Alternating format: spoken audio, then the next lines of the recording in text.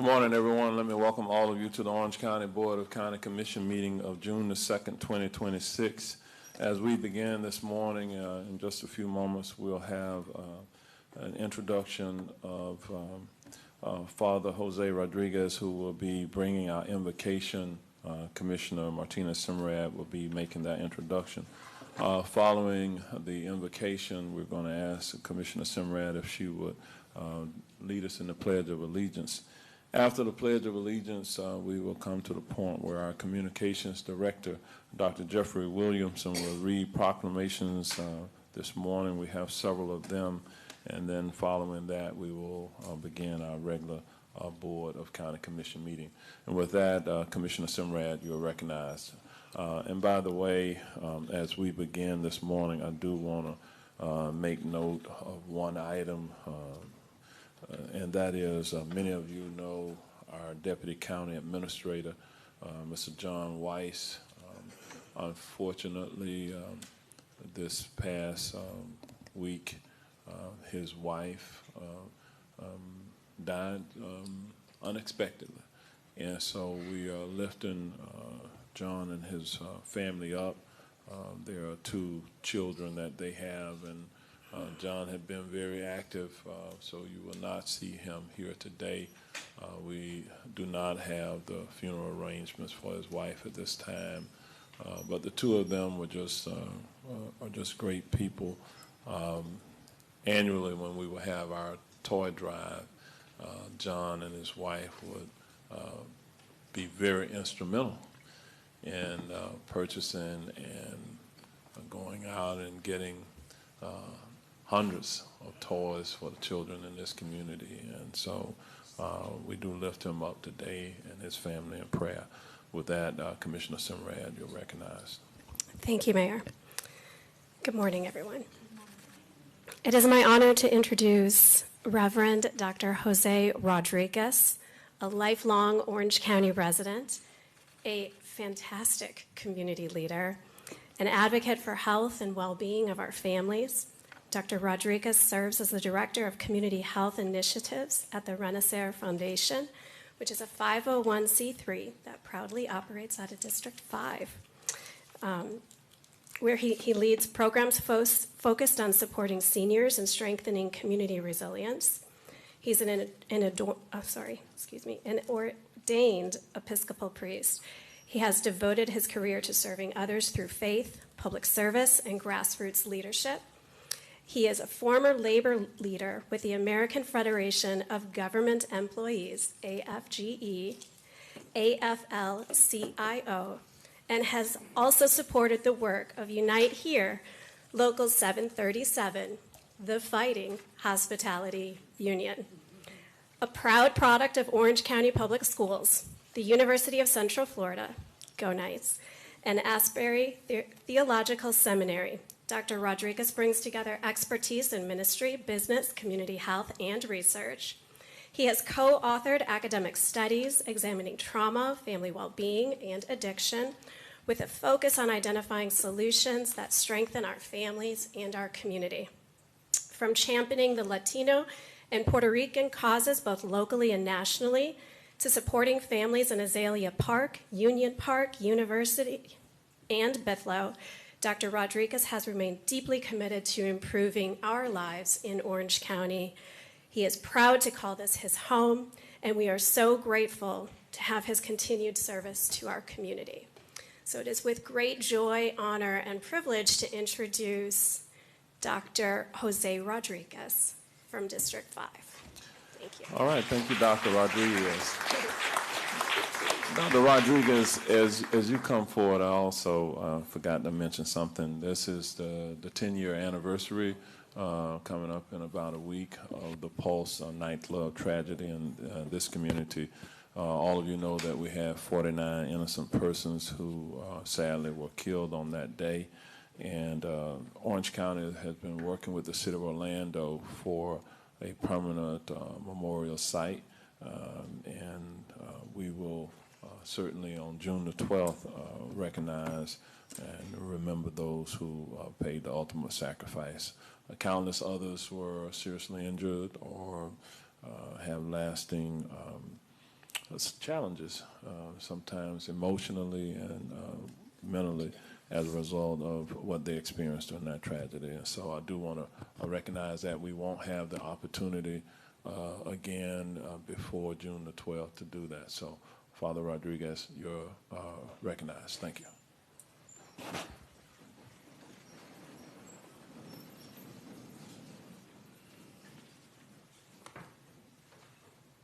Please join with me.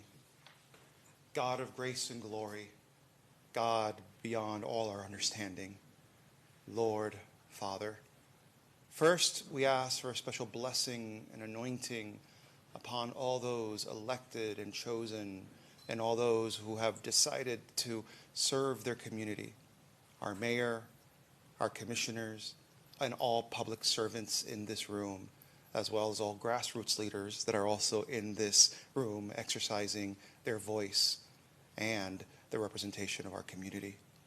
Bless them and keep them.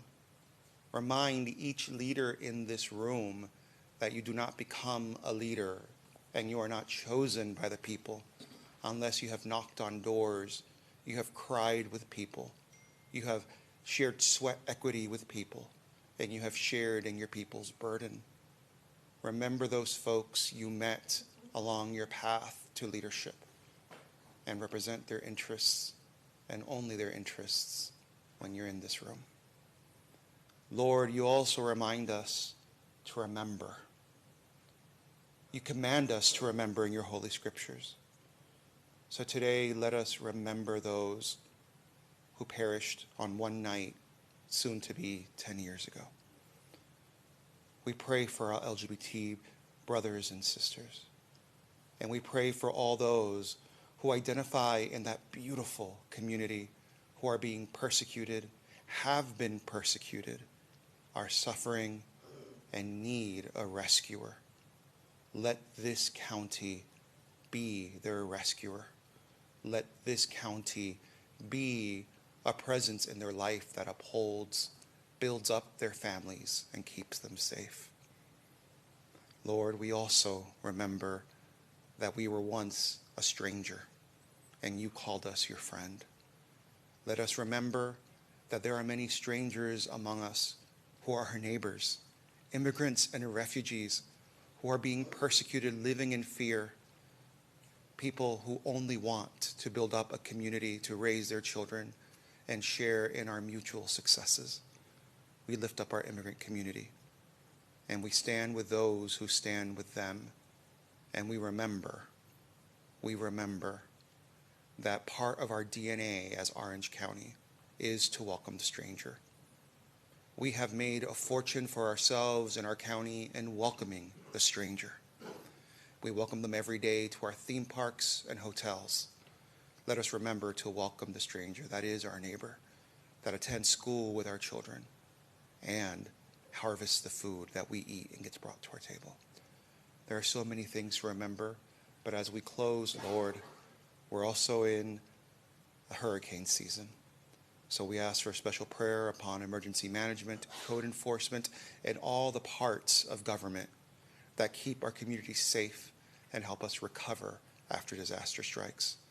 Help us prepare, help us be ready, and help us be resilient. And above all, Lord, be there as our rescuer. We pray this in your holy name. Amen.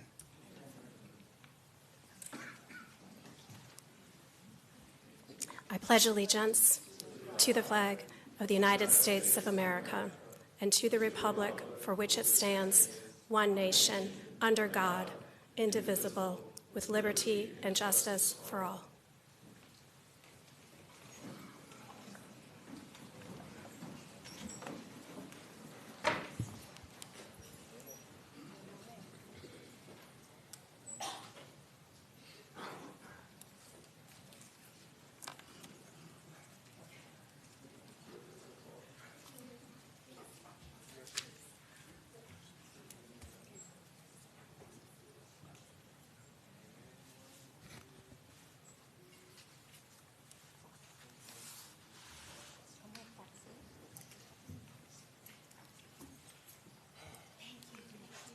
Thank you, Father Rodriguez. Commissioner, and thank you, Mayor. As the Mayor said, there are 3 proclamations today, and then afterwards there is a special presentation as well. And the first proclamation that we have for today is Code Enforcement Officers Appreciation Week. Code Enforcement Officers Appreciation Week. And the proclamation reads, whereas the Florida Association of Code Enforcement declares the first week of June as Code Enforcement Officers Appreciation Week to recognize code inspectors and raise awareness in the community about the valuable service they provide. And whereas Code Enforcement Officers Appreciation Week highlights the importance of code inspectors in ensuring the health, safety, and quality of life in neighborhoods through compliance with applicable zoning codes and regulations. And whereas the code inspectors in the Orange County Neighborhood Services Division strive to achieve compliance through engagement, education, and enforcement by conducting inspections at properties, being a resource to residents about code violations and code compliance processes, and attending community meetings and events to proactively educate residents. And whereas beginning October 1, 2025, the Orange County Neighborhood Services Code Compliance Section conducted more than 25,000 inspections and boasted a compliance rate of 77%. And whereas Orange County encourages the community to report code violations by contacting the county's 311 non-emergency help and information number through phone, web chat, and smartphone. Now, therefore, Jerry L. Demings, by virtue of the authority vested in him as Orange County Mayor, does hereby proclaim the week of June 1st through June 5th, 2026, as Code Enforcement Officers Appreciation Week in Orange County, Florida. Done and ordered the second day of June, 2026, signed by the Mayor and all 5 members of the Board of County Commissioners. Accepting the proclamation is the one and only Brandy Driggers. Ms. Driggers is the manager of the Neighborhood Services Division. Brandy?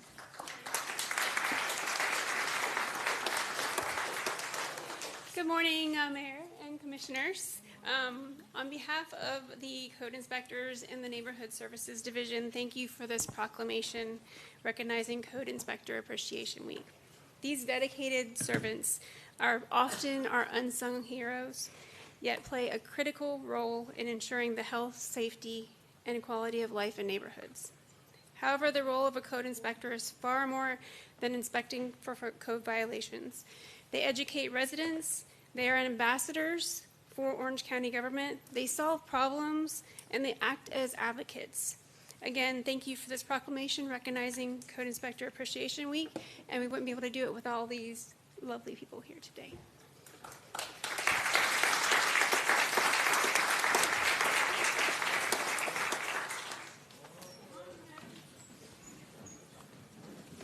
This is my favorite kind.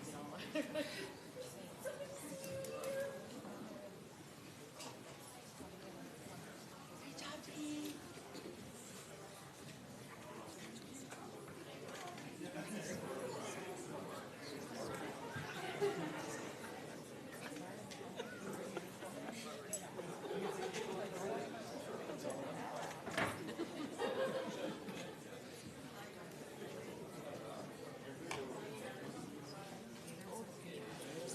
Notice him like automatic stratification of the height. Like that was incredible.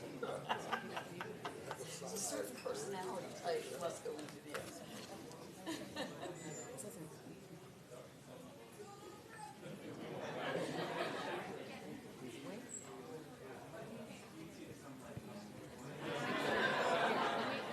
Okay, you got it. Okay. Yeah, on the count of 3, we're going to jump. You good, Jared?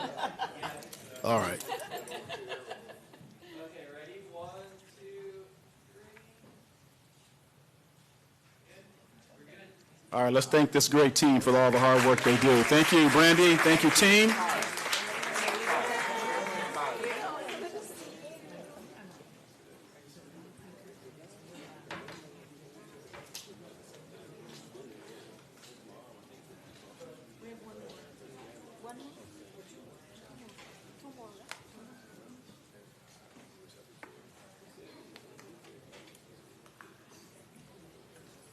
The next proclamation we have is for Stormwater Awareness Week. Stormwater Awareness Week. And the proclamation reads, whereas stormwater is rainfall runoff from impervious surfaces that flows into storm drains and ultimately into rivers, lakes, wetlands, and other sensitive ecosystems without treatment.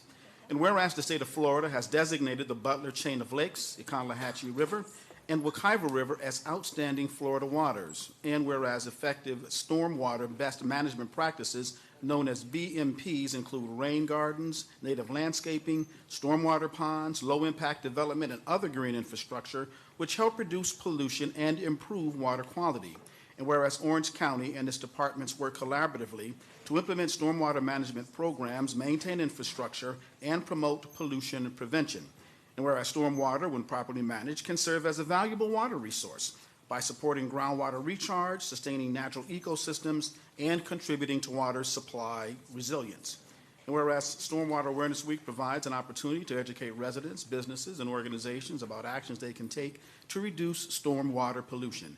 Now, therefore, Jerry L. Demings, by virtue of the authority vested in him as Orange County Mayor, does hereby proclaim the week of June 1 through 5, 2026 as Stormwater Awareness Week in Orange County, and encourages all residents to participate in efforts to protect and preserve our water resources. Done and ordered the second day of June 2026, signed by the mayor and all 5 members of the Board of County Commissioners.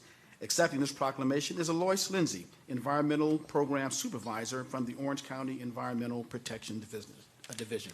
Alois.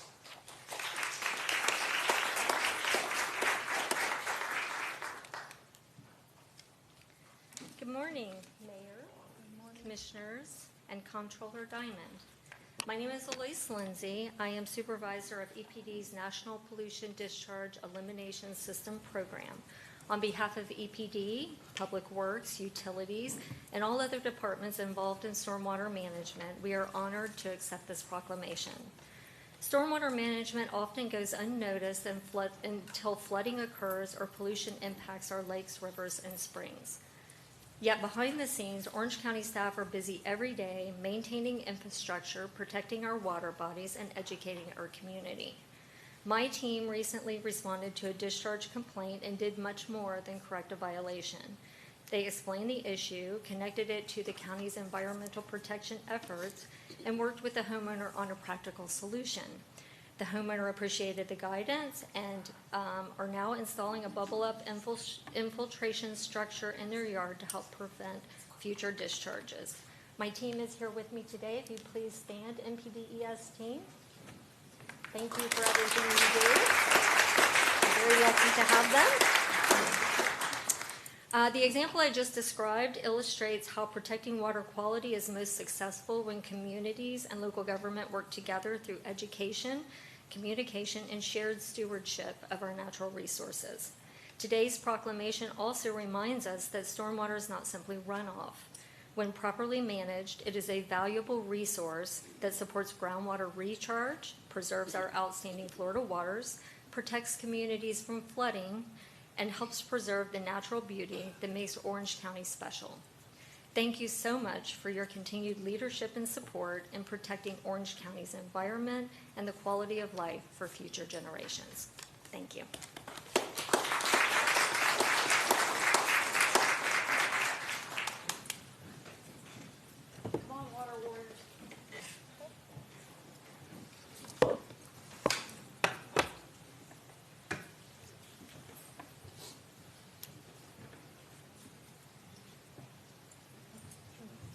All right, gonna have some on this side and some on that side.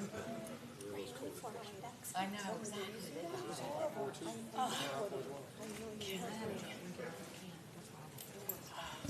All right, squeeze in there, folks. Squeeze in a little bit there. There we go.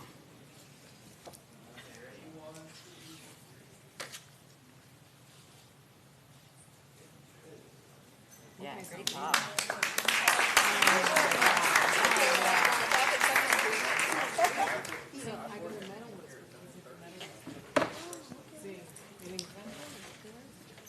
And our final proclamation for this morning is for Pride Month.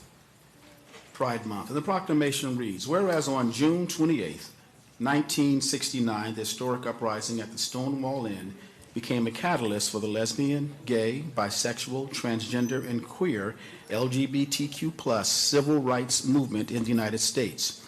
And whereas the month of June is recognized as Pride Month and continues to serve and commemorate those who have inspired future generations to continue the courageous work of advancing equality and justice for all people. And whereas Pride Month serves as a reminder that every person deserves the freedom to live openly, safely, and authentically as their true self without fear of discrimination or violence. And whereas throughout our nation's history, LGBTQ+ individuals have helped shape the character and strength of our communities, contributing significantly to cultural, civic, and economic vitality. And whereas recognizing and valuing these contributions strengthens our quality of life and affirms our commitment to ensuring that all individuals are afforded dignity and respect. And whereas Orange County embraces the diversity of its community and is dedicated to fostering an inclusive and welcome environment where LGBTQ+ individuals can live, work, visit, raise families, build businesses, and prosper. Now, therefore, Jerry L. Demings, by virtue of the authority vested in him as Orange County Mayor, does hereby proclaim the month of June 2026 as Lesbian, Gay, Bisexual, Transgender, and Queer LGBTQ+ Pride Month in Orange County, Florida. Done and ordered the second day of June 2026, signed by the Mayor and all 5 members of the Board of County Commissioners. Accepting the proclamation is Bellany Plaza, the Central Bureau Chief of Watermark Media. Bellany.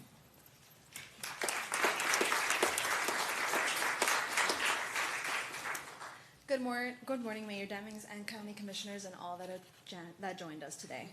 My name is Bellany Plaza, and I am the Central Florida Bureau Chief of Watermark Out News. I'm incredibly thankful to accept the Pride Month proclamation from Orange County Board of County Commissioners on behalf of Watermark Out News. If you aren't familiar with us, Watermark Out News is a leading independent LGBTQ+ news source covering Central Florida and Tampa Bay since 1994. It was founded by Tom Dyer to increase visibility in a time where many were scared to be their true self. The publication offers in-depth coverage of regional LGBTQ+ politics, entertainment, and community news. Pride Month is a celebration of LGBTQ+ identity, history, and resilience, but it is also a continued call for equal rights and visibility. Watermark has been telling our community stories for over 30 years now, and I'm proud to keep that tradition alive as a young Hispanic woman who identifies as a lesbian. Thank you for recognizing the importance of LGBTQ+ visibility and equality in Orange County. I want to accept this proclamation with gratitude, and I look forward to continuing this work together. Thank you so much.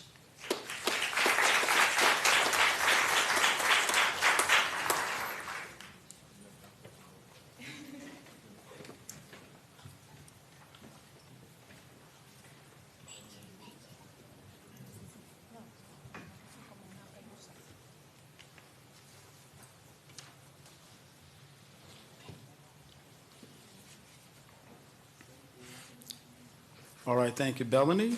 And a quick shout out to Mark Espesso, who handles this part of the mayor's responsibilities for the mayor's office. So thank you very much, Mark Espresso. Last and certainly not least, we have a special presentation by one of our outstanding departments. I'm going to call on Carrie Mathis, the manager of our procurement division, for more details. Carrie.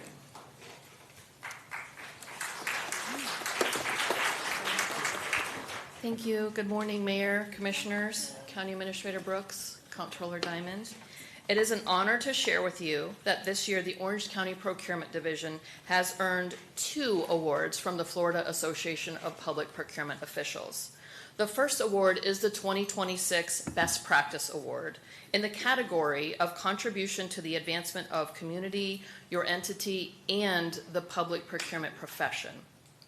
It recognizes agencies that have initiated innovation and creative strategies that are transferable, providing other agencies with a blueprint to execute comparable enhancements to their organization. There is only one agency in the state that receives the best practice for contributions to the public procurement profession annually, so we are super proud to be able to bring that home to Florida, to Orange County. This award was earned for the creation of the Innovations in the Procurement Process Initiative, which is a governed, operational, embedded artificial intelligence framework that modernizes procurement intake, scope development, and early stage contract review. This initiative integrates 2 complementary AI components, AI Scope 101 and AI Pre-Legal Review for Buyers, to address longstanding challenges related to incomplete scopes, solicitation delays, traditional redlining inefficiencies that prolong contract negotiations, and workforce development. This integrated AI procurement framework demonstrates how artificial intelligence can be responsibly deployed to improve efficiencies, reduce risk, and advance the public procurement profession. By combining operational improvements with strong governance, security controls, and professional development, the county has created a scalable, defensible best practice that other agencies can confidently adapt. This initiative exemplifies innovation in the procurement process and reflects Orange County's commitment to modernization, accountability, and excellence in public procurement. We are proud to not only be recognized for this best practice, but to have earned FAPO's Best Practice Award for contributions to the public procurement profession for 3 consecutive years, which demonstrates our team's commitment to driving innovation while creating efficiencies in public procurement. The second award is the 2026 Award of Excellence in Public Procurement. This award recognizes Florida agencies that meet or exceed benchmark standards in public procurement, measuring innovation, productivity, professionalism, e-procurement, and leadership attributes. We are proud to be one of only 25 agencies and one of 9 counties in Florida to earn the award this year. Before I close, I'd like to take a moment really to recognize my amazing team, many of which are here with me today. They truly are an all-star team. They regularly go above and beyond to support the needs of the county and its citizens while ensuring fairness and transparency in all of the procurements that we take on behalf of the county. It's because of their dedication and overall awesomeness that we're able to bring these awards home to Orange County.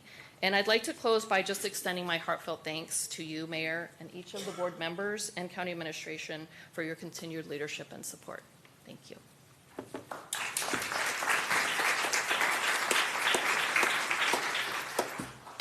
Let me also make some acknowledgments. First, Carrie Mathis in her own right. She is recognized around the country and the world as one of the top public procurement managers anywhere. She received recognition last year, and our procurement team has been recognized over the last several decades. They received over 30 awards, and this year they continue to receive awards on behalf of our county. So we are really, really proud of the work that the entire team does.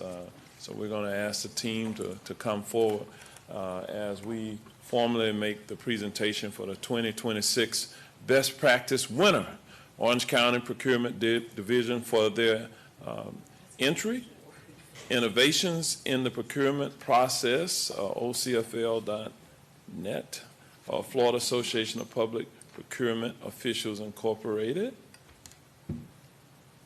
And then the second one is 2026 Award for Excellence in Public Procurement, Orange County Procurement Division, Florida Association of Public Procurement Officials Incorporated. So again, give them all a round of applause, and please, will the team come join us.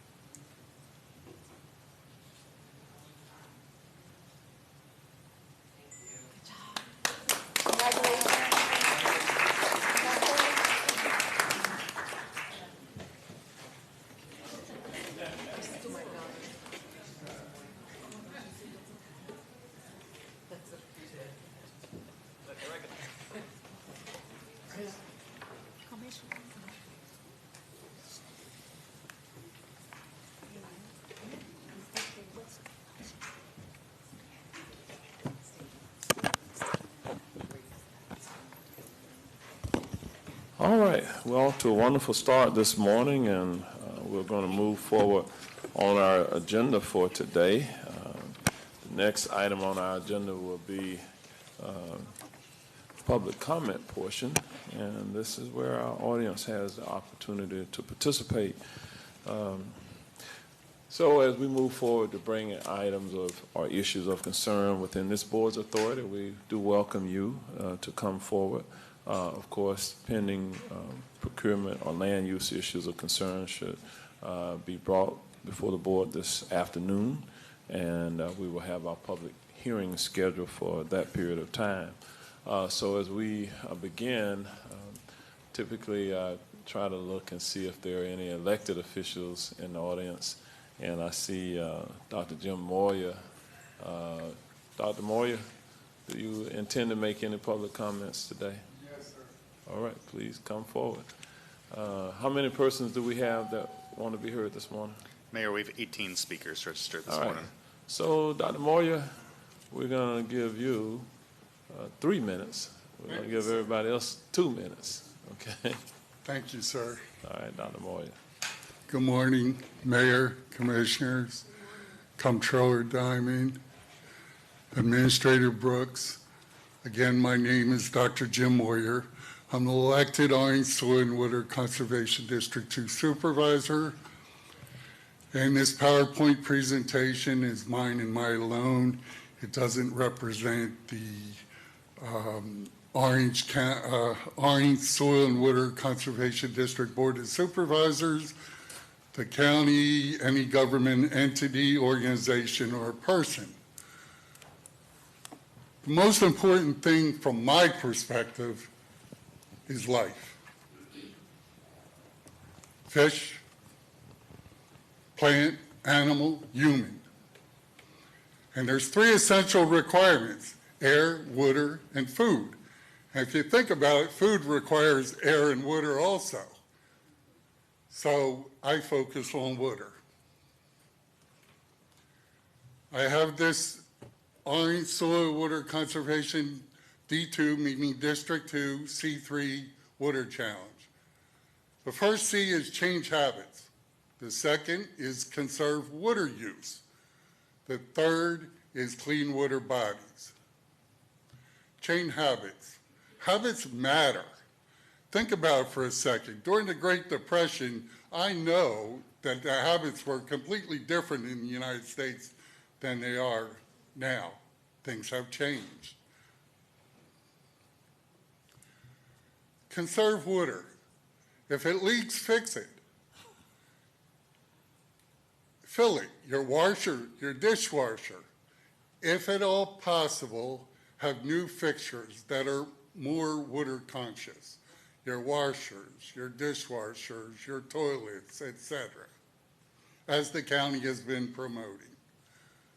Your reward is to save money.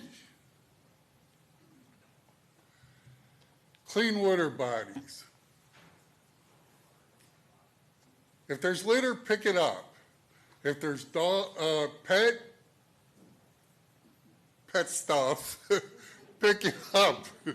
If there are leaves, pick it up. Why? As earlier mentioned, to prevent these from going into the stormwater drains and polluting our water bodies. Our reward is our future. We stop water pollution. Take personal responsibility. Be smart. Do your part. Evaluate your habits. Make changes. Make better, new water-conscious decisions. Thank you all for your time, and God bless you. All right, Dr. Moyer, you got it done, and you have some time left. And we can all see that he's a Marine, so thank you for your service. All right, we'll move to the next speaker, please. Thank you, Mayor. All right, folks, from here out, I'm going to call your names in batches. When I do, please line up along the back wall, approach the podium in the order called. When you do, please begin with your name and address for the record. Our first speaker is going to be Val Mobley, followed by Sean Welcome, Alan Levi, Nicholas Natali, Tim McKinney, and Zachary Moldoff.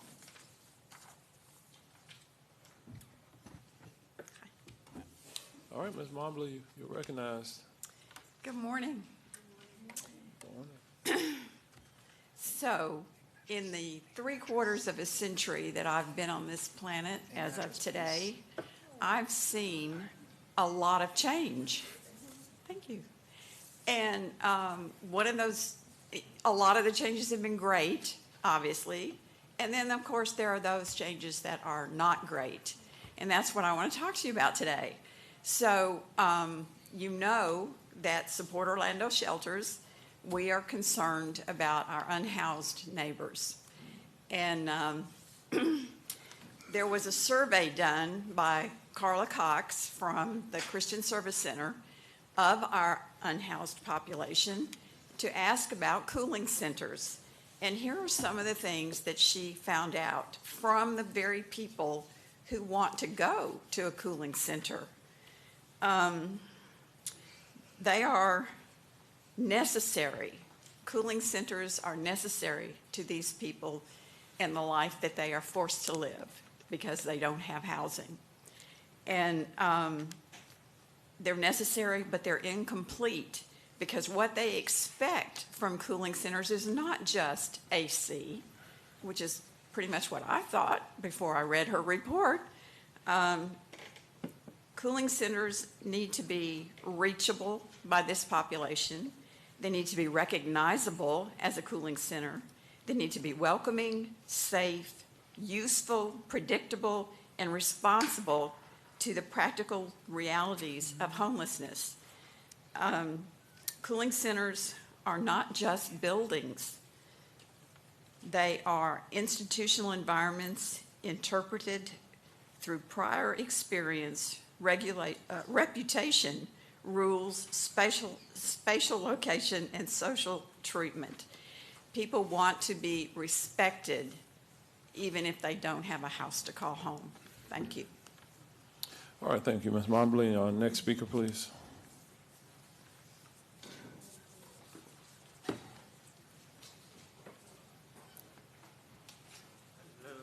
Hello. I do have an image for the projector. I don't know if it's really showing up that well. All right. And just remember to give us your name and address for the record, please. Hello, my name is Nicholas Natali. I live at 32836 Sitz in District 1. And I am here as part of the Sunrise Movement Orlando.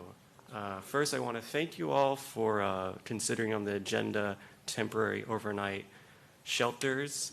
And I urge you to allow that in our county. But the main thing I want to talk about is Sunrise's STAR plan, which is the Sunshine Transit Advancement Resolution.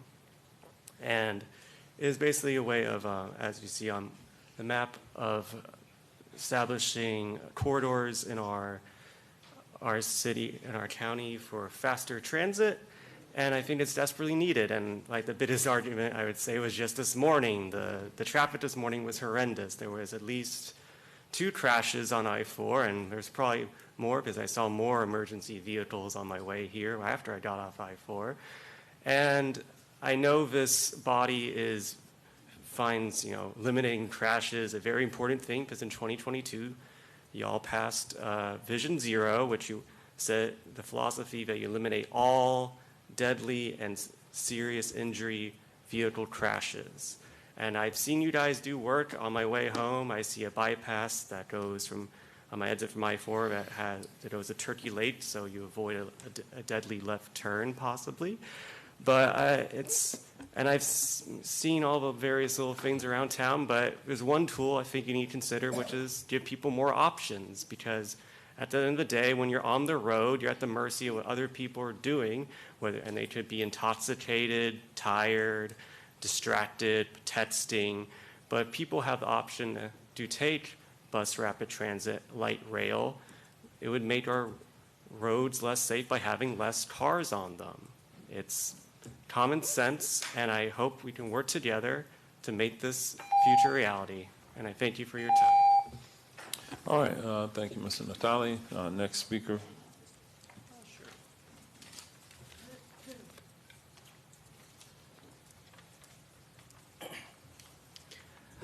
My name's Alan Levi. I live at 535 East Harding Street, Orlando, 32806. That's District 3.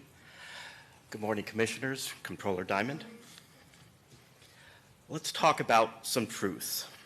40 to 60% of those people experiencing homelessness have a job, but it's just not enough income in this world.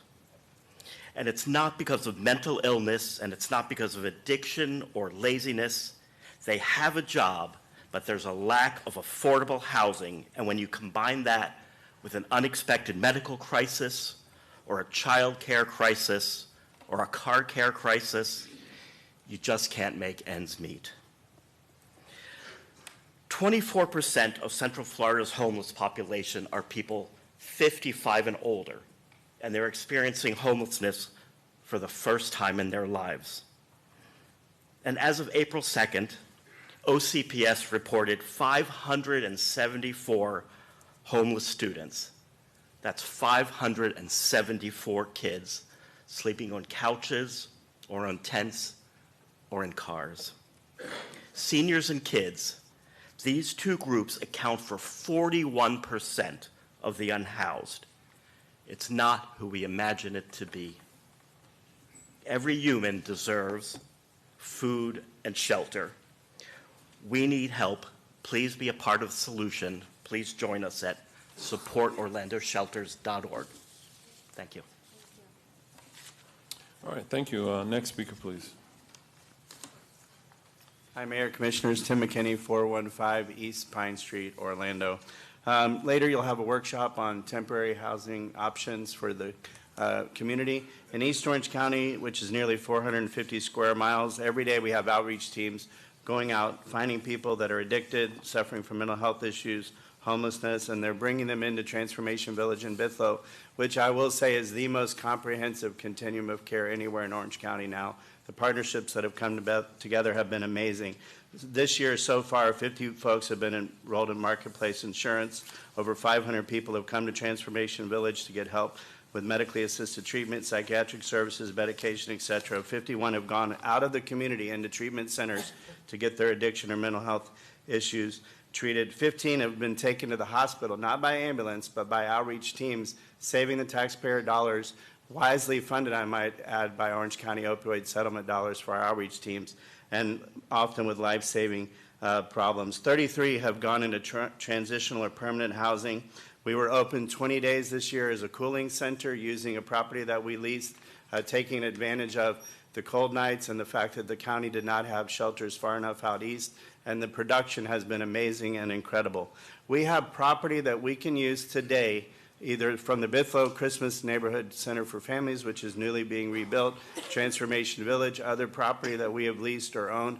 There is property available to take the 20 units that Orange County has already funded that are sitting in a parking lot right now and use them. We don't need more money necessarily. We don't need more resources. We only need permission. We can solve this problem because the one thing that's missing in all that we're doing in East Orange County is a place for folks to sleep overnight. And unfortunately, in the staff notes that I've seen, it doesn't even address the units that the county has purchased. These trailers, which are exceptional opportunities to house at least 20 people each and every night. And we're available to take them, receive them, and put them into this continuum of care. Thank you. All right. Thank you, Mr. McKinney. Look forward to working with you on increasing the capacity in that area. All right. Next speaker, please. All right, our next speaker is going to be Giancarlo Rodriguez, followed by Nelson Betancourt, Michael J. Perkins, Victoria Hernandez, Linda Sibley, and Martha R.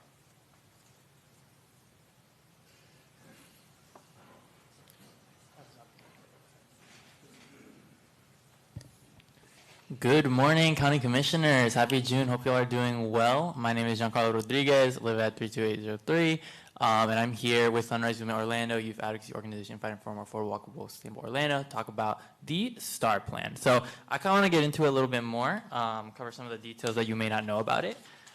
So first, the STAR plan they're proposing is based off the Miami-Dade SMART plan. So it's a plan that the Board of County Commissioners in Miami-Dade have passed already. They identified 5 transit corridors and began funding studies and plans through tax increment financing in 2023, which is what we're proposing to do right here in Orange County.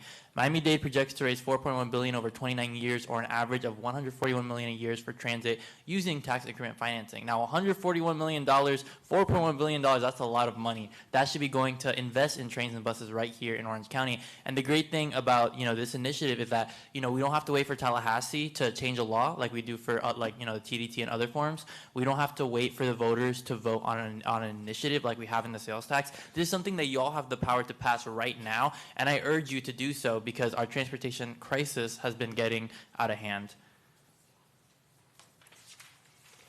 So, Miami-Dade actually recently has been able to fund a new bus rapid transit line from downtown to Homestead using tax increment financing, and they're also now really far ahead on funding studies for the Northeast Corridor, which span the Metro Rail all the way to Aventura. So, a lot of progress with Miami-Dade with the SMART plan, and we want to, use it right here in Orange County. So you may be wondering what tax increment financing is, but it's basically a method to fund infrastructure by capturing future tax revenue increase. So it doesn't like increase taxes, it just captures any increase. There would be a district where TIFs would be established and it would only impact this area. Then it would capture any property value increase. It doesn't just include homestead, it also includes commercial and other. So this is a really good method to, fund transportation. We hope that y'all will consider. We're building a coalition of people all across Orange County, whether it be Apopka, Pine Hills, Alafaya, etc. And we're hosting a town hall June 11th in Apopka with Hope Community Center. Hope you can come out to help improve our project. Thank you. All right, thank you, sir. Next speaker.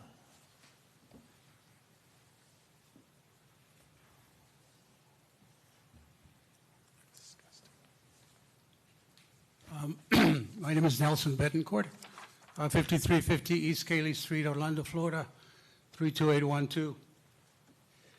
Good day, Mayor and Commissioners.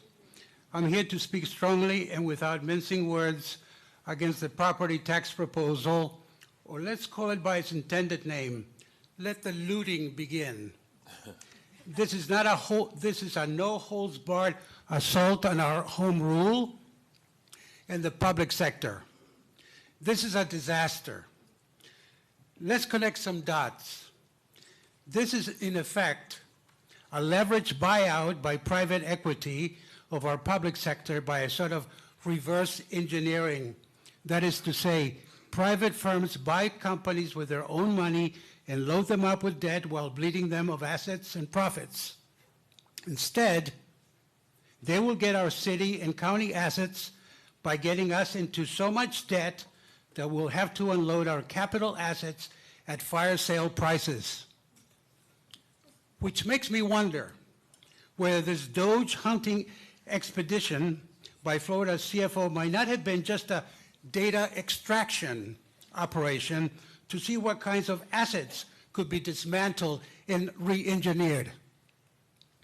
Instead of going along with this destructive nonsense, let's commemorate our nation's 250th anniversary by making this a year of civic renewal. Thank you. All right, thank you, Mr. Betancourt. Next speaker. Ibid. Michael Perkins, 13644 Sunshower Circle, Orlando. Good morning, Mayor, Commissioners, Comptroller Diamond. First of all, Mayor and Commissioners, thank you for your recent work on reducing the temperature for the cooling centers. That truly was, we think, a boon to the public health in Central Florida. And I'm here to talk about another aspect of that, which is public sanitation. Orlando ranks in the middle of the pack as far as communities, Orlando and Central Florida, as far as communities with the amount of public sanitation facilities per 100,000 people at 21. I know it doesn't sound like a lot, but it's not bad. The only problem is that once the parks close and the community centers close, that number drops to almost zero. And of course, we've got a vibrant nightlife here, and of course, we've got tourists all over Central Florida that have nowhere to relieve themselves once the sun goes down until the following morning. This is not just a condition that impacts the unhoused. This is a condition that impacts thousands of people that are out on our streets and around our community every night. This is a public health issue. This is also a dignity issue. So I would encourage you to look into options to find a way, and they are out there, to have public sanitation facilities located around the community, working with your city partners preferably, to put these in place. There are vendors out there who will actually support them, maintain them, repair them at no cost once the initial contract is made. So I would encourage you to work together and come up with an alternative that can fix this issue. Thank you. All right, thank you, Mr. Perkins. Next speaker, please.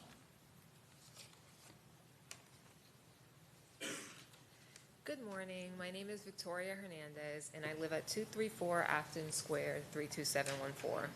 And I'm here with Sunrise Orlando to discuss our transit plan, STAR, and how, if made a reality, it will work to help positively impact the lives of some of Orange County's most vulnerable residents, our homeless population. We all know that the cost of living is rising.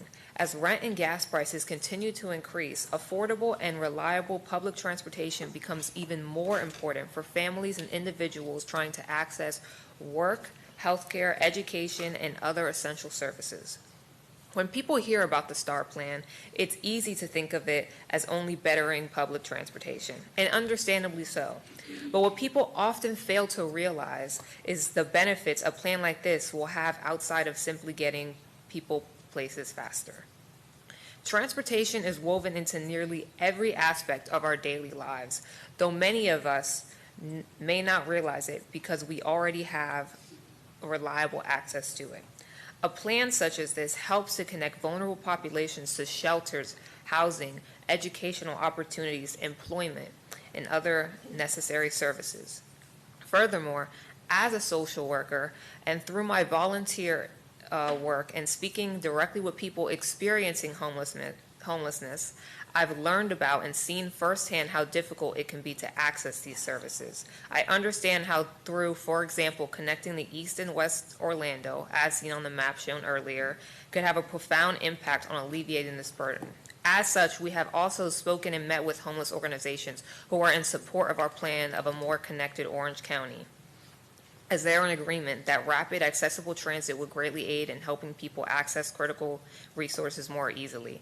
Later today, there will be a discussion surrounding mobile temporary overnight shelters, which Sunrise is fully in support of and believes offers a much-needed solution for the nearly 3,000 homeless people across our county. However, we at Sunrise also want to be a part of this solution and know that our plan offers it. Thank you. All right, thank you. Next speaker, please.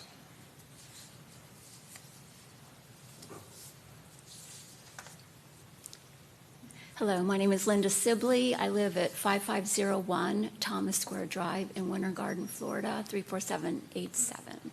Good morning, everyone. At crosswalk intersections regulated by a stop sign, Florida Statute 316.123 is explicit. Vehicles must stop completely at the stop line before the crosswalk.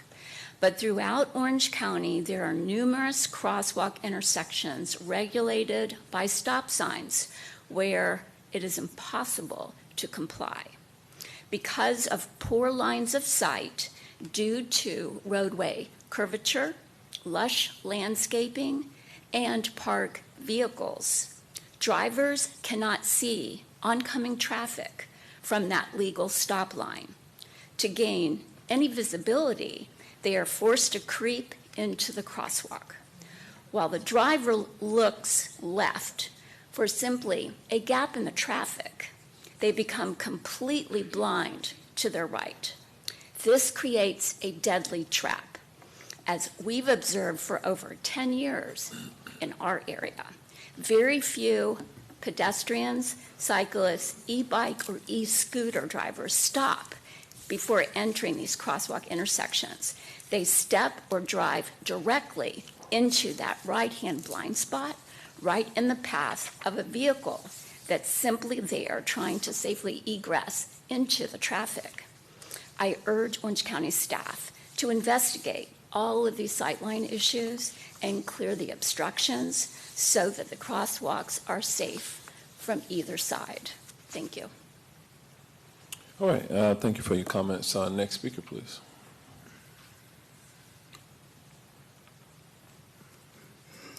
Good morning. Martha R., 1819 Nave Drive, 32810. I'm here to speak to your last agenda item for this morning, and specifically just want to name that I'm concerned about the recommendation that emergency shelter trailers comply with manufactured housing regulations. I pay a lot of attention to what can reduce unsheltered homelessness in our region and any region. And fortunately, there are some communities that have seen decreases in unsheltered homelessness, and they offer us lessons on how we can do that. When I dig in, what they have in common is they have created new shelter opportunities and new affordable housing that is targeted to people experiencing homelessness. We see that too, because in the last what we saw in this year's point in time count was our shelter capacity. We had more people in shelter and saw a 1-to-1 correlation of a decrease in people who are not sheltered. This community is working hard to create additional shelter and housing options for people experiencing unsheltered homelessness. The community is bringing creative ideas forward, including these FEMA-like trailers, including the retrofitted buses. And so I just implore you to be diligent in identifying equally creative, out-of-the-box solutions that are realistically viable and reasonable for allowing these projects to work to the benefit of Orange County citizens. And since I never finish early, I want the extra brownie points. Just need you to know this. It's not on time. All right, thank you. Okay, Ms. R., but don't leave yet. Come back. So, so what are you proposing? What's the solution? I think I would hope that we could create opportunities so that communities of faith that want to sponsor these types of projects, that other nonprofits that want to create space for these types of projects have some viable options to, are able to do that. I'm just concerned that pigeonholing these shelters into manufactured housing regulations is just not going to be viable. I don't think we'll be able to make it happen. And I think we have partners who want to come to the table and are not seeing a path forward. So I'm not a zoning guru. I'm just naming that this is a concern. And we've got some resources that we can put out in the community, and we want to do that. And we know it can have an immediate impact. Okay, now you're out of time. Okay. Hey, thank you. All right, next speaker, please. All right, our last batch of speakers is going to start with Margaret Zakowski, followed by Christopher Stalder, Xavier Hernandez, Trini Quiroz, Santiago Molina, and Erica Gomez-Tieta. Good morning. Good morning. My name is Margaret Zakowski. I live at 1488 Hermit Smith Drive, Apopka, and that would be District 2. I seem to have picked an interesting morning to be here because it is a code enforcement week. We have a code enforcement and zoning issue, and I'm here out of desperation. We have a garage, a modular one, tubular metal. Owners got the plans, submitted them, rejected. This was 6 years ago. The process was so difficult that they gave up and built it anyway. 6 years later, code enforcement comes out, cited them for that, and a number of other things. There may be 7 or 8 violations. We are in compliance with all but 4, which required the hiring of an engineer and a firm to draw up new plans and have them resubmitted. Unfortunately for the garage, we're unable to do that. We have the plans, They have been rejected, and ironically by the same person who rejected them 6 years ago. The problem is code enforcement keeps coming out. They will not leave us alone. They were out there yesterday taking photos. We advised them that we did hire an engineering firm. This does not happen in 2 weeks or overnight. We've invested approximately $3,000 in the process already. What we need is we need someone to come out and look at the garage. That problem would go away. And we also need the action on the other issues abated, because as it turns out, two of the owners, there has been a divorce proceeding initiated, and we want it abated because now the ownership of that property has become an issue.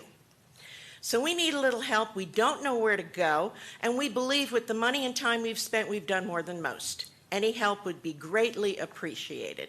Thank you so much for your time. All right, so I saw Jason Reynolds. Oh, Brandy is there. Brandy is right there. Rodriguez, they're right there in the back. Those are your points of contact. Okay. All right, thank you very much.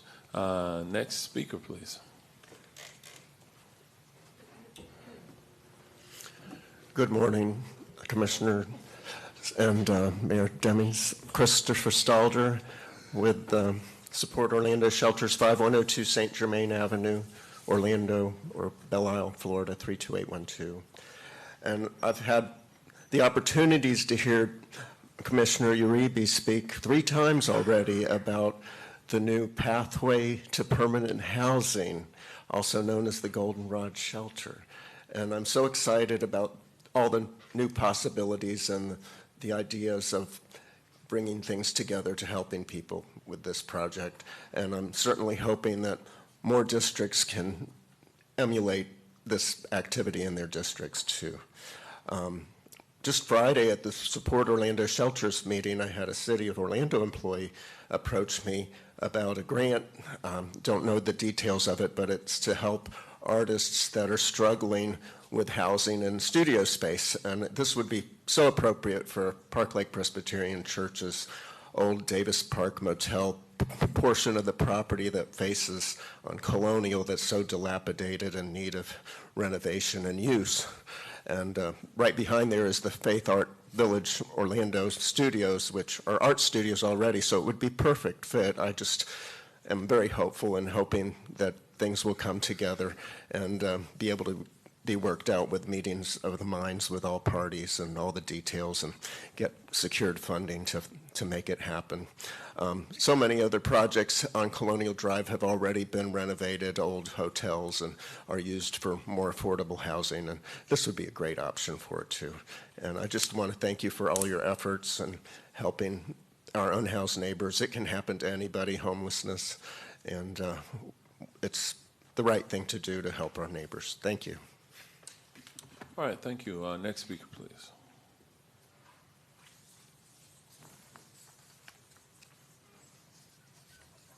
My name is Xavier Hernandez. Good morning. I'm here with Sunrise Orlando in support of the STAR Plan and the expansion of our public transportation. I've been in Orlando since I was a teenager, and I've been taking public transportation ever since, and I believe we can do better. We have generations of people and businesses asking for a more comprehensive public transit service, and I think it's about time we guarantee that. We have already started on ways to make this happen with the STAR Plan, and we're asking for your support on these plans. I currently live in Pine Hills, and with the current bus system, it would take me about a little bit over an hour. But if I were to take the Colonial line on this plan, I could cut that time by a quarter or more. Don't get me wrong, I like driving as much as the next guy, but it's been long overdue for bus rapid transit or light rail transit. Thank you. All right, next speaker, please.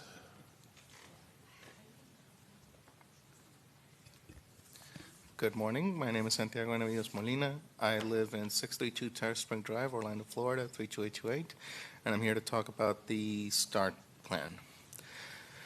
I originally come from Colombia, and I've been living here in Orlando for the past 17 years.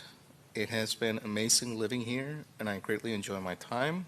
I live in Avalon Park, and while I love that community very much with all my heart, the biggest flaw that I have with that community is that it has no public transportation and it is too isolated from the rest of Orlando. The only major roads that I can take in order to go to the airport or to downtown Orlando would be Innovation Drive or East Colonial. And Innovation Drive is too long, and East Colonial is filled up with a lot of traffic for most of the day. I do believe that public transportation can help a lot in Orlando. And as someone who comes from Colombia, public transportation in Colombia is considered a blessing over there since it has helped a lot of people. Take the metro system in Medellin. So much so that in 2011, I had the pleasure of going to the UN headquarters in New York City, and I saw an exhibition of the metro system in Medellin and how it's helped the entire city and the people that live there. I hope that you all approve the STAR plan, so one day, hopefully, Orlando will have an exhibition in the United Nations to see how public transportation has greatly helped the city, which does have a lot to offer for everyone. Thank you. All right, thank you. Next speaker, please.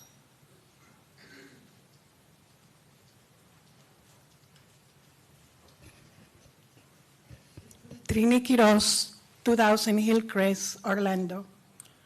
My congratulations and my sincere gratitude to every citizen and group of citizens that had the courage to come to this mic and speak on behalf of those who nobody really cares, or those who nobody has really human empathy for. If they do, we didn't have hundreds.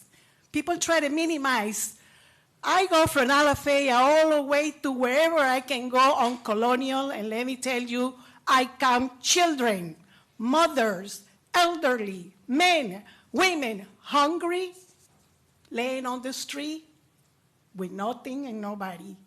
I live with those people, not in the street, but I'm daily with them, feeding them and everything. So when anybody comes here and says that things are almost under control, excuse me. Thank you for each and every one that has the courage. You are on pay like me. These persons are paid high price. We still have problems. I don't know what else to say. I'm a college graduate from an Ivy League university 50 years ago, and here I am without words in English or Spanish or French or Italian. I don't know what else to say. Be courageous. I have hope that some of you become an experience with Christ. He, the Son of God, said on Matthew 25, you saw me hungry. You saw me homeless. You saw me sick. You saw me in jail. Lord, when did we see you? He didn't say when you saw them. When you did it to them, you did it to me. Be courageous. Thank you. All right, thank you. Next speaker, please.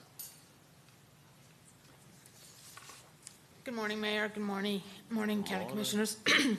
Erika Gomez Tejeda with the Hope Community Center and the Immigrants Are Welcome Here Coalition. And today is a big day. On the agenda is finally the voices, emails, phone calls, and all of the dedication that you have given the community over this past year. Each one of you, we want to say thank you. We are finally getting ICE out of the ICE IGSA, and we want to express our deep gratitude for listening and being courageous and taking the actions that you have taken, and today you're making it official and possible. So also want to take a moment to thank all of your staff, because we know that each one of you relies on the hard work of other folks who keep you available so that you can have and move all of the pieces that you want to move. And obviously this, coupled with the February vote on the warehouse, really sends the message that our community has been sending to you and through you at this point, that we don't want ICE in our neighborhoods, in our streets, or anywhere in our communities, because they have proven that they are not to be trusted, and that they're not doing what they're supposed to be doing. So on behalf of the Immigrants Are Welcome Here Coalition and the Hope Community Center, we once again thank you for your leadership and celebrate with you this moment that is happening today. Thank you. All right, thank you. Do we have any other persons who wish to be heard at this time? Mayor, it appears that was our last speaker for public comment this morning. All right, and then we will conclude the public comment period, and we'll move on to our agenda. We'll move to the consent agenda. I'll go to the County Administrator, Mr. Byron Brooks, to present the consent agenda. Thank you, Mayor. Just two items of note. One, item I-1 under the Community Redevelopment Agency will be pulled from the board's consent agenda to be heard separately as you convene as the Orange County CRA, still a consent agenda item. And then second, just want to note that the consent agenda includes addendum 1, which is the supervisor elections item of a resolution creating county precinct boundaries. And with that, Mayor, staff submits the consent agenda for board approval with that one note, I-1 being pulled for separate action and noting addendum 1 is included. All right, and with the notations made by the County Administrator, is there a motion for approval? So moved. Motion by Commissioner Gomez Cordero. I believe the seconder was Commissioner Wilson. All in favor, let it be known by saying aye. Aye. Opposed, no. Motion passes, and it is unanimous. All right, now we will now adjourn as the Orange County Board of County Commissioners and convene as the Orange County Community Redevelopment Agency for the consideration of the consent agenda item. I believe it was I-1. With that, is there a motion for approval? Move approval, Scott. Second, Uribe. Motion by Commissioner Scott, second by Commissioner Uribe. All in favor, let it be known by saying aye. Aye. Opposed, no. Motion passes, and it is unanimous. Now we are adjourned as the Orange County Community Redevelopment Agency and reconvened as the Orange County Board of County Commissioners. And with the actions that were just taken, I do want to highlight several things that occurred as a result of passing both the consent agenda items. This morning we heard some public comment, and some of the public comment is related to some of the things that we just took action on. First, I want to call to your attention to the Corrections Department items on the consent agenda. The terms of our new intergovernmental services agreement with the U.S. Marshal Service and the initiation of our basic ordering agreement with ICE are the result of this board's action to maintain compliance with Florida law while serving the best interests of the taxpayers of Orange County surrounding our role in housing federal inmates. Today's endorsement of the new agreements by the board represents the county's step in achieving these goals. We will now forward those agreements to the federal authorities for their formal endorsement. Upon receiving the federal government's endorsement, we will immediately be able to transition to the new agreements under which we house federal inmates. Second, we recognize that an effective traffic calming program must be fully integrated with broader transportation initiatives, including Complete Streets and Vision Zero strategies. Since the program's inception in 1994, it has grown significantly in both scope and demand. To keep pace with residents' requests to address speeding and improve neighborhood safety, the program budget has increased fourfold from $250,000 to $1 million annually. I remind you that sometimes when we are criticized as a community with continuing to invest in our budget increases, that only happens when we have the capacity, the ability to address the myriad of issues that our residents bring before us at each one of these board meetings and other official gatherings. It costs money in most cases to address the issues that you bring forward. And we're well operating within our budget. As a county, we continue to have, out of Florida's 67 counties, the 11th lowest tax rate of the 67 counties, while at a time we continue to be the #1 tourist destination in North America with 76.7 million visitors who come here on an annual basis. That costs us some service, and they do contribute. You know, we collect tourist development tax receipts and other sales tax receipts when those persons come here, and it does allow us to enjoy an increase in our budget and to improve the overall quality of life that we have as a community. But it does come with some additional challenges. Public Works will fully fund the traffic calming program, ensuring that residents are no longer required to contribute financially towards the cost of traffic calming improvements, while advancing transportation equity, focusing on underrepresented and underserved communities. So that's good news within the action that this board took today. And with that, we're going to now move forward on our agenda. We're going to move to our discussion agenda. I'm going to call on Ms. Karen Mathis, award-winning management manager of our procurement division. We recognized earlier today. With that, Ms. Mathis, you're recognized. Thank you. Good morning, Mayor and Commissioners. The Procurement Committee has evaluated proposals. Okay. Carrie, I forgot something. Okay. Byron just reminded me of. We have a non-agenda item. I'm going to go ahead. Before you go, let me ask Kurt Peterson to come up. And this is kind of pursuant to some of what I was just talking about. We have the governor who has announced property tax reductions, property tax reform, kind of undefined at this point. But what I can tell you is that if it passes, it will have significant impacts on local government's ability to be able to address the myriad of additional issues.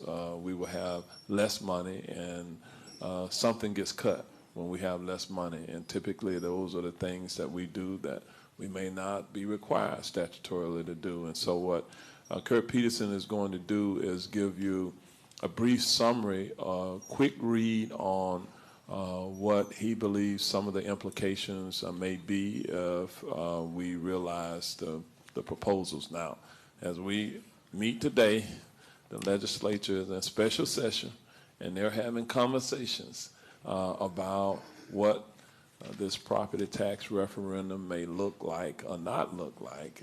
But given what we know today, Kurt is going to kind of respond to give our board as well as members of the public just an idea about some of the potential impacts. All right, with that, Mr. Peterson, you are recognized. Thank you, Mayor and Commissioners. As the Mayor mentioned, a lot is going on up Tallahassee, and these are the two bills that they are discussing right now. The first one is the Property Tax Constitution Amendment, which is a joint resolution that would go on the ballot in November. And then the Property Tax Administration and Communication, kind of the general bill, the implementation bill, that kind of covers millage limitations, certification requirements, some conforming changes for fiscally constrained counties, and then the ballot administration. So that's really what the second one is about. But I'll briefly discuss that in a little more detail in just a minute. So looking at the constitutional amendment, there are really three substantial components of that constitutional amendment. The first one probably being the very largest, which creates a new homestead exemption of $150,000 in 2027 and $250,000 homestead exemption for 2020 applicable to all levies other than the school district levies. That change happened yesterday. It was all levies, and then they now have changed that to exclude the school levies, which when you look at your property tax bill, typically the school levies are about 40% of homestead, what they pay on homestead properties, or what residents pay for homestead properties. And then this also creates a 5-year waiting period before new Florida residents receive the increased homestead exemption. The other item is the Constitution restricts the use of county municipal ad valorem revenue to core services categories, and I'll talk a little bit about that in more detail. And then the third, it reduces the assessment limitation on non-homestead real property from 10 to 5%. So let's start off with the homestead exemptions, the 150,000. What we've estimated Orange County will be potentially looking at is a $160 million loss or impact. The countywide millage would be affected, it would be reduced by about 85 million. The fire MSTU about 46 million, that's to fund the fire fund. And then the unincorporated sheriff millage for unincorporated services the sheriff provides is about a $29 million reduction. Year two, when that homestead increases up to $250,000, that's a $270 million impact combined. And that makes the total impact over those 2-year period about 154 million reduction, and then fire 71 million, and unincorporated MSD 45 million. So those are fairly large impacts that would the county would be facing. And just to remind the board, this is how each dollar is spent of ad valorem general fund funding, excluding fire, because fire has its own MSTU. So if you look at, these are the services that the county will have to look at of reducing or finding another revenue source availability to fund these services. But as you can see, that 38 cents of the dollar goes towards sheriff and corrections. And then the other functions there, planning, environmental development, housing, that has a big portion of the housing trust fund. The constitutional officers, community and family services, those services that they provide. And then we have to have sufficient reserves for emergencies that come up every year. So we set aside typically between 7 and 8%, which is right here is showing 8 cents of the dollar. And then, then you get into links, admin services, and health services. And then the last category, we have SunRail interfund transfers, which is really mainly a double counting of the budget, but that funds like the CRAs, those contributions from the general fund to those other services. And so here's just a more detailed list of that dollar, what all those make up of, and then the dollar amounts of the current year general fund budget. So these are all the various services that the general fund provides. So another component of that constitutional amendment would be the Florida residency requirement, which I mentioned before. And just to point out, there is one issue that the property appraiser is going to face is how they're going to validate that. That's something they would have to look into, and how that they would handle tracking that as people move to Florida. Looking at the restrictions of the county spending of a constitutional amendment. So originally the bill came out proposing A through F, which was very limited in what ad valorem could be spent on. So yesterday there was an amendment to G, to add G, which fund the operation and administration of county officers, commissioners, and the expenditures are approved by such county officers or county or municipal governing bodies, except those expenditures prohibited by general law. So that opened it up, saying basically we could use ad valorem if it's prohibited by general law. Now the legislature could come back and potentially restrict it again further on saying what kinds of things we could not fund. But right now, this does provide some relief, that it does provide more spending availability with ad valorem, more than those top 6 A through F originally provided. The third item is it reduces the assessed limitation on the non-homestead real property from 10 to 5%. The 5% cap would apply to any non-homestead properties, not just businesses. So that will provide the, so this essentially will limit the county's growth moving forward as far as ad valorem revenue. And then there's another component. There's a CPI exemption escalator that would be applied that would also increase the exemption based off CPI. So that, again, also limits the amount of revenue that would come in, that would compound over time. So looking at the constitutional amendment, the House and Senate special session to approve the constitutional amendment is June 1st through the 3rd. They are debating it right now. They must receive approval from at least 3/5 or 60% of both House and Senate to place on the November 2026 ballot. And 60% of the voters will need to approve to become law. And if passed, this will take effect January 1st, 2027, and would impact the fiscal year 27-28 budget. So just some brief comments about the general bill, the policy bill. There's a kind of technical language up there, but I'll just kind of summarize what this does, and this would take effect this budget process, is this basically caps it basically takes the current funding formula that was used the prior year's maximum millage adjusted to change in per capita personal income to changes to the rollback rate. So what that does is, so the board, if the board wanted to keep the current millages as they stand now and not use the rollback rate, it would require a majority plus one vote. Right now, if the board approved the millages as status quo as they are, that would be just a majority vote. Well, it's going to change it to a majority plus one vote. So, so basically, that's a change in this legislation.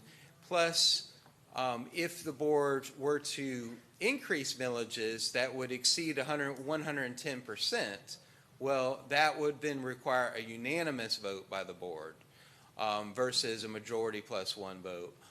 So there are some voting changes that will occur if this passes as described.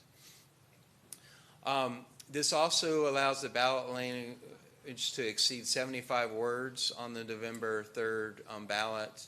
And it also, as I mentioned before, reenacts appropriations to offset reductions in ad valorem taxes in the fiscally constrained counties. One other thing I did want to mention, that there was some language in the, let me find it, in the original bill about communication and the trim notice about putting a flyer and providing a link to a website and all. The Senate has removed that language from putting that pamphlet into the trim notice and providing a link. So that may not occur. That's why I did not mention it on the slide, because that has been removed as of right now. So that is my brief update. All right, so obviously Kurt and his team, they were working on this well into the evening because things were changing. If they have not received a copy of the presentation, I know we'll get that to them. Yeah, I finished it this morning. Yeah, so Kelly and Mark were does. updating me constantly. And so you mentioned that the ballot language may exceed 75 words, but was there a cap of how many words could be in? Because I'm sure that's something that has to catch up. It can't be unlimited. It has to be some. I did not see a cap on. Yeah. So yeah, that's I didn't something. see a cap. That's something they'll have to address because I mean, it can't go on infinitum. Kelly, I saw you stand up. Was there something you wanted to address that Kurt had not addressed at this point? Mayor, Commissioners, good to see you. No, I will say that it appears procedurally they're rolling the bills and they're going to actually vote today. So even though the special session is scheduled until tomorrow, we may see a vote today on the legislation.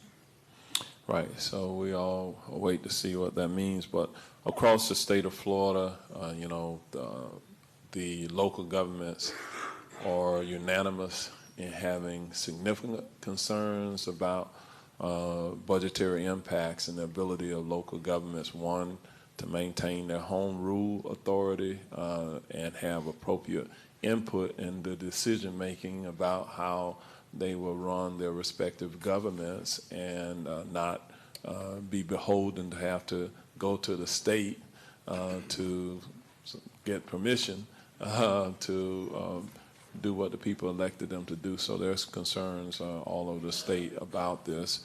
The Florida Association of Counties and the Florida League of Cities have done various analyses, and both organizations appear to be fairly unified. And you might want to note that while there was an exemption for the schools, there wasn't such an exemption that we've seen before for first responders, law enforcement, et cetera. And so we'll see where the conversations go today. I know the sheriffs and law enforcement officials are concerned about their ability to maintain public safety.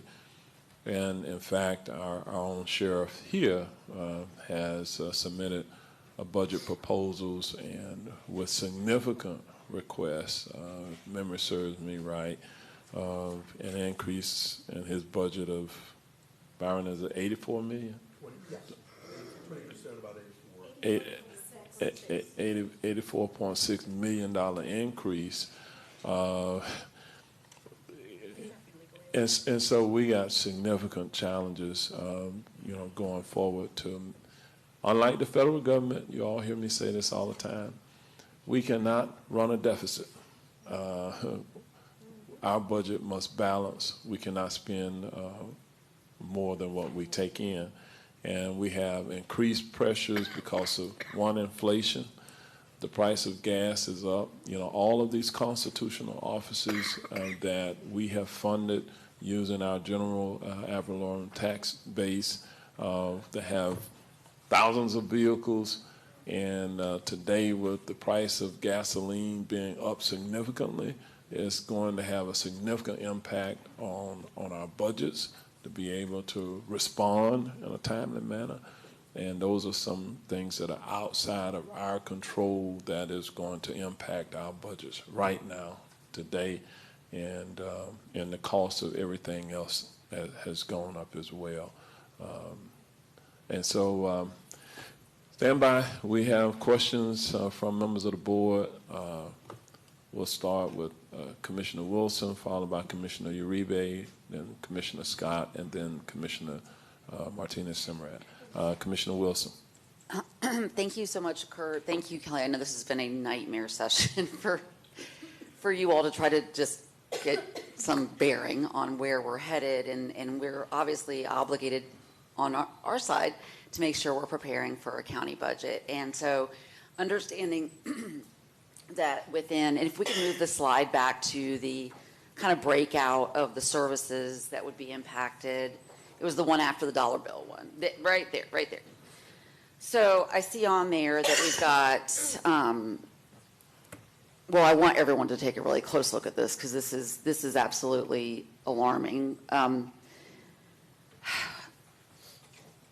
The idea of no longer having any community centers, the idea of having no, even our fiscal and operational support. But the part that I really want to ask about, and this is something that I think is a convergence of other issues we've had with preemptions and consolidation of power in Tallahassee, is about the planning, environmental, and development services piece.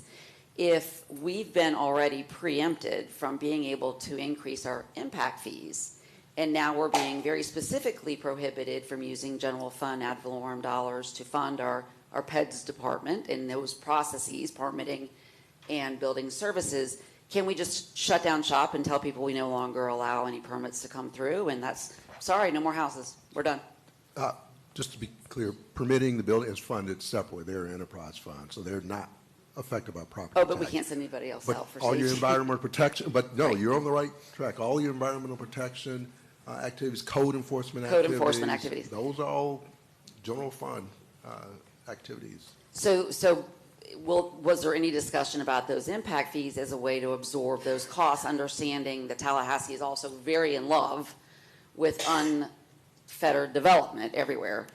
Was there any conversation about that? Anybody talk about how we actually get to allowing for more development that they love? And can we just stop developing because of it? On the Senate side, there was a more robust discussion, and there certainly was acknowledgement that, you know, fees or other types of revenue sources may be necessary. The devil's in the details, because when you actually line those out and advocate for any type of additional taxing authority in Tallahassee, it's typically not a very worthwhile pursuit. I did find it interesting that they removed the information about the trust fund, which had been discussed in the rollout of these proposals. I think the legislature wisely determined that putting something like that in there without any type of appropriation or funding source created a false sense of belief that the state could in fact backfill any types of core service needs. So that's why they deferred to the general appropriations process for how they'll resolve, if they're able to resolve. Yeah, because those things have not been identified as of Correct. now, and they did pass their budget. And we can always look to things like the Sadowski Fund to see, I mean, just because you Right. have a revenue source identified for a trust fund, that doesn't necessarily mean. But the goal is to require us to have to appeal to Tallahassee for those funds at every step of the way. That was certainly the Essentially sentiment. removing your power. And I want to thank you, by the way, the handful of citizens that stayed around for this conversation. I love our public commenters. It's so important that people do it. But I always feel sad that they leave before we get to the guts and we get to the conversations that really are what I want to be able to have as part of the feedback from our residents. I would love to send this out to our residents and ask them, a la carte, what do you think is worth saving? Because we're going to have to give up most, if not, you know, big chunks. And where do your priorities lie? And I mean, our legislators, for all these decisions they make, they have to go home somewhere. And I can't imagine that they also are okay with a, you know, volunteer public works department. I'm not sure what they envisioned, but, you know, it looks great on paper, right? We're going to be able to save all this money, but it's it's going to be an unbelievable hit to our, I think, rental community, right? Because they're going to have to absorb in places that do have some rental income. And then I think also our business community, our small business community, right? Because they're not getting any breaks from this. Yeah, it's going to be an interesting, it seems like there hasn't been a lot of discussion about the details on Was the front there, was there end. any analysis, economic analysis about what this would do for the overall, I would say, economic health of the state? The legislature did attempt to pass a study to look at this in a more thoughtful manner, but it was unsuccessful through the process. So, to be determined. Yeah. All right. Thank you so much. Yeah, you know, it's kind of ironic. Some state workers approached me within the last couple of days, and they're very frustrated, with the exception of those who are in law enforcement or work in the state prison system. They only received a raise, I think, maybe 1 year out of maybe a decade. And so they're really, really frustrated because the cost of living has gone up for them, the cost of insurance has gone up for them, and they feel disenfranchised because they feel like no one is even considering the impact of these decisions even on their lives. And so we got a significant challenge, I think, before us. So our residents are going to have to, when I say our residents, I mean across the entire state of Florida, will need to be educated. We'll see if this makes it out of the session, and if so, what does that finally look like? But we'll see. All right, Commissioner Uribe. Yeah, so Kurt, thanks for bringing the day down. Is there any way you can go back to the 150, 250,000 homestead slide? So what I wanted to ask, I've been reading, we've obviously, it's not like surprise, we've been reading this, we just didn't quite know how it was going to be packaged. And the biggest thing I think that we've also seen that we're not discussing is lots of cities could essentially be eliminated from the state of Florida, because 2 major cities in my district are residentially funded, right? So when you read about the possibility of up to 92% of residents no longer having to pay the tax, these cities would have no way of actually functioning just regular way. And also, I wanted to discuss, has any conversation, because really it's a shift of tax. You're either going to see a sales tax increase. I mean, I'm so surprised knowing the influence businesses and the realtors and the apartment association has in Tallahassee. They have very large lobby groups and organizations. How this conversation, or I guess this would be for you, Kelly, what's the tone of the conversation? Because when I've been to meetings with these types of individuals, they're very worried because essentially if you tax these folks who don't have the homestead, all they're going to do is tax the people. So all of our folks that live in rental and all of our folks who are renting a brick and mortar to do their business and so forth, and I mean everything from a small business all the way to the big shops, the big chains. Can you kind of tell us what the tone is when it comes to the municipalities? Because there's way more municipalities than there are, I think in Broward there's like 31, cities, and Miami-Dade and so forth. Can you share some of that impact conversation? It's interesting because I don't think a lot has been communicated because the proposal just was filed and we just had a chance to look at it. And so on the House side, they tended to rein in debate quite significantly. So there was a very limited debate on that side. On the Senate side, there was a bigger conversation, and it's not just municipalities. Like you look at like a Port St. Lucie, like that area is a bedroom community type of area. And so the impacts of it are extreme, even when compared to other counties. And so we did hear some concern from the senators who represent that area specifically about the impacts that this may have. And we heard phrases like, I have a yes vote today, but I don't know that I can vote yes on final passage unless changes are made. I mean, so far I have not seen any amendments, so we shall see what that looks like. But I think, to your point, the conversation really is going to launch after special session, when people really have a chance to take a step back and say, okay, with this in mind, here are the impacts you're looking at. So be mindful of that when you're voting. Is this or that, will have to be part of the conversation. So I'm going to also ask, so the Speaker of the House is running for mayor of a city in South Florida, right? So clearly he may not have a city to return to run for if this actually takes place, because we're talking about an immediate need and an immediate action that could take place. And also, I don't know about all of you, but I have received so many emails from all of our legislators here in the Central Core on both sides, glorifying all the things they've got funded. Lots of arts projects, water projects, environmental projects, nonprofit projects, but you're gutting all of this. So I'm trying to really, when you did this analysis, Kurt, did we look at, and one thing we've heard is that they're going to protect fire and police, right? We constantly hear that, but they're not. Yeah, they're not in this.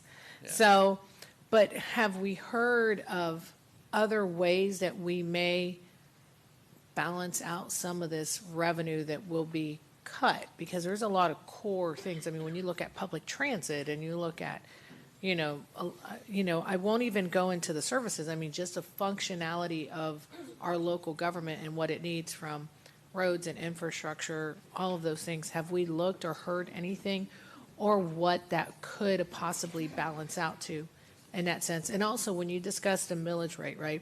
So we know about rolling up, on the ad valorem, but what about on the MSBUs and the MSTUs? What about those? Have Those follow the same rules. Same rule? Yeah. So in the end, the county, when you all vote on the millage the last day, it's an overall vote. So even fire and police fall yes, under the same they rule? fall under the same rule. Interesting. Yes. And have we? Yes. Corrections out of our general fund. What about any other? So have we heard of any other balance or compensation on this? Because I've heard stuff like, we're going to charge the foreigners and we're going to do this and we're going to do that. But the reality is, and even on that 5-year residency, basically at 5 years, they'd go right into, so we'd lose that actual tax base immediately on year 6, wouldn't we? Because, I mean, they would be getting a non-homesteaded, and then immediately, whatever that criteria is to qualify for 5 years, when they go to 6 years, that Right. revenue would Yeah, be they lost. would revert and you would lose, that would come down. You're right, correct. Okay, so no other conversations of any of that. Now, and then Kelly, one last question. So there's this conversation, they're looking at passing it, which is quite interesting when they looked at their budget that they just submitted for approval, right? Because it would almost negate a lot of the things, because when you look at the funding of what they're doing. If this passes, when is a final vote to see if this goes to the ballot? June what? Do we know? Or you know how we have so many days before the ballot initiative for the wording to be on? So, I mean, they're going to vote today, it sounds like. I mean, I guess it. Senate and House? And House. Okay. So there's a possibility, maybe tomorrow, but this is a today or tomorrow thing. And the joint resolution does not go to the governor. That goes directly to the ballot if it passes at 60%. The second bill, which is the one Kurt referenced that had some millage information, and it's more of the implementing bill, that does have to go to the governor for final approval, but the joint resolutions do not. So if they approve this tomorrow without going home, Yeah, it's a done deal, it'll be on the ballot in November? yeah. Holy moly, okay. So we all need to start calling. Okay, jeez. Kurt, in terms of like, a lot of local jurisdictions have issued municipal bonds based upon revenue projections into the future. So far, you hadn't mentioned anything about any kind of regulatory fix that would not jeopardize, the issuance of some of the municipal bonds that have already been issued. Yeah, I know, Mayor, a lot of people that have bonds outstanding that are supported by ad valorem and have concerns about that. The CRAs, if those go down, they have bonds tied to those. So there could be some concerns with that. If that revenue in the CRA goes down, as far as our county goes, the bond ratings may be impacted. Because there would be some concerns with the rating agencies. Are you all going to be able to have enough funding and to issue bonds and backfill that? So there will be some concerns, there. We don't have any ad valorem bonds that I'm aware of, so we're okay as far as the county is there. We have a lot of enterprise bonds, but the rating agencies may have some concerns, and then I would be saying, yes, a lot of across the state that do have ad valorem backed bonds, those would be a big concern. Yeah. And one of our speakers this morning talked about the TIF funds, the tax increment financing model, and unless we'll have to see what happens, but for those special taxing districts, there could be some challenges there even going forward, because the devil is in the details of whatever they come out with, and that would be advanced to the ballot.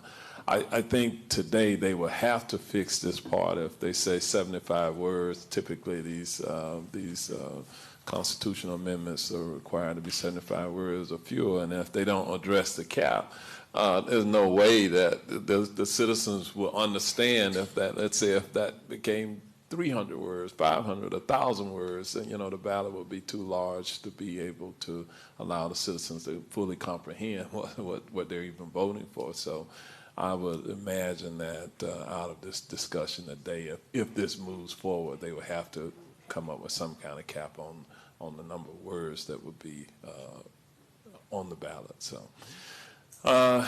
Commissioner Michael Scott. Good morning, Mayor, and thank you. Kurt, Kelly.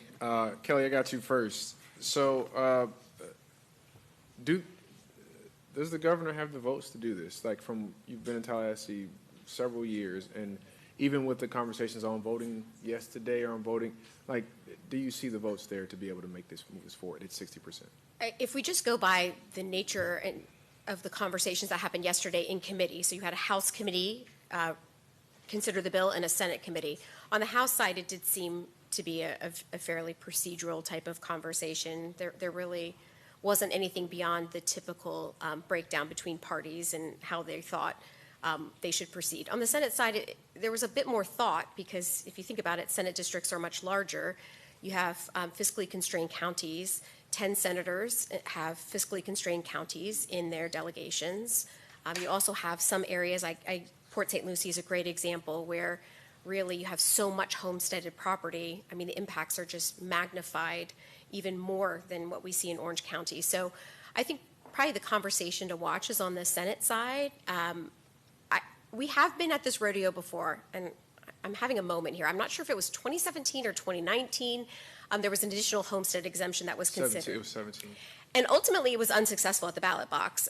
But the sentiment from the senators who expressed concern was, well, let's just let the voters decide. So I have seen in the past that they're very hesitant to not at least try and put it on the ballot. So I wouldn't be surprised to see this pass through. What that next phase of the conversation looks like, I think, is probably even more important, particularly when it comes to your budgeting process that you will start this summer. What that looks like, and how we describe what this budget versus next budget may look like, will become even more important. Copy that. Kurt, you're up next. Hey, Kurt, if I remember correctly, even independent of any change in Tallahassee, we were already looking at some potential challenges, the 28, 29 budget year. Yeah, Commissioner, you're correct. Long term, with sales tax fairly flat and the general fund growth that we've had, we do foresee in our 5-year model some challenges in the next few years. And that's why, part of the reason why this year we really are trying to, do as flat as a budget as possible to try to make sure we're within that window of 5 years of totally balanced budget. So we are looking at some funding challenges into the future. Yes, already, yes. So if this moves forward, right, Commissioner Uribe mentioned kind of a bit of it, with those smaller cities, if some of those smaller cities, and I don't want to put any city on the spot, but I can think of a couple, if those smaller cities were not able to function, then we as a county would have to then start providing the services that weren't provided by those smaller cities, correct? Well, yeah, that's an unknown, what would occur, but, in theory, yes, the county would have to figure out how it's going to cover the core services that are needed from the residents. You mean if they go away, those cities dissolve? So if a city goes bankrupt, I ain't got it, they can't do it. That's Bithlo's story. Bithlo was at one time, yeah. So I can think of 2, maybe 3 cities that have challenges. So I'm just wondering, that'll increase the need of services we have to provide without additional revenue to be able to provide those services. Right? Ryan used to run the city, so I'm looking at you. I know you would know more. Potentially. Well, I mean, I think you get over that first significant deal of cities going away, literally having to dissolve of their cells. But then, yes, if they, like the examples that were just given, they now become unincorporated Orange County. And now they would pay into sheriff's MSTU, a fire MSTU that they don't pay into now. But what that means, what that looks like, obviously we haven't even begun to fathom what that could be. And if it's mostly residential, obviously it's going to be limited revenue for those areas, if that were to occur. I got 2 more questions for you. Mayor kind of touched on a bit of it. So if I remember correctly, when we were talking about the Kia Center bonds and the Camping World, that was debt. Those bonds were assumed by the city of Orlando. We didn't take on that debt, right? Yeah, I don't know. Correct, and those are back. Those aren't, well, I don't know. Backed by TDT, Not but city I'm saying- anymore. I can't remember what portion they may have run through a CRA versus if they just did revenue, but they're considered revenue bonds. Okay. So, like you said, have you talked to any of the bond councils about what this looks like? Has there been any conversations, or do you plan to have conversations about how this would impact our ability to be able to borrow? Well, yeah, we probably will. We have not so far, yeah. And then my last question, so Head Start is funded, largely by federal dollars, and then we backfill a piece of it. Based on the language now, and I don't know if this is maybe a combination of you or Kelly, is Head Start and Arts and Cultural Affairs considered a core service, or is there any way where we can justify it as a core service? And if so, how would it be justified as a core Well, service? right now, it appears based off the opening up language, it is permissible. It's not against the what we're allowed to fund. Now, it's not to say they can't come back at some point and restrict that funding further and say, well, no, we're not going to allow to fund on certain things. But right now, based on that last language they added, you could still contribute to the arts and Head Start and those type services, as long as it's not prohibited in the statutes. Like there was some recent language on the DEI. That's prohibited, so we still would not be able to fund those type programs. Speaking of that, with DEI, so with the DEI piece, so is the local governments prohibited from participating in the Puerto Rican Day Parade, the LGBT parade, the Martin Luther King, like we can't buy floats in those parades, or how is that? Because I didn't get a chance to talk to you about that. Or is that yet to be I need to determined? refer to legal on that one, because we're doing a different assessment, and Yeah. Heather. Whitney, you got something for me? Commissioner, our office is still in the process of analyzing that legislation. It is, I will say it lacks some clarity that we would have preferred, and it is, as it's currently written, pretty broad, unfortunately. So we are still trying to go through it line by line and see what we can and can't do, but there may be some restrictions on things like what you mentioned. So if we determine there's a restriction, then we could reach out to, who would we reach out to for clarification? Would it be the legislative body, or? No, we do it and then wait and see if they say something about it. Because I think we cannot I'm gonna walk pretend away I from our didn't hear communities like in some cowardice. Like I think we do it, just like the gold earrings over there. We do it, we walk softly and carry some big bold rainbow flags. Okay. I'm good, Mayor. Thank you.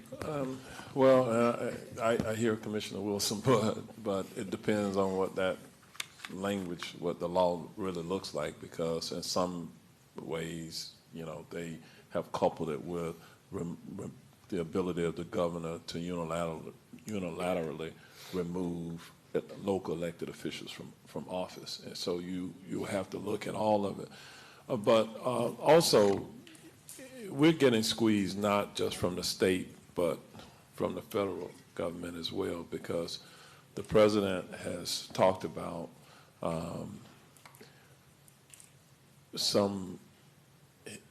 in terms of the federal budget, his priority is going to be on war protections, defense spending, et cetera. And he, a few weeks ago, specifically said that social services should become the responsibility of the states. And our state is saying that some of those services are not services that local governments have to provide. We've had some unfunded mandates like the homeless reduction strategy or plan had to be submitted to the state, but there was no funding that really came from the state to meet those needs. But we have these advocates who come here every meeting and they want more services. Those services aren't free, okay? And so if the federal government says we're getting out of that business and the state says we're getting out of that business and you cannot spend in that way, okay, where does that money come from? And so this potentially could be a total paradigm shift in the way local governments are funded and what those priorities will be. So rather than kind of, at this point, make some assumptions, we do have to wait on the specific legislation to come out to see if our legislators really have the courage and perhaps a lack of foresight to really vote to advance this to the ballot with that 60% plus threshold that they have to meet legislatively, and then our residents, in order for it to pass, has to meet that 60% plus threshold.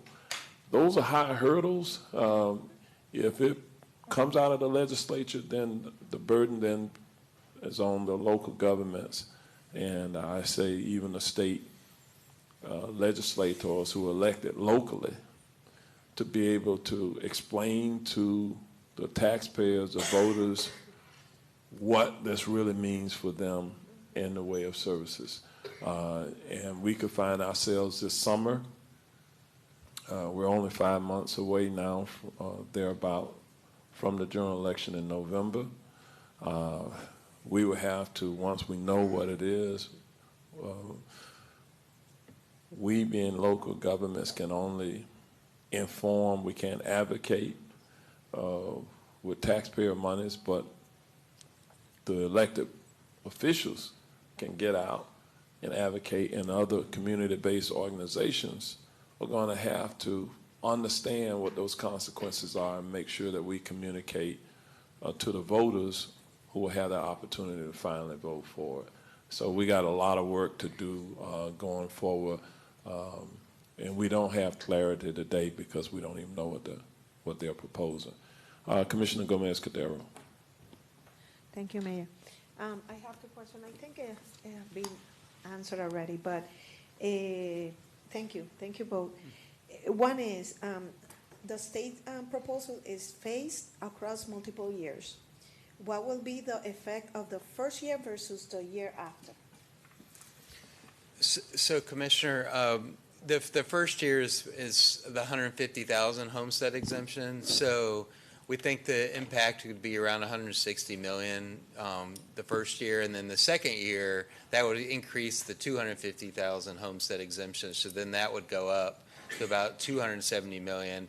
And then there's some impacts on the revenue caps I mentioned. Lowering it for non-homestead to 5%. So we'd have limited revenue from tax money going forward. Essentially, is what's going to happen. Okay. Then my other question is, if the county is forced to make cuts due to this reform, what part of our budget will be looked at first? Well, the general fund is what takes up majority of the ad valorem. But I will say, and I didn't mention it, transportation, public works, we fund them mainly with sales tax and other. We may have to take sales tax away from public works and use it to the general fund, so then that would be cut. So it's not isolated just to the general fund.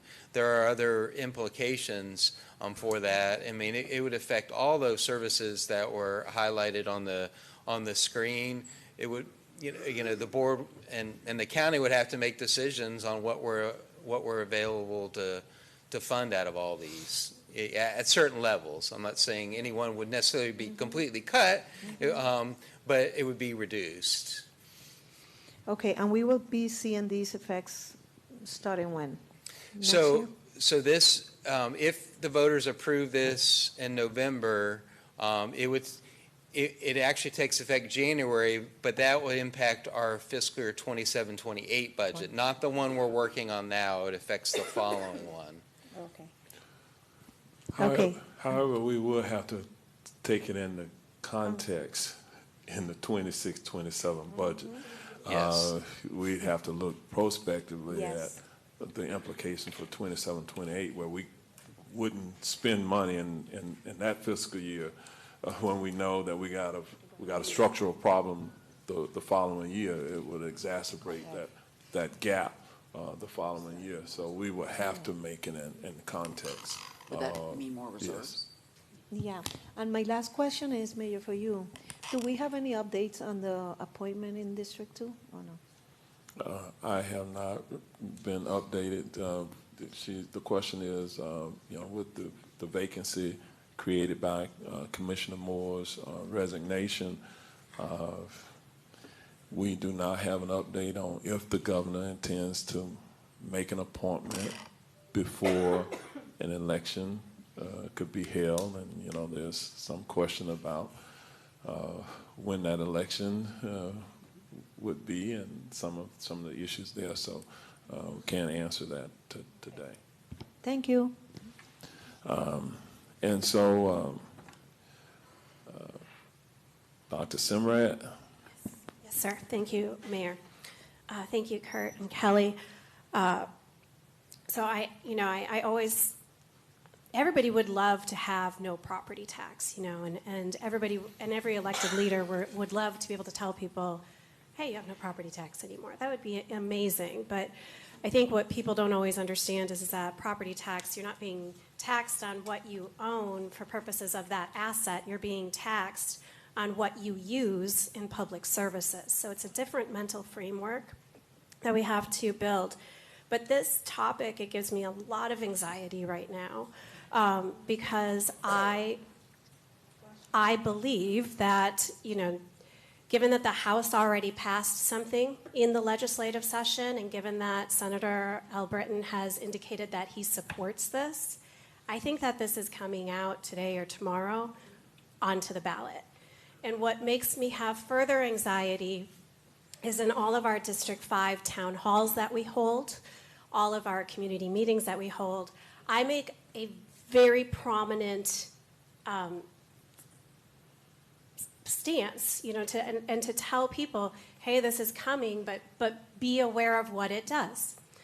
And what is concerning to me is that when we look at this issue, we look at it as we have a voter body that we can reach. But what we hear more and more of is people saying, I'm not a registered voter, I've never voted, but if that makes it on the ballot, I will register to vote for that. And so what this does is expand to a whole new population of people that we don't even have voter database information available on, which that's all new water out there. So what I believe it's going to pass, and I believe that we have a very serious challenge ahead of us, because I think it could pass with the voters as well in the state of Florida. And so I want to go into kind of learning mode so that we can, push and get a big coalition together to try to educate people to protect their quality of life, because I look at this as a serious danger to all of our qualities of life. If we use the past, and I just want to go back to something else, because over and over again in economic theory and in economic studies and the study of economics, over and over again, we have systems, and within every system, we have what's called a free rider. And somebody who uses the system to their benefit while taking from others. And if we look at this type of property tax reform, this type of property tax reform allows people to use services without paying for them. And in economics, that is called a free rider. And when the system tips the scale where you have more free riders than contributors, the economy collapses. And it shows it over and over and over again in history.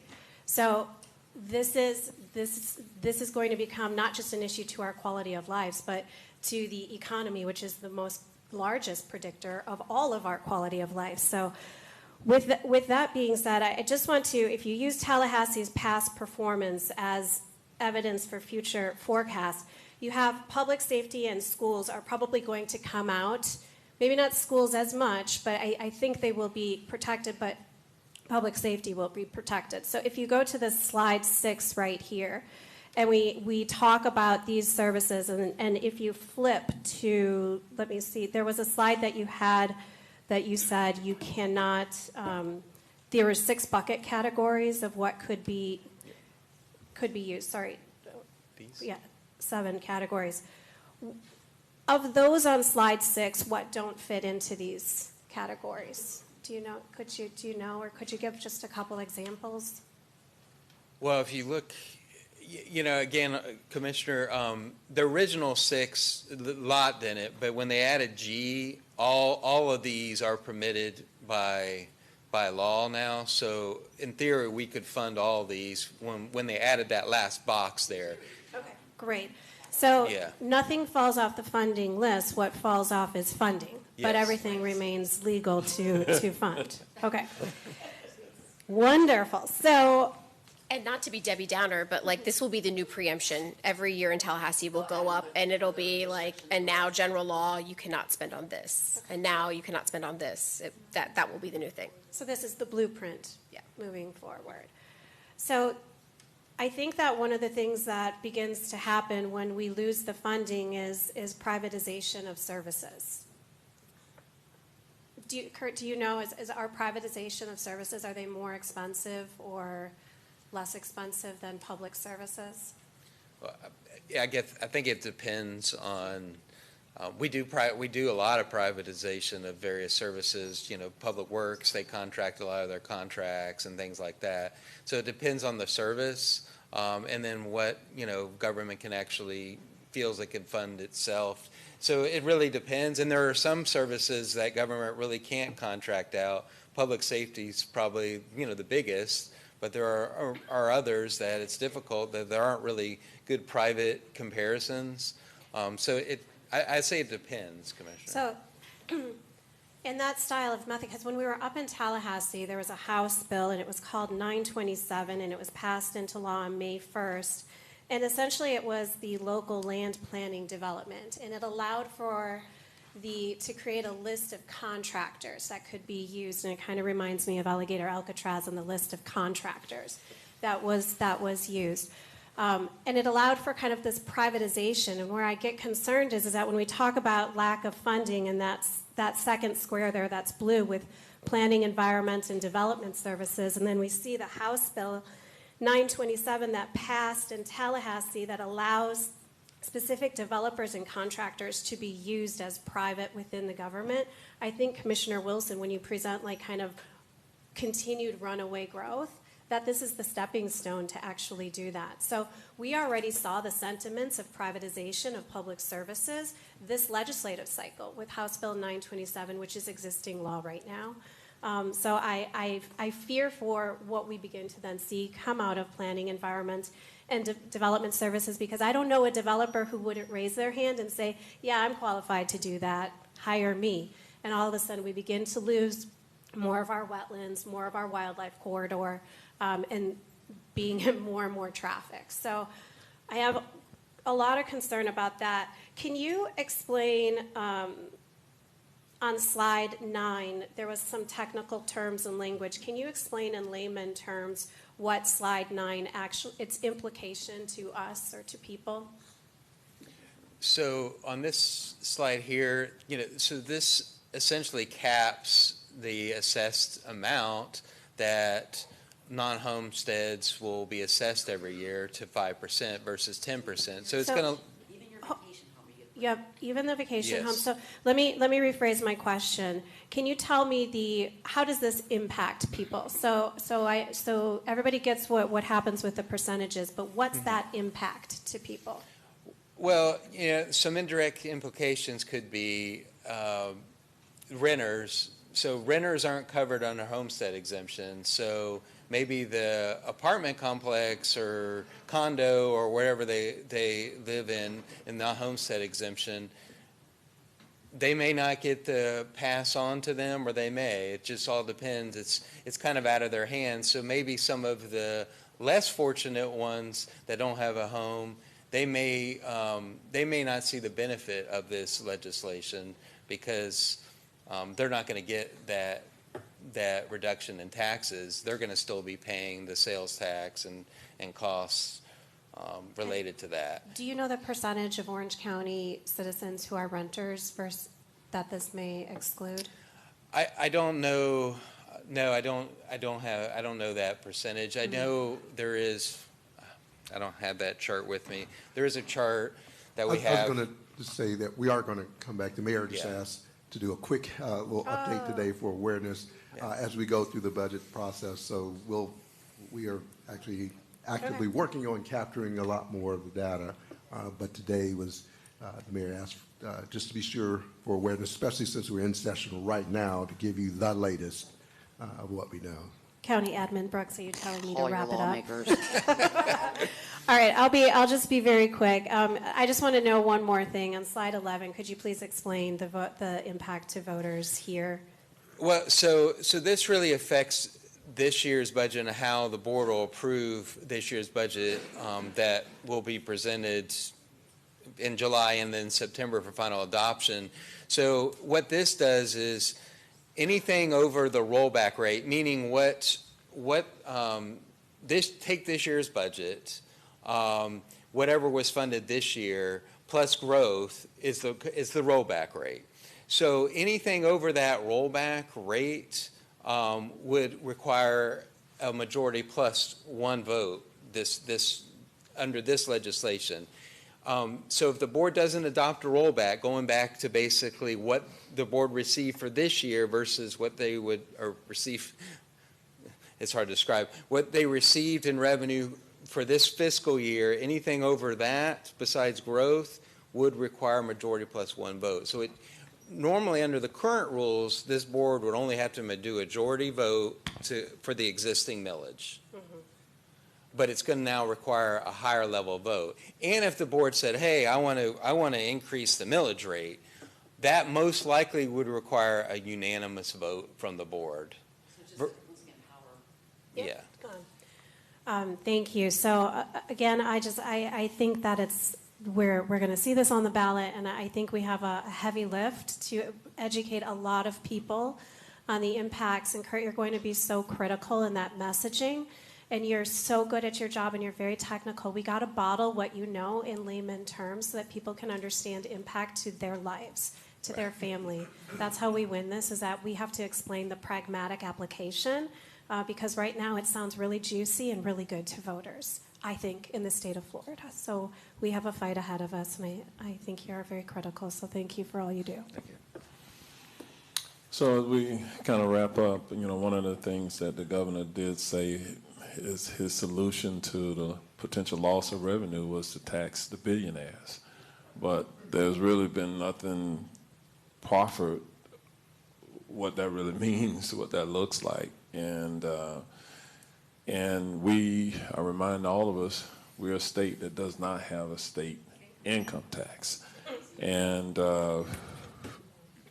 at some point, that's really the only effective way that you can set up some type of taxation model is to where the ultra wealthy pay more is through an income tax. And so there's been nothing said there. We likely won't see anything come out of this session that talks about any kind of state income tax, but that's the environment we're in. So this is, again, it was designed to be a quick update just so you kind of have some of the basics about where we are. It's moving. Kelly and her team, Mark Jeffries, whatever happens today, by the end of the day, they will certainly give you an update on kind of where we are, and then perhaps circle back to you what that really means. And Commissioner Simrad, I believe we underestimate the intellectual ability of our voters. I think if whatever comes out of this session with property tax reform, I believe that if you adequately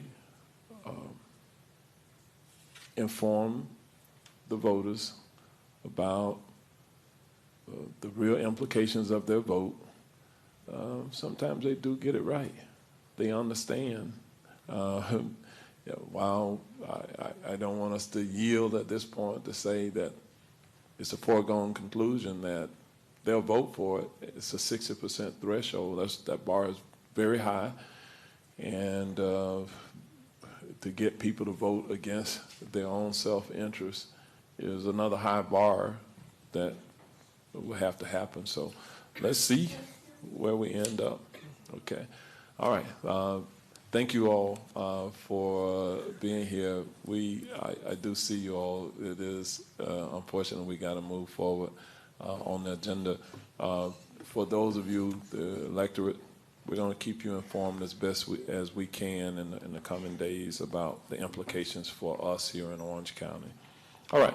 With that, I'm going to go back to Ms. Mathis. It was a long pause, but we do have a discussion agenda item procurement item, and with that, you're recognized. Thank you. Good morning. Good morning, Mayor and Commissioners. The Procurement Committee has evaluated proposals for continuing engineering services for the Utilities Department. I'm requesting board selection of 5 firms and 3 ranked alternates, as well as the requested action on the screen. Commissioner Uribe was assigned to the Procurement Committee. All right, Commissioner Uribe, do you have a potential motion? I do. I move for the selection of Barnes, Ferlin and Associates, Inc. with 410 points, Tetra Tech, Inc. with 406 points, Hazen and Sawyer with 405 points, CPH Consulting, LLC with 404 points, and Burgess and Nipple, Inc. with 399 points, with Adura Group, Inc. with 359 points, CHA Consulting, Inc. with 348 points, and Pape Dawson Consulting Engineers, LLC with 304.33 points. That was like run-on sentence.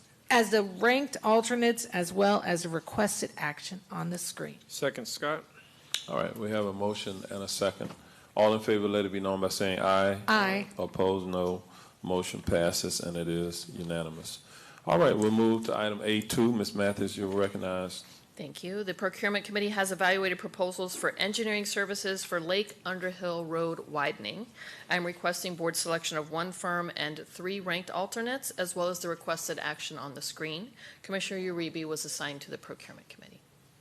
All right, Commissioner Uribe, do you have a potential motion? Yes, I do. I move for the selection of Dewberry Engineers, Inc. with 390 points, with WBQ Design and Engineering, Inc. with 355 points, NV5, Inc. with 278 points, and Avcon, Inc. with 272.33 points as the ranked alternates, as well as a requested action on the screen. Second, Scott. All right, we have a second by Commissioner Scott. All in favor, let it be known by saying aye. Aye. Opposed, no.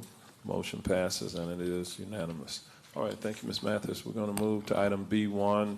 Mr. John Palmerini from our General Counsel from the Orange County Public Schools is going to come forward and make a presentation regarding a referendum resolution being requested by the Orange County Public School Board. With that, Mr. Palmerini, you're recognized, sir. Thank you, Mayor and Commissioners, Mr. Comptroller, Mr. County Administrator, Ms. Evers. It is a pleasure to be here. It's not lost on us that we're coming up here to talk about a millage election for the school board after you all have just heard the presentation with respect to what the legislature is contemplating with respect to property taxes. We wanted to get into our potential referendum and wanted to give you a little bit of information. District school tax, that's section 1011.71. I know you all know this, but for members of the public who may not know it, the legislature prescribes for school boards the maximum tax that we can charge every year. So we have 3 separate categories of taxes. It's a required local effort, it's a discretionary millage, and it's a capital millage. So every year, the legislature through the Appropriations Act will tell us this is the maximum required local effort you can have, this is the maximum discretionary millage, this is the maximum capital millage.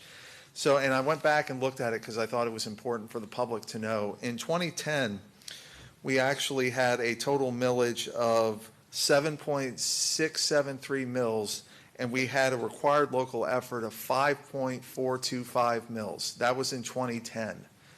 If you now look at our millage that we passed last October, our total millage is 6.449. That is actually more than a mil less than we were able to charge in 2010. And our required local effort went from 5.425 mils in 2010. Now it is 3.201 mils. So even with the additional 1 mil that we have had since 2010, we charge less for a millage rate this year than we did in 2010. And it is, we have been capped by the legislature, and they have steadily decreased our required local effort every year. The discretionary millage we get to charge has stayed at 0.748 since 2010. The capital millage, which of course we can't use for operational, is capped at 1.5, and we've charged that since 2010. So we have seen a steady decline in the millage rate that we can charge. But the millage election, under Section 101171, in addition to the maximum millage levied under the section and under the General Appropriations Act, a school district may levy by local referendum or in a general election additional millage for school operational purposes. So this is stuff, this millage we can use for operations rather than capital. Our capital, we have a capital millage, and we also have the sales tax, which supports our capital program. Under this section, we can levy it for up to 4 years, and it shall be part of the 10 mil limit. Of course, as you've seen, we don't approach the 10 mil limit because the legislature has prescribed how much we charge. For the purpose of distributing taxes collected, the term school operational purposes includes charter schools sponsored by the school district. So this was a relatively recent innovation. It was in the 2022 millage that we came to you all about, but charter schools get a proportionate share, as you will see from Mr. Howitt, who's joining me here. They get approximately $20 million a year out of our approximately $240 million that we collect in the millage. We have to share them with the charter schools based upon their proportionate share of the district's total unweighted full-time equivalent student enrollment. We have what's known as full-time equivalents, is how many students do we have. The charter schools have a full-time equivalent count that they have, so we have to share it proportionally based upon their student population. Millage elections are conducted under the authority granted pursuant to 101171 and 101173. Again, we have to adopt it pursuant to a resolution at a regular school board meeting. And this is the language: we shall direct county commissioners to call an election at which the electors within the school district may approve an ad valorem tax millage as authorized under section 1011.71. So the shall direct the county commissioners to call language, to call an election, that is a ministerial act. As you all know, a ministerial act is something that is prescribed by law and can be formed and has to be performed without the exercise of discretion. This actually came to a head, thankfully not here. We have always enjoyed a wonderful relationship with the County Commission, and you all have always been very supportive of us. But the Hillsborough County Commission, the school district went to the Hillsborough County Commission and asked them to put their referendum on the ballot in 2024. The County Commission said, well, we'll work with you on a date, but we're thinking probably 2026. The school district went to court, and the court said, yes, this is actually a ministerial act. It's apparent that the school board's directive to the county commission necessarily includes the date of an election, and the county commissioner's duty is to adhere to the date directed by the school board, a purely ministerial task. So the courts there was some question, and some other courts had said maybe it isn't ministerial. The court has ended that debate, and it is a ministerial task for the county commission to put our referendum on the ballot.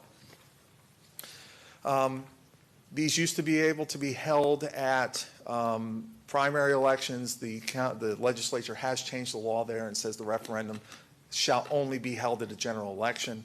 Of course, you all know general elections occur in even number years, and it's the first Tuesday after the first Monday. So this means our election must take place on November the 3rd of 2026. Unlike what you've seen in the joint resolution, we are in fact limited to 75 words on our referendum. We are in fact limited to 15 words in our title. I do not see us getting the same relief as the legislature is providing itself.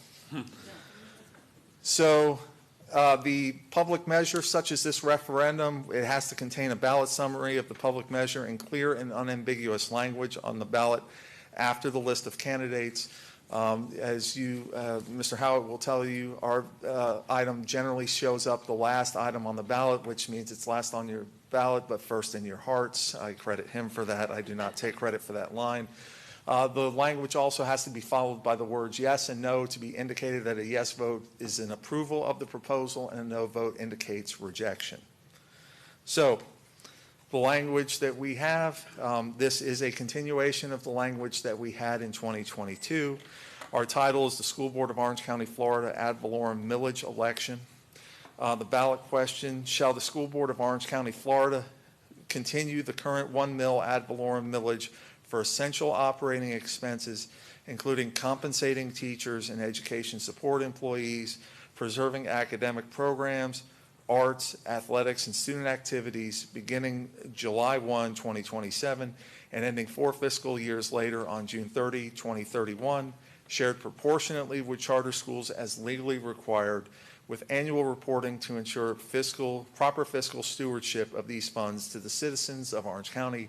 Yes for approval, no for rejection. To summarize, the ballot title in question fully conformed with the requirements of the law. The resolution calling for the millage election was approved. We started the meeting on May 12th. And we had, unfortunately, the superintendent and our chair weren't at that meeting. We tabled the item, continued it to a special meeting on May 19th, but it was a continuation of the debate, so we did in fact pass it as part of a regular school board meeting. The voted millage and non-voted millage does not exceed the 10 mil limit established under Article 7, Section 9B of the Florida Constitution. The ballot question informs voters of the distribution methodology for sharing the voted millage with charter schools as legally required. So the ballot language says, yes, we are sharing it proportionally with charter schools. The resolution sets the millage election for the general election. The ballot question is 74 words, and yes, I did count it over and over again manually, and I did not rely on the Microsoft Word counter to ensure that we are complying with it.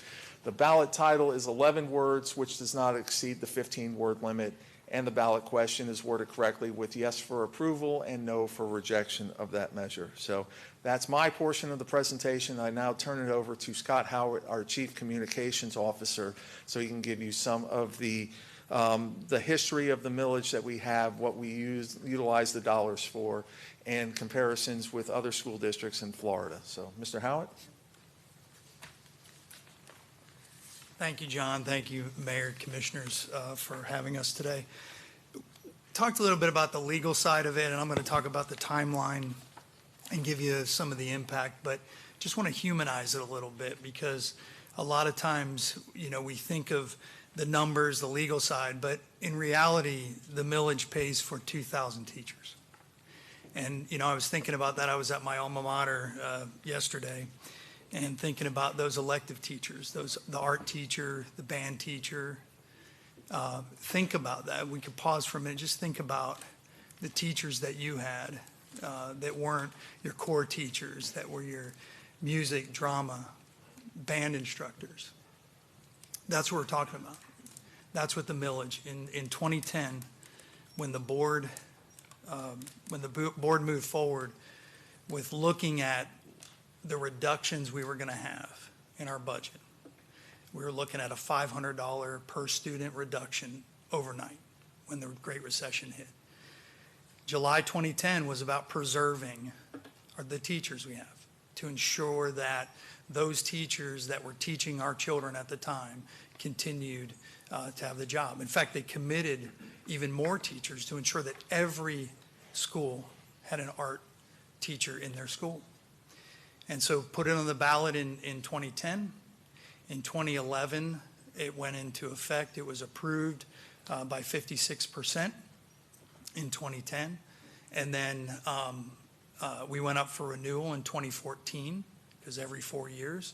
It was renewed again in 2014 by 78%. In August 2018, it was on the ballot. It was again continued by the voters of Orange County, 84%. And in August of 2022, it was continued again at 82%. So the voters of Orange County have been very supportive of public schools. I think they understand the importance of the millage, what it means to our students, to our community, whether it's that physical education coach, the sports coach, all of those things that we've been able to preserve. And in 2022, adding teacher compensation was key, because we've been able to use it to help provide compensation to our teachers, and we'll continue. In fact, we added educational support staff to ensure that those staff members that are supporting student academic achievement, both in school, getting them to school, is part of that. So we are asking for the continuation for this voting cycle. I want to give you a little background on the budgeted per student funding, just to talk about this. So when the Great Recession hit, we were about $7,400 per student.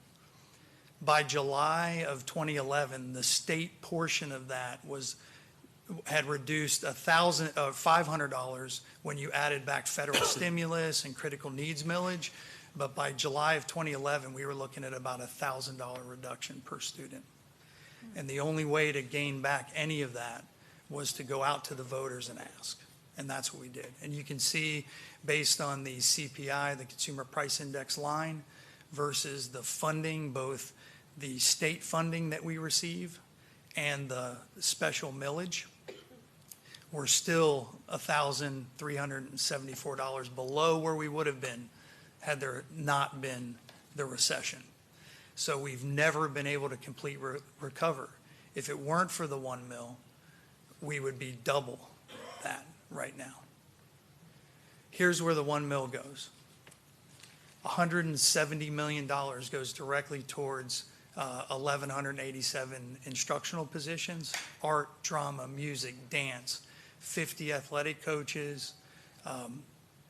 All of those combined are teacher and art supplements. So you're looking at $42 million in compensation increase.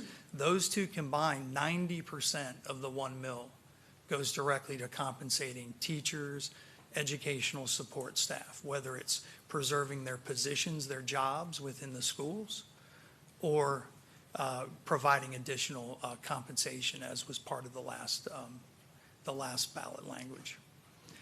Teacher supplements for arts and athletics, $7 million for that. Field trips to the Dr. Phillips Center for the Performing Arts, taking our students there, making sure they're exposed to the arts. That's a big part of it. And then the $20 million that we're legally required for the charter school share. Just to give you a little comparison on some of the millage proceeds, we've been compared to Miami-Dade and Broward, specifically by the teachers union, their attorneys. Just wanted to show a little comparison to where Orange is compared to Miami-Dade and Broward. So Orange generates $242 million. Miami-Dade generates, their $1 million generates more than twice as much as we do. And Broward generates about $90 million more than we do. Look at our total students. Miami-Dade has not quite double our students, 125,000 more than we do. Broward has 37,000 more than we do. And the $1 million operating revenues per student, 500 less than Miami-Dade, 191 less than Broward. When you look at the number of non-classroom, school-based instructional, they have 562 less than us in Miami-Dade and 1,062 less than we do in Orange County.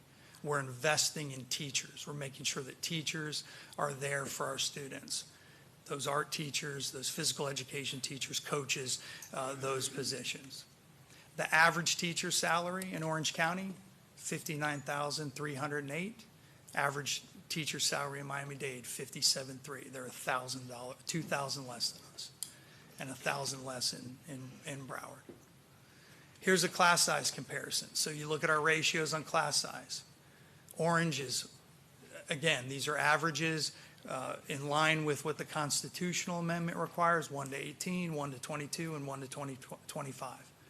Miami-Dade, 2 more than us on their average K through 3, 2 more than us on their average 4 to 6, 3 more 6 to 8, 4 more 9 to 12. So even their class size ratios aren't where ours are. Broward, same thing, above us, except for the 9 to 12. They're about where we are.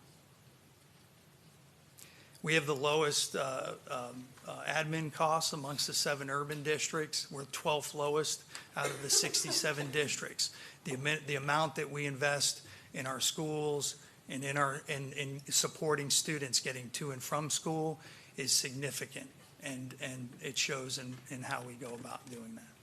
Today, we're before you. We're asking, as John talked about earlier, Mr. Palmerini, we're asking you all to approve and the millage referendum that's before you. We're asking for approval and execution of the resolution of the Orange County Board of County Commissioners regarding resolution of the Orange County School Board directing the Orange County Board of County Commissioners to call an election for a referendum to be placed on the ballot of the November 3rd, 2026 general election. We appreciate your support, as you've always been very supportive. Mayor, commissioners, thank you. We're happy to answer any questions. All right, great information. What is the Orange County Public Schools total projected budget for the upcoming fiscal year? For capital and operating, it's about $7 billion, give or take. And you talked about the proportionate share, where you have to share a proportion with the charter schools. How do you determine what the proportionate rate is? So we have a count of students that we get from all the charter schools. And so essentially, we will take that count of students from charter schools, and we will look at how many students we have, we'll add them together, and we'll get what percentage of that is at each charter school, and we will give them the share of the money proportionately based upon their student population. And the date by which you use to make that determination, is that the date of enrollment for the first day of school, or last day of school for the previous year? So there are numerous survey windows that we have throughout the year, and there's an October survey window at which we count students. That is the point at which we determine what the student population is for the purpose of providing their proportionate share of funds. So that date will come this coming October? Yes. So it'll be, and your fiscal year starts? July 1 is our fiscal 1. year. So you're 3 months in, and then you do this true up.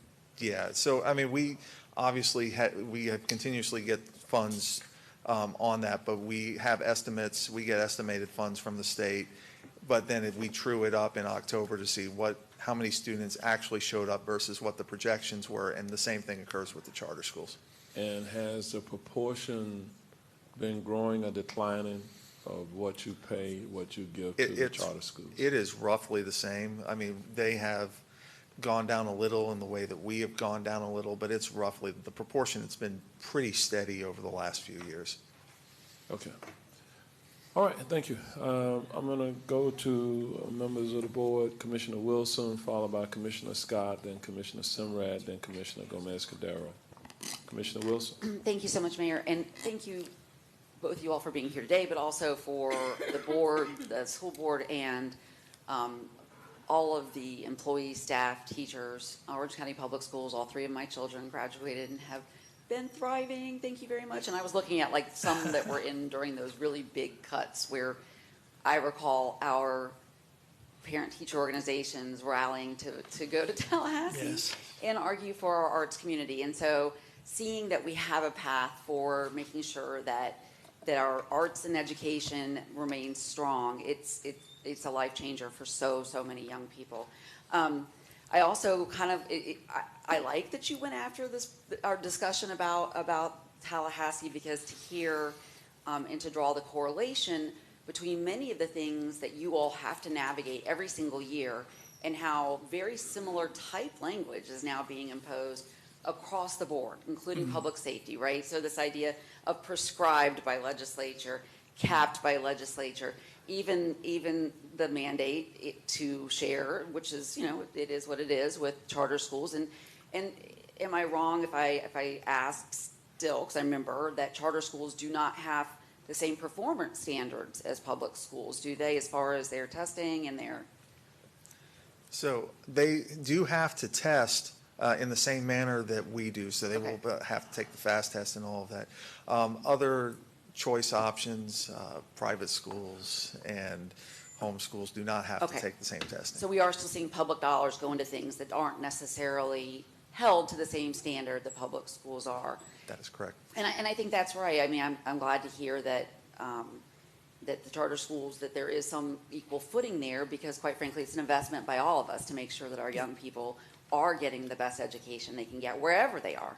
And I think that, you know, we, as a country, we're coming up on our anniversary here. Public education has been the great equalizer, right? The foundation for a thriving democracy. So I'm just really grateful for the work you're doing. I did have a question about if, heaven forbid, there is some, you know, wind to blow at the, it looks like the history of the voter support has been there.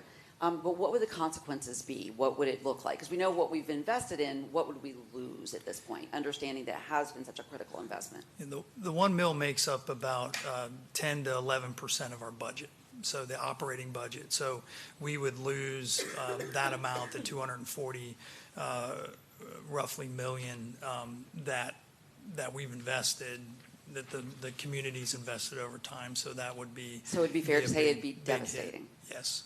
And you can see, based on the per student funding, it would double the decrease over the CPI of what we would have been, where we would have been. So. Well, thank you. I wanted to make sure we had that on record to be able to illustrate the importance of it, and clearly I support and ready to make a motion whenever it's time. So your total capital and operating budget is $7 billion, but this will bring in 242 million. Projected going forward, it'll be an average of 260 million moving forward. This was what it's generated so far, so, yeah. So that's like 35% maybe of your budget. Okay. Capital and operating. Commissioner Scott. Thank you, Mayor. Thank you, gentlemen. So I really just have two questions. On slide 15, you have a summary of, can you go back to slide 15, please? Yeah. So it's a two-part question. One, can you clarify what do you mean by staff compensation increase? And the reason why I say this is because obviously, as you're aware, the teachers union has said that they asked the school district to use this specific millage to increase teacher salaries, and that did not occur. And so I want you to kind of clarify the distinction between the two. And then secondary to that, if you could explain how the teachers union is advocating for us to take money from Disney to be able to fund. So if you can clarify those things, because I think there's a little bit of confusion for folks who may are watching or listening. Just if you can clarify that. Sure. Two things, Commissioner Scott. One is that there was a push to add the word increase into the ballot language. The issue with doing that would tie the board's hands and future board's hands. If the millage valuation were to go down, there would still be a requirement to increase compensation. The board deliberately added compensation, the 42 million, which is carved out since the last time it passed in 2022, and we have increased teacher compensation by 16% over the last 3 years, including a 9% increase in 1 year, and we've increased teacher compensation or the teacher salary portion of the budget by 20% over the last 4 years. So the money, we would not have been able to do that without the 1 mil, because we have not received enough state revenue in order to keep up with that. And we've been able to invest in the teachers using that, and because of the change in the language. When you add the word increase, now you're tying the hands to increase whether it goes up or down. You still have to increase, which means increasing could lose those teacher jobs. The jobs that are up there, the 1,187 job instructional positions, the 741 art drama teachers, those become basically a trade-off in order to increase if the actual millage doesn't increase in value or if it decreases in value. And then the question? So want to clarify that it is large property owners lawsuit, and this is obviously between those large property owners, including Disney, and the property appraiser's office. We have estimated the holdback on that of $119 million cumulative in worst-case scenario if those large property owners were to prevail. It's about $11 million a year recurring to our budget to hold that money aside. It's grown to that. But, you know, we are hopeful. There's been a number of settlements over the last few weeks, and so we're hopeful that that will continue to happen. We do get money prior period adjustment, so any monies that were that we lose on the property tax side would be the prior period adjustment of 1 year would go back and would equalize that. The problem is we can't go back to 2015.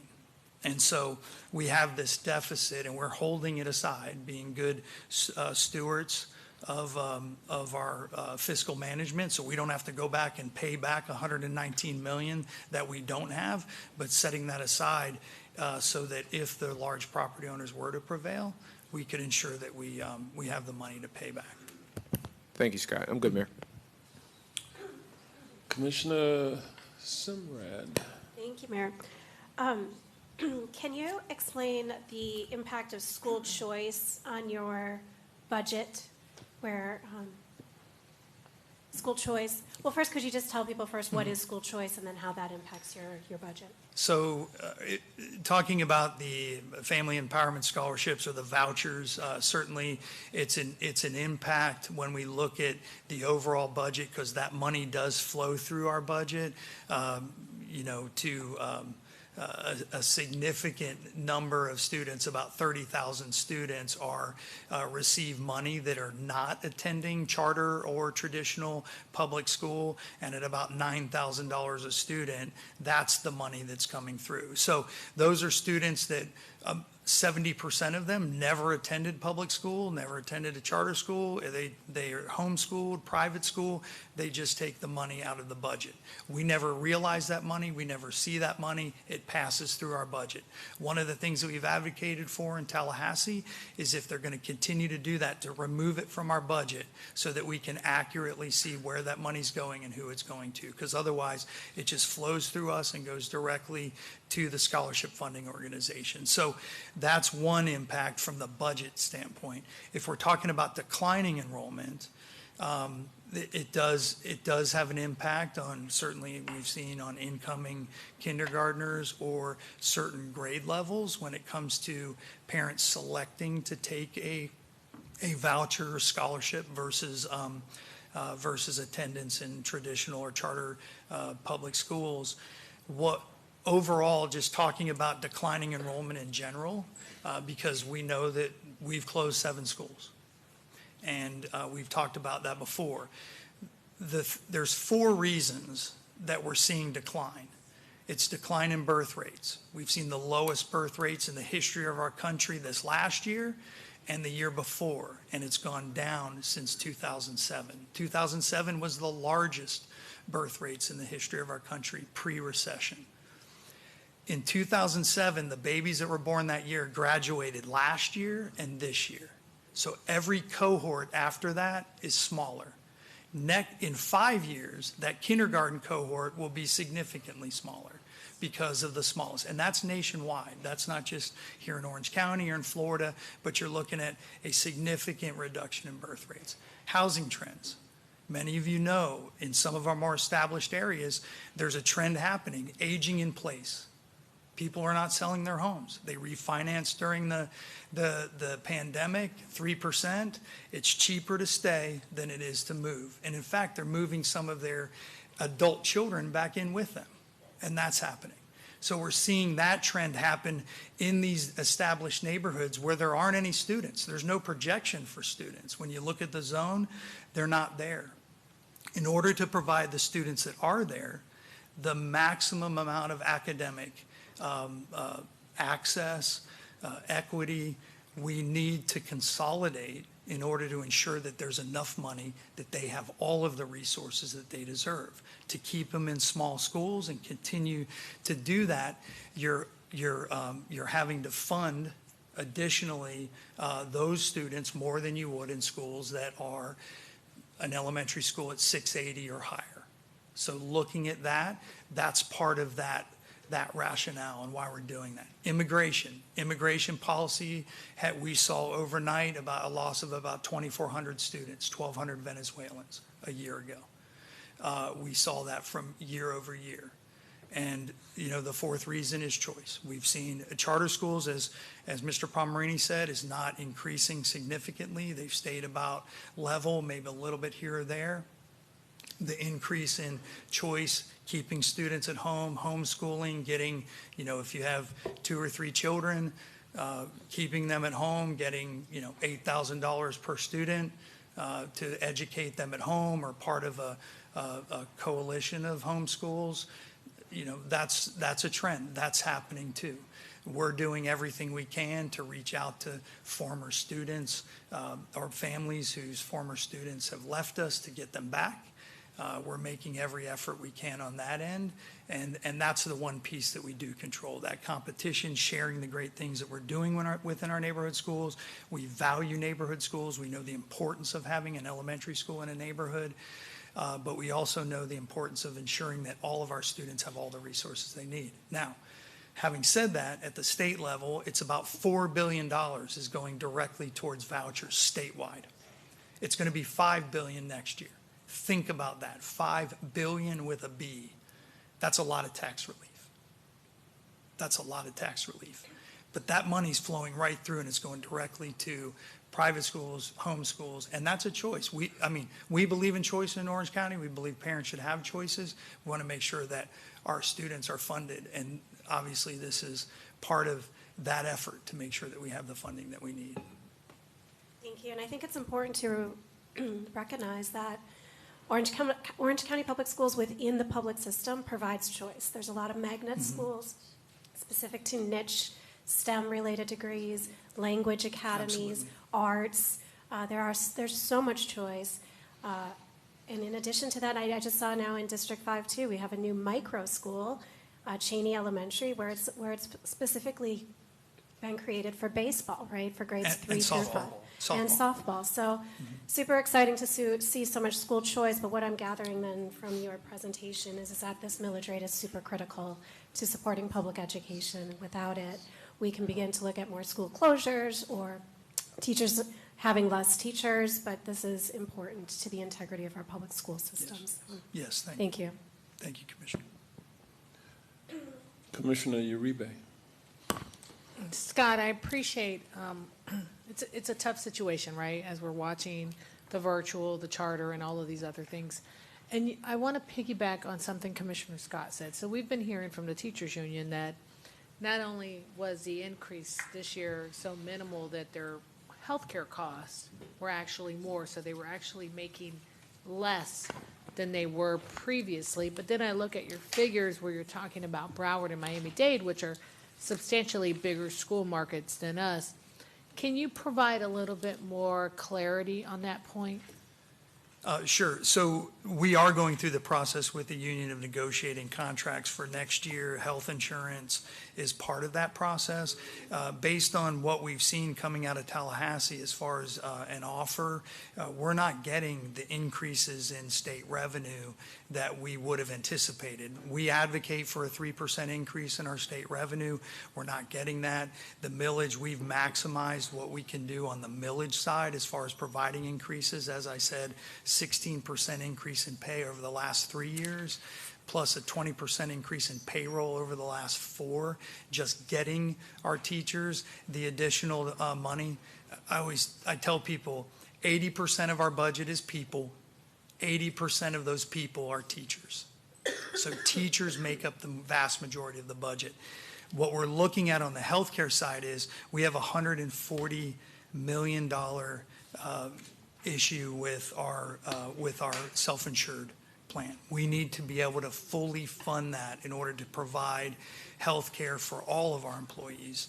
And all of our, right now, and John can give you the figures, we provide $10,055 per employee towards their health care. And what we're going up to is $11,600 per employee that the board will be providing. So you're going So- from can you repeat that Sure. figure again? Because I want to write that down. Sure. So right now, the board provides $10,055 per employee towards their health insurance. And it's We're gonna we're go- going to increase that to $11,611. And so are you getting more That's what the board's services? contribution is. Now, the employees will be asked to also provide additional investment in their health care. They don't pay nearly as much as what the board is investing in them. But we're asking and are going to need to increase the revenue to the self-insured plan in order to ensure that it stays solvent. And so, So Scott, if I can go back on that point, so does that mean you guys, costs have increased on the healthcare? Is that what you're saying? Because Yeah. what we're hearing is, I mean, quite honestly, when you were talking even 59,000, that's not enough to live in Orange County, right? We know that that's not a, is that gross or net? that's our average salary. That's what our average salary is. Plus, benefits, of course, it's retirement, it's the $10,055 on top of that. Our employees are not having to pay those out of pocket as if they were in fact in the private sector having to go out and find their own insurance. So Right, but- we're providing that. We're providing the retirement as My well. question was, is that gross or net on that salary? Gross. That's gross. So they're actually making significantly less than that, once their proportionate share and everything else that comes out of it. Well, Because that's not net, that's not what they're taking home, that's their, but it also, it doesn't include the $10,055 that they're investing in the health insurance that they're not having to pay. That the board is, because it's on top of that. I think you can add on the benefits side, what they're getting in benefits, that the board contributes about 24%. 22 to 24% on top of their salary. Okay. So you can add 24%, it'll probably be for next year on top of that salary. all right, so Scott, with all due respect, what's the net that an average teacher is taking home? Because you're telling me that's the gross, they have their own contribution, so when I look at the 59,000, what, they're taking home 50, 51? It would depend on their filing, their financial stats. I But don't know. significantly less than that 59 when they look at everything, their take-home pay. Because that's what we've been hearing. I mean, I've attended a few of these events too, and they're just basically saying they can't make it. I wanted to ask you what the impact is of the school closures. So you've closed 7 schools. Have you shifted those faculty workers to other places? Where is that, and how are you, basically, if you've got less students and you've closed schools down, how are you able to leverage those positions somewhere else? So, Commissioner, what happens when those students that we had in those schools that were closing also have to shift to other schools, to our existing traditional schools? So we have found positions for almost every one of those teachers that worked at those 7 closed schools to go serve at the schools where these students are going to, or other schools within the district, because we still have vacancies throughout the district. So we've been able to take care of those teachers. I think there was, like, the last time I talked to our HR folks, there was like 1 or 2 people we hadn't placed from those 7 schools. All right. Well, I mean, logistically, it doesn't make sense because if you've lost students, right, and enough so that you had to close schools, but yet you've kept the staff of how many, if you would have had all of those schools functioning, because you've now closed schools and you've moved them. So I'm just trying to understand that actual mathematics to it. Yeah. So as I talked about before, the teacher-student ratio is the same. So if you have the students that based on the ratio, that 1:18 ratio, say at an elementary school, K-3, if I go back, I can go to that slide. I'll show you the ratios. So you look at the ratios. So there's a classroom teacher for every 18 students in Orange County, K-3. There's 1 for every 22, 4th and 5th grade. If you look at those numbers, those teachers, the students move, the ratios from those schools, the teachers still those students still need teachers. So if they're at say there's 300 students at that school, the teacher ratios that are with them will move with those students. So the receiving school will just increase their allocations, and then we'll hire teachers to fill those spots. So those ratios stay the same. Where the issues are the non-classroom teachers that aren't tied to student ratios, like your media specialist or your music teacher or your art teacher. Those teachers aren't tied specifically to those ratios because they're not core classroom teachers. So those are the ones that we found positions for in some of our other schools. But those ratios move. If you're going to consolidate a school, you're going to have the same number of teachers. You're going to need the same number of classroom teachers that you had at this school. You're going to need them at this school. Scott, I'm sorry, that doesn't make sense. You've closed schools because you don't have enough students in those schools. So that ratio essentially in those schools is less than what your average is for Orange County. And so overall, Orange County Public Schools had less students this year than they did the previous years because of the step up and all of that. So essentially, you closed those schools because that ratio was much more higher. You didn't have enough to maintain that school at this ratio. And so you're telling me you have less students, higher teacher ratio. That math doesn't make sense because you've essentially closed schools because you can't fulfill that. But yet you're telling me right now that you've shifted those students, but overall, from the previous year, you have thousands of less students comparatively to this current school year that required you all to close schools. So that doesn't make sense. Our staffing ratios are based on the number of students that we have. So if a school has 300 students, then we're going to provide enough teachers teacher allocations to educate those 300 students. If those 300 students get consolidated with another school, like a 400 student school, and it becomes 700 students, they're still going to need the teachers that were teaching those 300 students. It's not like we're allocating enough to teach 600 children at a 300 student school. We're only allocating enough teachers at that school to teach that number of students. And so if those students I gotta try to move us along. We got two other items before lunch. This may require some follow-up. I'm going to need follow-up because you didn't let any, McCoy Elementary, you didn't let any teachers go, but that school got closed down because you didn't have enough students in that school. But there are still schools opening in places. That's why he was talking about the housing, kind of the housing demographic was part of this. I have new schools opening still.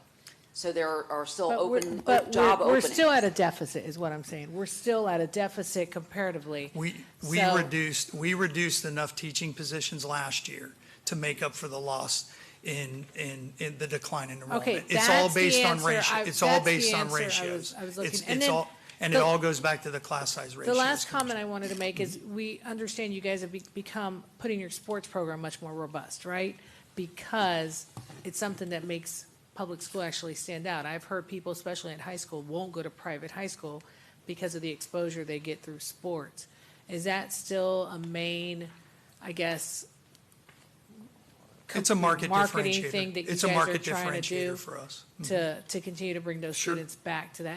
And are you increasing those programs to a younger age? When I tend to see it mostly happen in middle school, in high school because of that exposure, are you increasing those opportunities younger? Yeah, Commissioner Semra just alluded to the micro school, the baseball, softball. So we're kind of exploring that avenue to provide more choice and more opportunities in those areas. And if those become popular, then we could see those in different parts of the county and maybe in different sports. Okay, thank you. More arts. All right. More arts. Commissioner More Scott, arts. you got something quick? Yeah, I try to move on. I do got something quick, Mayor, and then I know Commissioner Wilson. So, Scott, we can talk about this later, but you confused me when you said y'all pay for the current fiscal year 24-25, you pay $10,055 as an insurance cost. You say you're increasing the contribution to $11,611 for the next fiscal year, right? You're increasing, but you're also increasing the cost that the employees have. Like, I guess what I'm saying is that you don't necessarily have to respond, but here's how I see it. You're saying you're going to contribute more to the employee's health care while asking the employee to pay more. you contributing more would be you paying more and the employee paying the same or less. By you increasing the amount and it's the same thing. And so I'm just telling you guys, they're coming to us complaining, and I have 2 schools closed in my district. And so I'm not sure what you guys are doing or what the message is, but I'm just asking to try some different approaches. Sometimes it might not be the conversation, it might be the person leading the conversation. So whatever you can do, because it's overwhelming, because I'm getting it from the teachers, and I'm getting it from the teachers and parents who now have to figure out ways to get their kids around. But this is confusing. So can, Yeah, go ahead. I was a labor and employment lawyer for the district for 15 years before I ascended to my role as general counsel. So I had to litigate these cases. And I remember I litigated the impasse in 2014 when we were talking about health insurance. And the district in 2014 spent $150 million between claims and drugs to insure our folks. That number is now $300 million. We have doubled what it costs for claims and drugs in the last 10 years. And so, yes, we have increased. We used to spend $7,000 per employee in 2014. That number has now gone up to I think it's $10,555. It's gone up to $11,000, but it's not keeping up with the increase in costs from doctors on claims and the increase on drugs, especially specialty drugs. We have had a massive increase in those costs on us. So yes, we are paying more. We have gone up from, I think we are now contributing $230 million a year from our budget for premiums that we pay on behalf of our employees. Unfortunately, we're spending $300 million a year in healthcare, and so that cost has to come somewhere. And as you all know, we're self-insured. So we have to not only pay all of the claims and all of the drugs, but we also have to maintain 2 months' worth of claims in reserves, or else the state comes in and starts looking at our plan and potentially closing us down if we don't maintain those reserves. That's $50 million a year we have to keep in reserves. So I gotta move us on. I'm sorry, Okay. I just wanted to answer Commissioner's We got 2 other big items. Just real quickly, how many total employees are you gonna have in this fiscal year? I heard you say 2,000 teachers. 24,000. 24,000. So 22,000 of your employees, I'm gonna say, they're not teachers. We got about 14,000-ish teachers. We got about 8,000-ish support staff. So that's probably like 1,100 or 1,200 administrators. Okay, just for illustrative purposes, the meal only pays for this. Teachers and support staff. And that number is 2,000.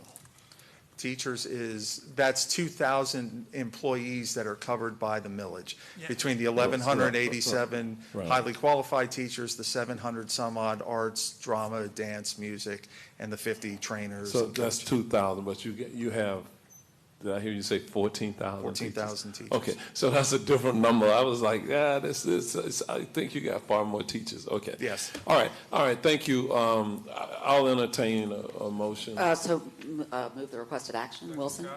All right, we have a motion and a second. All in favor, let it be known by saying aye. Opposed, no. Motion passes, and it is unanimous. All right, David Gregory, you're coming up. Thank you, sir. Good afternoon. And then after him, we have Jennifer Moreau, and then that'll be the last item before we take a break. All right, so David, get us through this. Yes, sir. I'm here today to present on the solid waste mandatory refuse and recycling collection services tentative 2027 MSBU rate. Today I'll talk about the collection program, a background on the MSBU, the proposed 2027 rate, the startup of our new collection contracts, the comparison of our rates to other programs, and the requested action. As you know, we provide collection service to more than 235,000 residential households in the Solid Waste Municipal Services Benefit Unit. The unincorporated area is divided into 6 collection zones, and we provide one exclusive collection provider in each zone, and that service provider provides weekly garbage, recycling, yard waste, and large item collection. That's 4 services each week. That's 200 services, opportunities in the course of the year that we provide our residents. This shows a map of the county with the collection zones in colors and the commission districts in the blue outline. The BCC tentatively approves the MSBU rate at this meeting so it can be included in the proposed property tax notice that's sent out to residents in August. The final adoption of the MSBU rate is at the first public hearing in September. So the board can reduce the MSBU rate at the public hearing from the tentative amount approved here, but it cannot increase that amount at the public hearing. So our rate is comprised of 5 components. The largest component is the collection component. This is the amount that we pay the haulers to provide curbside collection to our residents. The rate is initially set by competitive procurement, and as the board knows that we started our new collection contract this year. When we solicited those contracts back in 2024, we saw a $138 per household increase on average, or an 83% increase in the amount that it costs for each curbside, or each residence's curbside collection. And that amount was consistent with what we had seen other communities that had gone out for new collection contracts and competitive procurement. Also, this contract does allow for an annual adjustment in the amount that we pay the haulers based on an inflation rate or consumer price index that is part of the contract. There's also the disposal component, which is the amount that the residents are charged for disposal. At the landfill and at the disposal facilities, we treat the residential MSBU service providers the same as we treat every other person that uses the landfill, and they pay tipping fees based on or they pay fees or tipping fees for the service and for the disposal of the material that's collected. We also have an administration and customer service component, and this part of the budget reflects the personnel costs for the people that answer the phones, that go out and do the field investigations, and that otherwise support the residential collection program. So we also have our recycling program, which is the two cost components there are the processing agreement. That's the amount that we pay our contractor Waste Management, Inc. to process and recycle materials, and also our recycling quality improvement program, where we continue to try to educate residents on how to recycle correctly. And also an important consideration is our reserves and rate stabilization funds, which is money that we have saved to help smooth out the cost increases to our residents going forward with the program. This slide shows each of the components and the comparison to last year and the change going into next year. The collection component increases associated with the 4.9% CPI increase we had for the waste and collection CPI that's built into the collection contract. So that's an increase in the amount that we pay the haulers annually.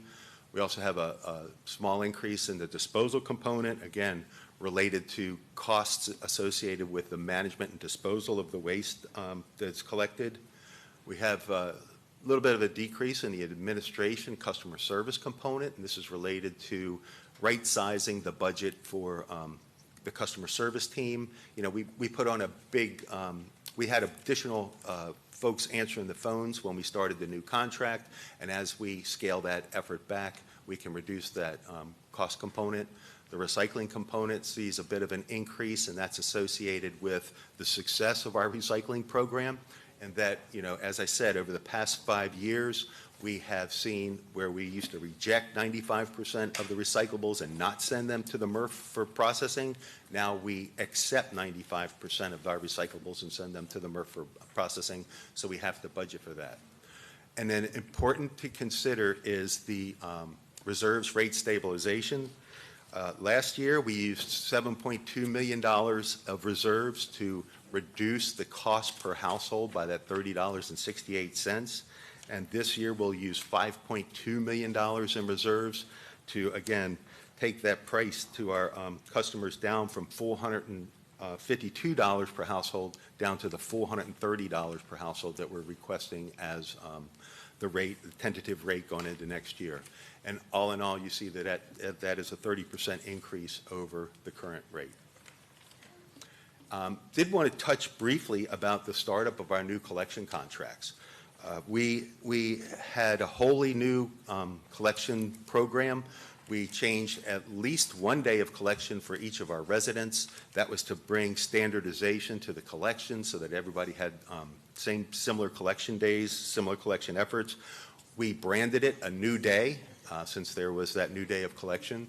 And so we had extensive outreach to the customers, including direct mailers to each house telling folks when their collection days would be. The first day we started this on December 29, we had over 1,000 phone calls come into the customer service hotline. And what we saw, though, as people became aware of when their collection days were, some folks, again, they got used to setting waste out on Tuesday, and now it's Thursday and Friday. But what we saw is a fairly rapid return to our normal concern and call rate from our customers. And you can see in March, we did have a little bit of a blip. And that was, again, I think a lot of effort by staff and our haulers. We had that hard freeze back in January, and we saw a tremendous amount of yard waste put out in March and April, more so than we saw with any of the recent hurricanes. The haulers, we made a concerted effort to make sure that we provided the service to our customers that they expected. And so I think, again, we're seeing us back on an even course with this new collection program.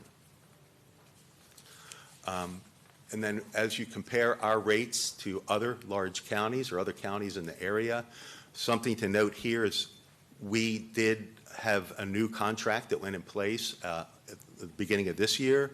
And I can say for a fact that Osceola County, Lake County, Seminole County, all are working off of older contracts. So they're likely to see their collection program costs increase when they resolicit for new collection contracts. When you compare us to the local municipalities, our prices are a little bit higher than those other cities. But interesting to compare us to the cities, we do not have a commercial garbage component of our program. We only collect residential waste. A city often has the opportunity to have a commercial collection program and a residential collection program.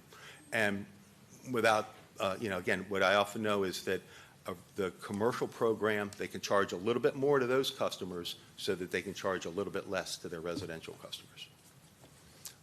And then the requested action to the board is approval to establish the hauler's compensation rates as listed, set the MSBU rate of $430 for program year 2027, and authorization to include the tentative mandatory refuse collection program rate of $430 on the 2026 notice of property taxes. All right, I'll open it up for any questions by members of the board. Commissioner Wilson, you're up. So it's not really a question because you guys do a great job of always making sure that we have all the information well in advance, and I don't have any objections to the way that this has been, I think, staged or set into kind of a more palatable updates to get us where we need to be. I will continue to take these opportunities to say that in a world that makes sense in my brain, that people who try to put less out get to pay less. I still, oftentimes want to interview families when I drive by a house and they got 2 of our big garbage containers and they have them out. I'm like, what's going on in there? What are you all doing? And can you break those boxes down? Because I do think, there should be, we conserve water, we get to pay less.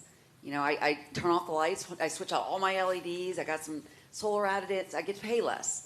There's no equivalent here, and that I think is one that's going to continue to be a pressing concern, understanding that we're all making tough choices right now, but we're sort of picking up the tab for those of people in our communities who don't see it as a problem that we're filling the landfill so quickly. So that's just my plug. Thank you. Commissioner Uribe. Yes, David, always appreciate everything you guys do and getting us the information that requested. Can you just kind of explain why Zone 3, which is now, I think, Pro Waste, it was changed from Waste Management to someone else? Waste Pro? Waste Pro, there you go. Yeah. You know, something Waste Pro somewhere, Yeah. all the. Well- Why is it a significant increase comparatively to other zones? I'm sorry, the price increase? No, I'm just saying, why is the Zone 3 significantly higher than all the other zones? Is there a reason? Is it because it's urban, a lot more? I'm just trying to understand. I believe part of that is understanding the amount of waste that gets set out per household. And each of the zones has kind of different characteristics, if you will. And Zone 3 is one of the incumbent bidders bid on that. But the way the selection process goes is we start with the lowest price selection, or the lowest price proposer for each zone. And it's a very complicated formula. And so as we work our way through the lowest prices for each of the proposers, each proposer could only win 2 areas. And so it was a pretty complicated formula of picking the first one first, the second one second. Zone 3 was the last one that was selected and awarded. So we had picked out the lowest prices for each one, and that's how we ended up with the highest price on Zone 3.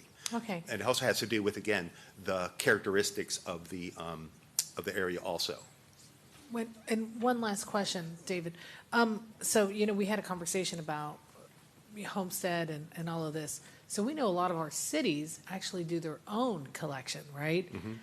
Have you all had a conversation already of what that may look like if this happens and we lose cities or municipalities are unable to maintain that level of service for their residents?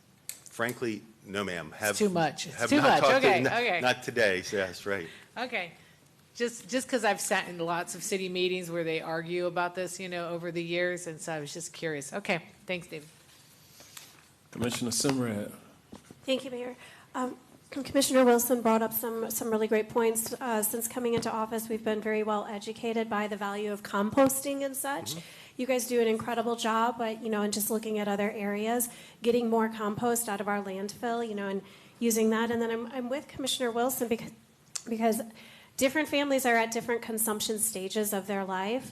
And when I see, I live next to a senior couple, and the amount of garbage that they produce is very small, but we produce more because we're a family of 4 with some younger children. And so maybe incentivizing people to produce less trash is, a good way to go. But, and I also wanted to congratulate you, David, on the increase in your recyclable success rate. So good job on that. And I support this, but I think we can do something to incentivize the creation of less through like smaller tipping loads or something, or not everybody needs to be picked up with trash once a week. There's people that go out of town. Maybe there's just something we can do where if you consume less, you can be rewarded financially. So for the future discussion, thank you so much for all you do. Thank you. All right.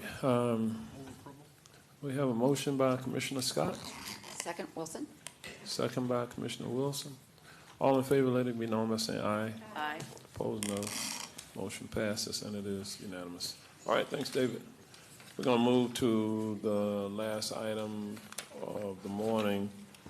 Ms. Jennifer Moreau is going to come forward from our zoning division to make a presentation on mobile temporary overnight shelters. This is for general update and not for a specific action, is my understanding today. With that, Ms. Moreau, you are recognized. Good afternoon, Mayor and Commissioners. Thought I might get one in the morning this time, but not so lucky. So this is a work session to discuss what we are referring to as mobile temporary overnight shelters, and I will get into that more as we get through this. So this presentation will just give you a background of why we're here, how we got here, an overview of some of the typical operations of the types of structures or uses that we're looking at, how our existing county regulations would apply, summary of research that we've done both statewide and nationally. And then some proposed code amendments that we've drafted as a result of all of our analysis. And then we'll just be looking for board direction on, how to move forward from this point. And then with that board direction, some next steps, I'll go over what you can expect. So just as a reminder, back last year, May of last year, Commissioner Wilson actually submitted a memo requesting board discussion on a zoning ordinance to address parking of buses, trailers, and other mobile structures supporting homeless shelters and transitional service providers. In February of this year, we ultimately had that board discussion, and the board gave staff direction to propose some code amendments related to the parking of mobile structures supporting homeless shelters and transitional service providers. So we focused on two types of structures or uses, if you will, primarily with our conversations with Community and Family Services and other county staff. So the first is what I'll refer to as just an overnight bus. So that is a bus that has been converted to accommodate sleeping and sanitary facilities. The bus can accommodate up to 20 clients, and the purpose of the bus is essentially just to allow for someone to sleep overnight in a sort of safe space, if you will. The clients would board a bus with a referral only. The bus picks them up at designated sites, and then it remains at a single location overnight, and then would drop the clients back off at the same location it picked them up at in the morning. Trailers was the other option that we looked at, and one of the things that was presented to us through Community Family Services, I think one of the options they were looking at is a trailer that was either retrofitted or designed to otherwise accommodate for 10 clients per trailer. It could potentially include on-site case management services, 24-hour security on site. So a slightly more permanent situation in that regard. What we did is we looked at our existing county regulations to try to figure out where these types of uses might be able to fall in today, just to see where they could go. So the overnight buses is a unique sort of concept that I don't think anybody's really envisioned up until this time. So our use table does not have use that clearly correlates to that. And when that happens, what we do is look at our use table and we try to find the use that is most similar to that use, where we can then say this makes sense to allow it under this scenario.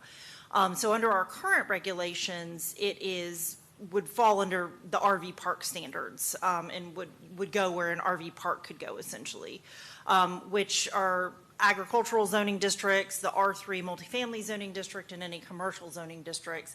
But they'd also be subject to the RV park standards, and it's not really a use that really was intended even to be in an RV park. Which is why we're looking at it today. The other thing is that it could technically be parked on a county-owned property, as the county is exempt from the zoning code, but we wanted to just look at all of the potential options. The other option was for the trailers, and really the trailers are just a structure. It's not a site-built structure. It's a trailer that would get moved to a site and placed on a site. So really it's more the use of the site as opposed to the structure that it would be in. And in this case, that use as proposed or discussed would just be a residential care use, which is already allowed by right in all of our industrial districts and through the special exception process in all of our commercial zoning districts.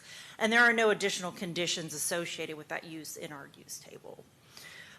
So the next thing we did is some research on other jurisdictions that may be grappling with similar, ideas, concerns, how to address the unhoused in a more temporary manner. And so I'm going to turn it over to James Gray, our Assistant Project Manager in the Zoning Division, who's going to go through the summary of research, and then he will turn it back over to me for our proposed code amendments. Good afternoon.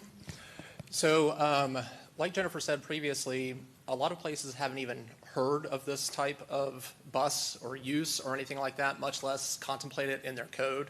So a lot of the places that we researched didn't have any kind of code structure to permit such a bus. Of those who might consider it, they would treat it in the same way that we would, as an RV, subject to their RV standards, which are pretty restrictive and not really matching the intent of what these buses are meant to accomplish. But of those that do allow it or have something like this in operation, we have the City of Orlando, Brevard County, and Apopka. It's worth it to highlight the City of Orlando, if only to highlight the differences between what they're doing and what we're proposing. But they have a program there with it's a partnership between the City of Orlando and the Christian Service Center. The Christian Service Center has 2 buses that park on their property only overnight to shelter the unhoused. And then during the day, those buses are moved to city property, so they do not stay there all of the time. What we're proposing, as you'll see, is for buses to park to make the eligible parcels wider access for the buses to park. Of the out-of-state jurisdictions that we researched where we found they were doing something like this is one called Kankakee, Illinois, which has 1 bus, and it was considered a temporary use. When the bus was first approved, there was no permit needed. The people in charge at the time interpreted their code to say no permit is needed. It was kind of a handshake agreement between the operators of the bus and the city. But current interpretation of the people in charge now would say this one requires a permit. We also looked at Woonsocket, Rhode Island, which has a single bus, also without a permit. That's parked on a single church property 24/7, and that bus is connected to the church facilities, the water and sewer facilities for that church. With regard to trailers, with in-state jurisdictions, by and large, they're only permitted as emergency shelter if there's an emergency situation. And to clarify what that means, that does mean a declared emergency. It's not just something that we consider an emergency. That would be in the case of a hurricane or something like that. If they squint really hard, they may otherwise be permitted as manufactured homes and subject to those standards as well. Of the out-of-state jurisdictions that we looked at, we found only 1 that was doing anything with trailers, and that was Everett, Washington, where they created a separate definition for emergency shelter outdoor, and they allow the use of such temporary structures as shelters. And back to Jennifer.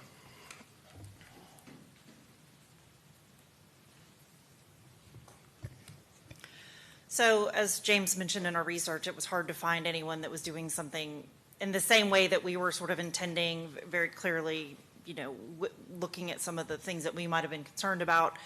So based on our research, staff conversations, consultation with Community and Family Services, we've come up with some proposed amendments.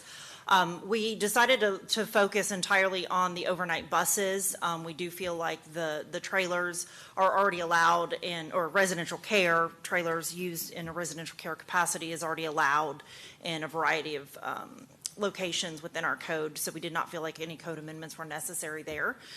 So these code amendments, excuse me, are specific to the overnight buses. So the first thing we wanted to do is create a new definition to kind of define what it is we're even talking about, what this use is.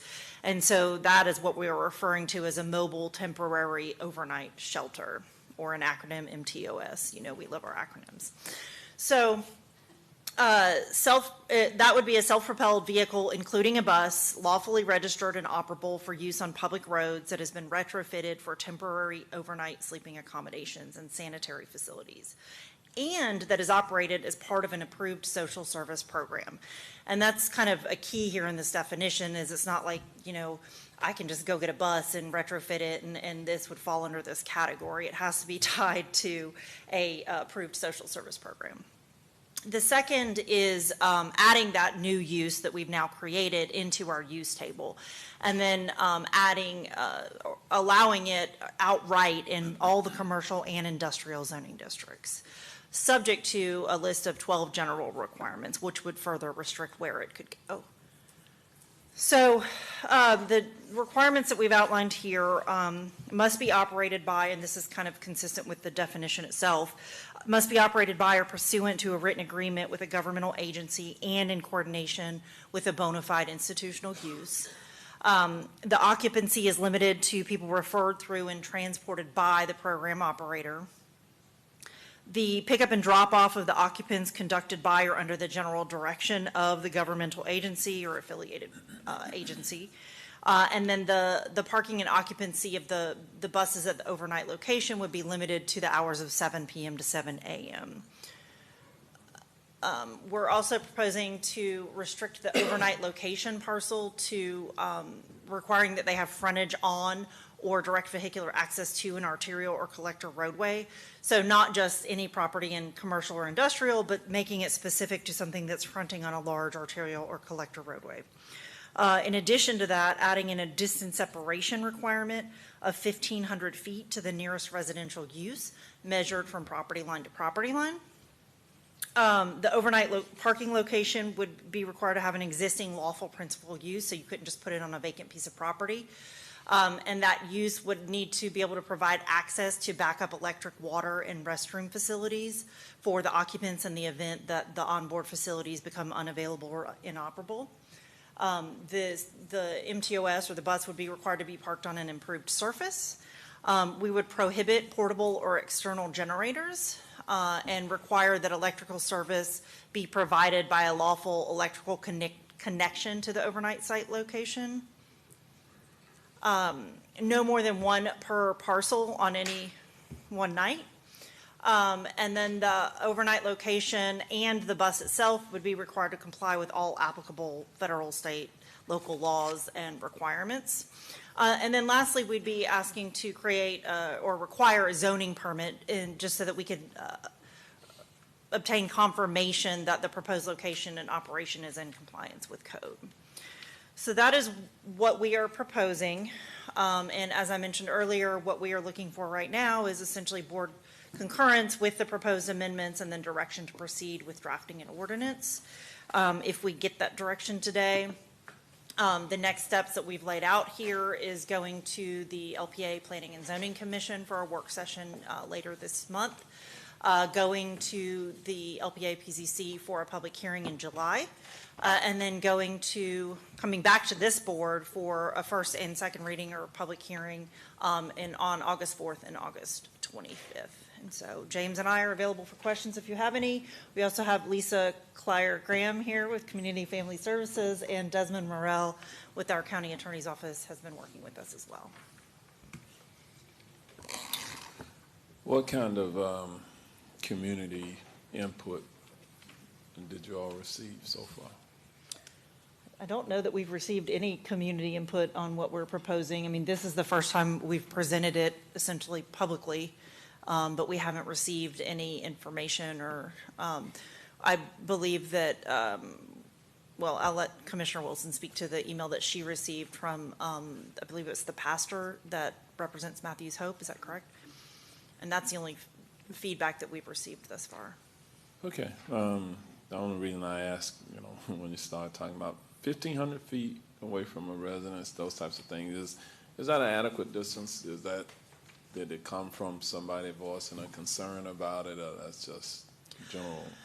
No, I mean, it was just one of the many things that we looked at when we were talking through, some of the potential concerns from community members. The idea is that no one's getting off the bus. They get on, they sleep, and then they get off where they were picked up at. But if something happens and you need to use their facilities on site, you might need to, get off the bus to go use the on-site facilities, things like that. So generally speaking, the bus should be self-contained, and for all intents and purposes, no one should really even know it's there, especially with our prohibition on external generators as well in terms of noise. That was the other thing that we were potentially concerned about.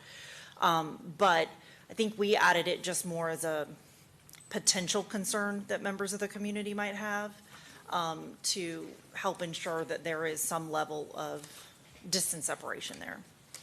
All right, Commissioner Uribe, followed by Commissioner Gomez-Cordero.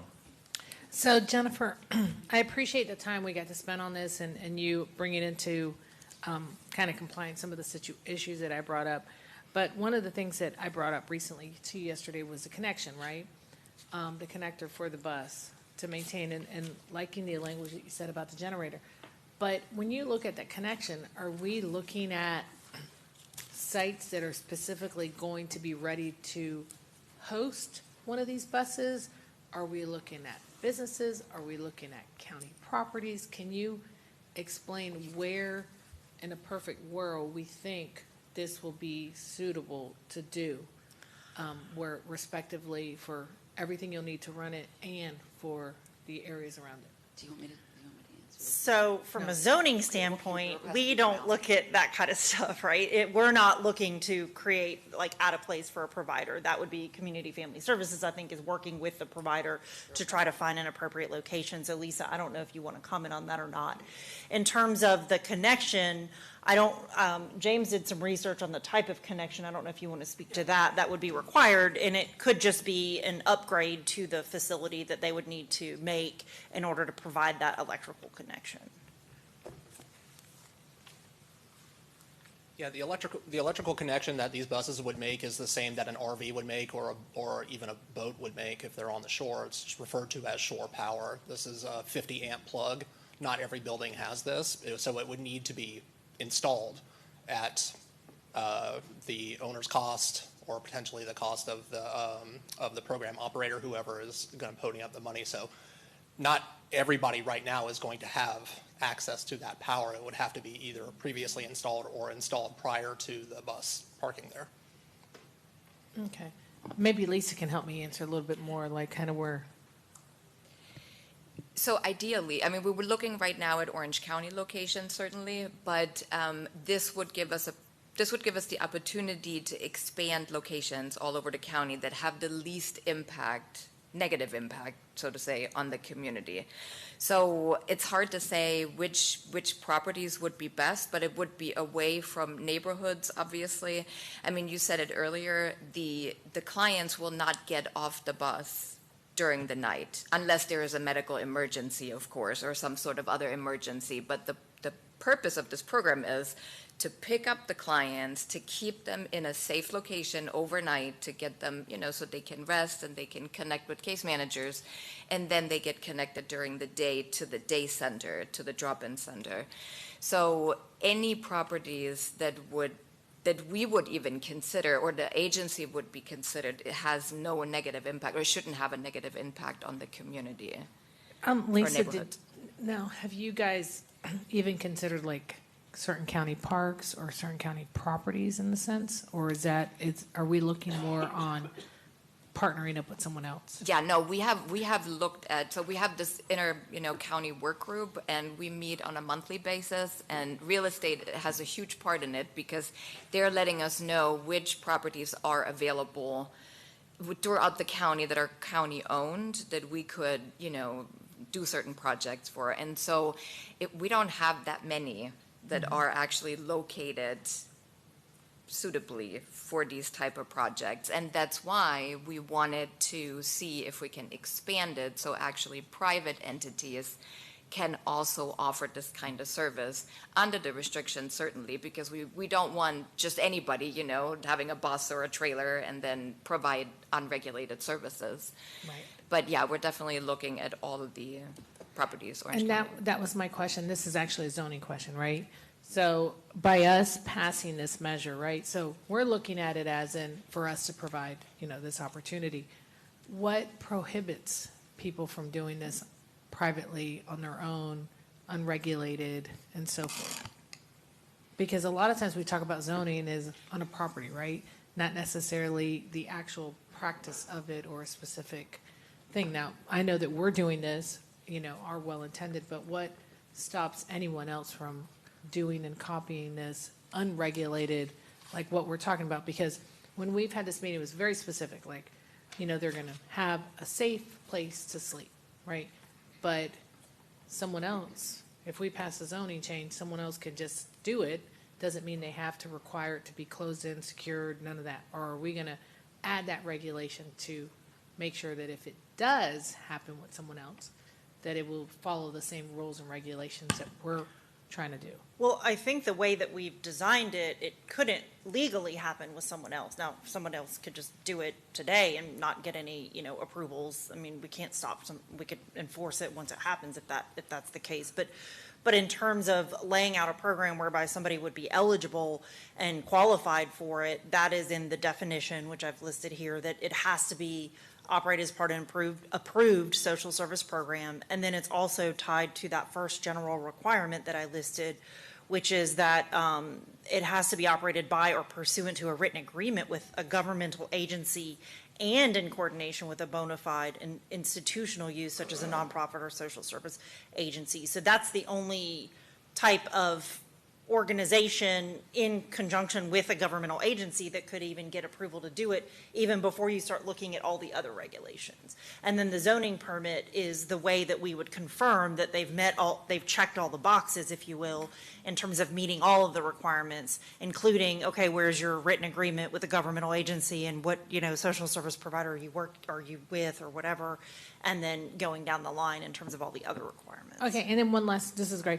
One last follow-up question. So obviously this would be unincorporated Orange County. Correct. Have we talked or discussed this with any of the municipalities? I know that Apopka was one of the locations that James had reached out to because the county is also working with Apopka on finding sites in their jurisdiction. And then the city of Orlando. James, do you want to speak to anyone else you might have? In our jurisdiction? Unincorporated Orange County? No. Okay. Just Apopka and Apopka Orlando. and City of Orlando, yes. Okay, all right, sounds great, thanks. Commissioner Gomez-Cordero. Thank you, Mayor. So, implementation, okay. Thank you all for the presentation. I have a question in slide 4. Jennifer, you said that bus will pick up clients at designated site, but yesterday, I'm confused, just clarification. I'm confused because in the briefing it says that the bus was not going to pick up nobody. They have to get to the bus.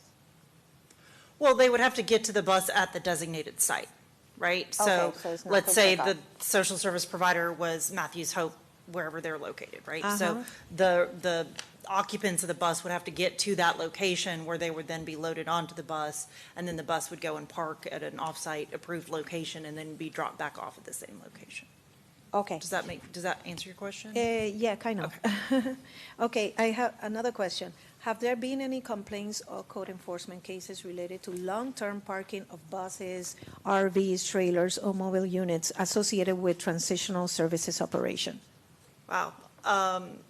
Not to my knowledge. I don't have anyone from code compliance. Oh, okay. I see Jason, former code compliance manager here. I don't know if he wants to speak to anything, but not to my knowledge. I've not heard of anything. Okay.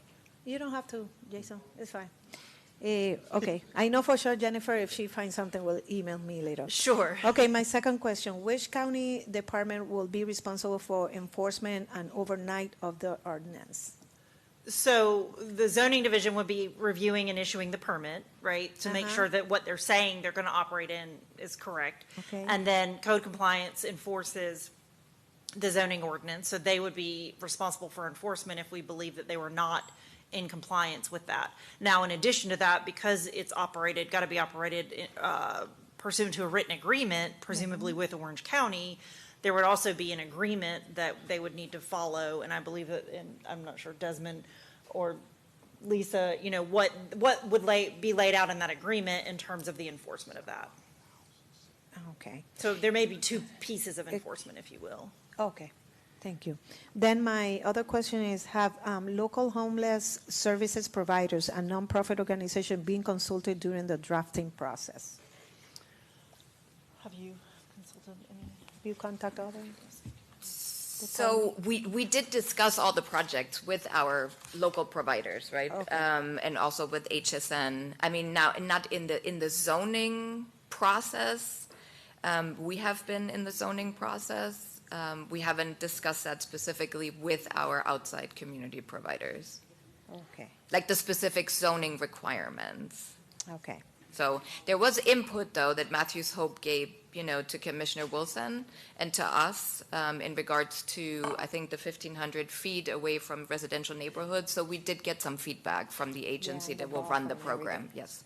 Okay. And then my last question is, what metrics will staff use to evaluate whether the ordinance is successful after implementation?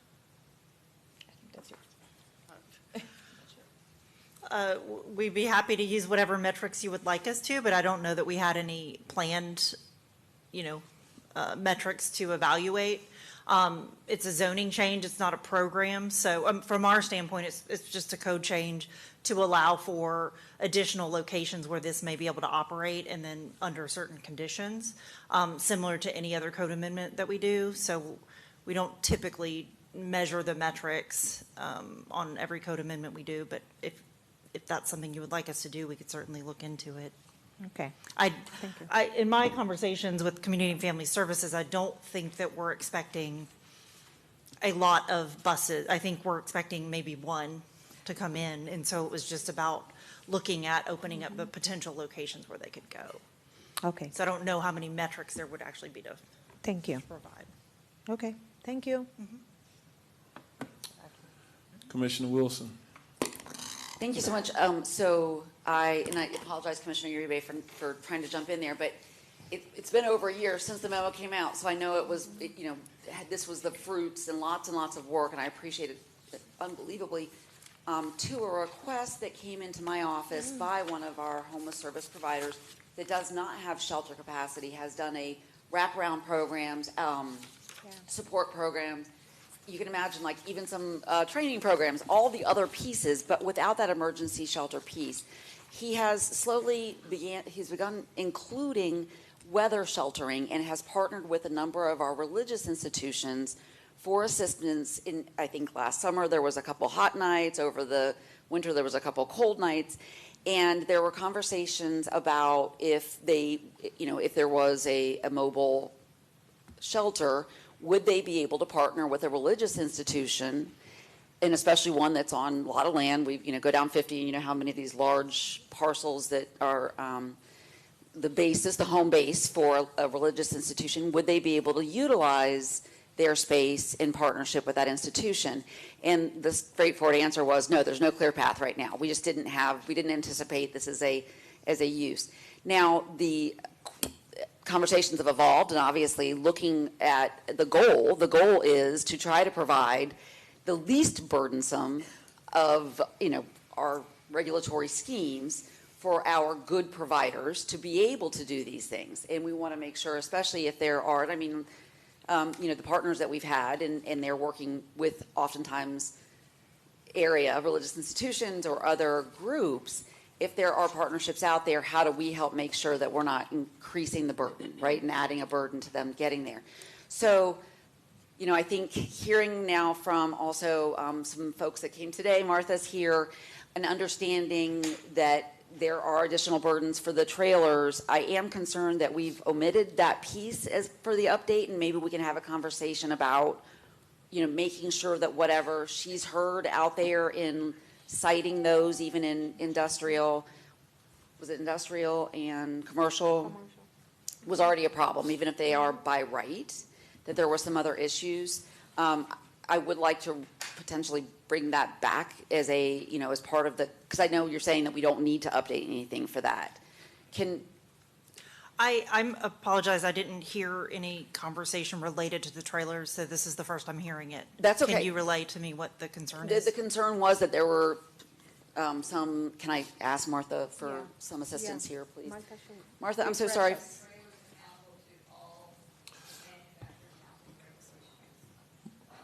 So there was some language about them being accountable to all manufactured housing regulations. Was that part of? That may be a building code requirement. I without knowing more information, Okay. I can't, but. Let's regroup. I just want to make sure that we're not missing the opportunity to include something that could be beneficial while we've got this opportunity. So the other piece that I wanted to kind of just walk through was the homeless service provider that brought this issue up in the first place. He did have some concerns with some of the parameters that were put into place. And I know, thank you, James, for reaching out to him yesterday. I talked to him after that, and he said, it was a fantastic conversation. He really wanted to point out to the board that 1,500 feet, that is roughly a quarter of a mile. It is 5 football fields. So it would really limit some very large parcels from being able to place even one of these mobile shelters on site.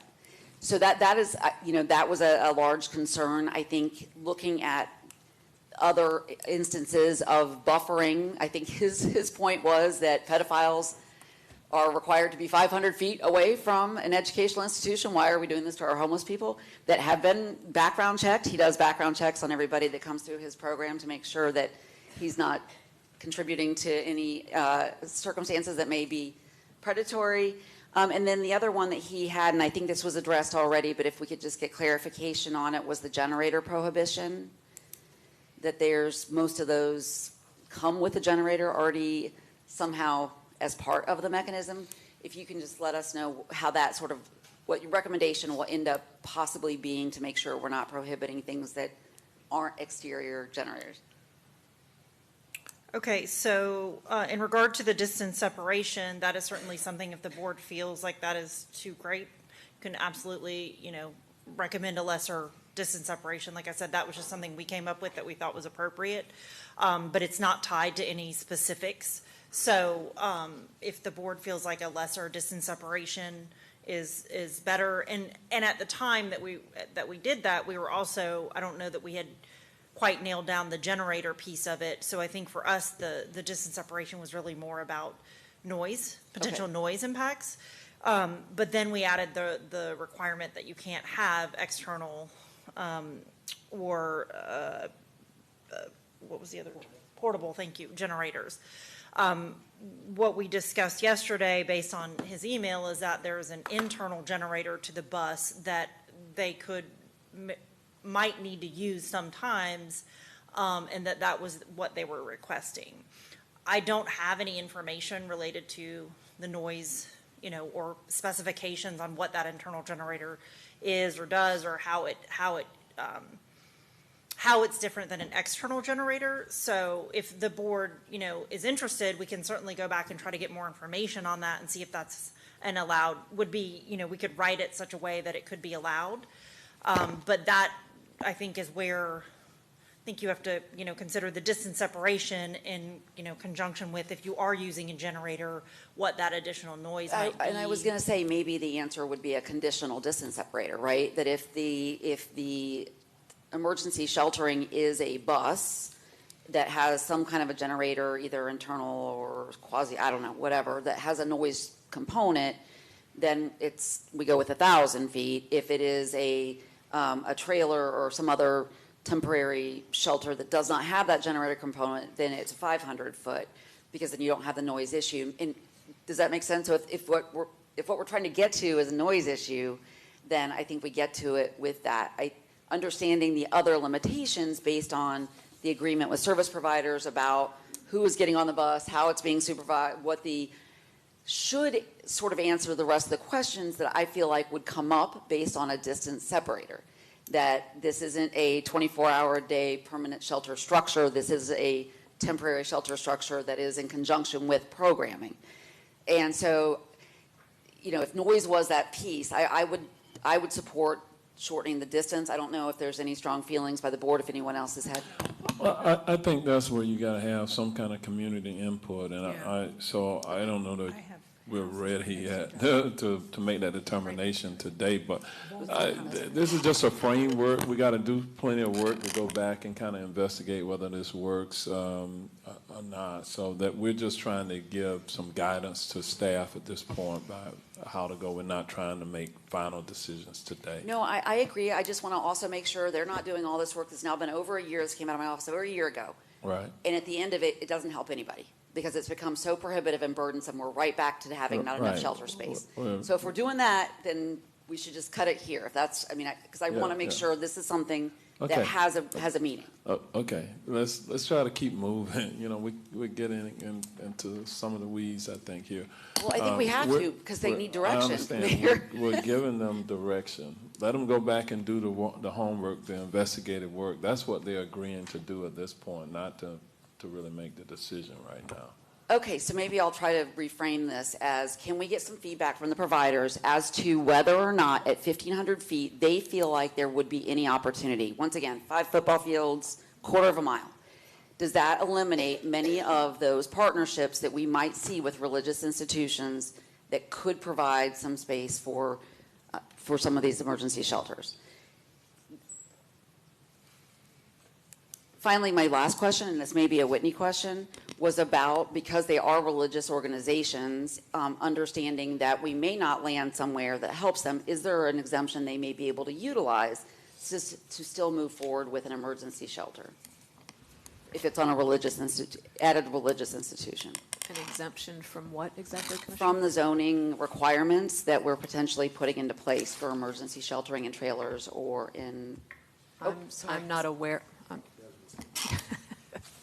Hey, Whitney, if you don't mind, I'll hop in. No, absolutely, go ahead. Good afternoon, I didn't see you Commissioners. sneaking up back there. Sorry about that. Yeah, no problem. Desmond Morel, Assistant County Attorney. No, we're not aware of any. I know that there were some questions about, a 501c3 status or if that would alter or supersede any planning or zoning prohibitions, and it does not. For that to be a consideration, there would have to be a declared state of emergency, and then there may be an opportunity to pivot, but outside of that. Right, so for the nonprofit, but for the religious organization, I think there was some question about the law that was passed that we've now adapted to make some housing opportunities. Is there any application that would apply to emergency sheltering or temporary sheltering? Right, so if that's referring to the expansion of Live Local, Yes. that doesn't apply to what would be a temporary shelter or a mobile shelter. It would be for, brick and mortar buildings. All right, thank you. All right, Commissioner Simrad, then Commissioner Scott. Thank you, Mayor. Jennifer, I just had a question. So we're discussing the placement of these on publicly owned land, right? Well, the code already would allow that on Okay. county-owned land On because the county county-owned. is exempt from its own, from the zoning ordinance. So what we're proposing today is to open up the locations within unincorporated Orange County where it could go on private land. Right. Okay, so would any of these does it benefit us to use yes, if anybody's willing to do it, yes. But do we have, with all of the conditions that we have here, do we also have public land that is owned by the county that would meet all of these conditions, like the 1,500 feet? Or are we building ourselves into a box where we have less options of sites? Do I make sense? So if it is on county-owned land, then none of these regulations would apply. If we Okay. adopted them. So this is only for then private land? Correct. Okay, then my questions are answered. Thank you. Commissioner Scott. Thank you, Mayor. Thank you, Jennifer. Earlier, Mayor had asked a question about outreach, and I think you said that you guys hadn't done any because it's just the initial. And I don't know if this is a Lisa question. Have you had any, other than like Matthew's Hope, have you kind of, from a systematic standpoint, talked to the different church providers in terms of what services they do provide from a homeless stand? Do you have an inventory of that countywide? Hi, Commissioner. So we don't have an inventory of every church in the county, but we do talk to church providers. We actually had a meeting with one of them not too long ago, and they stated that they are willing to help wherever they can. At least that provider did. But we don't have an inventory. Now, we can start a spreadsheet and kind of see which churches are willing to help out that we come across.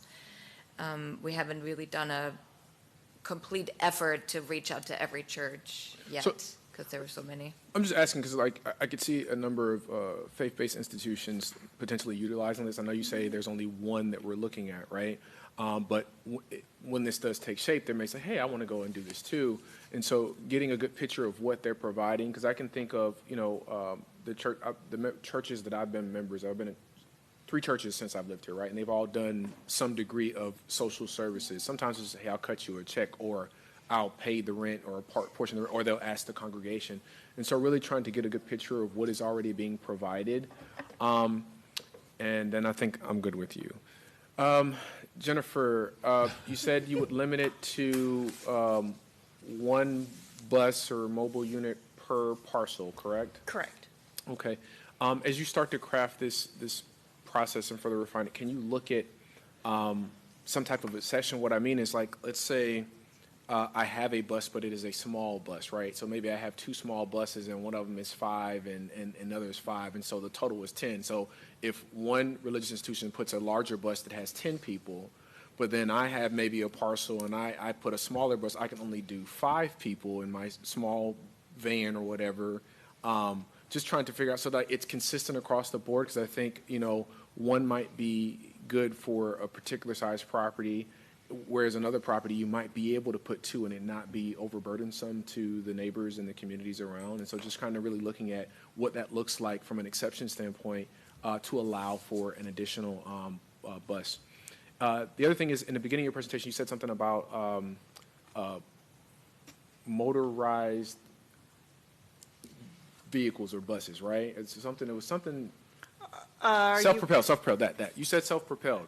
So let's say I get one of those, I don't know what to call them, campers or something, and it's hooked up to a pickup truck.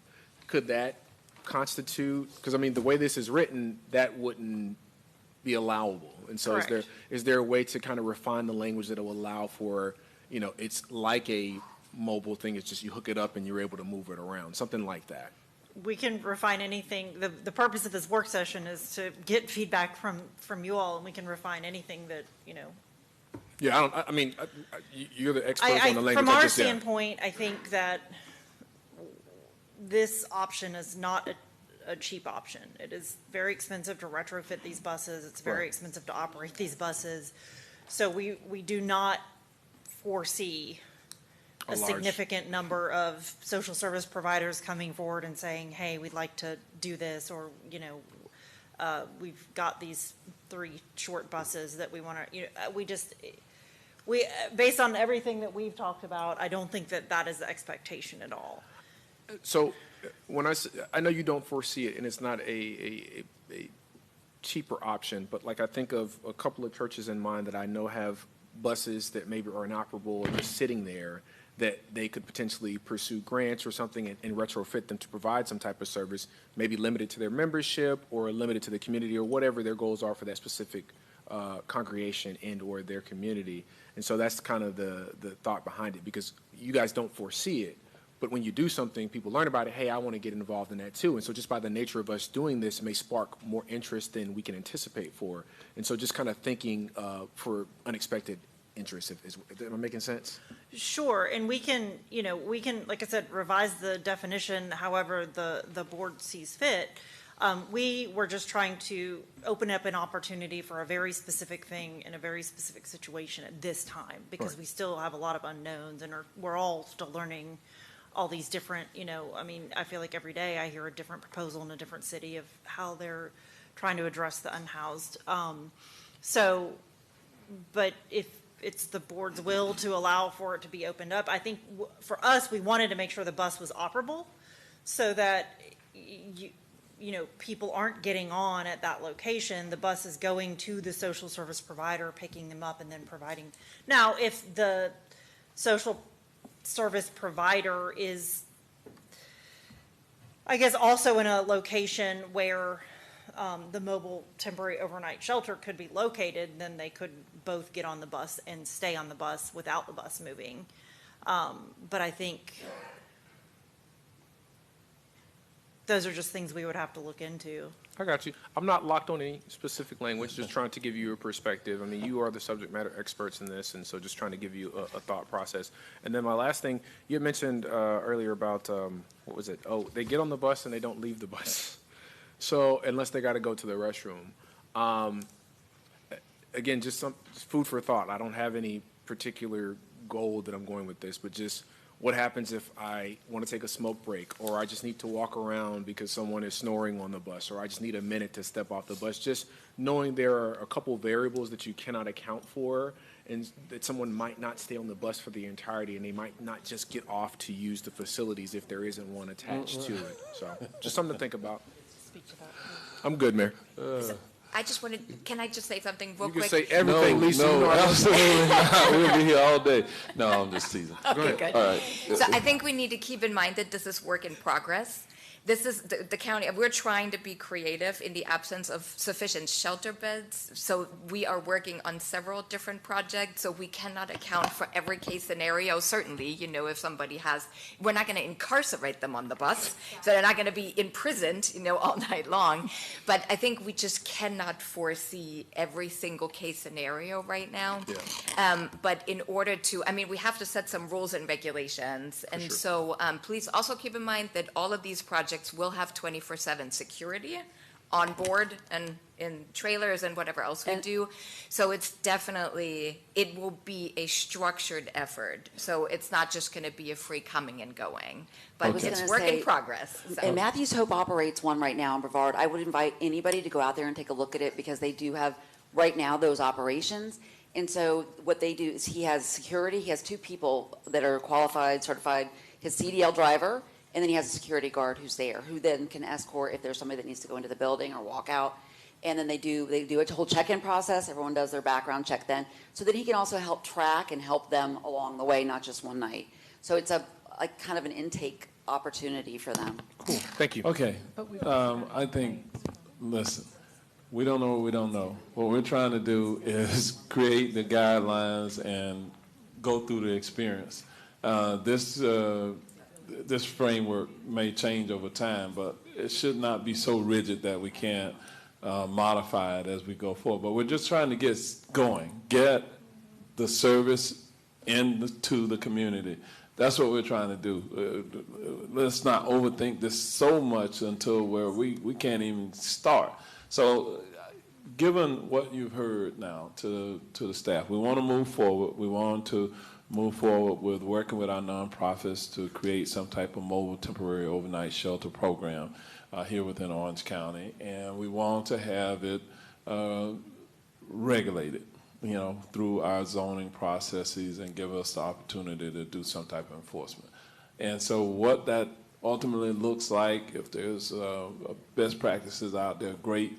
But, your goal should be to bring back something that can get us started and moving forward so we build capacity to be able to better serve this group of persons in our community. Okay. Y'all okay so far? Okay. Well, that's a okay. That's a really broad question, Mayor, but in regard to this. So we're not trying to, I don't want us putting you in such a box that, you can't even start. I mean, I think generally what I'm hearing is that the board is in support of what we've proposed with potentially looking at a few modifications, which we can look at and we can come back with when we present the ordinance. We can provide the updates from what we've heard today to kind of where we've landed and then ultimately get direction then. We got to treat them with dignity and respect. And to me, I think Commissioner Scott and Commissioner Gomez-Cordero were right. We're not trying to imprison them on these buses and say you can't get out. I mean, this isn't a very large space. You might need to just get a break sometime. And when you're around other human beings in the same sleeping environment, I know I put myself in that position. I might need to get up and just get out of it and say, wow, man. They're snoring way too terribly hard for me. I got to get a break or whatever. I might need to just get out of here for a moment. So anyway, just think about it from a human experience. It's humanize what we're talking about. All right, we're going to go into recess until 2 p.m. and then we'll start our afternoon session. Thank you all.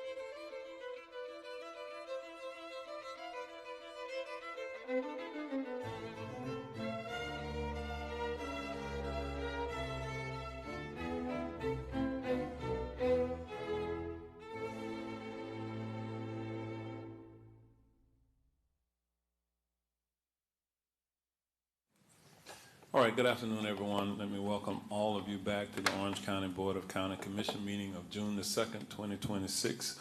We're now in the afternoon portion of the meeting.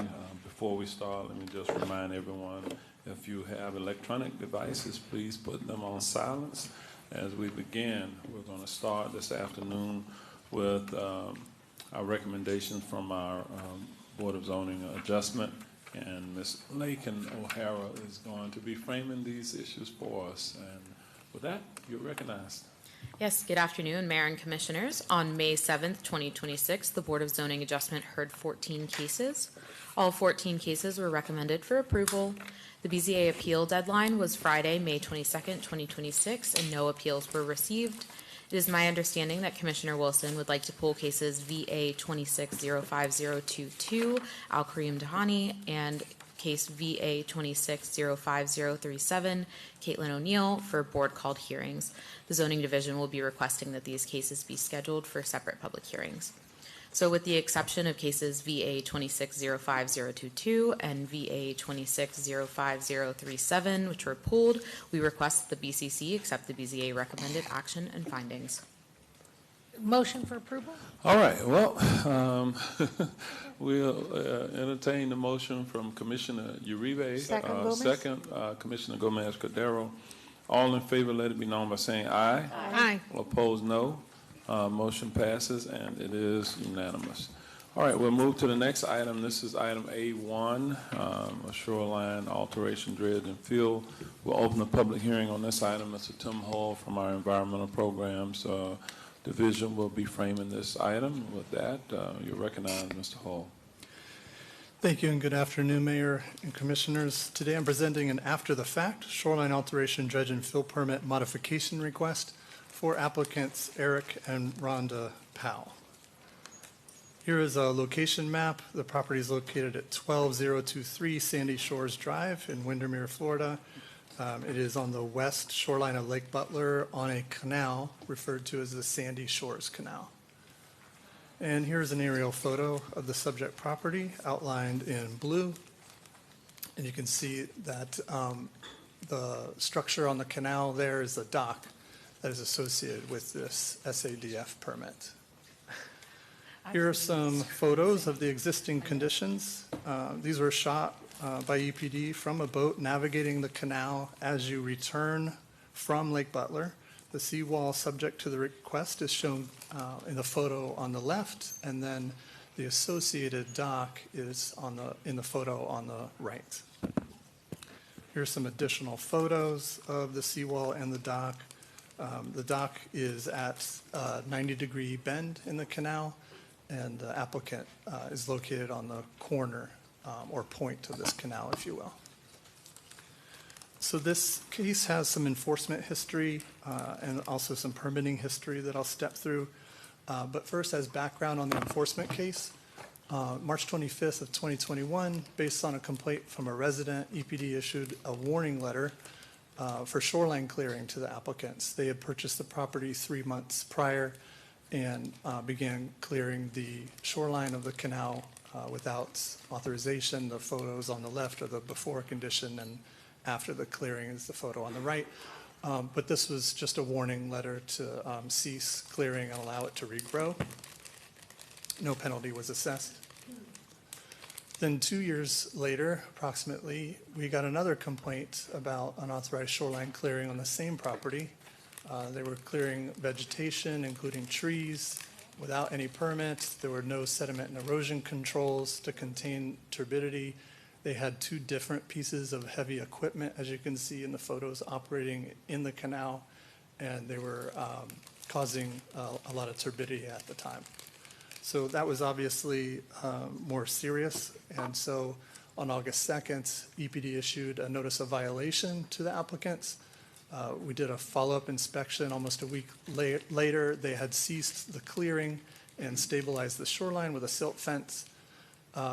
September 11th, we received a permit application for the original shoreline alteration dredge and fill, number SADF 2309022, to build a seawall. That is what they had initiated that activity for. And then January 10th of '24, they remitted the penalty payment of $4,998.75 to the Conservation Trust Fund for that violation. And then accordingly, in April, EPD closed that enforcement case. So that permit, the application they submitted, they were requesting authorization to build a 180-foot new vinyl seawall along the canal with 10-foot returns on both ends. And that included authorization to excavate 136 cubic yards of material from both above and below the normal high water elevation of the canal in the northwest corner of their property. And the idea was to build a boat dock in that excavated area. I'll show you some pictures of that in a few slides. No riprap or plantings were required due to it being on a canal and navigation concerns. The board did unanimously approve that SADF permit at a public hearing on April 9th, and accordingly, April 25th, EPD issued that SADF permit to the applicants. These are the approved site plans. As you can see on the right-hand side, the yellow area, that's all landward of the normal high except for the two landward corners. That was all going to be excavated and then the boat dock installed, mostly behind the normal high. And then the rest of the seawall in the exhibit on the left is shown in red for you. While that permit was under review, the applicants also submitted the dock construction permit application, BD 23-09122. The dock was to attach to the seawall and be located within that area to be dredged at the corner. And here's a pre-construction photo of a staked out location, as you can see with the flagging and the stakes. The idea here was to excavate that peninsula out so that they could put the seawall in at the landward side and then put a dock in place that would only overhang the canal waters at the two outer corners. That was the idea. The dock permit, the application met the criteria and design standards. Those are often and typically just a staff-issued permit. And so on December 18th of 2023, EPD issued that dock construction permit to the applicants contingent upon approval of the SADF permit because it was going to attach to the seawall. On February 17th of 2025, they had still not yet built the dock and the seawall had not been built, and so we issued a time extension for construction of the dock. On May 8th, 2025, EPD received an as-built survey for the boat dock, and the seawall, which was also constructed at the time, is depicted. So EPD began our compliance review of both structures, and we determined that neither the seawall nor the boat dock were built according to plans. The dock location is approximately 4.7 feet further waterward than permitted. The seawall was also not constructed as approved in two different areas. So the point, the northwest section of the seawall is 2.5 feet waterward of where it's supposed to be. And then the northeast end of the seawall, that's the end closest to Lake Butler. That is also approximately 1 foot waterward and 12.5 feet longer than what was permitted. Also, weep holes, these are holes cut into the wall to allow water to drain. Those were not installed as required by the permit. And then there were other issues. So the permit required the applicant to do water quality monitoring, the chief concern being turbidity. They were to send EPD reports each week of water quality while the dredging was occurring, and then 2 more reports after it was all done to confirm that water conditions had returned to baseline. EPD never received any water quality reports during construction. Additionally, turbidity barriers were used. However, they were placed completely across the canal at both ends of their property during construction, which blocked navigation completely, and no one was able to use the canal during the construction of the seawall. And then finally, Orange County Building Permit B24-013-212, the inspection for the seawall footers was failed. And in this case, that inspection is for the anchors that get buried underground and protect the seawall from falling into the canal. Those were not verified and have still not been verified as of today. So I just wanted to step through some pictures during the construction. This was actually, these are screenshots from a video that the applicant posted on their social media. They are a contractor, and they had this on their social media page. And so I just wanted to point out here in the farther leftmost photo and also the rightmost photo, they blocked the canal with the turbidity curtains. Also, at this point in construction, there were no weep holes. There still are not. And there were no dead men evident here, the anchors, and those remain unverified by building safety. And then also where they built the 12.5 feet of extra seawall along the canal on the right-hand photo, there's the unauthorized canal impact, where they also built at 1 foot on average waterward of where they were supposed to build at. So on given all of these noncompliance issues, EPD issued a notice of noncompliance on May 14th of 2025. The applicants were given the option to either rebuild in accordance with the approved plans or submit a request for a permit modification to attempt to receive after the fact approval for the changes.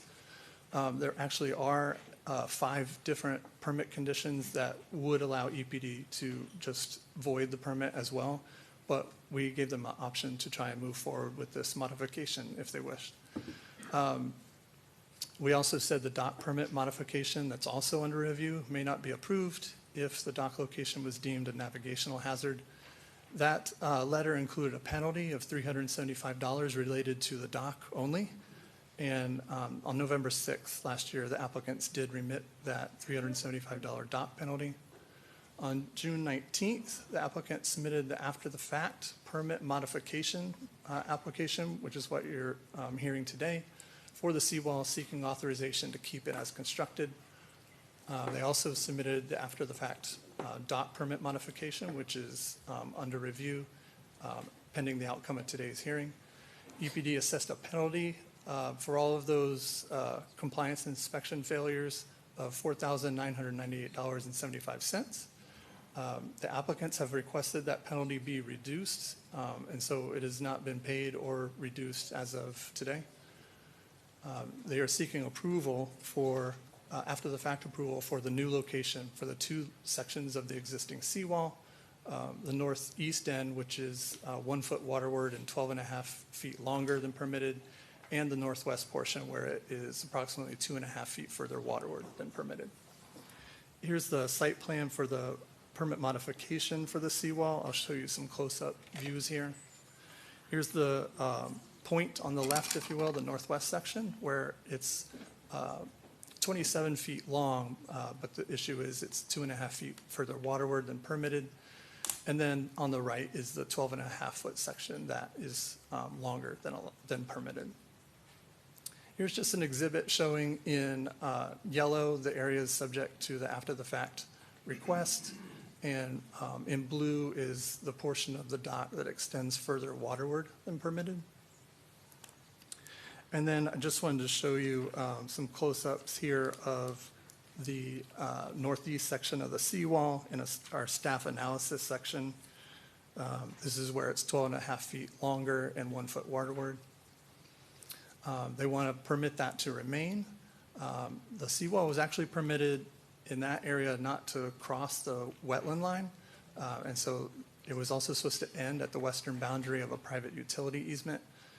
It's 1 foot waterward and 12.5 feet into that utility easement. However, it's a private easement, so Orange County Utilities has no concerns with the encroachment.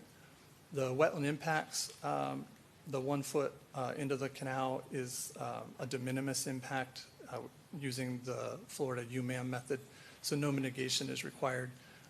So EPD staff really have no concerns with that issue. The corners of the dock, had it been built as it was permitted, the dock would have overhung the canal by a foot anyway, so we don't really have an issue with that end of the seawall. However, regarding the northwest section, there obviously is a bigger issue here. The applicants are seeking authorization to keep it where it's been built. They were authorized to excavate enough cubic yards of material to build that seawall and the dock, mostly in the uplands. And so we find that it's been built in a location that contributes to restriction of navigation through the canal.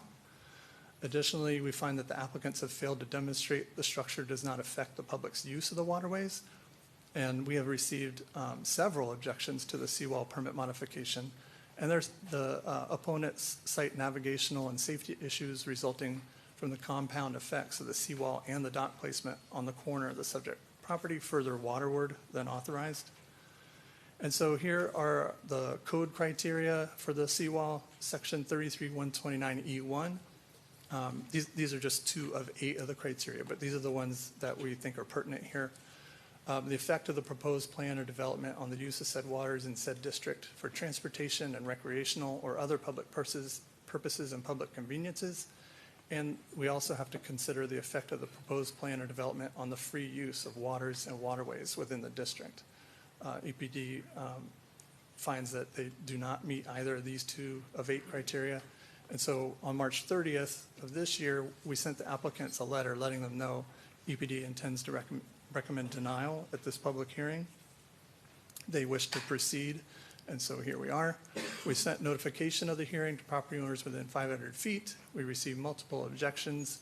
As I mentioned, the objectors are citing navigation hazard, reduced visibility for boaters, maneuverability, especially for larger vessels, and safety concerns.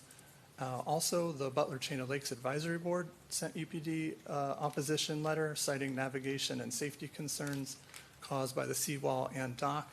And I should let you know, it was brought to our attention by the agent that the comment window for the dock actually elapsed last year when the board was sent notice of the dock.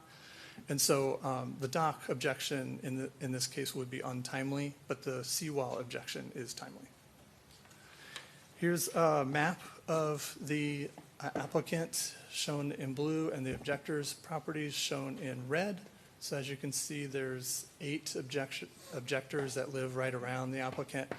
And then there's one off-site up to the northwest of the applicant's property along Lake Butler who also objected.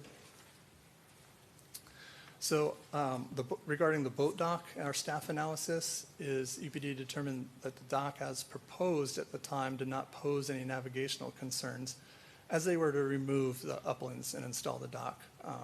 In the current condition, the dock extends 4.7 feet more waterward than permitted, and their modification seeks authorization to allow it to remain as constructed.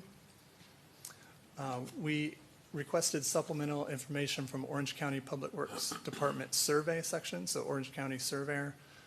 They gave us distances from the outer corners of the boat dock to the normal high on the opposite bank. We do have a work instruction to assess a structure's potential impact on navigation, so we relied on that. And one of the primary factors there in determining navigation impacts on a canal is an assessment of the width of the canal, and then no dock extending more than 1/3 of the width of a canal. And so here is the survey from the Orange County Surveyor. The dock does meet this work instruction. It does extend almost exactly 1/3 of the distance into the canal. However, this canal is not deep, and it is very shallow, in fact, on the north side of the canal. And so as I think you'll hear from some of the residents, they have concerns about needing to navigate closer to this dock due to the shallow conditions on the north side of the canal. And here are some additional photos for you. The staked outline is shown there on the left, and you can see how close to the electrical box and that round pump house the dock was supposed to be built. And you can see, based on the surveys we have, it's approximately 13.5 feet away from that pump house. Here is the approved plan again and Orange County survey data. The outer edge of the dock was supposed to end up at 26.64 feet off of the reference point that you can see there, which was a concrete patio. You will probably hear from the applicant that that patio was never built, and so therefore it is an unreliable reference point. But we measured straight off of the house. In fact, the applicant helped us measure and then came off of that corner of the patio that never was. And the Orange County surveyor found that the dock, the edge of the dock is at 31.4 feet, so further out than approved.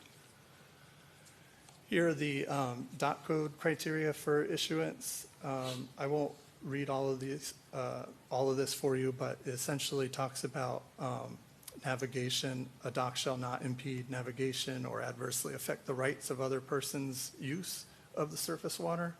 And then our analysis is that we do not support the current location of the dock due to those navigational concerns. Accordingly, if the board agrees with staff and denies the SADF permit mod today, the application to modify the dock will be denied by staff, and the applicants will be required to move the dock landward concurrent with the seawall. If the board decides to approve today's SADF modification, EPD will still require the applicant to make some modifications to the waterward portion of the dock to reduce potential impacts to navigation.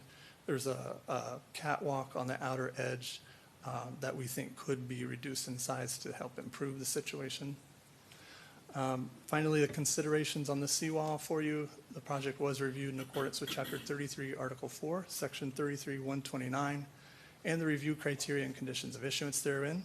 EPD cannot support the seawall modification pursuant to the criteria listed in Chapter 33, Article 4, Section 33-129E. EPD has received multiple objections from residents who reside along the canal and also the Butler Chain of Lakes Advisory Board. And so our finding is pursuant to Orange County Code, Chapter 33, Article 4, EPD has evaluated the proposed after-the-fact SADF permit modification and the required documents and has made a finding that the request is inconsistent with Section 33-129. And our action requested is acceptance of the findings and recommendation of the EPD staff and denial of the after-the-fact shoreline alteration dredge and fill permit modification SADF 23-09022 MOD for Eric and Rhonda Powell. This is in District 1, and that concludes my presentation. Thank you. All right, thank you. Are the applicants or representative of the applicants present? If so, would you like to come forward and offer any comments? We invite you to the microphone. You will state your name and who you represent. Good afternoon, Mayor and Commissioners. My name is Christina Epperson with the firm Gray Robinson representing the applicant today. With me is Katie O'Neill, consultant and authorized agent for the Powells. And we're here to request approval of a minor modification to the seawall permit that this board unanimously approved in 2024. So the main issue today, as you've heard, is the location of the seawall. There are two sections subject to our modification request. The first is the northeastern end, which we've already heard the EPD doesn't really have any concerns about. The second is the northwestern corner, where there's dispute as to whether the seawall is located per the plan because different measurement points were used on the surveys and the site plans. We believe that the seawall is located pursuant to the approved plans. The EPD's recommendation of denial is based not on any environmental concerns, but on navigational impact. And as our presentation will show, these boats can and do navigate around the dock safely. So now I'll turn it over to Katie O'Neill so she can give you our detailed presentation. Hi, good afternoon. I'm Katie O'Neill. I'm at 900 West Lake Holden Point, and I'm the authorized agent for Eric and Rhonda Powell. So back in September 23, given the very unique circumstances of this property being both a very shallow lot as well as being on the inside corner of a canal, the homeowners hired a third-party individual to facilitate the applications for boat dock and seawall on the property, and that individual is no longer associated with this project. The application was approved at BCC in April of 24. Seawall construction began in October of 24, and the boat dock began construction in March of 25. During construction, there were several neighbor complaints believing that the structures were not being built to plan, and after the as-built was submitted, EPD conducted a compliance review and issued a formal complaint. The homeowner has been working consistently with EPD to resolve the issues and prove that 2 of the 3 items in the complaint are correctly built to plan. EPD recommended that Eric submit for modification permit for both dock and seawall as the most expedient way to resolve the issue since agreement still has not been reached. The outstanding EPD complaint consists of those three parts: the seawall on the northeast side of the property extending beyond the original permit, the seawall at the northwest side of the property extending further into the canal than approved plans, and therefore the dock which abuts that northwest section of property extending further into the canal than the approved plans. The neighbor complaints are solely focused on navigation and the dock. Original site plan submitted with the application was hand-drawn, not to scale, visually showed the seawall ending at the utility easement. It was always the intention of the homeowner to have the seawall extend to the property line on the north side, just as it extends to the property line on the west side. This appears to have been poorly drawn by the third party hired to facilitate the permits, as there would be no benefit to shoreline erosion in that very narrow corridor by ending the seawall before the line, and could potentially exacerbate the situation of the canal issues with the only opening in the canal for that runoff. During construction, a modification was made by the builder to preserve oak trees by moving the wall 1 foot waterward. Consultation post-construction with Tim Hull at EPD regarding the current location indicated that they would have approved the modification as is to protect the trees, as there was no impact to navigation. Of note, the east neighbor has an open application for seawall to their property line, also extending past the wetland line in some locations. And if approved, the two seawalls would cover the entire south side of the most narrow corridor of Sandy Shores Canal, providing protection to shoreline erosion. The homeowner respectfully requests approval of the modification permit to the northeast section of seawall, as the section in question is within code to go to the property line and protects both shoreline erosion and the existing oak trees. For the northwest section of seawall, I intend to prove that it is built to plan and no modification should be required. The original plans submitted show a measurement of 10.64 feet from the corner of an unbuilt concrete patio to the edge of the walkway for the dock that is landward of the seawall, not to the seawall itself. The true measurement from that point to the seawall should be 14.14 feet. Additionally, the measurement in the Orange County survey at 14.9 feet is drawn at a different angle than the measurement on the original plan, significantly impacting the accuracy of that dimension. As you can see here on the submitted site plan, the measurement falls short of the red line, which is the seawall, so 10.64 feet was never the correct measurement to use for that comparison. Here's the survey provided by Orange County, where you can see the measurement at 14.9 feet to the seawall. The landward decking has not yet been built. Lastly, here's a side-by-side comparison with the angle measurement showing the Orange County survey at 42.68 degrees and the submitted plan at 38.29 degrees. The measurement of the hypotenuse of a triangle is dependent on the angle being used. Converting the 14.9 feet in the Orange County survey to the same angle degree as the submitted plans requires multiplying the measurement by the cosine of the angle used and dividing by the cosine of the submitted plan angle. This equates to 13.96 feet, 0.18 difference, or approximately 2 inches closer to the primary residence than the initial plan, which directly contradicts claims that Mr. Powell built the seawall 5 feet further into the canal. The last part of the EPD complaint and the primary complaint of the Sandy Shores Canal residents addresses the boat dock, which was constructed to abut the seawall. Although the dock is a separate permit, the two projects are interconnected, and therefore the location of the dock should also be addressed. The homeowner specifically reduced the size of his landward area in order to construct this dock with as minimal impact as possible to the canal and navigation. There was no other location on the property to build a dock. Dock measurements include a standard 10-foot boat slip, and including the catwalk, a total of 16 feet was approved and permitted from the seawall or normal high water elevation into the canal. The dock was actually built at 15 feet for on-site accommodation of cross spacing prior to construction, reducing intrusion into the canal. Therefore, if you agree, based on the appropriate comparable measurements provided, that the seawall is built in the correct location, and the dock, which abuts that seawall, is smaller by 1 foot than the original plan, then you must also believe that the dock is built in the correct location and have less of an impact to navigation than what was already approved in this location.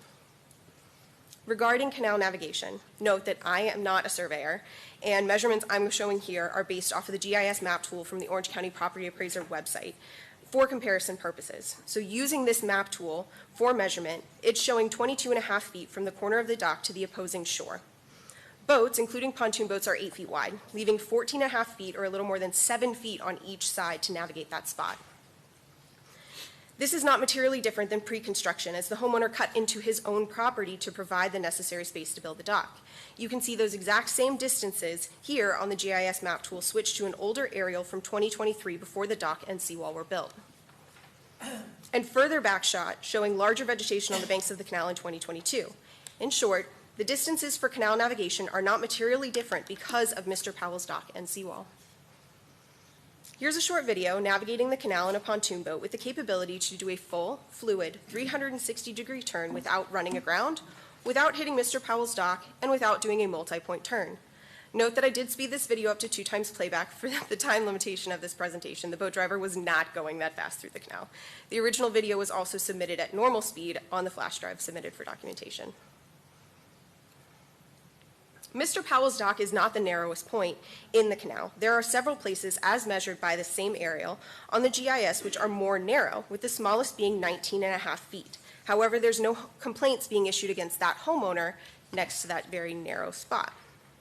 There's also other canals on the Butler chain with a more narrow corridor, including this canal off Lake Tibet at 14.8 feet, which leads to a larger canal with several docks.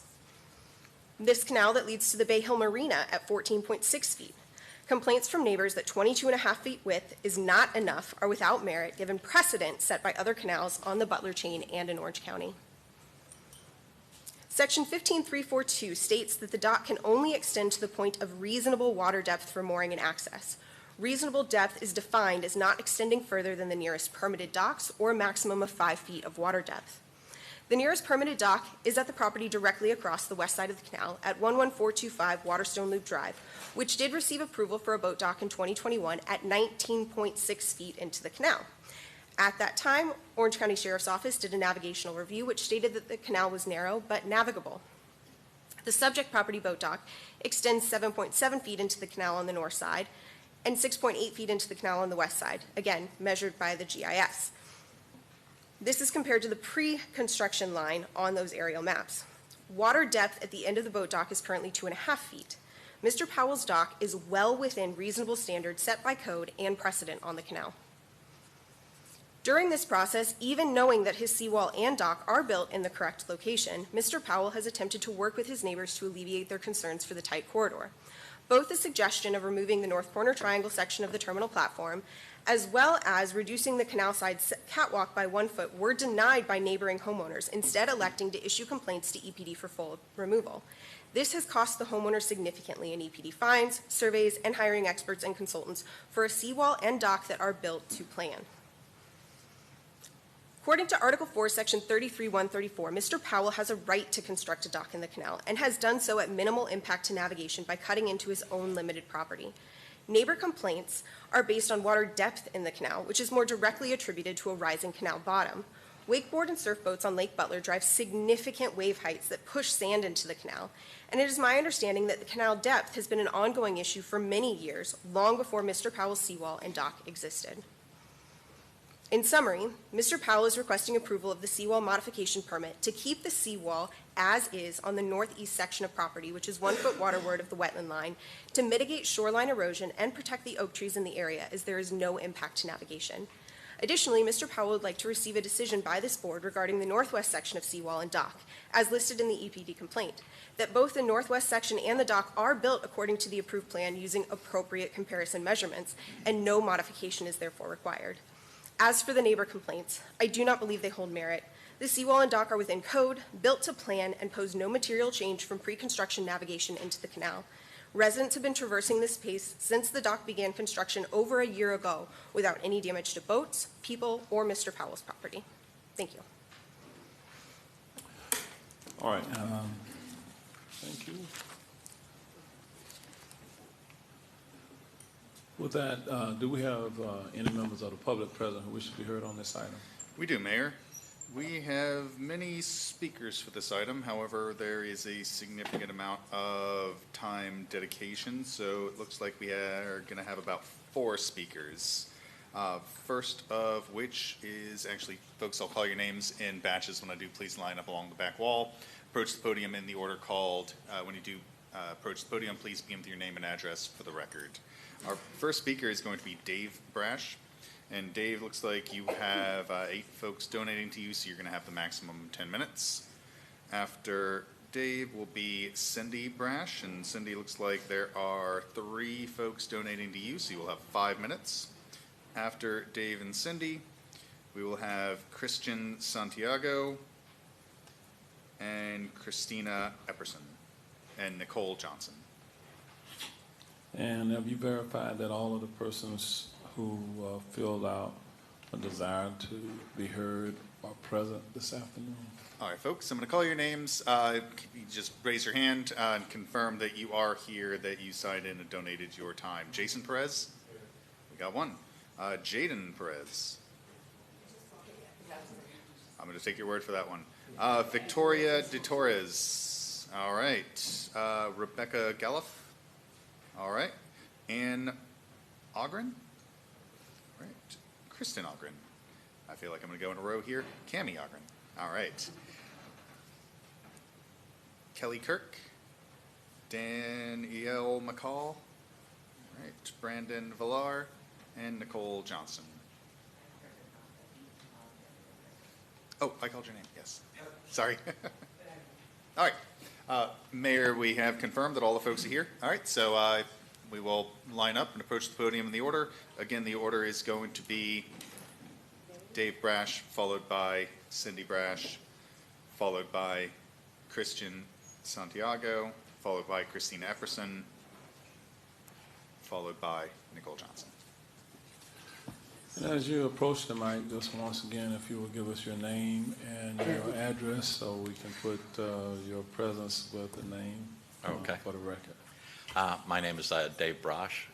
I own property at 12024 Sandy Shores Drive and 12045 Sandy Shores Drive. Good afternoon, Mayor Demings and Orange County Commissioners. As you know, my name is Dave Brosh. We are a small community of 15 homes, as you've seen from the map provided, on Lake Butler, 7 on the lake, 8 on the canal. We are here today because our community is being impacted negatively by the Powell's improper seawall and dock construction. I'm here to share how everyone in Sandy Shores is impacted by the Powell's decisions. Please note, our lakefront neighbors also use the canal for safe haven during hurricanes and severe weather. You've already heard from Orange County EPD and their reasons for denying the modifications the Powers are asking for. You have received a letter from the Lake Butler Chain Advisory Board and their reasons for denying the as-built modification. Now we would like to explain our reasons for denying the Powell's as-built modification. Sandy Shores attempted to rectify this matter many times prior to arriving here today, including advising Mr. Powell, the county, and the contractors it was not per approved plans. There's dimensions that were taken that they tried to minimize, showing that the dock was the proper distance from that work point. That is not correct. That's absolutely incorrect. And Mr. Powell also, it was not per approved plans prior to completion of the work. And so we were hoping to get it done before they continued the construction. Mr. Powell was too busy or sick or unwilling to speak to us on several occasions. He would communicate via text or email with messages saying, "It's on my property, I got a modification, it's per the permit." Construction is not an exact science. Modifications are made in the field. Yeah, that's not the realistic situation. During construction, we addressed the seawall extending further than agreed. Aquatic weeds, the installers responded, "Eric Powell got a modification." After backfilling, the response was, "Eric said it passed inspection." We know that that's a false statement. Prestige Dock builder foreman responses when questioned were, "It's per the plans. Mr. Powell got a modification. It's on the Powell property." After continued objection by many Sandy Shores residents, Mr. Powell requested a meeting with the canal owners pertaining to the seawall and dock construction. Instead of addressing the Sandy Shores construction concerns, Mr. Powell and his dock builder, Mr. Goonan, said, "It's per the plans. Mr. Powell got a modification. It's on the Powell property." Sandy Shores told Mr. Goonan that the dock could not be built according to plans because the Powell seawall extended beyond the permitted plan. When looking at a plan that was handed out and later retrieved by Mr. Powell, there was something wrong with it, according to Mr. Powell. So we don't know what that says. As you can see, it was built per the permit. We did is flip the dock plan. The dimension from the corner of the dock does not reference a measurable point, a survey point on the north side of the canal. Well, normal high water elevation is a measurable point. The lack of concern demonstrated above brings us here today. We are asking that you deny the as-built modification to the permit, the seawall height and placement, dock placement, additional land acquired by the Powells need to be rectified, including the eastern end of the seawall, which causes a pinch point. Photo 1 here is taken, and you can see the location that was done by Orange County surveyors, that this does indeed move further out, or should have been constructed much further back in. This picture shows the staked out area presented to Orange County and Sandy Shore. Note they're well in the picture. Our agreement was Mr. Powell would dig out the corner of the property to ensure no issues with navigation. We even wrote a letter of support for the dock, provided it was installed properly. It was not. The project problems began when the moment construction started. The project was not being constructed agreed upon or permitted plans. EPD picture here shows where the red line shows where the inner part of the walkway should have occurred, and showing how much additional distance there is between that line and the wall. In this next section, I'm sharing some how the navigation is truly impeded by the height of the seawall, and the placement of their dock has created numerous safety issues not being built as permitted. Note the narrow choke point here. And this is one point I want to make clear. There was a dimension reference to that corner of the dock from a survey stake that called for 10 feet. It is at 13 feet. So it's 3 feet further canalward than what was on the plans that were provided. Due to the improper placement of the seawall, dock protrudes 4.5 feet too far into the canal, creating a very hazardous cantilevered condition. The slide shows the narrow northwest corner of the dock at the east end of the seawall. They showed that boat going around in a much more open territory. It was not going through the tight points of that canal. As shown in the top picture from 2023, you can see clearly around the corner prior to the seawall being built. The natural contour of the property shows that the Orange County Stormwater Management recommended height of a little over 100 feet above sea level would have been attainable. The Powell seawall was built 2.5 feet higher than the Stormwater Management recommends.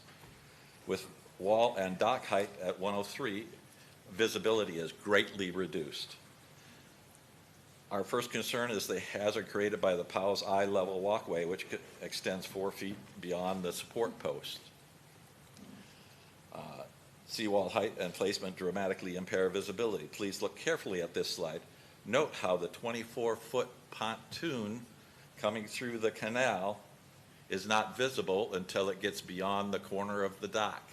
You can see where that arrow points to. There's already been a near collision between a outcoming fisherman and one of the incoming Sandy Shores residents at the corner. And also, all other boats are typically going to be much shorter and nearer the water, so the visibility is even going to be more greatly reduced. As we show you the next pictures, we want to remind you that Mr. Powell is a general contractor who holds the highest construction license in the state of Florida. He knows the rules of construction. He knows he must secure a permit before performing work. He knows if a permit needs to be modified, he needs to obtain a modification before building it. Mr. Powell deserves to be held accountable for his action and not following the rules because he knows what the rules are. Excuse me. Please note the Powell permits clearly shows, as EPD showed, that there was a clear dimension of 25 feet from the normal high water elevation to the corner of the dock. And if you go to the next slide, we'll see where it was submitted with inaccurate information. The survey completed by Ireland shows that same 20.5 or 25 feet, but the clever little note there shows approximate location of approved dock. So they're not stating that the dock is 25 feet away from the normal high. They're saying it's approximately. You know, and in today's world, technology is available And surveyors have it and use it every day to locate points of this type within a fraction of an inch. So for this to show a 25-foot dimension is ludicrous. And then due to this, getting false or inaccurate information on surveys, Orange County found it necessary to have their surveyors come out, and they're clearly on their survey show it at the 20.5 feet, not 25 feet. As noted in the report here and covered very clearly by EPD, Powell's did begin construction without a permit and did not properly install barriers. So this is blatant disregard for requirements. Then the failed footer inspection report on the seawall. Inspection could not be completed due to the seawall being fully backfilled prior to inspection. No action was taken by the Powell's to fix this situation. This next slide, as already shown by Orange County EPD, these pictures were taken directly from a video on the RICA General Contractor's Facebook and Instagram page. Please read what is said by Mr. Powell's son in the pictures taken from a RICA video explaining the seawall installation. There are no tiebacks visible. Were they installed? We hope so. Do you know? Don't know. It was backfilled before inspection by the building department. Final inspection on the seawall also failed. Final inspection on the seawall also failed. A final inspection should not have been allowed due to the previous inspection failure and lack of cooperative action. Per Orange County procedures, no new inspections are to be scheduled until prior failed inspections are corrected and passed, none of which was done. Unapproved modification of the outer dock walkway also occurred. Dock permit called for a 2-foot outer walkway. A 4-foot wide one was built, causing a dangerous eye-level cantilever. They said, we were told that it was just flipped, but there was no modification. Inadequate soil barriers were used during construction. If proper turbidity and soil barriers are installed, there will be no impact on waterways. Removing or moving seawall and dock will not cause any more damage to aquatic environment if soil and turbidity barriers are properly installed. There is far more damage occurring the way things are now. With the dock placement pushing boats to the side of the canal, we are churning up aquatic life in the canal bottom, thus disrupting vegetation and lake life. For the reasons stated in this slide, along with the Powell's disregard for the Orange County Building Department, Environmental Protection Department, county ordinances, we, the Sandy Shores community, request you deny the Powell permit modification request. Sandy Shores is our little piece of heaven, our forever homes. If you allow the Powells to move forward with their as-built modification, you will rewrite Sandy Shores navigation, cause safety issues for all that use the canal, lower our property values, and hurt our quality of life forever. Now I'd like to address some of the things that the young lady came up. There would be, first of all, there would be no dock if the Sandy Shores community would have been against it from the start. We wrote a letter of support for a dock. The address, the 30%, that is a suggestion on a straight canal. This canal is not straight. He is on the corner, a 90-degree corner, who goes from about 45 feet to less than 30. The boat that they showed is a 12.5 foot or a little over. They term it as a 13-foot boat. It's doing its little circles. That wasn't even at that corner. That was on the other side of the dock.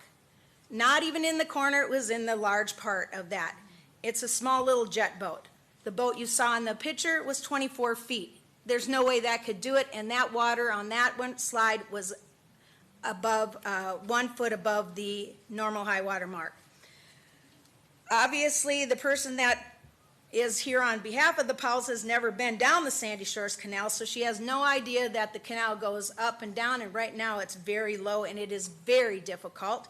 The Powells have their dock, their boat on a trailer in the other yard because of the turbidity or because of all of the erosion and the things that are picked up, it's messed up their motor. 30% again, or the other 30% is only on straight canals. It does not apply to 90 degrees. And our position is if everything was done per plans, we wouldn't be here. Mr. Powell didn't follow any of them. You could see every time we tried to rectify, he wouldn't come with us. He would send somebody else to do it. He would, and it would be, Mr. Powell got a modification, Mr. Powell got a modification, Mr. Powell got a modification. There's been no modifications. We called, everybody here is called. So we request that you deny this permit modification request by the Powells. I'll take you on a trip to Sandy Shores Canal and you can see for yourself. Thank you, Mayor Demings and all the county commissioners. Okay, ma'am, I'm not sure you gave your name. And Oh, I'm Cindy Brosh, the other half. The other half. All right. Not the better half, Didn't want but to the assume other. as much, but I thought that's who you were. But okay. If you have no further comments, you can be seated. Thank you, sir. Thank you. Do we have any other members of the public present who wish to be heard on this item? There are one more individual speaker. Was I next? Yeah, one person actually was the applicant. Okay. Was I next or am I out of line? You are there, so you are next. Okay, I'll be Okay, next. just name and address. My name is Nicole Johnston. I live at 11425 Waterstone Loop Drive in Windermere, in the neighboring community of Sandy Shores and Waterstone Loop.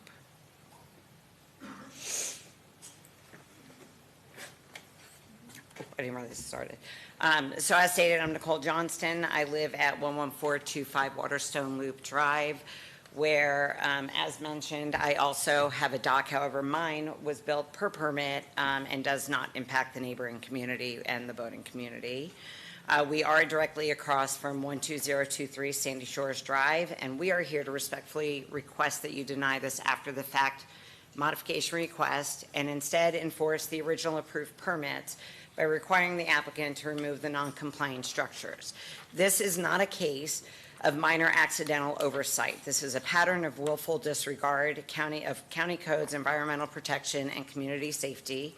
The situation began when the applicant began clearing unauthorized, then brought in a massive barge into our shallow canal waterways, ripping up the bottom and destroying roots without any permits in place. When the permit was finally granted for the seawall, the dock footprint, it was completely ignored, and they ignored the approved measurements, and as a result, it is significantly too high and overbuilt, impacting our waterways. By building past the waterway, as I stated, it is a safety concern. We are not able to safely navigate around it, and right now, due to the vegetation and the shallow, we can't even get our boat around it. If this modification is approved after the fact, it sends a dangerous message to the entire county that it's easier to ask for forgiveness than permission. It's okay to disregard permits, rip up the environment, build whatever you want, ignore the rules, and the county will stamp it later. Codes exist for safety, environmental preservation, and fair play. The applicant chose to ignore them at every turn, and we ask that you uphold the integrity of your application process and request that you remove the building existence. All right, thank you. Thank you. Do we have any other members of the public present who wish to be heard? The only other speaker was Christian Santiago. All right, Ms. Santiago, not present. Okay, That might be the last speaker for this item, Mayor. Okay. So with that, did the applicant have time left for rebuttal? Applicant has 4 minutes and 23 seconds. Okay.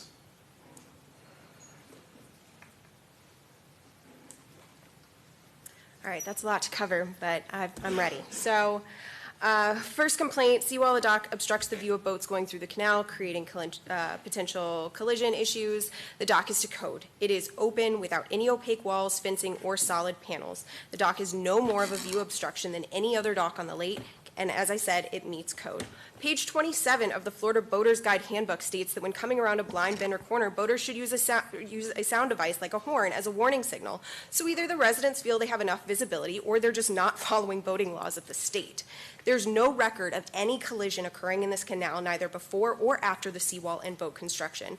So the issue of obstructing view is no more apparent here than any other dock on any lake in Orange County.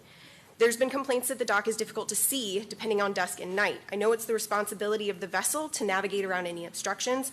Mr. Powell has also provided lighting to his dock at this point that should provide any issues with that sort of view at night. There's concerns that there's not enough space to navigate in the canal. As shown in my presentation, there is precedent of narrow canals on the Butler chain that are more narrow than the Sandy Shores Canal. Other canals in Orange County are also narrow, including our very notorious Winter Park chain of lakes, where there is specific limitations to how wide boats can be and how long boats can be in those canals for that specific purpose. Right now is a dry season. The entire state is in drought. So the issue of saying that the lake bottom is too shallow to navigate at this direct moment is not necessarily fair. Currently, 71% of months with measurement over the last decade, apparently upside down, sorry about that, are above the normal high, but now is not one of those times. So yes, there is going to be situations where it's not quite possible to get out.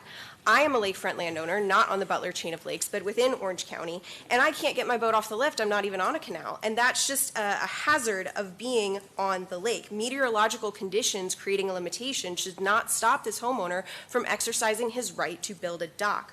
Point 20 of the dock permit states that some lakes experience a wide fluctuation of lake levels, and there may be times of the year that the dock authorized is not able to access the water. So clearly, EPD is aware that waterways will not always be accessible in low water level conditions. This is not specific to Mr. Powell's seawall or dock.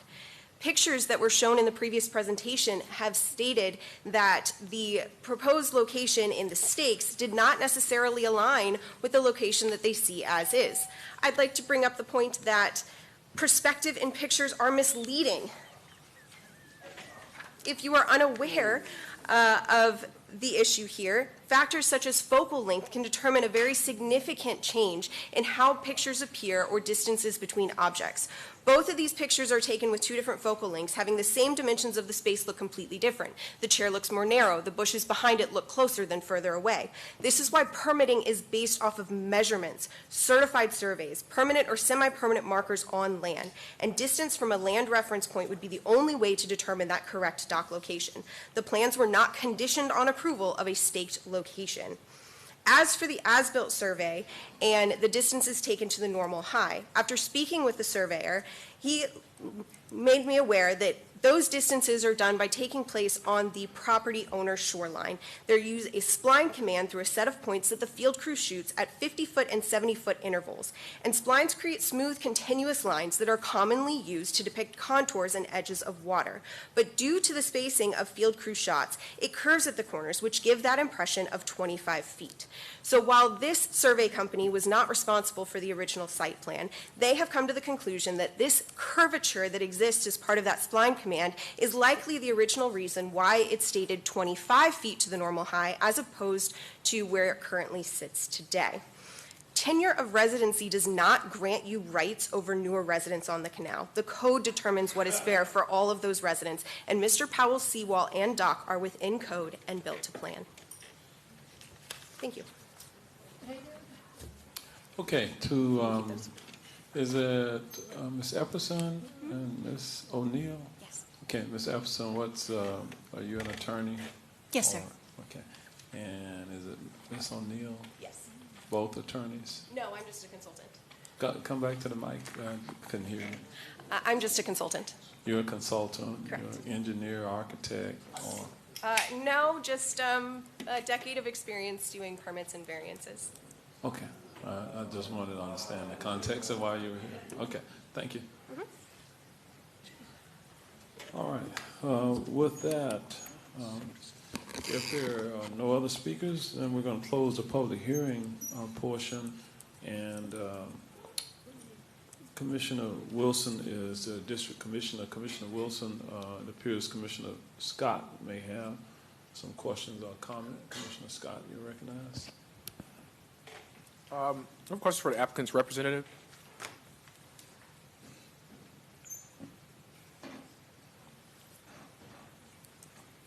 Yes. Can you summarize the type of engagement that your client did prior to all this thing as far as the neighbors? Like what type of engagement did you guys have? My understanding that was prior to the original dock and seawall application, he had provided an estimate of where he believed the dock and seawall to be, based on the property of how much he kind of intended to cut back to be able to fit within there. During the actual process, was the neighbors felt like it wasn't being drawn to plan. There tend to be more disputes at that point in time. He's continually stated that he is building to plan. They don't believe that. It's kind of more of a neighbor dispute issue. The dock builder and the homeowner have both met with the neighboring residents to suggest some adjustments to the dock that could be made in order to help improve the navigation there. That would cut back into from what was already approved. All of that, to my knowledge, has been declined, in effect wanting to go through this process for full removal instead. No, I get it, but I'm saying like there are neighbors that wrote letters in support of this based on conversations, so there was some engagement. Was that him doing it or was it you? That was him. Okay. All right. And was he doing that on his own or on the advice or you or counsel? The third party that he originally hired to effect the permits, I believe it was on her advice to get those letters of approval. She is no longer associated with the project. I was not part of the original application. I got you. So, just thoughts. I've lived here my whole life, right? But when you move into a community, you become a part of that community. You make an effort to be a good neighbor or neighborly, regardless of what a particular ordinance may say. Mhm. That's why he did the letters. Your remarks, while they are accurate, just like the delivery and tone and tenor, like if I'm in that neighborhood, I would have been offended by that. And so, ultimately, regardless of what something may say on a piece of paper, we represent people, and people are our neighbors as well to some degree. And so, I always think about what does any applicant for any particular project try to do to demonstrate that they are making efforts to be a good neighbor. It seems like he did that to some degree, and that there was some miscommunication, but then even after the fact, there should have been conversations with the neighbors, because you likely wouldn't have as many people here with the concerns that they had he made maybe some more extensive efforts to be a good neighbor. But I don't have any other questions. I just was trying to understand what his engagements were that got the support from these people initially and the change from there. So I'm good. Understood. Thank you, Mayor. All right. And just for the audience, during these proceedings, they're quasi-judicial proceedings. We don't allow the making of noise or other things. You can express yourself silently, but not by making noise or sound. Otherwise, we'll have to ask you to leave. So with that, Commissioner Gomez-Cordero. Thank you, Mayor. This question is for the staff or the commissioner, if she knows. Maybe they said it, but I didn't. Was there any impact or damage or so in the alteration on the canal or in the canal or in the shoreline? Yeah, I know it was a pretty complicated, it was a pretty in-depth presentation that staff gave, but it started actually with a unpermitted shoreline clearing and dredging, large pieces of machinery taking out shoreline. Go ahead, I'm sorry, Tim. Yeah, but, it was damaged. Can you did it create repeat? any damage on when they were working on it in the shoreline or the? So there was some soil and turbidity that escaped into the canal at the time of the violation in 2023 when they first apparently started preparing for this seawall. That's just permanently in the canal. It can't be recovered. And then, of course, And that's that was without permit when they were right, doing that. right. No, there was no permit at that time to be doing that work. And then, of course, the slight impact on the northeast side, the Lake Butler side, that 12 and a half feet of seawall, that was also unaccounted for in a permit. Okay, thank you, staff. Thank you, Commissioner. And Tim, before you leave, there were a couple of different pictures shown, and in some regard it looked confusing to me. One looked like it may have been a 2 or 3 story structure, and the other it looked like it was from an aerial, and it was just looking down at the top, and it looked like it just was a 1 story kind of structure. Is it 2 or 3 stories, or is it 1? So the actual boat dock, boat house, etc. So the home that they built, that nice structure, it's 3 stories. So there's a 3-story home. The boat dock is just a single story. One of the photos of the staked outline was, I believe, from one of the upper decks of the home that the applicant took that photo from the 2nd or 3rd floor. And then the other photo that we shared, I believe, was from the ground, shooting the open area between the pump and the edge of the seawall and dock. Okay. Got it. All right, Commissioner Simrad. Thank you. I just wanted to say thank you to staff for presenting the deviations, because to me they seem like as though they're pretty egregious from what was supposed to be permitted. And I wanted to say thank you to the community for coming out today. Okay, I'll go to the district commissioner. Thank you. Just before I do, I would like to find out, I see Alan Plant here. I am a little concerned with seeing the unpermitted activity being used as advertising to gain some real estate. So if you all saw that ad that was part of the presentation that showed the seawall construction that I guess never went through the proper permitting process, advice to Orange County residents: don't add to your property by going into a canal or body of water. That is not a permissible way to do that. But how do we, in a regulatory sense, make sure that we're having some oversight? You know, that was obviously on social media. There was, I think it was shared around, so we knew, but that's not a great strategy. It's illegal. It's immoral. So, you know, I just want to kind of get your feedback on that. So good afternoon, Mayor and Commissioners. On that issue, clarification, the seawall was permitted correctly. Okay. It did not receive proper inspections. Okay. The footing inspection failed, and then also they called for a final, although it failed because, again, they didn't have a proper footing inspection. They never called back in for that. So they did have the proper permits. So they started on the right path, but then didn't follow up with the requirements. Well, it sounds like they had they did some dredging and things like that, so they really weren't on the correct path there. But once they got to the permitting for the seawall and the boathouse, yes, they did. They applied for the proper permits.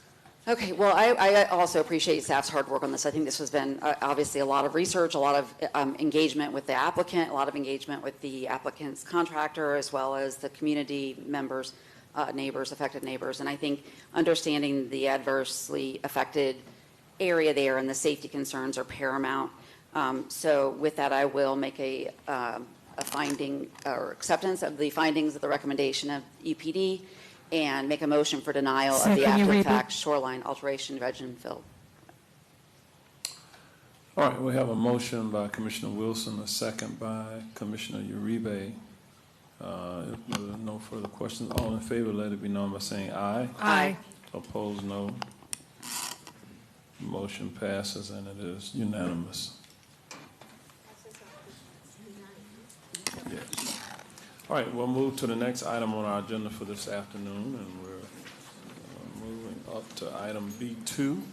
We'll open a public hearing on this item, and Ms. Misty Mills, our senior planner from the Planning and Environmental and Developmental Services Department, will frame this issue. And with that, Ms. Mills, you're recognized. Hi, thank you. Good afternoon, Mayor and Commissioners. Thank you for your time to hear this item. This is the University of Central Florida's Campus Development Agreement. With me this afternoon is Brian Sanders, who's the manager of the Transportation Planning Division. Also in the audience this afternoon are representatives from the University of Central Florida, including Mike Kilbride, who's the Vice President and Executive Chief of Staff, Bill Martin, who is the University Architect, along with Jonathan Bates, who is the Associate Vice President for Strategic Campus Planning. Our presentation this afternoon is brief. It begins with an overview of the statutory requirements related to campus planning. And then Brian Sanders will take over after that, and he'll walk you through the previous campus development agreement history and the terms of the 2026 campus development agreement, and then consistency with the comprehensive plan, and we'll end with the requested action. This campus master plans are required by Florida statutes in section 1013.30. They're required to be a 10-year planning horizon. They're required to prepare and adopt campus master plans for a 10 to 20-year period. Prior to 2025, they were updated every 5 years, and with the recent legislative updates in 2025, they're every 10 years. Like the county's comprehensive plan, the campus master plans contain elements that are related to future land use, intergovernmental coordination, capital improvements, recreation, open space, general infrastructure, housing, and conservation. And as I mentioned, they're updated every 10 years, and the most recent campus master plan was updated by the UCF Board of Trustees on December 5th of 2024. Following the adoption of a campus master plan, the university then begins working with the host local government on a campus development agreement. This identifies the campus context area, which I can show you in this next slide right here.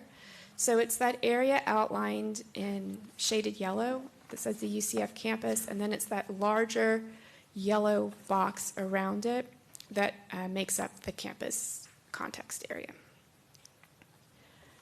The campus development agreement addresses public facilities and services. It identifies the level of service standards, and it determines the impact of existing and proposed campus development. The public facilities and services that are addressed in the campus development agreement include stormwater, potable water, sanitary sewer, solid waste, recreation, open space, roadways, and transit. This agreement also identifies partnership projects that lessen or eliminate public infrastructure deficiencies identified in the campus master plan. The capital projects included may be used by the local government for concurrency management purposes, and it is required to be consistent with the adopted campus master plan and the host local government's comprehensive plan. Statutes also contains the requirement of how these agreements are adopted. The agreement is first executed by the University Board of Trustees. They adopted the agreement at their April 15th hearing. And then the host local government is required to hold 2 public hearings. Our first public hearing was before the local planning agency on May 21st, where they made a finding of consistency with the comprehensive plan and recommended approval, and it's before you today. Following approval and execution, a copy is then transmitted to the State Land Planning Agency. And just as of note, the campus development agreements only apply to the UCF main campus. For any of the satellite campuses, those are covered in the municipalities' comprehensive plans. And with that, I will turn it over to Brian Sanders. Good afternoon, Board. Brian Sanders, Transportation Planning Division. In terms of the previous agreements with the University of Central Florida, we had 2 of those, one in 2016 and one in 2020. That's the 5-year cadence, and we're here again today for the next 5 years. So the projects completed under the 16 and 2020 CDAs, very, very good projects. In fact, that project won Safety Project of the Year for FDOT. We brought that here to this board at that time in honor of that award and in recognition of Brooke Dawkins. And so that included mid-block crossings on Alafaya Trail near Salon Drive and University Boulevard. Those were designed to mitigate crossings at the big intersection of University and Alafaya. So get them across, lower pressure, very successful there. There was some signalization changes at that big intersection as well that favored pedestrians and bicyclists. Pedestrian lighting was key along the Alafaya side of the university, and that was paired with a 10-foot multipurpose path that ran along that boundary line of the university from Research Parkway all the way to McCulloch. Subsequently, through a different program, Orange County did build a 10-foot multipurpose path on McCulloch from Alafaya to Ken Dixon Way. That's the stadium. So that kind of completed that loop around the college and facilitated lots of bicycle and pedestrian traffic. Orange County also completed the Northeast Orange County area-wide transportation study. It looked at many, many intersection improvements throughout that region as well, and around, most of it was around the university. In terms of what this campus development agreement identified, no impacts from the campus development on stormwater, potable water, sanitary, sewer, solid waste, public parks and recreation. However, we did identify needs on the roadway system, the roads surrounding that campus, including McCulloch, including Alafaya. Also, safety concerns as well. So we identified a number of things that we want to improve, particularly on the 4-lane section of McCulloch Road. There's a mid-block crossing there, and some improvements at the stadium entrance as well. Section 11 of the CDA lists all of those improvements to eliminate deficiencies. And what that translates into is partnerships between UCF and Orange County. And we will continue those partnerships through this next 10-year period. McCulloch Road widening is named in this agreement. Coincidentally, these projects were happening at the same time. We'll be talking about McCulloch in the next couple of cases. We needed to have stormwater capacity for that widening. This agreement allows space for that to happen. Of course, that's predicated on what happens in our hearing today next. Either it stands or it's a moot point in the agreement. As I mentioned, pedestrian safety improvements are also identified in there. Enhancing the pedestrian infrastructure is critical to a university that has an enrollment of 70,000 people, and many of them living in close proximity. There's game day events that happen on that side of the campus, on that infrastructure that needs to be addressed. So intersection of McCulloch and Lockwood, as I mentioned, expanded pedestrian landings, just like we did at University and Alafaya. That was very well received. And the mid-block crossing just west of that stadium entrance at a large apartment complex as a mid-block crossing there at Northgate Lakes entrance. So those are future projects that will enhance the surrounding campus, and UCF is on board with us with that. There's also an on-campus multimodal system and off-campus trail connector. Basically, it's a connector through the college from Alafaya Trail all the way through by the stadium and out at the north campus entrance at McCulloch Road and Ken Dixon Way. And that largely also depends on the McCulloch Road multipurpose path that's proposed. That makes the connection to the East Orange Trail. In terms of things that we're going to be studying, we're going to address the campus and the traffic that happens between UCF and the Research Park. There are very important complexes there in the Research Park. We're very sensitive to that. The last study that we did was in May of 2019, looking at cut-through traffic and other improvements that would enhance the south end of the campus entryway. Also in here, UCF is desirable of an eastern gateway. They have a gateway on every side of the campus, except that one, I believe. Maybe not one on the north, but they're interested in the gateway, and Orange County and UCF will partner together equally in a study to look at the impacts of a connection to Percival Road. The campus property extends all the way and abuts Percival Road, so for the county, it's more like just a driveway connection. For them, it's a gateway to their campus on the east. Also, there's a small area study in the quadrangle area of development that is addressing what's happening with the conversion of the commercial uses there to more of a residential student housing theme going forward. So that's being addressed currently, actually. Annual traffic counts on the backlog roadways. We've been doing that. We're going to continue to do that to help measure the effects of growth in the area and then UCF growth as well. And we definitely want to coordinate on off-campus housing shuttle services.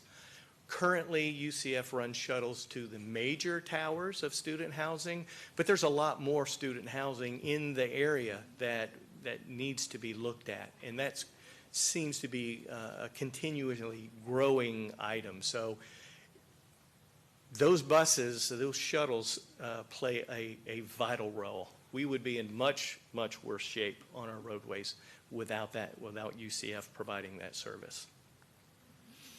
In terms of consistency with the comprehensive plan, we have a number of elements here that we're showing. Orange County will review the campus master plans and development proposals and other development plans in the university to ensure compatibility with the off-campus surrounding uses and to determine the impacts, the developments on Orange County residents.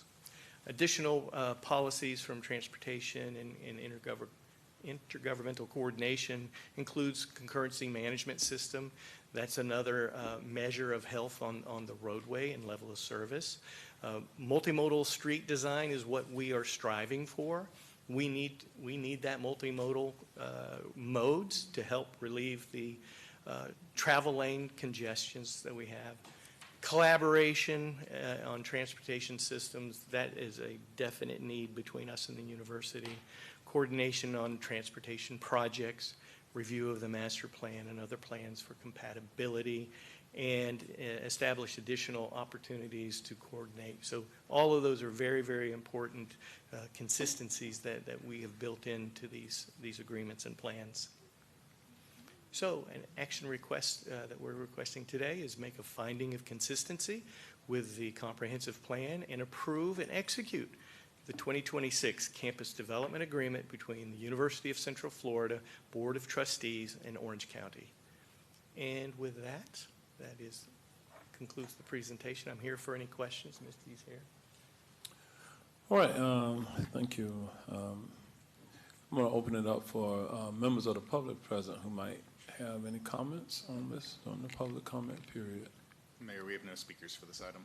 All right.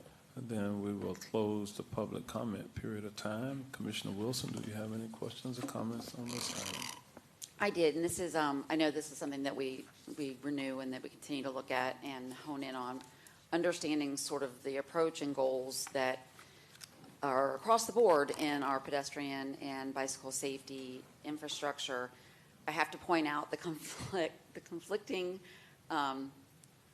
goals of widening in pedestrian safety, because anywhere we widen, we are decreasing pedestrian safety. So I do have concerns about that, those things being bullet pointed on the same list of plans for, I'm not even sure which road it was in there, because it's not my district, but I will say that UCF is an incredible gift to all those who live here. I am so incredibly proud to have them as our local school, and their university system continues to thrive.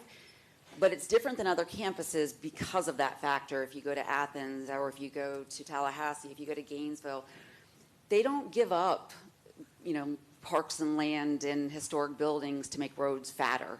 And because of that, everyone is walking because it's quicker to walk. And so I don't know, I know this is obviously a collaboration, and those collaborations matter, but we don't have to reinvent the wheel. We can look at these college campuses that are so desirable all over the country and understand that some of them just go back to the basic principles of they live here, they go to school here. Let's not make it absolutely impossible to get there without getting in a car and having to go around. Thank you. Thank you for that. I said it at the LPA. I kind of wish that we did McCulloch before the CDA because it does explain all the deficiencies that we're fixing on McCulloch Road to help pedestrians. There's deficiencies there today. I guess, and I should qualify my request, I think after even going through the work session on micromobility, if widening the road is because you're going to give a full lane to micromobility vehicles that students use every day, that's a great idea. But I don't know if we're doing the same old Orange County 4 lanes, 6 lanes, 8 lanes on a university campus. I think we're just asking for more injury and death.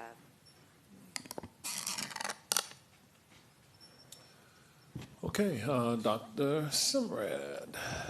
Thank you, Mayor. Excuse me, I'm having a slight allergy reaction, so I became very congested. So McCulloch Road, and we will talk about that one in a little bit. But Commissioner Wilson, I agree with you. But in the process of what this reflects and with regards to that roadway, if that roadway does not move forward, it just becomes a moot point in this agreement.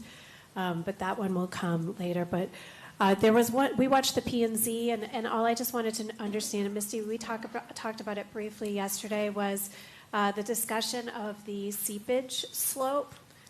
That was unique in that one area, and I didn't know if you had found any additional information about that. It had an environmental value that I just was curious if you learned more. I'll take that one. So that issue did come up. We heard about that just slightly earlier than that hearing. So we contacted our scientists that are on this study, and that condition was not identified through our study.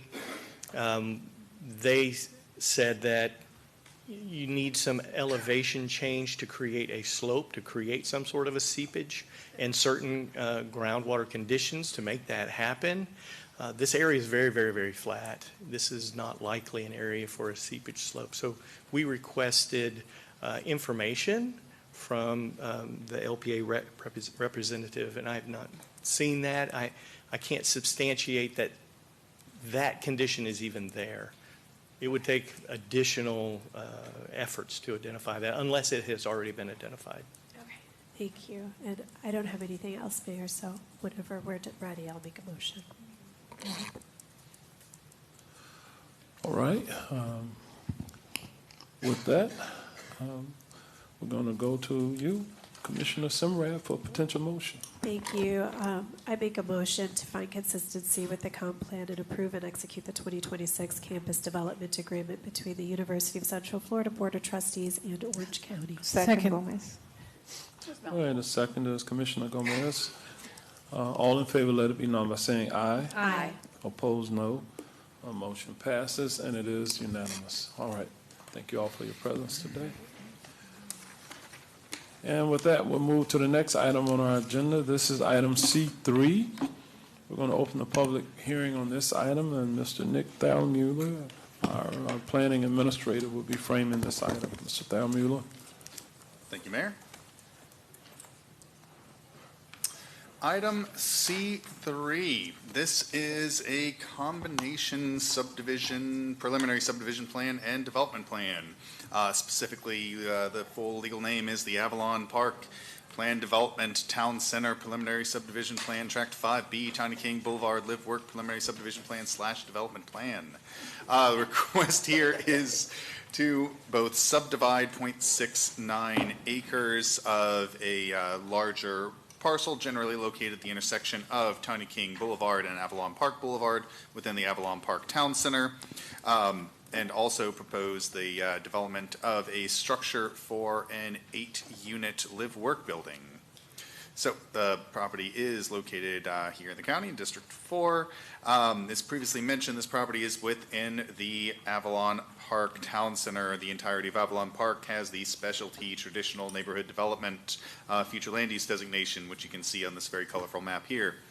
As previously mentioned, property is also Zone PD in this also variety of colored map within the Avalon Park PD, along with all of the rest of the area, indicating the Avalon Park PD is kind of a master planned, larger mixed-use area where these types of uses are fairly common. There's a precedent for this. Here we have an aerial of the property. You can see the site is currently undeveloped. The affected portion of the parcel is that northeastern corner there at the intersection. And the property is also surrounded by a mixture of single-family, townhome, commercial, and other mixed-use type developments, again, within that mixed-use town center area. Here we have the subdivision, or the site plan, showing the live-work structure itself and the 8 lots being created in common infrastructure. Just a quick elevation. This one east looking from Avalon Park Boulevard is what the structure would look like. So you'd have little retail commercial shops there on the bottom and residences up top. And the recommendation is to make a finding of consistency with the comprehensive plan and approve the Avalon Park PD Town Center PSP Track 5 Tandy King Boulevard Live Work PSP Development Plan, subject to the conditions listed under the DRC recommendation in the staff report. And with that, staff and the applicant are available for questions.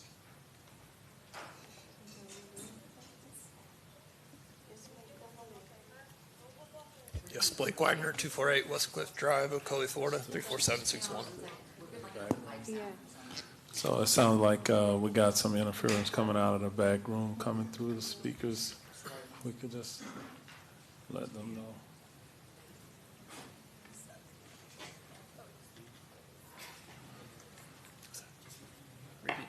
Blake Wagner, 248 West Cliff Drive, Ocoee, Florida, 34761.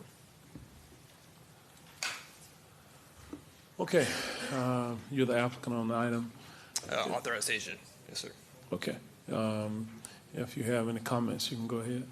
No presentation today, just we agree with all the conditions and comments from the county, so if there's any questions, I'm happy to answer. Okay. Thank you very much. If you'll stand by. Do we have members of the public present who wish to be heard on this item? We have no speakers for this item, Mayor. All right. Then we'll close the public hearing. We'll go to the district commissioner, Commissioner Gomez-Cordero, for a potential motion. Motion for approval? Second, Wilson. All right. I think Commissioner Wilson was first up on the second. All in favor, let it be known by saying aye. Aye. Opposed, no. Motion passes, and it is unanimous. All right, we'll move to the next item on our agenda, which is C4. We'll open the public hearing, and again, Mr. Thal Mueller, we'll look to you to frame this item. Thank you, Mayor. This item is another preliminary subdivision plan. This is the South Goldenrod Townhomes PD, South Goldenrod Subdivision Phase 2 Preliminary Subdivision Plan. The request here is to subdivide a 6.84 gross acre site generally located on the west side of South Goldenrod Road, south of Curry Ford Road, for a proposed 38 single-family attached residential unit, or otherwise known as townhome development. As indicated by the name, this would be a Phase 2 subdivision extending the recently approved South Goldenrod Townhomes subdivision to the south. This item was originally scheduled for the April 21st BCC hearing. This was continued to allow for a community meeting, originally to May 19th. However, we were struggling getting a location and some dates, so it was continued one more time. We did, for the record, have that community meeting last night, and there were no comments or concerns brought up by area residents at that meeting. So this project is located in District 3. Here we have the future land use map. The property is designated low, medium density residential, indicating a maximum of 10 dwelling units per acre allowance. As previously mentioned, property is zoned PD. The affected portion of the PD is highlighted here. However, all of those 4 PD zone parcels to the south are the remainder of the South Goldenrod Townhome subdivision that again was previously approved for both the townhome use and the subdivision plan for those Phase 1 townhomes. Here we have an aerial of the site. Property is currently undeveloped, surrounded by a mix of development types. We do have a mobile home park to the north, some retail. Off to the east, some single-family detached subdivisions down there to the southeast. More mix of retail, commercial type uses up north along Curry Ford. And then, as previously mentioned, those subdivisions or townhomes coming in just to the south. Here we have the site plan. You can see the 38 lots and infrastructure. Again, you can see on this map both the affected area with this subdivision plan and then how it will be connecting in and extending that subdivision to the south. And with that, recommendation is to make a finding of consistency with the comprehensive plan and approve the South Goldenrod Townhomes PD, South Goldenrod Subdivision Phase 2 PSP, subject to the conditions listed under the DRC recommendation in the staff report. And with that, staff and the applicant are available for questions. All right, thank you. The applicant or representative, if you all want to come forward for any comments, you're welcome to come to the mic. Hi there, Tina Demosthenes, 3109 Rayford Road, representing the property owner, and our engineer, Jason Rostek with Land Design, is here as well if we get to some technical questions. We agree with the staff recommendation, and we appreciate staff's time and the commissioner, everybody making extra time to fit in another community meeting last night and keep us moving. We just found out today that Duke won't approve a vacate of easement for its condition number 16 in the staff report. And we think we understand why staff had put that in there, because there was potentially some conflicts on the west side of the property. I don't know if, Jason, if you have that plan. So we wanted to propose an alternate language to condition number 16 that basically would say that the current condition reads, the Florida Power Corporation easement recorded in official record books 1929, page 1031, be removed, terminated, otherwise extinguished prior to platting. It's a 4-foot wide easement on the property line. There's no homes. It's not going to be in homes. It's in an open space tract. But so we wanted to request that the easement be changed to the Florida Power easement recorded in OR book 1029, and I have it written out if you want to see it. Shall be, to the greatest extent practicable, be removed, terminated prior to platting, and to ensure no conflicts with existing and proposed drainage infrastructure. We think that staff had added it previously because there is an off-site easement, part of Phase 1, and a portion of that conflict crossed over that. That portion, the eastern portion of the easement, can be vacated, but the western portion, closer to Goldenrod, cannot be vacated because the church to the south has a pole on our property. So Duke said no. But the part that I think the staff was concerned about can be vacated. Yeah, so it's like from that pole west, there's a drainage easement that was part of the first phase, and that provided power to the resident that was there. I don't know if they can show that.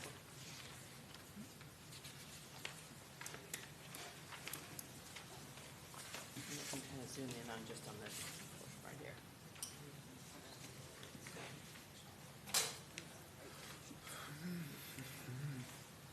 So the power easement runs from here and then goes back up to about here. Yes.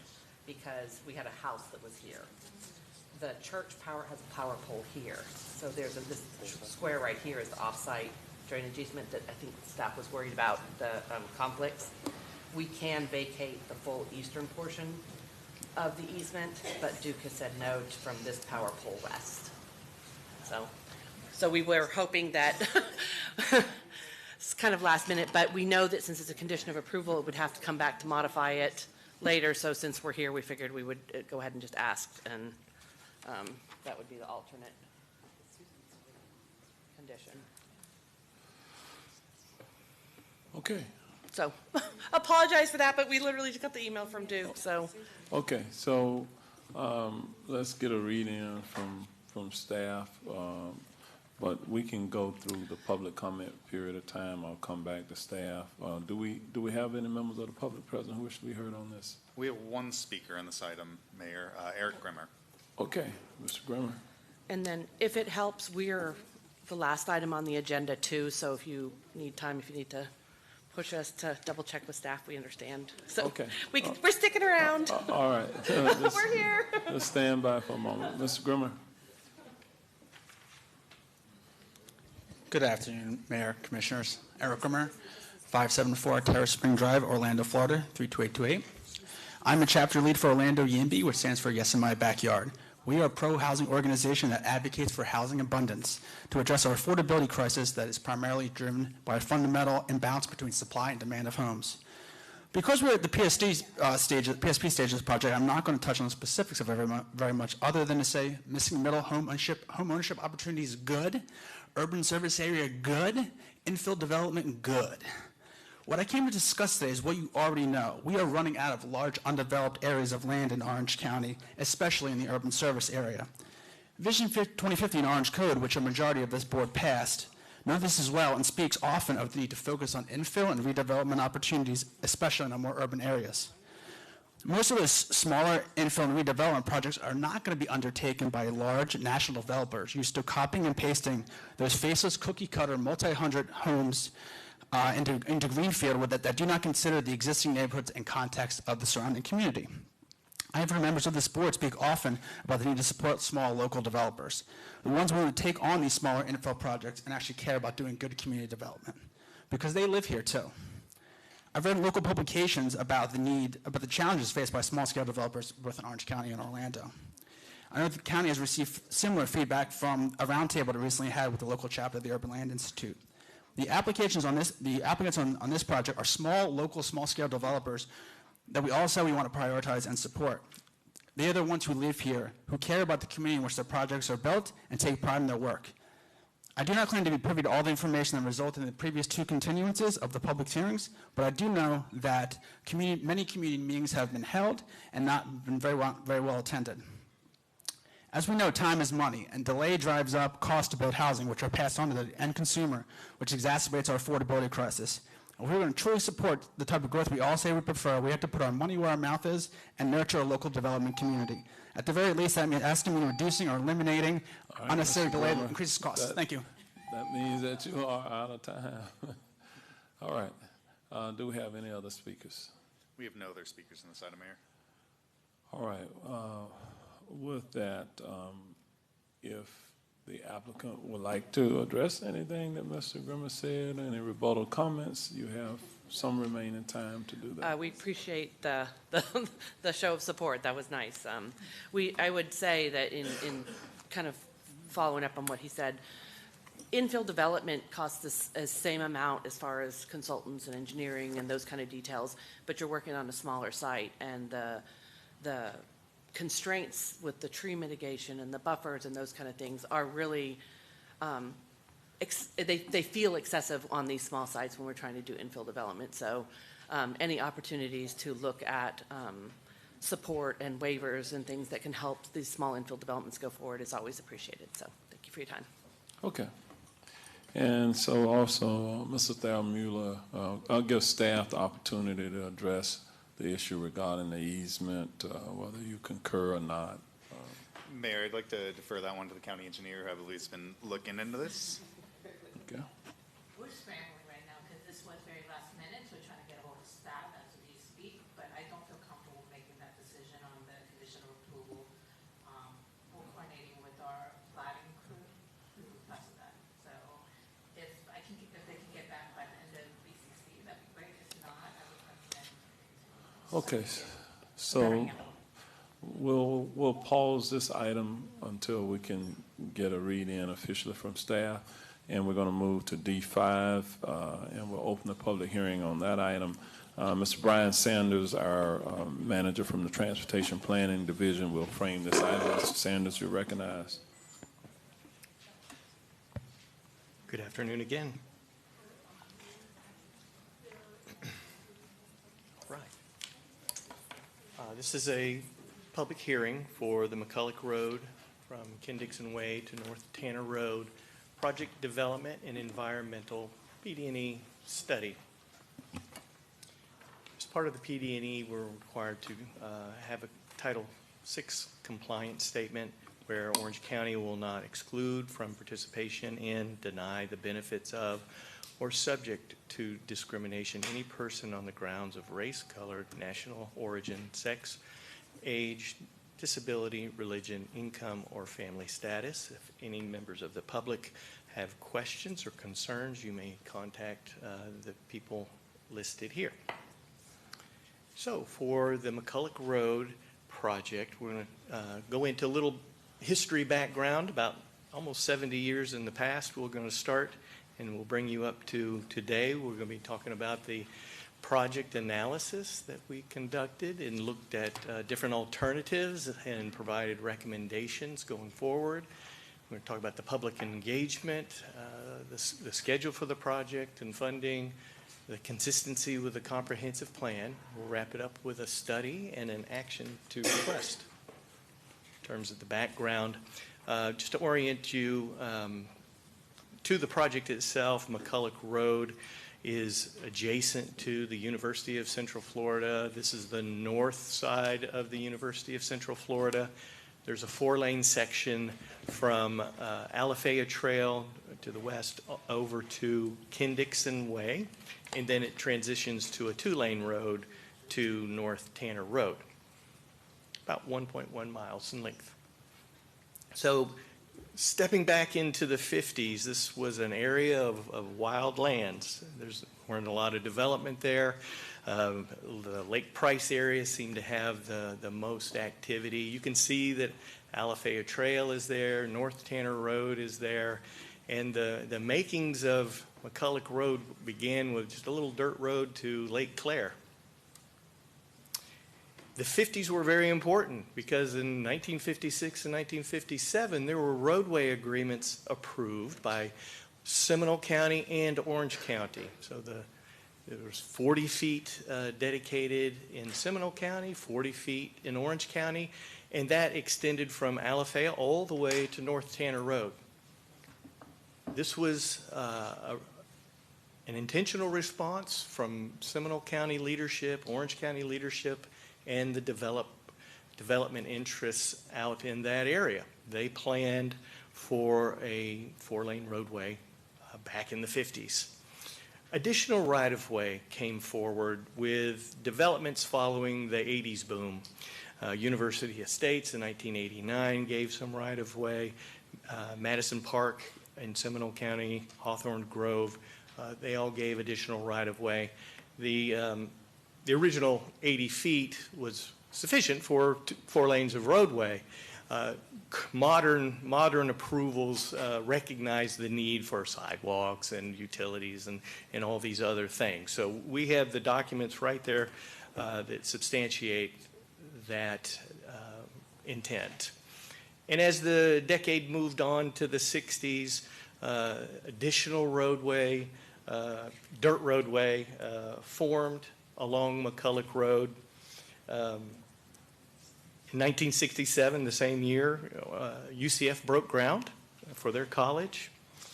So that was very important. A little more activity over by Lake Price and the developments. Looks like there was some clearing going on there. You can see some student housing and commercial on the Alafaya side in response to UCF.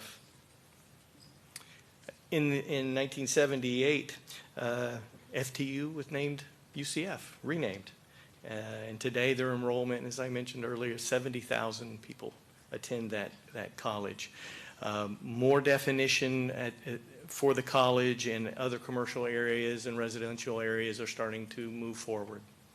Now, I don't have a photo for the 80s because it had a big block taken out of it, but I can assure you that the building boom of the 80s hit this area in large response to UCF and their campus and their plans. So you can see that many things have happened out there in the 80s. McCulloch Road was 4-lane by Seminole County. Development built the 2-lane road going from the stadium, you can't see it here, but the north entrance from the stadium to North Tanner Road. Developments pretty much everywhere, very dense. We did locate a road maintenance agreement between Orange and Seminole. This was an update, so when the roads were built, there was evidently an original agreement. We could not find that, but this one is back from 1992. It includes McCulloch Road and a number of other roads that are along our border. We have a pretty long border with Seminole County. That agreement didn't change any of the jurisdiction or the development approval status and regulations that each county maintained. And there's some interest between the two counties to maybe update this to modern times.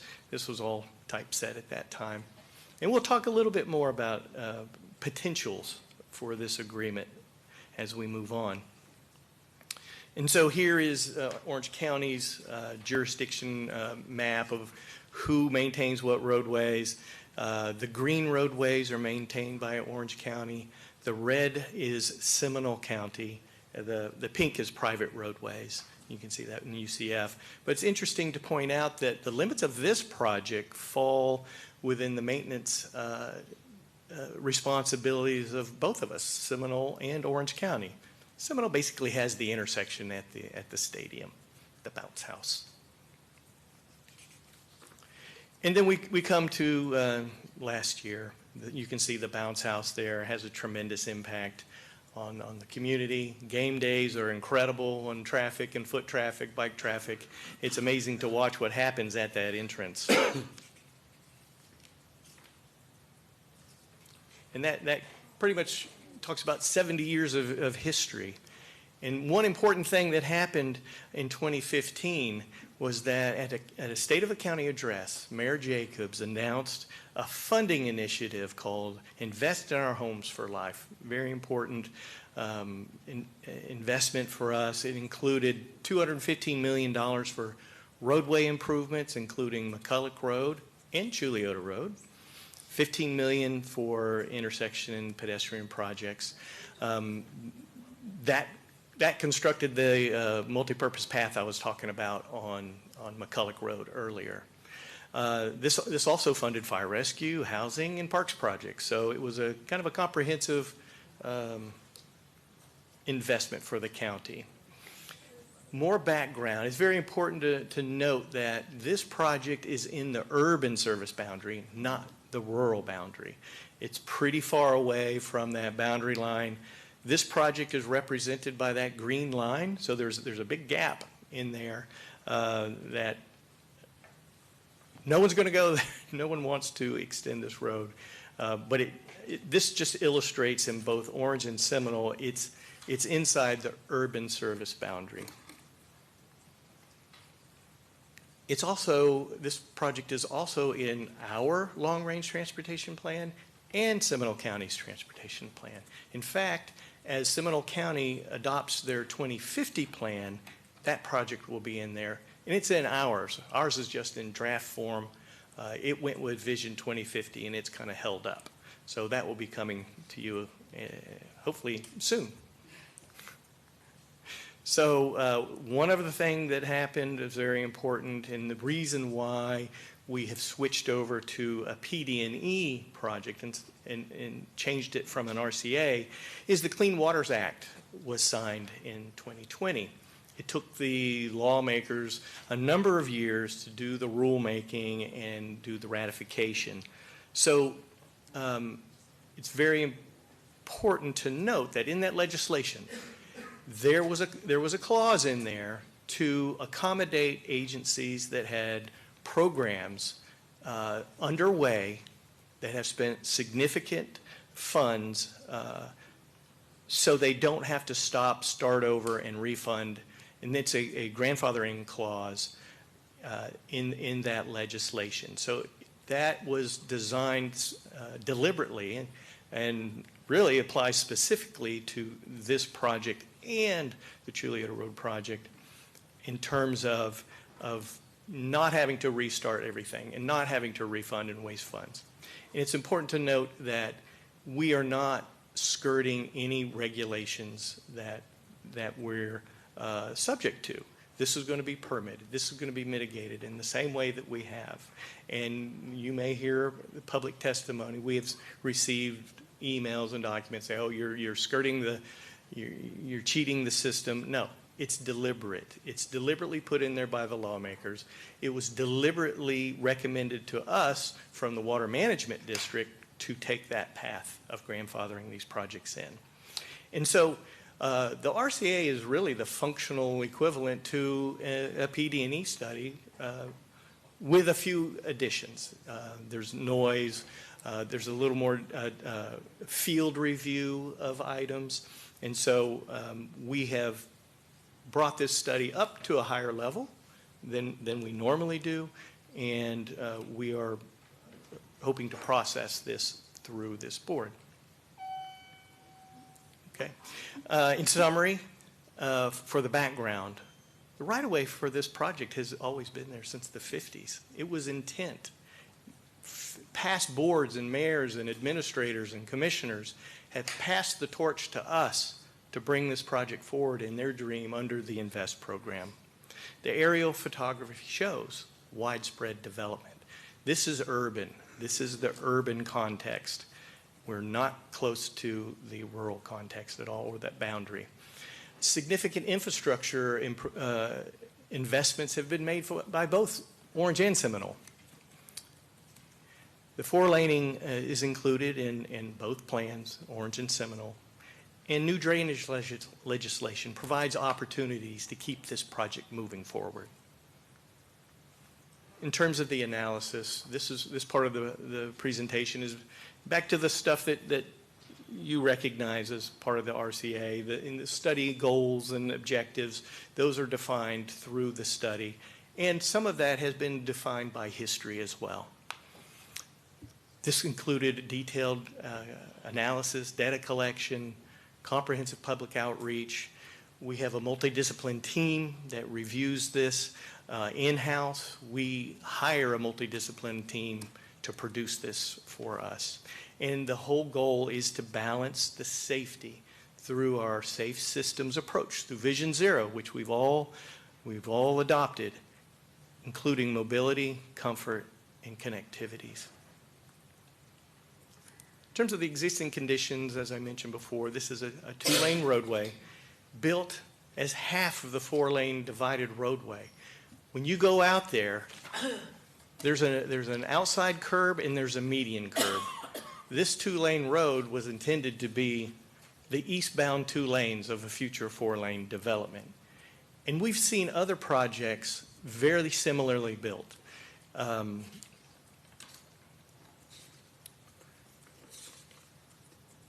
Woodbury Road, for instance, has the same construction. Sidewalk on one side, edge curb, median curb. This was all done in the same era. So this was the profile of how roads were developed back in the day. There's only a sidewalk on the south side of the road continuous between the limits of this project. There were some sidewalks built with the subdivisions on the north side, on Seminole County side, but there's a large gap there. There's a large gap there. And there's no bicycle facilities. It's a very narrow sidewalk that all of these students, that's all they've got to get to this college. In fact, there's a traffic signal was constructed at Worcester Drive because people couldn't get out of their community. And that facilitates the crossing of this corridor for the bicycles and pedestrians, because that's where the sidewalk ends. There's another signal at Ken Dixon, of course, and North Tanner. In terms of the context, the community features, there's religious places, there's 2 elementary schools and a high school in the area. The UCF campus is there, obviously. There's recreational areas. The Econ River Wilderness area is at the far east end of this corridor. It's a great place to visit and take that nature in. The land uses surrounding this roadway, planned development, multifamily dwelling, residential, planned development on the Seminole County side. So it's very residential, some commercial. In terms of the context classification of this roadway, this is used to help our designers meet the characteristics of the community to the infrastructure. And so it facilitates certain targeted speeds and other items in terms of access management as well. The historical trends. This is a very interesting piece of data. As you can see, the red dashed line, that's a level of service F failure for the roadway. And as we look back in time, back from 2011 until COVID, that roadway was in level of service F. And in 2015, you can understand why Mayor Jacobs selected this roadway and others to be part of a funding program to make this safer and a calmer roadway. COVID had a big reset on the traffic projections and traffic counts.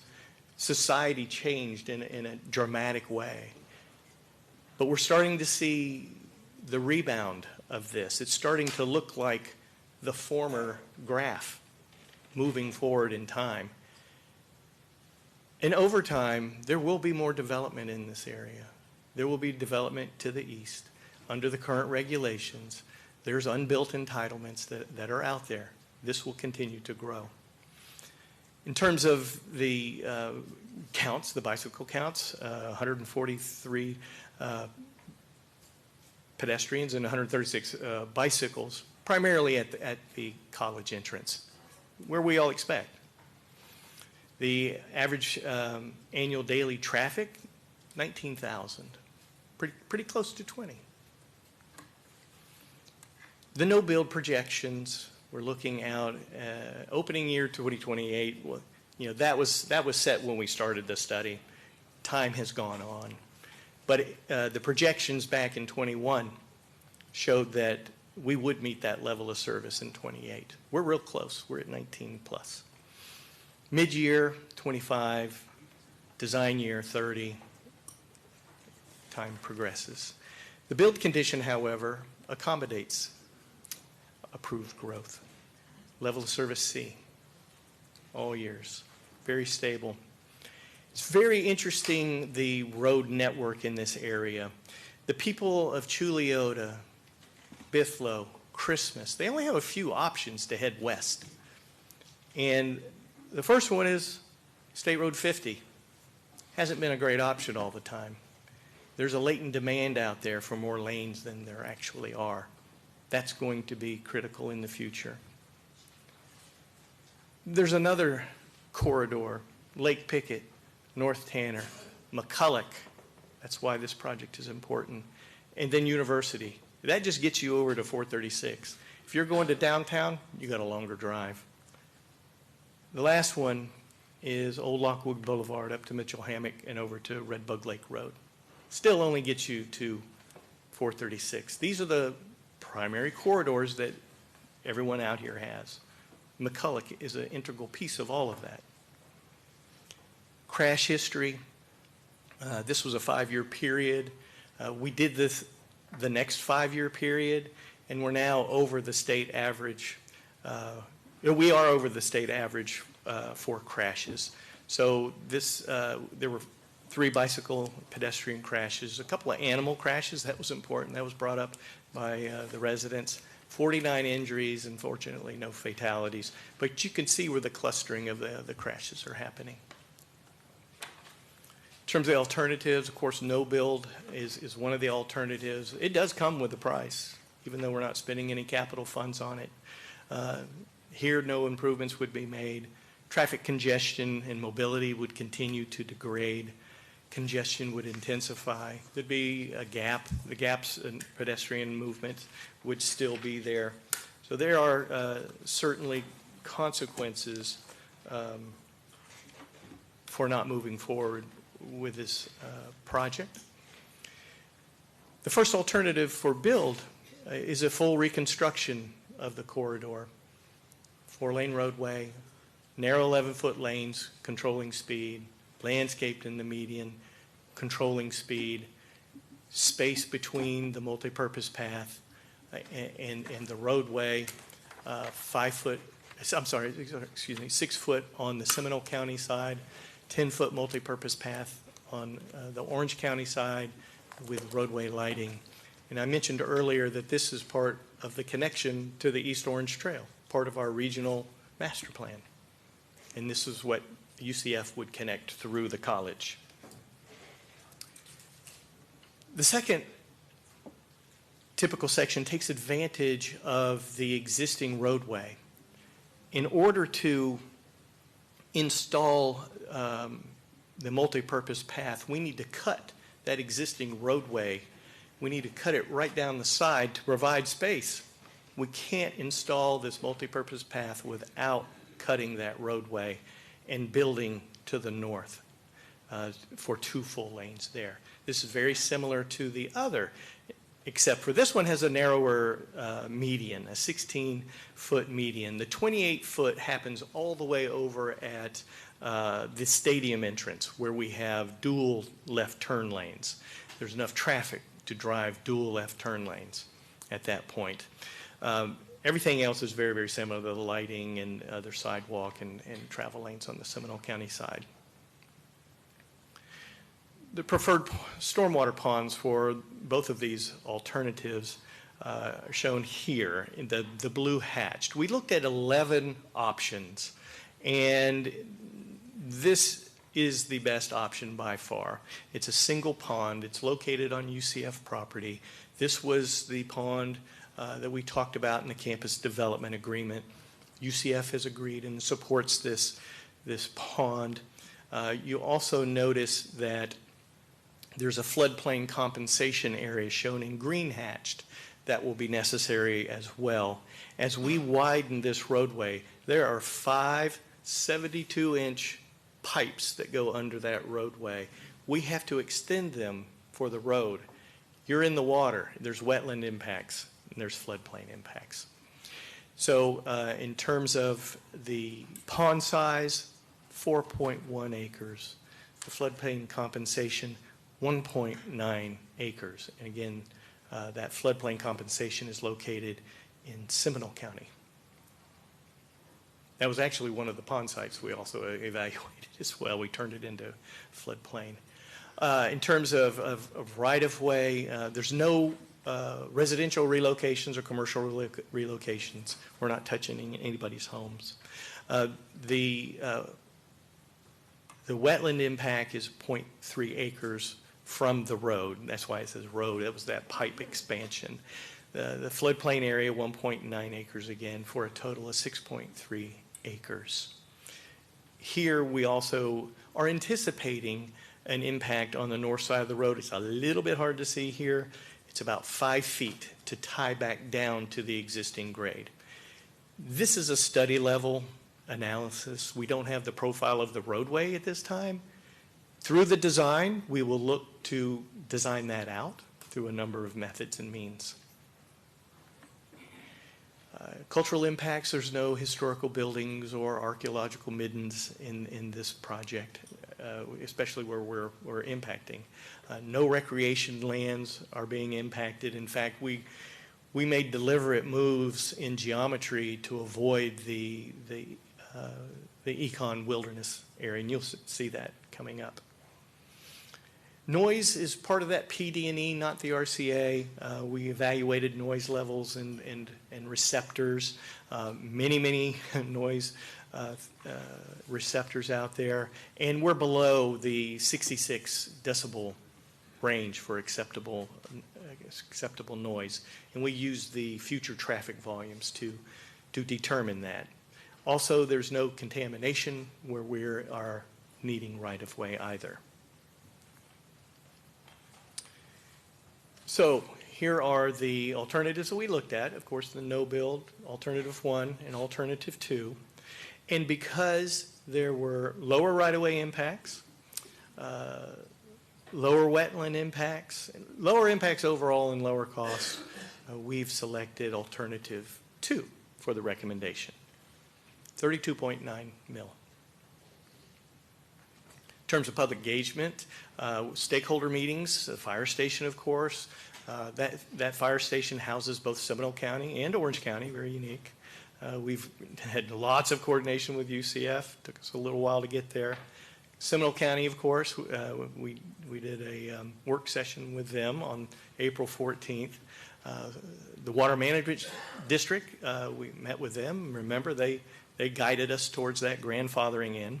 And we held a community meeting on February 23rd where 70 citizens attended, largely voices against the project because of a specter that's out there, a fear that's out there that somebody that is going to extend this roadway across the Econ and connect to Chuleota Road. As I mentioned, our McCulloch Road is in that long-range plan, but the extension is absolutely not. And we understand, the county understands that there's been development attempts to make that happen. And Seminole County and Orange County are vehemently against that. And there's an opportunity with this agreement that we could, the existing maintenance agreement, that there could be some coming together between Orange County and UCF and Seminole County to join together to strengthen that notion that we will not extend this road any further. So that's an option that this board could have in the future if you so desire. For this PD&E, we did open up the public comment period from May 14th till today. Public submission methods included emails, coming to the community meetings, the hearings, emails to our project manager. We've kept a website going continuously through this entire process. And all the comments are packaged in the report that you have received. In terms of what we heard out in the public, extending McCulloch Road to the east, that's at the top of the list that we heard. And the long-range plan does not substantiate that. Nobody wants to do that in Orange or Seminole. The developers do, but the agencies do not. We are steadfast in that. We've had reports of flooding, road flooding in the area. This project is designed to help that out, to mitigate that, to protect against that. Remember, these roads were built a long time ago under different regulations. Speeding along the roadway.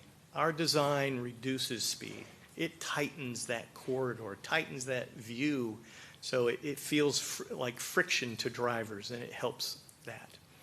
Considerations for wildlife. We saw pictures submitted of deer and other animals, and that those pipes serve the wet-footed creatures and wet-finned creatures moving north and south in that corridor. And that's the likely location of a wildlife crossing that's dry.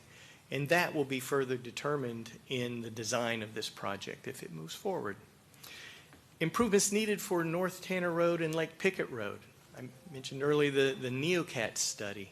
That looked at an area widening all around the campus, including McCulloch Road. And it's got many, many intersection improvements for Lake Pickett and Tanner Road as well.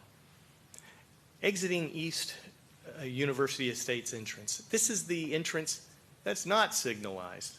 And so that tells us they're having problems finding gaps in the roadway to get in and out of their subdivision.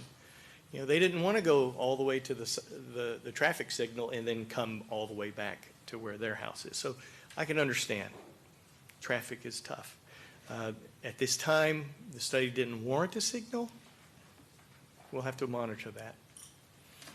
In terms of the schedule and funding, we're here today trying to finish off the PD&E, trying to close the books on this project. Design and permitting, if this moves forward, there's $1.9 million. We've got full funding for the next phase for design. Right-of-way acquisition, about $4.2 million. We do need that mitigation area. And there's other small impacts for that. So it's partial funding. In my estimation, it may be more than enough. And then construction, $14 million for construction for a 1 mile project. In total, $32.5 million. In terms of consistency with a comprehensive plan, I'd like to note that and I alluded to this in the campus development agreement. The LPA voted this down 4-3 based off of an environmental condition that was not substantiated, not identified. No documentation was submitted, but that was by and large the reason that was voted down. There were no policies, objectives, or goals stated in that denial. This project is consistent with the comprehensive plan. It's consistent with our long-range plan that's been approved by the Board of County Commissioners. This project is in it. Implement financially feasible multimodal transportation system. This completes the multimodal system, and it completes pieces for future multimodal systems, the East Orange Trail, like I mentioned. Support strategies which promote convenient and efficient mobility systems for all modes. Again, the multimodal system is key to all of that. Build streets, pedestrian, bicycle networks that provide interconnectivity and access to activity centers and community services. We're doing that with this project. In summary, McCulloch Road is a high-volume corridor inside the urban service boundary.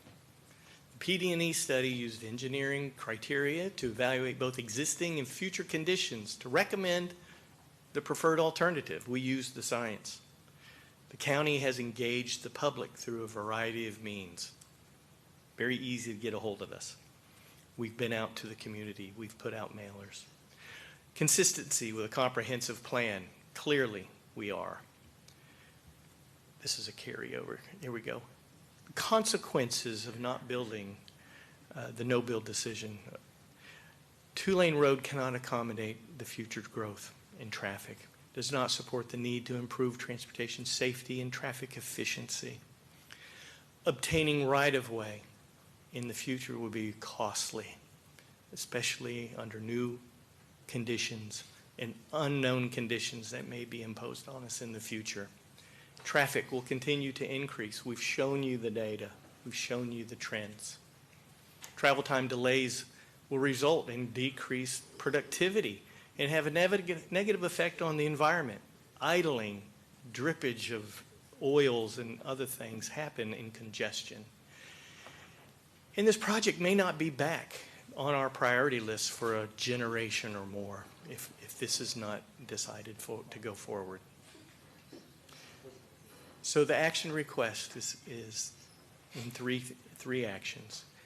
Make a finding of consistency with a comprehensive plan and approve the McCulloch Road project development and environmental PD&E study. 2, authorize staff to proceed with design, right-of-way acquisition, and construction only upon after execution of an updated road maintenance agreement with Seminole County. And 3, direct staff to negotiate with Seminole County to include terms clarifying that the project will not extend easterly beyond the established approved project limits and to return to the board as appropriate for updates and any necessary actions. With that, I conclude my presentation in my case. All right, Brian, you presented your case well. I rest my All right, case. so stand by. For cross-examination, yes. Yeah. I'm here. We're going to go to public comment. I'm just going to check. Do we have any Seminole County officials here who would like to speak?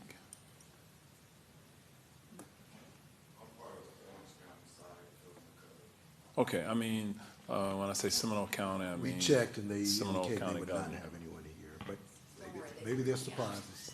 Okay. All right. So with that, then I'll go to Mr. Thal Mueller. Do we have members of the general public present who wish to be heard on this item? We do, Mayor. We have 10 speakers for this item. All right. So we're going to give each of the speakers a couple of minutes by which to come forward and to make any comments. And we're going to call you perhaps in the order in which we received the completed cards. And if there's someone who wants to speak and you didn't complete a card, then we'll ask you to do so before you leave. So, Mr. Thal Mueller, I'll go to you. Thank you, Mayor. All right, folks, I'm going to call your names in batches. When I do, please line up along the side wall, approach the podium in the order called. When you do, please begin with your name and address for the record. Our first speaker is going to be Eugene Staccardo, followed by Liz Connor, Marjorie Holt, Gregory Robinson. Gregory Robinson, you've got one individual donating time to you, so you'll have 1 extra minute. And R.J. Mueller.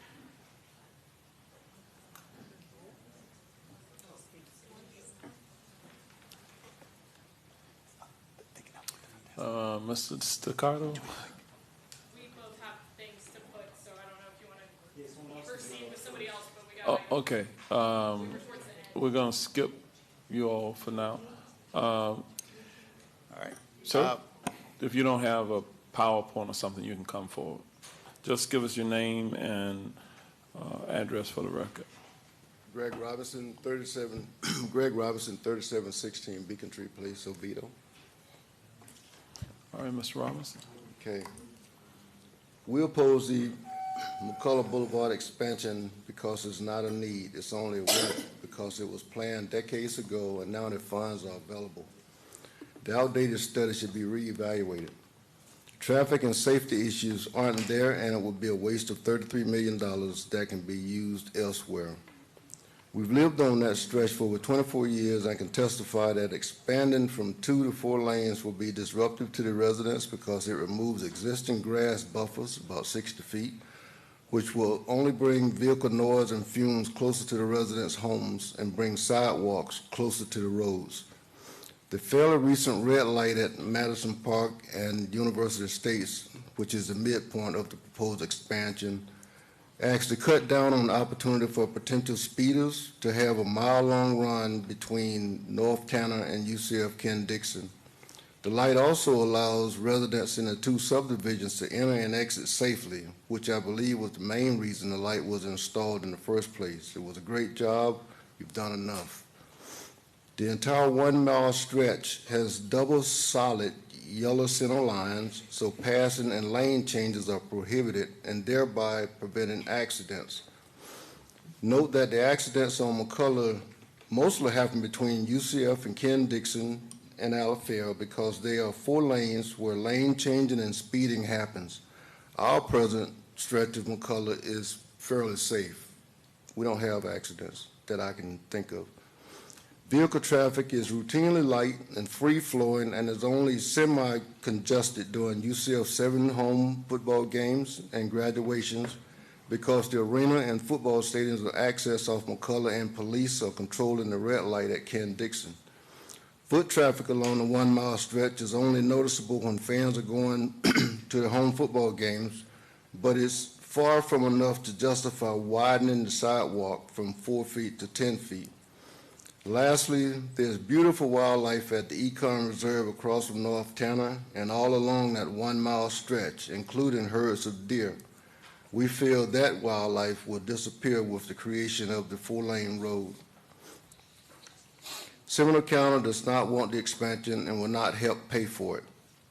After extensive discussion May 21, the Orange County District Commissioners voted to reject the expansion, agreeing it's not warranted and the funds can be better used elsewhere. Please join McCullough residents and Orange County District Commissioners in rejecting the waste of $33 million. Thank you. All right, thank you, Mr. Robinson. Mr. Staccardo, are you ready? I think so. We had some technical issues back there. Wait a second now. I just had another technical issue. Oops. Sorry. It's the first time I've done this technology. There we go. Okay, I'm sorry. Eugene Staccardo, 331 Roswell Avenue, Orlando. I don't support this expanding McCullough Road. It's a sea-level road. It only increases the capacity of road capacity, leading to additional pressure to bridge the Econ. There's a long history of broken promises to protect the east of the Econ and its rural lifestyle, starting back in '88 with the passage of Corner Lakes to the recent past, giving the green light to the GROW. The only guarantee that no bridge will ever be built is by the utility easement across the Econ, which is circled in red, which is the right boat property. Orange County must negotiate with the owners of their own ranch limit to buy the utility easement from the west side to the east side of the Econ. Once purchased, it would be transferred to the EPD Green Place program, and land use would be changed to preservation conservation and would be combined with the Econ River Sandhills Preserve. If bought, it creates a continuous corridor of lands, HOA lands, conservation land, all the way up to the Econ State Forest in Seminole County. It would nearly make it impossible to cross the Econ if this is done, because it will be conservation land, and it would be protected by our charter. Otherwise, the staff has no ability to guarantee that there won't be a crossing of the river. Protecting the rural East Orange County to damage and sprawl. So please vote no on the expand McCulloch, but yes to buying the corridor. Thank you for your time.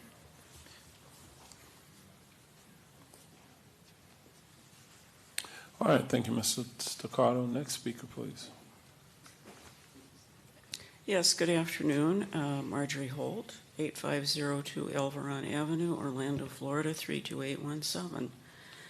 And I am the person who sits on the LPA that brought forth the motion for inconsistency with the comprehensive plan. And I appreciate the other LPA commissioners that voted for that. I would like to say that objective flu point 1 is inconsistent in that this roadway is a high-volume, high-density corridor that is directed straight to the edge of the urban service boundary pointed at the Big Econ, Lockhatchee River, and the rural service area. I noticed on the plans out there, the maps, that there is a portion that extends actually across Tanner Road.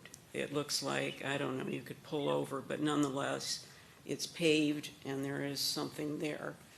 The third condition for your vote there about an agreement with Seminole County, is this in the works? Is there any applicable documentation for that?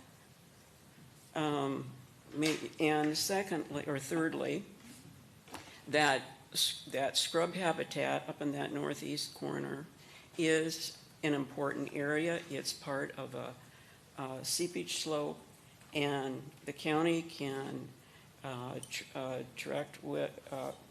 get with the Arboretum Director, the National Resource Director, and facilities planning. So I'm displeased that we're not operating under the Clean Waters Way Act, and if possible, get a commitment for wildlife passages on the east side of McCulloch. Thank you.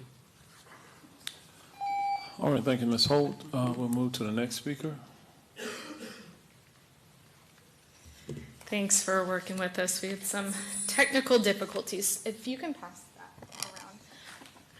around. My name is Liz Connor. I am a resident in District 5, 32820. So I'm passing around a petition. I was going to save it for later, but it's a 2-for-1 for this and 419 Chiliota. So our organization, Save Orange County, we collected over 322 petition signatures in less than 3 days over these two issues. So you should have received that.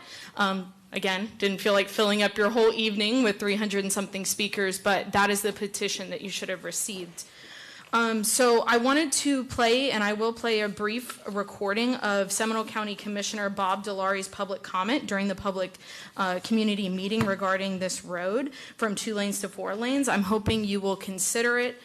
His valuable input and words in your deliberation and vote no on expanding this. He was one of the overwhelming many voices that packed the room opposing this. So if you could play that 35-second video, thank you.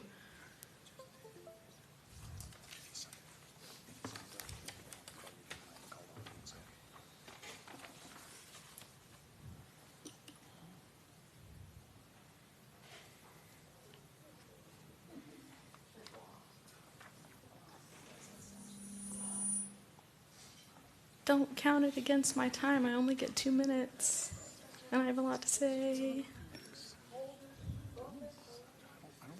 Okay. Well, I will summarize for you. The entire commission, you received it in an email this morning because I was afraid this would happen. So he was just saying in short that I was shocked to hear representatives say that this is part of Seminole County's plan and that they support this. If you watch that video that was sent to your email, he was saying the exact opposite.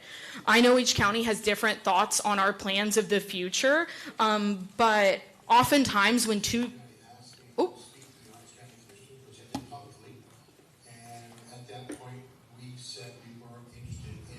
Crossing the river or widening McCulloch Road.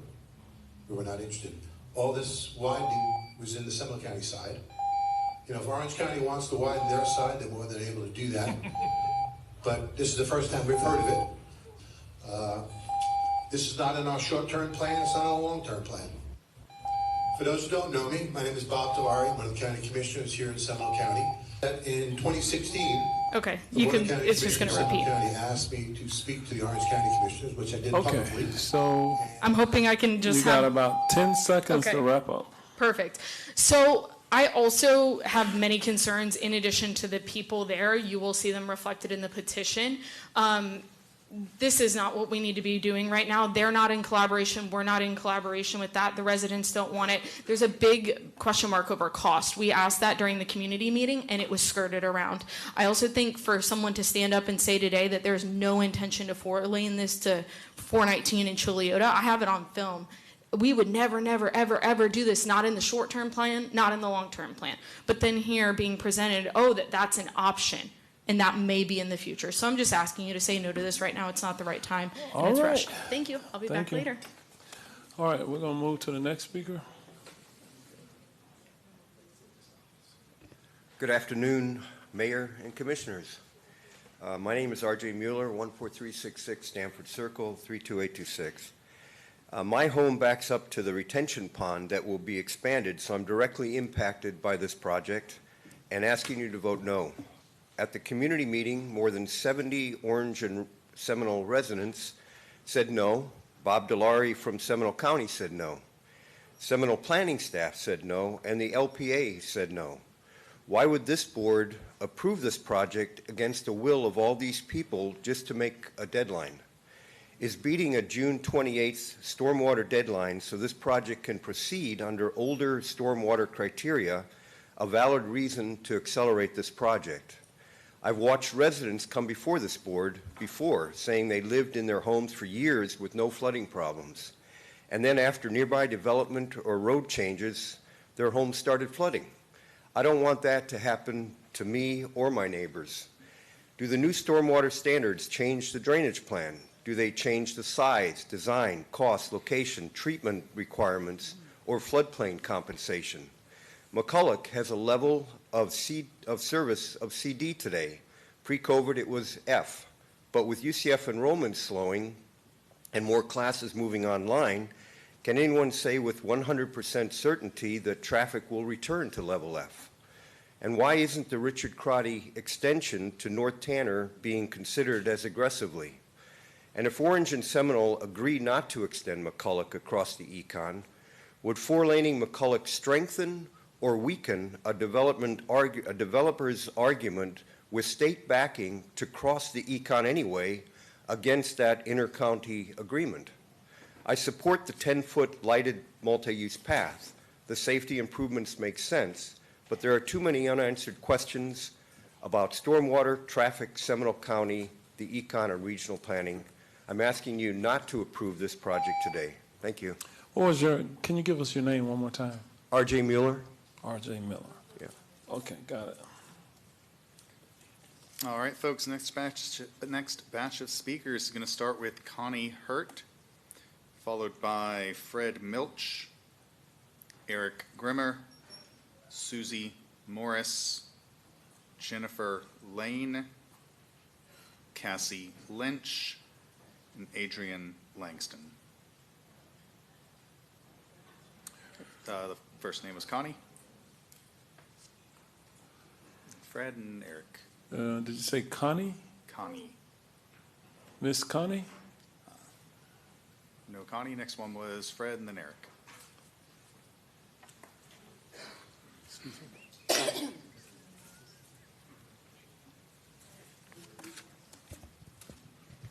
2 minutes is not enough to say everything I want to say, but my name is Fred Milch. I live at 252 Coble Drive, Longwood, Florida, and I'm speaking on behalf of the Central Florida Sierra Club Conservation Group. I'm a retired transportation planner. For 40 years, I've reviewed hundreds and hundreds of traffic plans. Transportation planning and engineering is an art just as much as it's a science, so there are many, many different ways to look at different things. I like the complete streets. We like the complete streets with the wider lanes. It's very appropriate around UCF, and I don't think you're ever going to get a good level of service because as soon as somebody pushes a pedestrian button, it messes up the timing.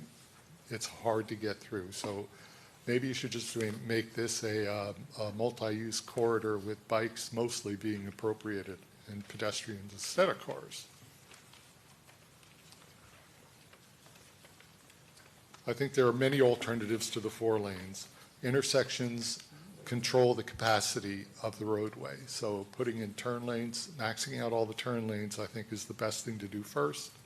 And then look at roundabouts. I think the roundabouts study that was shown here was not appropriate because they all came with level of service F. I think you need to tweak the roundabouts. I think they can really take care of some of the intersections, maybe not completely. So the widening is going to lead to the crossing of the Econ-Lockhatchee River.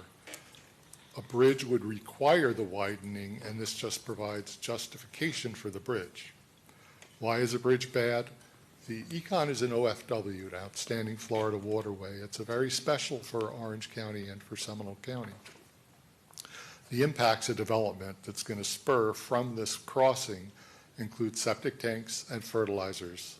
So I think that it's going to ruin the river just like it's impacted the Wekiva River. All right, thank you, Mr. Milch. I just recommend that you direct staff to look at alternatives to the 4 lanes. Thank you. All right, thank you. Next speaker. Hello again, Board. Eric Rimmer, 574 Terrace Spring Drive, Orlando, Florida, 32828.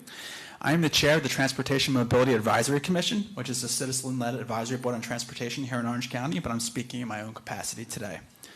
Solely from a transportation perspective, I remain unconvinced as the need to widen McCulloch Road. As others have noted, this is currently a CD level service road. We saw a graphic during the presentation showing a rebound in traffic counts post-COVID, using that in support of the argument that the counts will continue to increase until the road is failing. While I saw a slight rebound, I also saw a flattening of the traffic counts in the past couple of years that still have not fully recovered from pre-COVID levels. This is consistent with other traffic counts that I have examined in major county corridors as part of my work on Transmac. The presentation also stated that the widening was necessary to accommodate future growth, but the presentation and the discussion at LPA did not articulate exactly where that growth was coming from. Because the McCulloch corridor is built out, and our rural boundaries should limit new entitlements outside the urban service area. The presentation also notes that the project has been on the long-range transportation plans for Orange and Seminole County, maybe, maybe not, for many years. But my response to that is, so what? I like to think we have learned a thing or two about the type of improvements that actually improve traffic congestion and those that make our safe streets for all roadway users.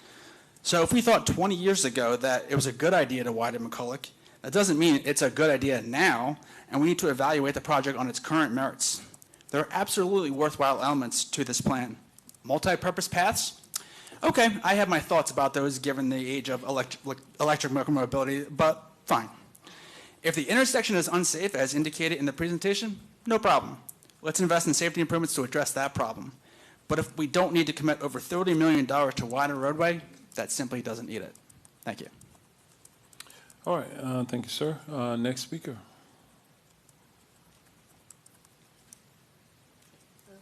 My name is Jennifer Lane, 503 Fitzwilliam Way, 32828. I'm sorry, I really did not have prepared remarks because I just saw the display when I stepped outside earlier today. And I know from sitting through these meetings that you like to know. You can pull that mic down to you. How people feel about situations. Since my mother moved to Legacy Point over 3 years ago, I've had the occasion to drive this stretch of road a lot. I have had absolutely no issues all the times that I've done it, quite often 5 times a week. I am married to a endurance road cyclist who has ridden all around UCF, all around down Lake Pickett. Never once did he complain about this stretch of road. For my mother, I know that she would not like the disruption that would occur, even though that's a small portion of the time. She's at the end of her life, would not like to see her have to deal with that.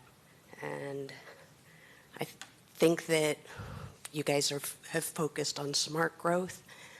I don't know that this qualifies as smart growth decision-making. Thank you.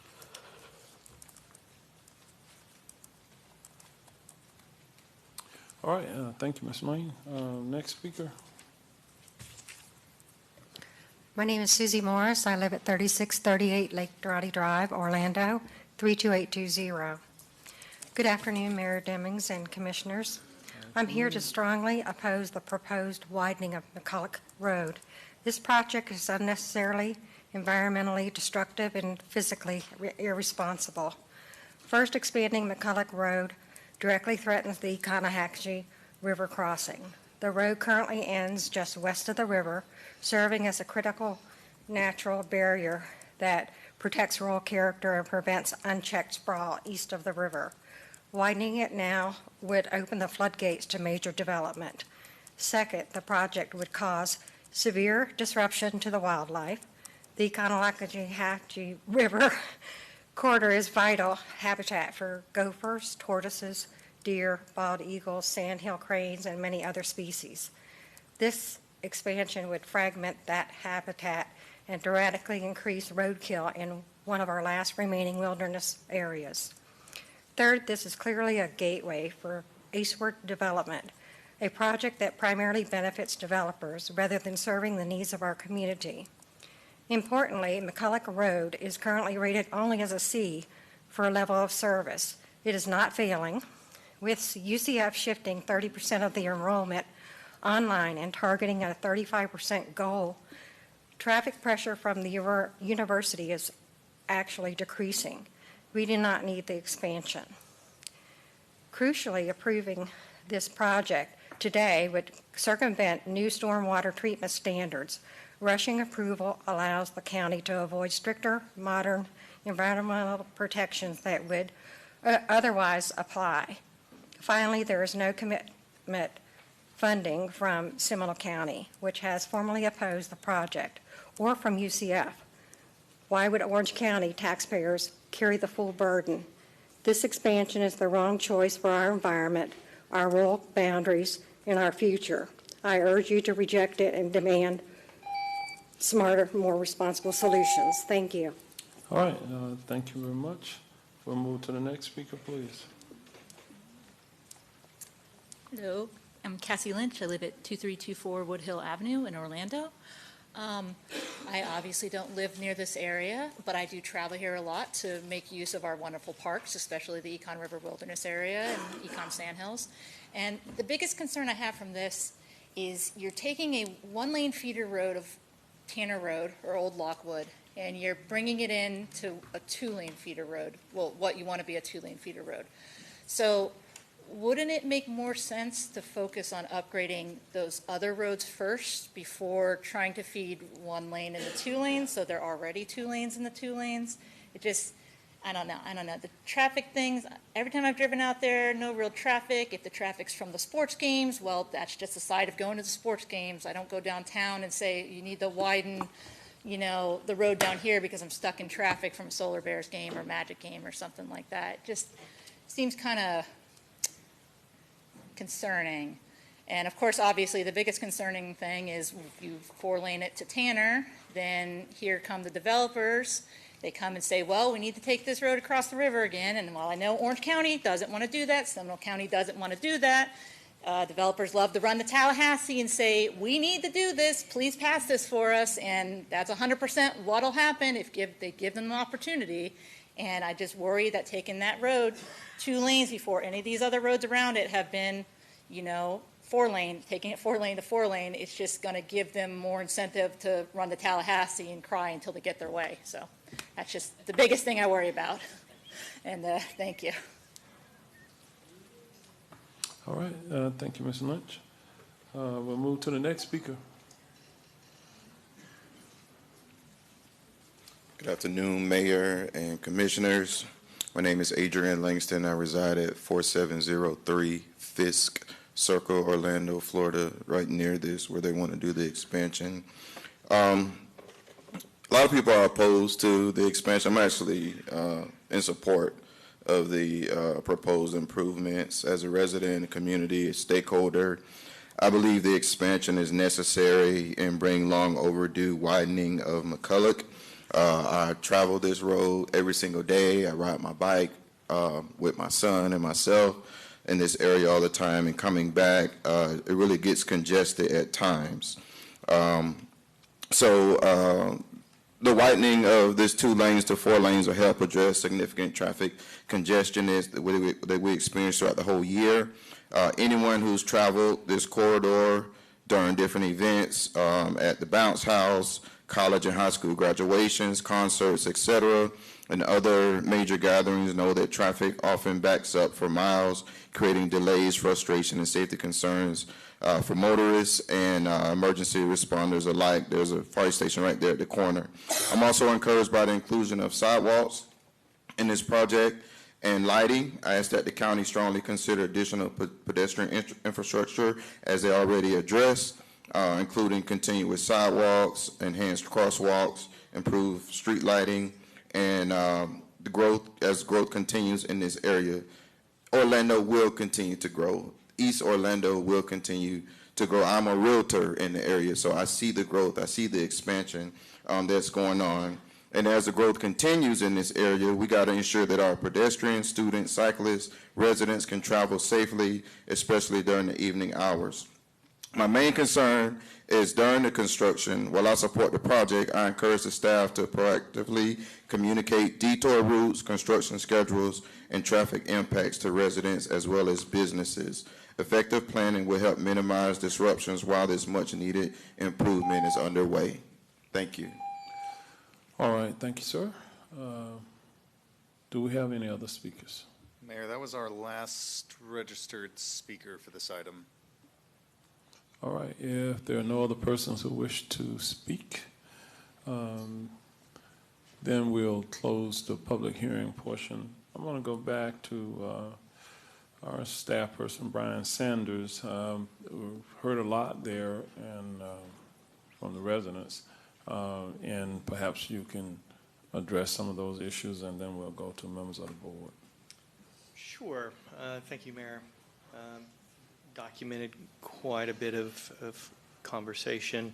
One of the ones that stands out is that my presentation had a plan to extend McCulloch Road to the east. It's just not there. In fact, I a couple of times said this is absolutely not what we're going to do. Neither one of Orange or Seminole has that in their plans. Neither one of us wants. We're aligned in that.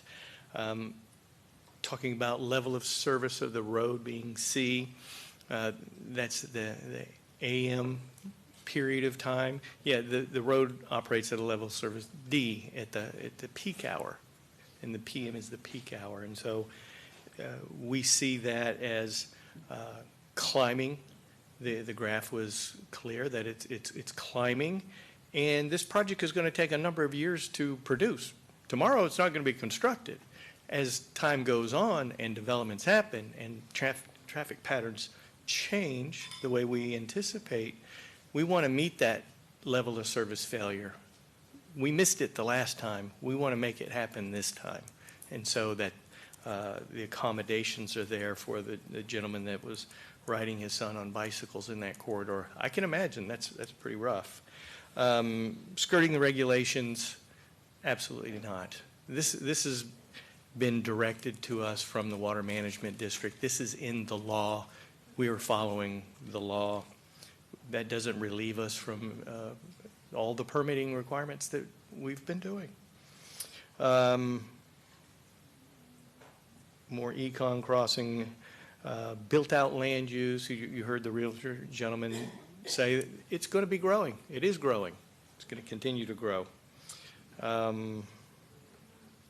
I was looking at my UCF compadre here about the testimony of the facts that were stated about UCF. He's shaking his head, no. That's not what's happening at UCF. I heard interest in the multipurpose path and the lighting.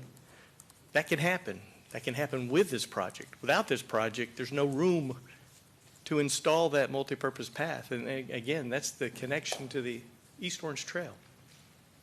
But I'm repeating. Commissioner Delari, the video. That was unfortunate. That was unfortunate because we met with his staff a number of times ahead of that. Unfortunately, Seminole County staff had turnover, and that staff did not inform their leadership of what was going on with Orange County. We met with him several times.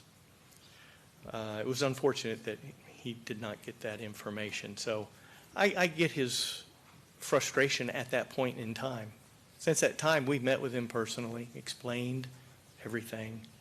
He verified with his staff, yeah, that's what happened. So that was unfortunate. And you've heard the theme. It's the specter of extending it to the east. That's not what this project is. And let's just say we don't build this project and Tallahassee gives space for the developers to build and extend the road. That's not going to stop them. That's not going to. They build these widenings all day long to do their developments. So this is not the stair step that we've been told. So there's a specter out there that is above and beyond, bigger than this project, and I can't do anything about that. I've tried. Just can't. So this project is what it is. It's a piece in a regional roadway collection that's necessary for people to easily be mobile from the east to the west and the west to the east. Is there any other questions from the board that I didn't address in the testimonies? I'm going to open it up to members of the board for any questions. Commissioner Wilson, questions? Yeah, so for Mr. Milch, who is here, have you read the book Confessions of a Recovering Engineer?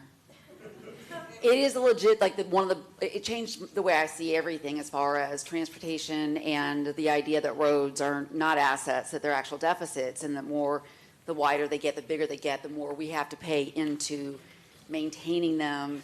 They immediately devalue the communities that are around them because they're built for anyone that's going through them. So it's built for, not the area that's getting the improvement, if you will. And so all I could think about when you got up and said that you were a traffic engineer is that book. And if anybody who's interested in the impacts or what I would say are some of the unintended consequences of road improvement, and I kind of give the improvement with the quotes, read the book. It is illustrative, and it starts out with a woman who comes out and meets with the county engineer who says, I've got great news. We got funding. We're going to make the road bigger. This is going to be great. We're going to be able to move. And he talks about the number of cars that they'll be able to get through. And she said, but I just have to get over to my kid's school, and we can do that. I leave, 5 minutes before now, and, I can get there. And he goes home and ruminates about this idea that he thought he was delivering great news to her about an improvement when really it ate up her property, it ate up public property and devalued everything, and then eventually cost everyone more because then maintenance costs go up.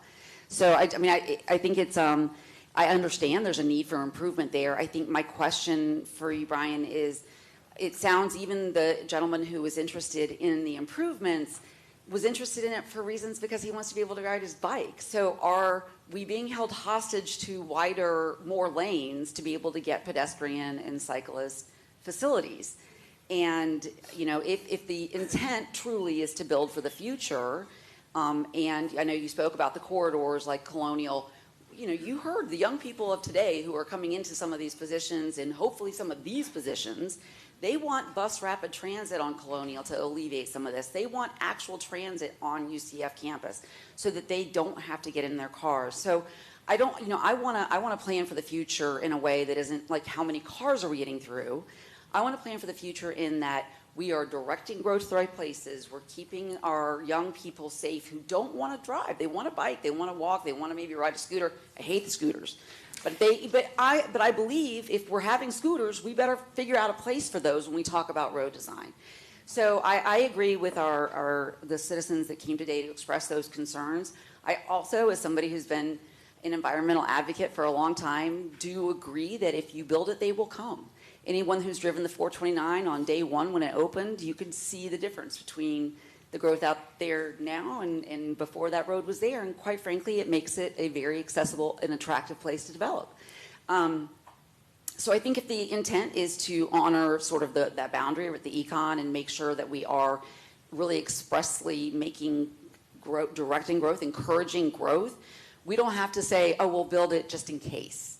You know, and I just hope that there's an opportunity to get the improvements, to invest in the good parts of this design. There's some great pieces of this design without sacrificing what we know may be the downfall, which is adding more lanes, people speed up. It's just the reality of it. I don't care what speed limit you set out there. You can have a 4-lane road set at 10 miles per hour.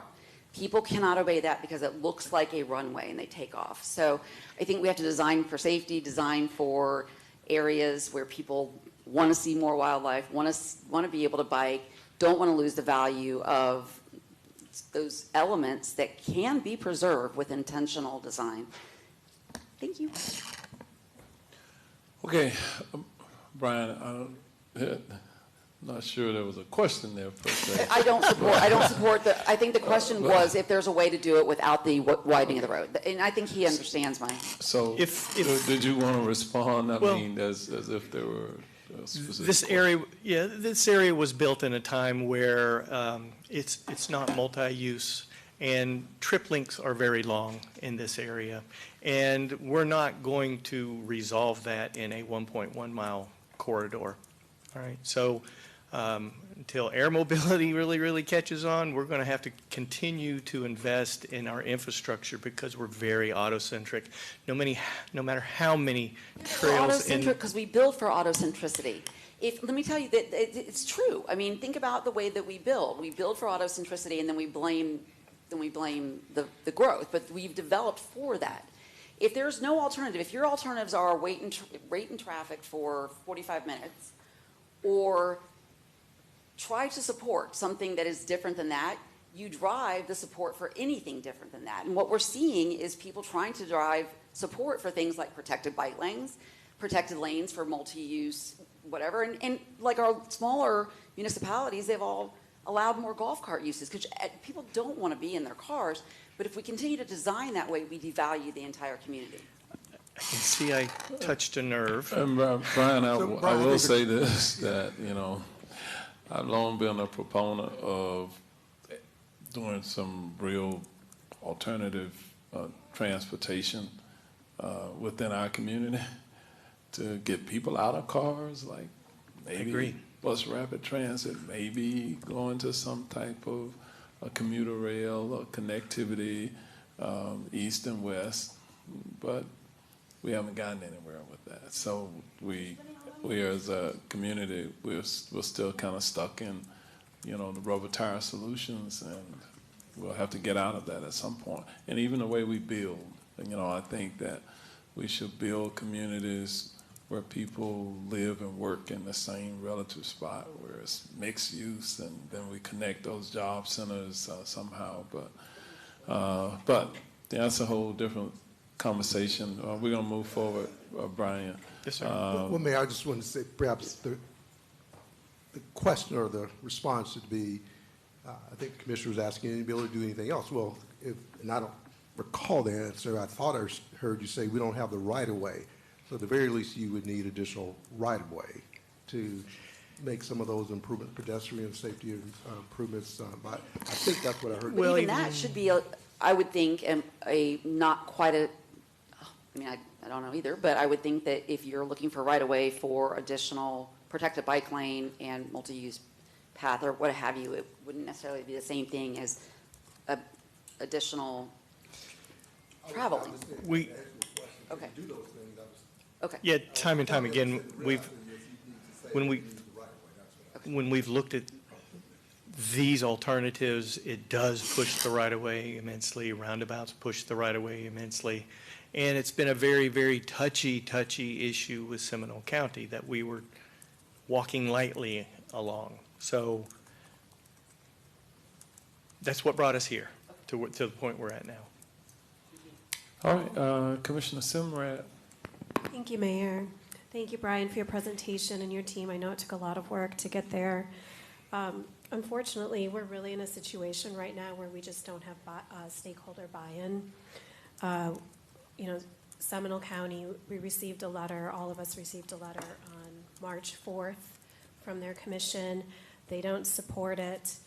Our LPA, our appointed representatives, didn't support this. The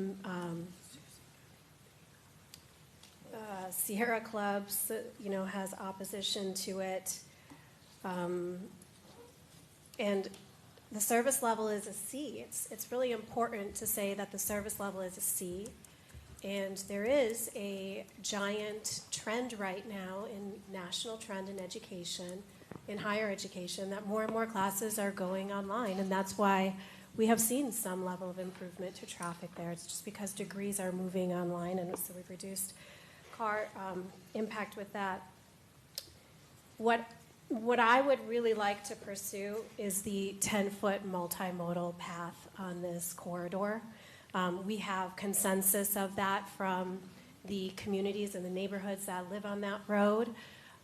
It does provide for the east-west connection in the bikes. And I know, Brian, you say that there's no room, but I would like to explore options because I think that that's a good element of this plan, is that multimodal. And I also want to say, when we hear residents state so much concern about crossing the Econ with a bridge and Seminole County, and I also received text messages from Megan Sladek, who is the mayor of Oviedo. It isn't true that Orange County has always opposed crossing the Econ, because every time that Sustany comes up for approval, Lake Pickett North at this board, staff has recommended approval of Sustany, and within all of those plans, there is some form of bridge across the Econ. So it's very important that the suspicion and the lack of trust coming from the community, coming from Sierra Club, coming from Seminole County, because Seminole County came into these chambers way back when we were considering Sustany in 2013 and said, we oppose a bridge across the Econ. Guess what? They still oppose a bridge across the Econ. The community still opposes a bridge across the Econ. So part of the problem in the presentation and why this is not sitting well within the community is because Orange County's own staff has recommended crossing the Econ to service Sustany, which is a very contentious development in the east, as you all know. So I want to understand right now if I can somehow pull from within this motion the 10-foot multimodal path, but to not proceed with any of the other road widening. All right. Let's see. We'll go to the staff and county attorney on what that potential motion might look like. Because it's a recommendation within the study right now, so can we extract that piece out? Yeah, we'd have to figure that out. I think the first part is a finding of consistency, and it appears as though you're saying you aren't prepared to make a finding of consistency. Mhm. But as a separate action item, would like the staff to pursue the pedestrian improvements, or I don't want to. Understood. Just the multiple. Yes. Or look at a more Okay. holistic pedestrian piece. Understood. Seems to So- me it's two different, well. Okay, so Mayor, I have a. Shouldn't speak for y'all, I need seems to to me know it's what two that different piece actions. is. Unfortunately, I don't have the expert, I'm not familiar with the document to know how to extract. I would need help extracting what you need to extract, and then Understood. figuring out if what you have left is a PD&E, because what we're here to make a recommendation on is the PD&E, and if the extraction of that is no longer a PD&E, I'm struggling. I'm struggling, so I need a little bit of help. Understood.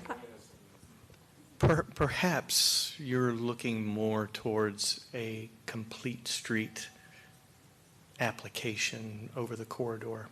If you're going to go in there and construct a multipurpose path on the Orange County side, you're going to cut the bottom part of the existing roadway off and add it to the north side of the roadway, because you need space in order to put that multipurpose path in. If you're talking about putting a multipurpose path on the Seminole County side, that's a different idea, but it's all about completing the street, the lighting, the multipurpose paths. Those things can help the safety of the roadway. That's our biggest deal is safety. And if it's either nothing or go with a complete street project, so be it. So it sounds like there may be some detail where, in order to proceed today, you would vote against the request to action today and bring back a complete streets project of sorts. That would take a whole new study, because we don't know what the costs are. We don't know the environmental impacts. I mean, we have a good idea, but I don't know exactly what you want. Right, and that's what I'm saying.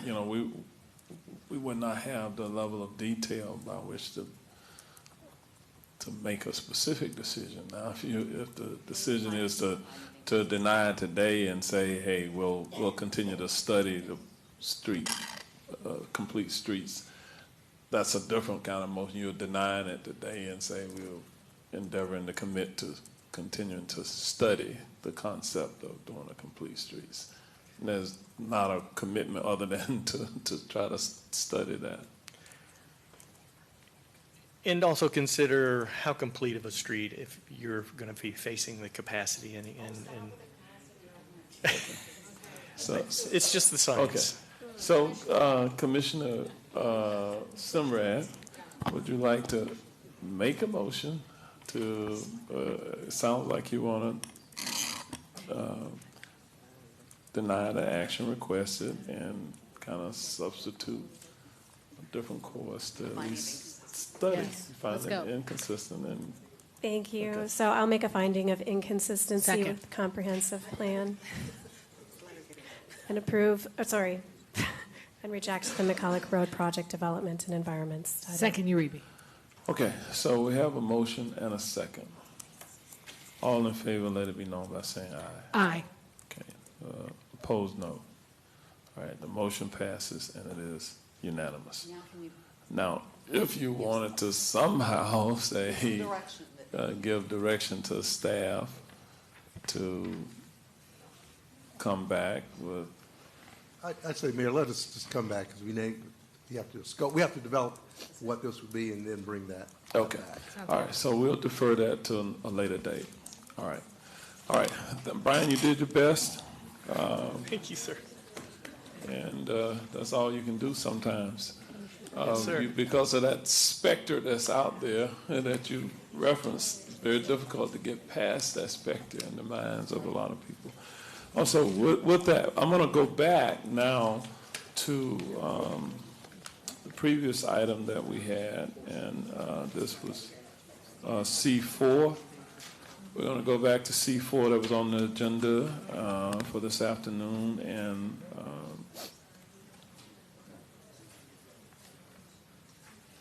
there was one question mark, and I believe, Susan, are you prepared to respond to, I believe, the suggestion that was being made by regarding the easement issue? Are you ready to discuss that? Okay. Yes, I'm gonna go to you. Yeah, go ahead. We met with applicants and also our staff outside the room, and what we agreed upon is for the condition of approval 16 is the Florida Power, sorry, I need my glasses. The Florida Power Corporation easement recorded in Official Record Book 1929, page 1031, must be relocated, modified, terminated, or otherwise extinguished prior to platting. So what we did was we got rid of the word removed and replaced it with relocated and modified.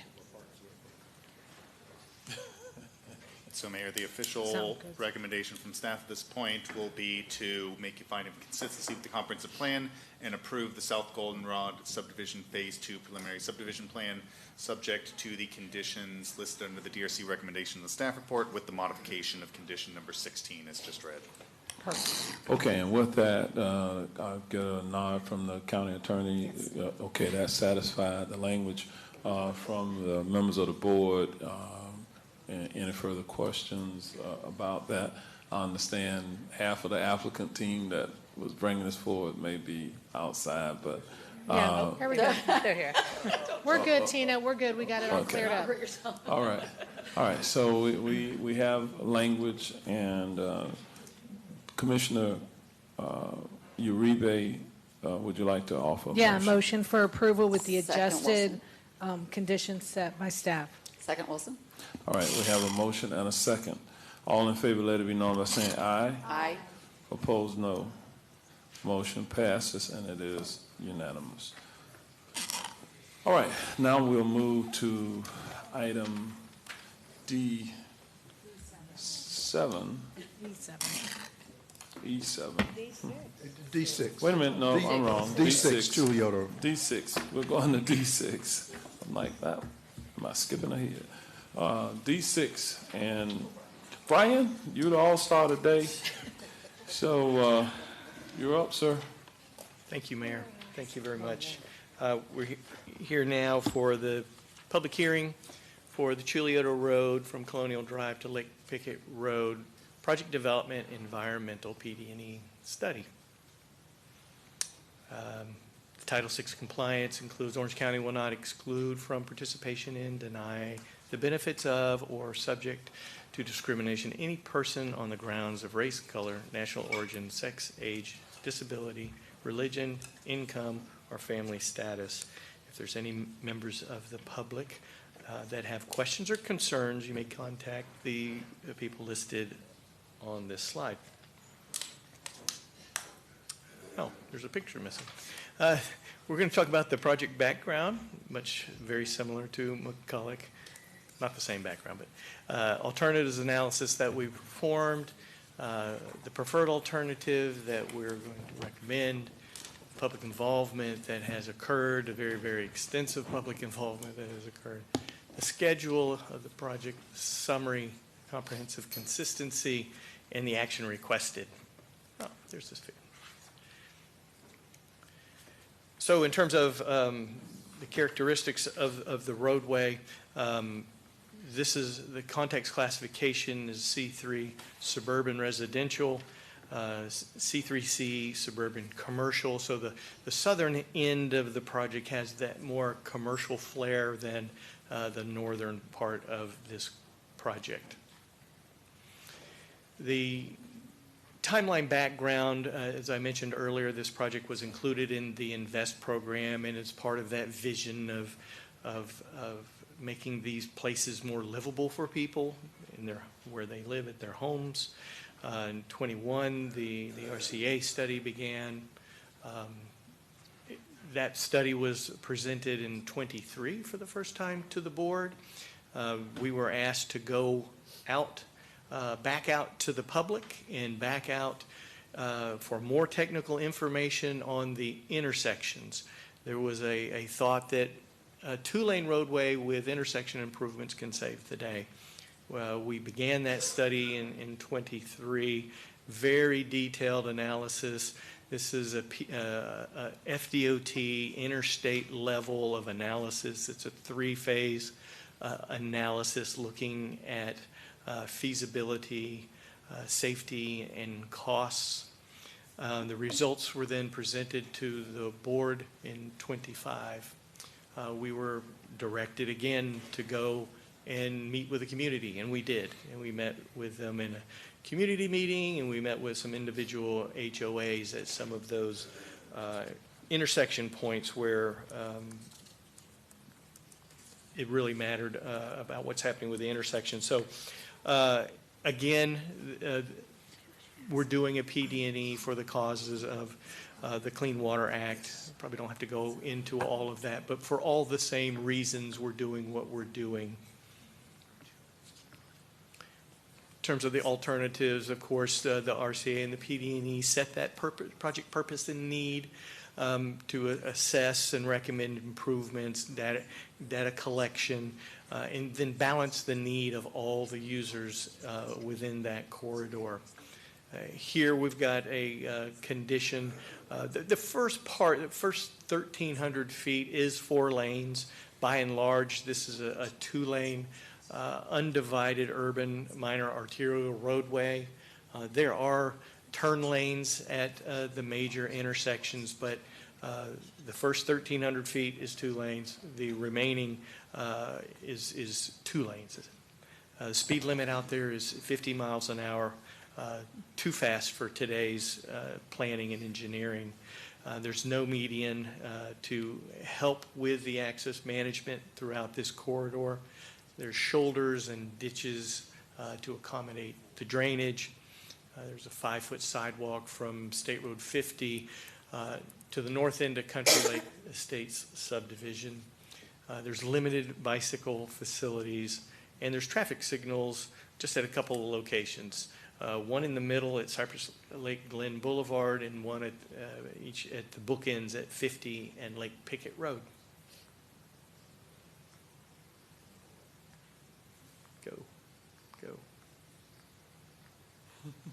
Go. Oh,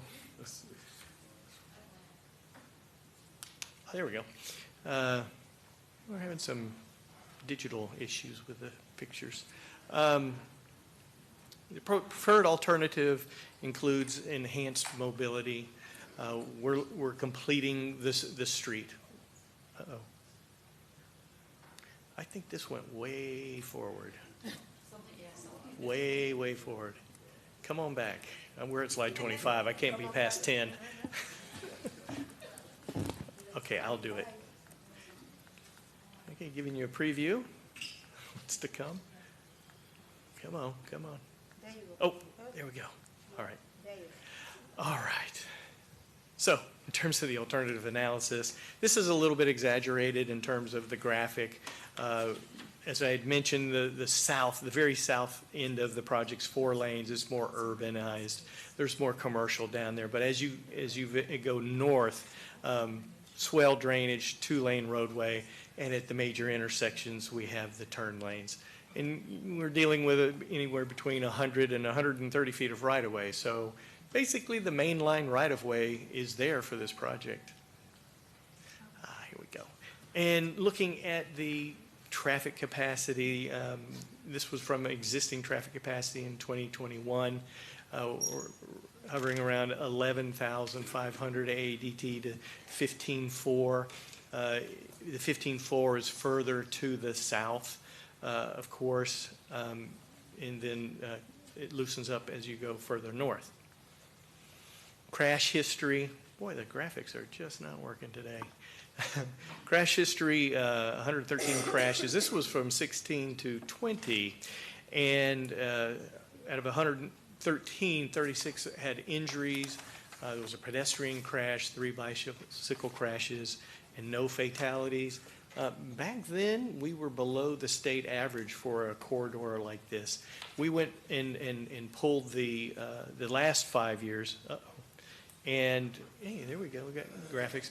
Now we're above the state average for this type of corridor. So time means something in transportation. Here we go. We predict that the opening year 2028, you saw the timeline. We've been working on this for quite a while. If we had completed everything on time, the opening would be 2028, and we'd be looking at a 17.5 number there, indicating failure. To do nothing, it would continue on into failure. However, the build alternative brings additional capacity for all the modes, making this a much more comfortable, much more tenable experience going through this corridor. This is the alternative that we are proposing, 22-foot median, 11-foot travel lanes, that narrowing of the corridor using narrow lanes, landscape, in more features for pedestrians and bicycles. You notice a 10-foot path and a 14-foot path.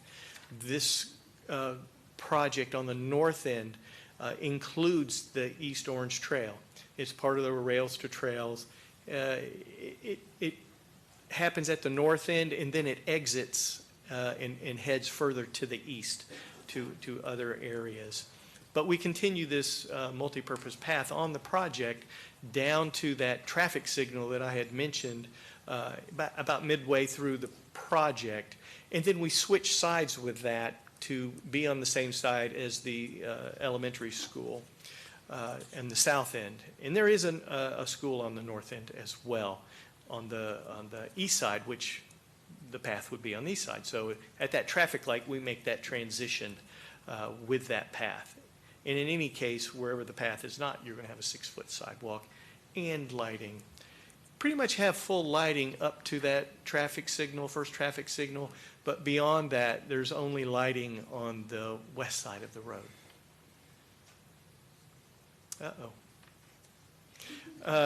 Again, the no build, I think we're having some tech. There we go. So in terms of the no build, there's an east alignment, there's a west alignment that we looked at also, and we settled on a sweet spot, which is a kind of a hybrid there.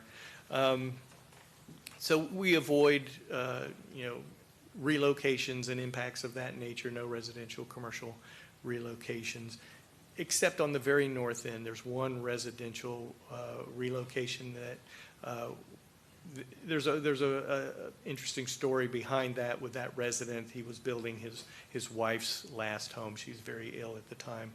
And with the construction of the trail and the roadway impacting the remaining sides of his property, he really wanted to come and be acquired. So there's a pond located there. We were able to facilitate that.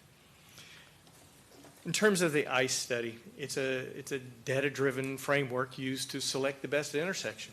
It has a very detailed scoring analysis, and it gets down to the very most cost-effective, safe, and balanced solution that we can come up with. It's a federal platform that we were asked to perform, and we did that. And we have all of the results of that. And one of the big issues there was to determine if a 2-lane road with the absolute best intersections that we can come up with would work and would survive, and it did not. And we've got some more slides for that. Oh no, I hit the wrong button. Thank you. So out of the ICE analysis, the major intersections from left to right, which is north to south, at Lake Pickett, we looked at numerous alternatives there. We looked at roundabouts. We looked at a bow tie, which is a combination of roundabouts on the side streets. And the best one that topped the scores was the traditional traffic signal. And you can see that we've selected that. The next intersection down is Longboat Lane. And the two options that rose to the top were The first one is the side street stop control. That's the existing condition out there. The next intersection down at Corner Lake Drive, it's a T intersection. Out of all the 15 intersections that combinations or different options that we looked at, the stop condition ranked the highest. Cypress Lake Glen traffic signal. At that intersection, it's a disconnected plus intersection at this time.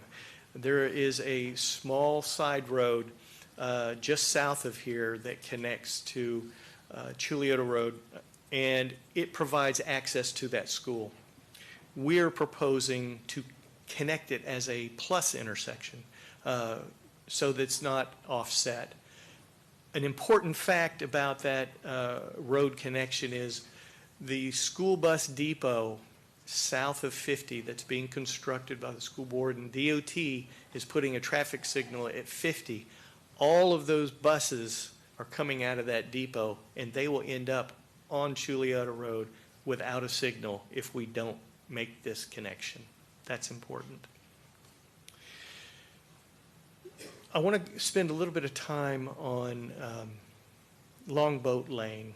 We were asked to go back out to the community a couple of times. We met with the Country Lane Estates HOA and the Grand Preserve Cypress Lakes HOA, and we said, here's some options. Here's the top options for this intersection. It was a existing intersection, the way they have it, just stop signs on the sides, and a roundabout. We talked to them. The roundabout scored highest. However, with the impacts that is proposing, we're looking at a flasher system out there to warn the motorists that there's side street traffic coming out of there. It did not warrant a traffic signal at the time that we did the analysis, but as time goes on, Commissioner, and growth happens, as it grows, we'll keep monitoring that. So that may be a viable option in the meantime, and as a future recommendation. Here's the tables. The top table illustrates that the two-lane with any combination of intersection improvement just did not work. It did not work primarily in the southbound mode where everything's mostly in failure there. Again, the analysis of the intersection controls, as I just kind of went through graphically, are shown here. A signal at Corner Lake, Cypress Glen, Lake Glen is recommended. Corner Lake Drive, stop control. Longboat Lane, we're looking at the flasher, which I guess you could say is the stop replacement of the stop control and the potential for a roundabout. On Lake Pickett Road, a signal. We looked at multiple roundabout options, but it recommended a signal there. And so that's how we went through the ICE analysis and came up with our analysis and recommendations. Very detailed, very data-driven.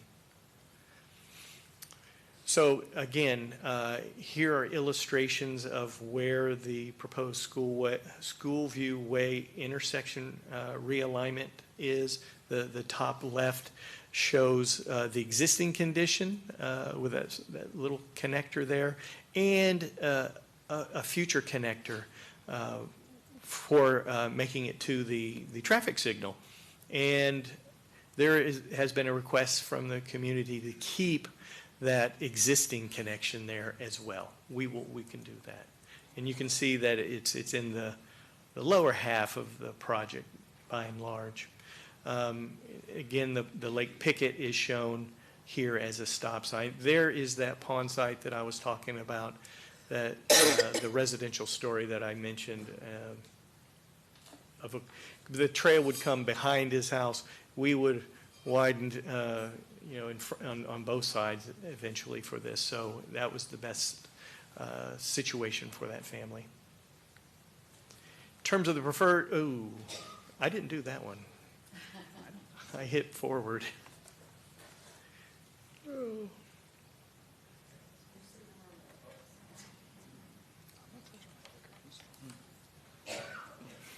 Some guys, One of those days. Some days are longer than others. Gives me a chance for a water break.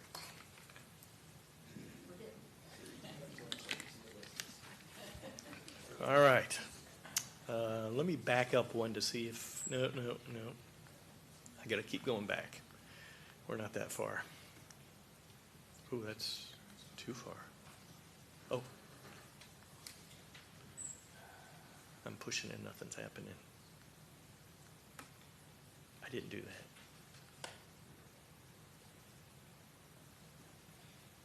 Sorry, folks.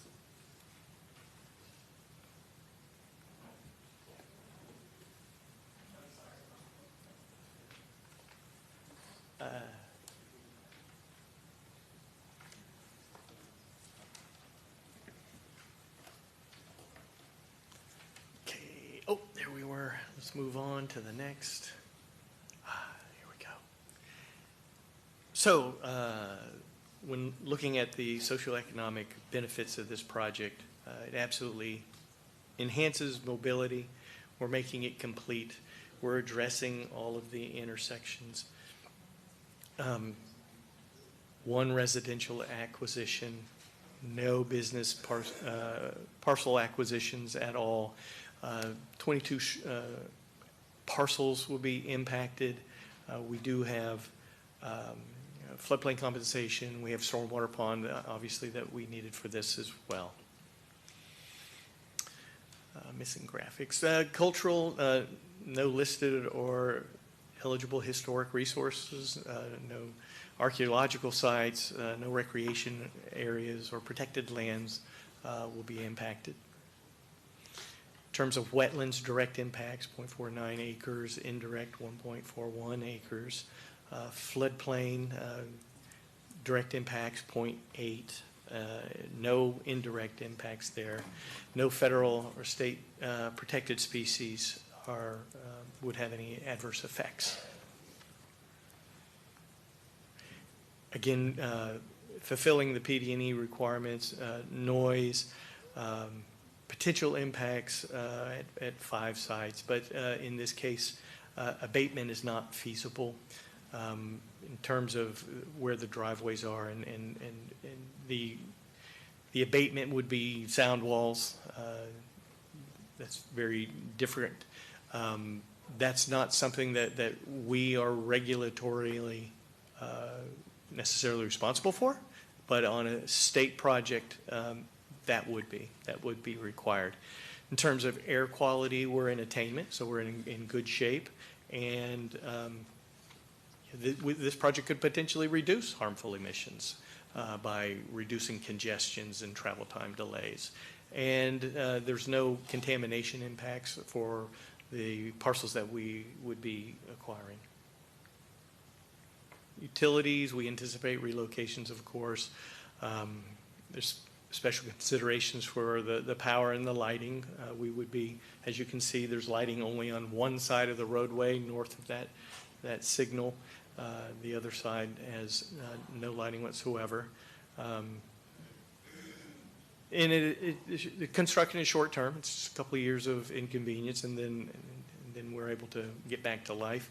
And the pedestrian and bicycle environment would be enhanced as well. This is a busy slide. It shows the evaluation matrix that we have. We have relocations, social, natural, and physical impacts, estimated costs. And then we have a number of alternatives. The no build, as I mentioned earlier, there are costs to no build. There are. There's a option with a 4-lane widening with a roundabout at Longboat. Came in at $76 million. It's about almost a 2-mile long project for that cost. We also looked at phasing this project because costs are a concern for this board. We looked at phasing this, You can see here, that phase line is right at that first traffic signal we talked about, and the relocation of that little side road to make that a plus intersection. That also avoids impacts to other things. There's trees in the right of way that were an issue.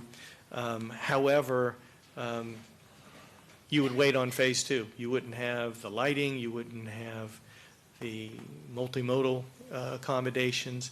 One caveat to this is that this large stormwater pond shown in the continuation of that map would be needed for the phase one. All that water is moving to the north. And so because of lower impacts, cost considerations, we phased this into 2 phases. However, this board can approve both phases as a whole project. In terms of the commitments, we can phase this project. It's very feasible to do so. Landscaping final design will determine trees that could potentially happen along the sidewalks. We are looking at that right now, how we can fit trees outside of the median and how we can change the pedestrian and bicycle path alignments to better address micromobility and speeds. So that's all being looked at right now. We're very hopeful. We don't have all the details on that. It's just emerging. You know, you've been briefed on micromobility also. We can reassess intersections, controls. We talked about the flashing signal at Longboat. Floodplain impacts to be reevaluated in the final design, of course, to sharpen our pencils on there. And then we do a deeper dive with species by the Cypress Lake Glen Boulevard in the final design as well. In terms of public involvement, we had a lot of meetings. We have been sent back out to the community numerous times. We've had a couple of hearings. We've heard pros and cons to this project, to be fair. So we've had online surveys, we've been out newsletters, thousands and thousands and thousands of newsletters have been sent out to this community. We've run a website, we've gotten calls and emails. You guys have gotten calls and emails, I'm quite sure, and we've been to the LPA where this project was approved in the LPA. Categories of comments that we heard, we kind of, instead of listing them all out, kind of bunched it in categories, questions and concerns regarding right-of-way, property impacts near Lake Pickett. As I mentioned, by and large, most of the right-of-way is there. It's there between the 100 and the 130 foot. Of course, we need stormwater ponds as well. Drainage and flooding, these issues were identified near the State Road 50 intersection. And of course, this project is geared to resolving those drainage issues. Public support, there was public support to improve the flow of traffic. See in the traffic counts that, you know, there's going to be failing sections of the roadway we're near. Requests for bike shared use path connected to the East Orange Trail. The people are expecting access to the trail. They're expecting the county to bring this trail forward. And we also had schedule comments. Why didn't you start sooner? Why'd you wait so long? Of course, funding and priorities and all that. In terms of the schedule, we've been at this since 21. We'd like to close the book on this project today. In terms of where we're at, we're June, we're wanting to resolve the PD&E study today. If we're able to move forward, we're looking at design in 27 and 29, followed by right-of-way acquisition and construction. We've said that we have about 60 of the $70 million either in hand or coming from proportionate share commitments through agreements. So we're very close. So in summary, this project was presented to the LPA and it was approved. The ice analysis was added at the board's direction, and we've given you the results of that. They're very clear and concise. The PD&E level study provides additional elements to meet grandfathering provisions. We're stuck in legislation, and we have the accommodation in law to do this. This was meant for us. And preferred alternative attempts to avoid or minimize impacts. The staff recommends a phased approach. Documented commitments ensure board direction, and community input is part of design as well. The consequences of not acting on this project. It's inconsistent with the comprehensive plan because we leave a lot of elements on the table. We don't do a lot of things. Traffic conditions will continue to worsen. Levels of service will degrade. Travel time delays will result in decreased productivity, negative effects on the environment, much like McCulloch. Two-lane can't accommodate the traffic growth. We've proved that through the ICE analysis. It's in the analysis. Crashes and injuries will continue to occur if we don't address the safety of this corridor. Greenhouse gas emissions will increase with idling and congestion. New stormwater requirements are expected to require additional right-of-way and greater wetland impacts. Let's act now. Secure funding will be reallocated and project costs will increase. Obtaining right-of-way will absolutely be costlier in the future. This project is consistent with the comprehensive plan. The LPA confirmed that. It's in our long-range plan. It's also implementing a cost-feasible multimodal transportation. It ensures the level of service standards are met on county roads within unincorporated. Supports strategies to promote convenient, efficient mobility of all modes. This does it. Build streets, pedestrian bicycle networks, and provide interconnectivity. This project does it. Mitigation for traffic impacts is included in the long-term capital improvement schedule. Yes. This one, the county shall review the impacts of development in conjunction with issuance of all development permits to ensure the following. The county shall not delete from the capital improvements program any road project for which building permits were issued dependent upon capacity of the road with the project. We've taken prop share for this roadway. In the action requested, we have a phased action request again. The first one is to make a finding of consistency with a comprehensive plan and approve the Chuleota Road project development and environmental PD&E study.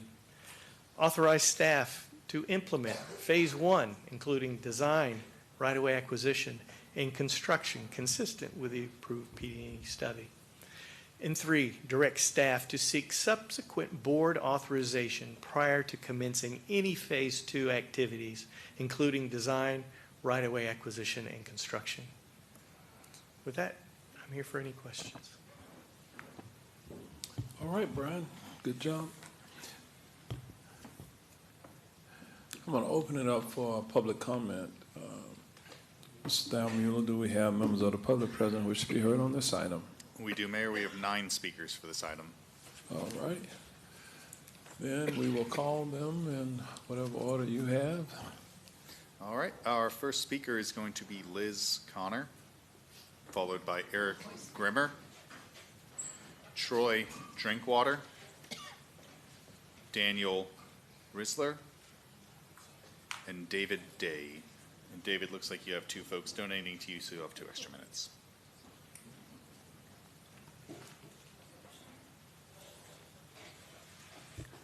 Ms. Connor?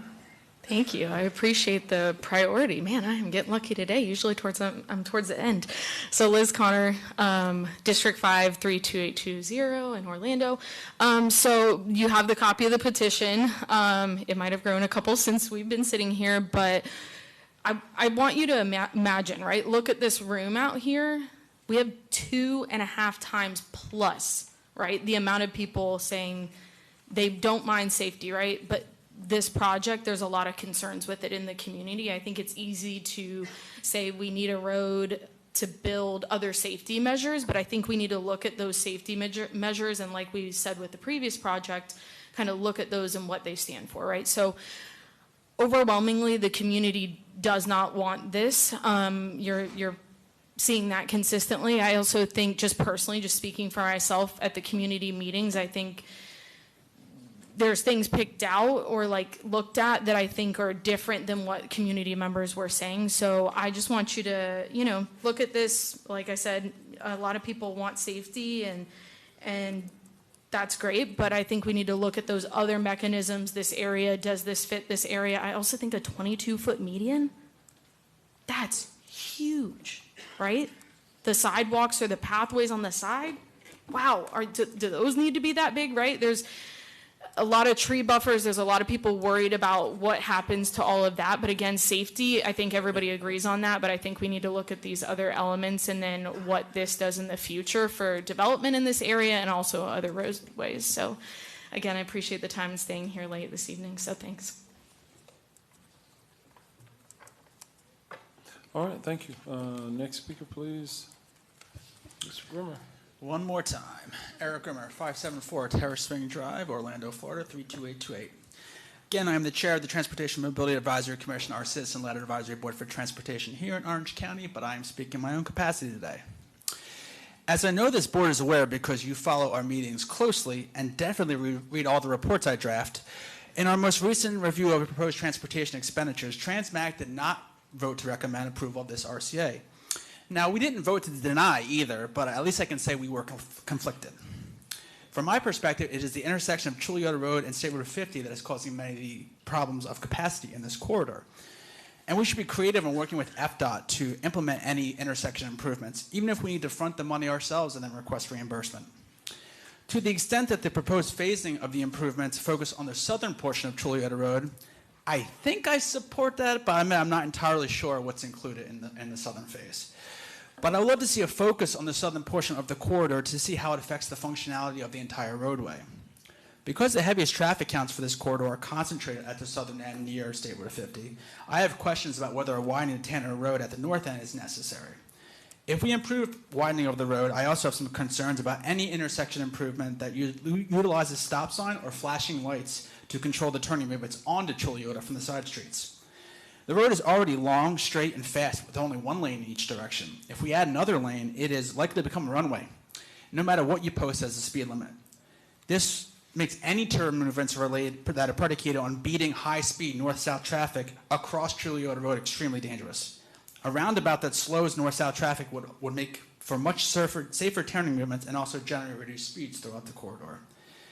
I do want to thank staff for at least suggesting it might be open to street trees over the proposed multi-use pass. It appears that the banging of our heads against the wall for many, many years may have finally yielded some results. But let's just take this one step at a time, please. One phase, one step. Thank you. All right, next speaker, please.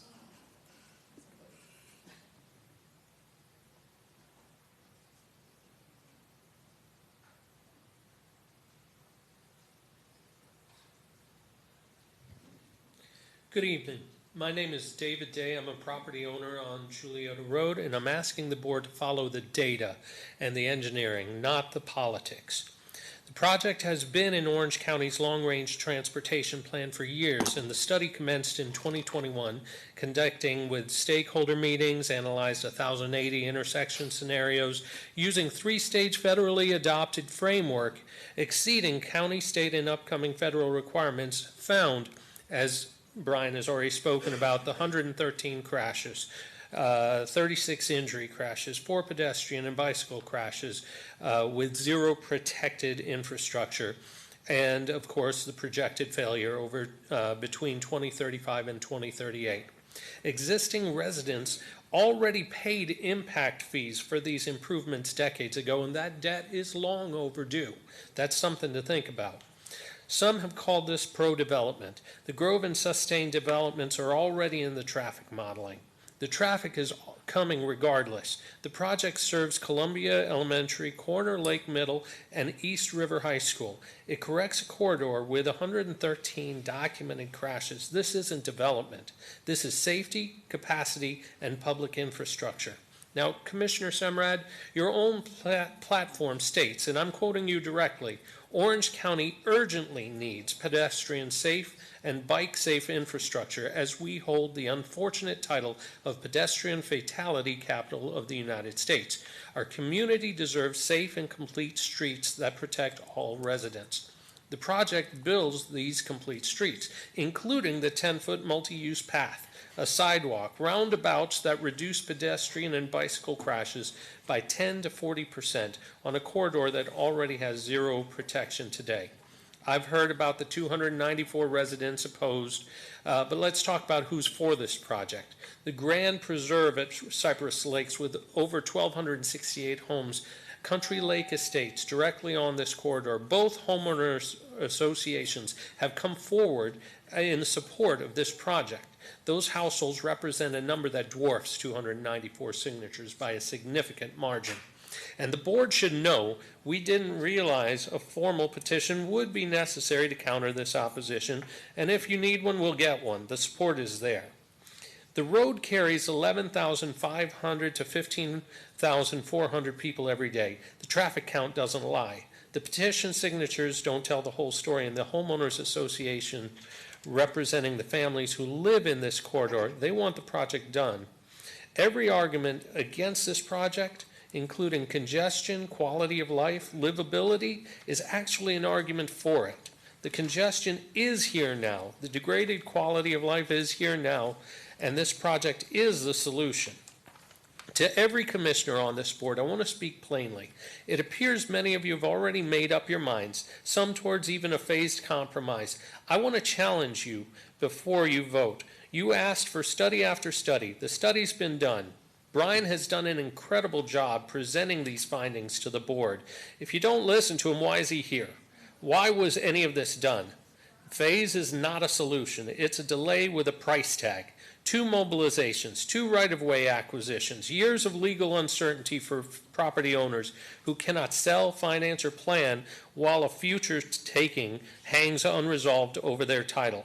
An engineered bottlenecking right there ends, and the unimproved road begins. You'll not be solving these problems in phases. You'll be scheduling it. The engineering is done. $60 million to $70 million is funded. Transmac approved it. PD&E reports exceeding the applicable requirement. You have everything you need to do this right now. I'm asking each of you to set aside political compromise and do what the data, engineers, and people of the corridor are actually asking you to do. Push this project through. All of it. All right, thank you, Mr. Day. We'll move to the next speaker. Okay.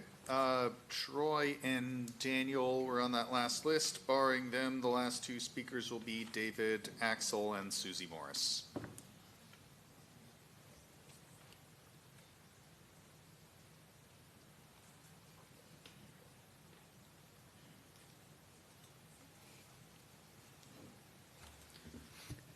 My name is David Axel, 1757 West Broadway Street in Oviedo.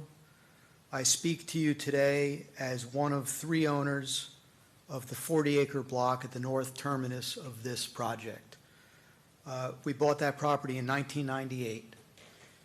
In 2005, we entered into a land swap agreement with Orange County to facilitate moving the trail and widening the road. I've been involved with this for many, many, many years, and I had heard on social media accounts the past few days that some folks were going to come and try to scuttle this project completely or force it into phases with an attempt for phase 2 to never be built. So I just want to share with you a little bit of experience I had representing the owners of the property around Lake Pickett who had sought and obtained their land use back in the late 80s. In 2015, I'm looking at a memo from Orange County that said concurrency is denied. Chuliota Road from Lake Pickett Road from Colonial to Lake Pickett Road will be at capacity F with this project. You have to pay prop share. That payment was nearly $400,000 in 2015. In 2016, we worked on the rest of the project. Again, a memo from Orange County. Chulioda Road from Colonial to Lake Pickett Road will be at level of service F. The payment was nearly $800,000. As the prior speaker said, payments have been made, promises have been made. It's time to fulfill those promises. You had a good presentation from your staff. I would say the crash data at the north end, 2016 to 2020, it's out of date in the report. There's been more crashes, 13 crashes. The level of service for all the segments north of Phase 1 in the 2038 time period in your report, all F. I urge you to proceed with the project. Thank you very much. All right, thank you, sir. Next speaker, please.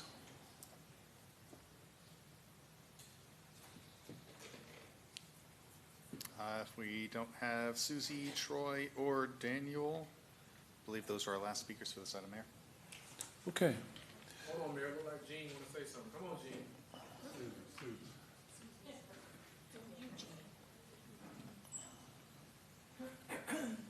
I'll fill the card out when I'm done. Eugene Staccato, 331 Roswell. I've driven this road, not all the time, but I do a lot of trail work on the east side. It's a road hazard in the sense that it's super fast. By 4-lane, and this is not going to fix that problem. This is going to make it enhance the speed on that road if you don't do it right. So you're going to have to put some, even with just doing 2 lanes, putting roundabouts or something to slow the traffic down, and also enhance the pedestrian ways through there. You know, enhance bike lanes / walkways. The capacity doesn't seem bad to me. I've never seen it really backed up. Traffic hour is traffic hour. Yeah, it probably goes down the D or something like that and during the traffic hour. But that's true everywhere in this county. F is a good time if you, at 5 o'clock going down Robinson trying to get down to Crystal Lake. It's backed up. But in normal traffic, it's a really fast road. It does need some type of traffic calming on it. But a total enhancement, I'm not sure. But you know, it's a shame that, you know, like, Mayor, you said it earlier, it's like to get one part of this whole thing, we got to do this whole thing. And it would be nice if we could just start breaking projects out and say, we need an enhancement of bicycle, because that is going to be the future. E-bikes are the future. Kids not do, but cars are super expensive. And we got to figure out somehow to use our general revenue, because come this November, we might not have the revenue if this bill passes that went through today in the legislature, and it's going to be presented to the citizens for our real estate property taxes go away. We're going to get really smart in how to select these projects very selectively on what we really need. McCulloch, just a pathway. You know, we don't need the full shebang of a road or an enhanced road. We got to get smart on this. So we're not going to have the money in the future potentially. So we got to start planning. Thank you. All right. Do we have another speaker? Ms. Marjorie, if you didn't fill out a card, please do so. I did. You did? I am Okay. Susie Morris. Okay. Yes, we called you. Okay. You did. We called All you, right. yes. Okay. My name is Susie Morris. I live at 3638 Lake Dottie Drive, Orlando, 32820. I'm here today to strongly oppose the widening of Chulioda Road at this time. A major issue in that this widening project seems designed to circumvent Orange County's new retention pond regulations. These updated stormwater rules were put in place to better protect our neighborhoods from flooding. By rushing this project, the county risks approving a design that does not fully comply with the stricter modern standards, which could lead to increased flooding in East Orange County during heavy rains. This is a rural and suburban connector road. Expanding it will destroy the existing neighborhood character, remove mature trees, harm wildlife habitat, and promote more sprawl. The high cost to taxpayers does not justify the limited benefits. Instead of a partial widening, the county should focus on targeting safety improvements to the existing road. I, along with many of my neighbors, urge the Board of County Commissioners to delay any decisions on this project. We ask that you require a new public hearing with fully updated plans and clear proof that the project meets the new retention pond regulations. Please vote no on the widening of the Juliota Road at this time and prioritize responsible, smart growth that protects our communities rather than harming it. Thank you for your time. All right, thank you. Do we have any other speakers now? All right, then we'll close the public hearing portion, and I'll give you the opportunity, Brian, if you want to respond to anything that you heard at this point. I think I've talked at length that this is not subverting anything in terms of stormwater regulations at all. This was built into the law. This was recommended on both projects from the Water Management District to seek this path. We're not shortcutting anything. We're going to permit this project fully. And so I heard other issues about slowing the traffic down. You know, we include elements in our roadway projects that do just that. As I've mentioned before, landscaping, narrow lanes. There was a discussion about the 22-foot median. There are advantages and disadvantages, as pointed out. It's very difficult to do a U-turn from a 16-foot median. It's very difficult. In fact, we have to cut out side of the road in order for vehicles to make that maneuver. And when they try to do that at signal or at side street intersections, many times the turning radius goes through the crosswalks, and that's not a good thing either. So we have to make accommodations. It's possible we could do that. I heard votes for the full project. Okay, it's there, it's available for you. I've heard some interest in phasing. I've heard interest in roundabouts. We went through all that analysis pretty handily. I think it's back to the board. All right, thank you, Brian. I'll open it up. Discussion by the board. If not, Commissioner Simrad, you're the district commissioner. I'll entertain a potential motion. See the requested action. Thank you, Mayor.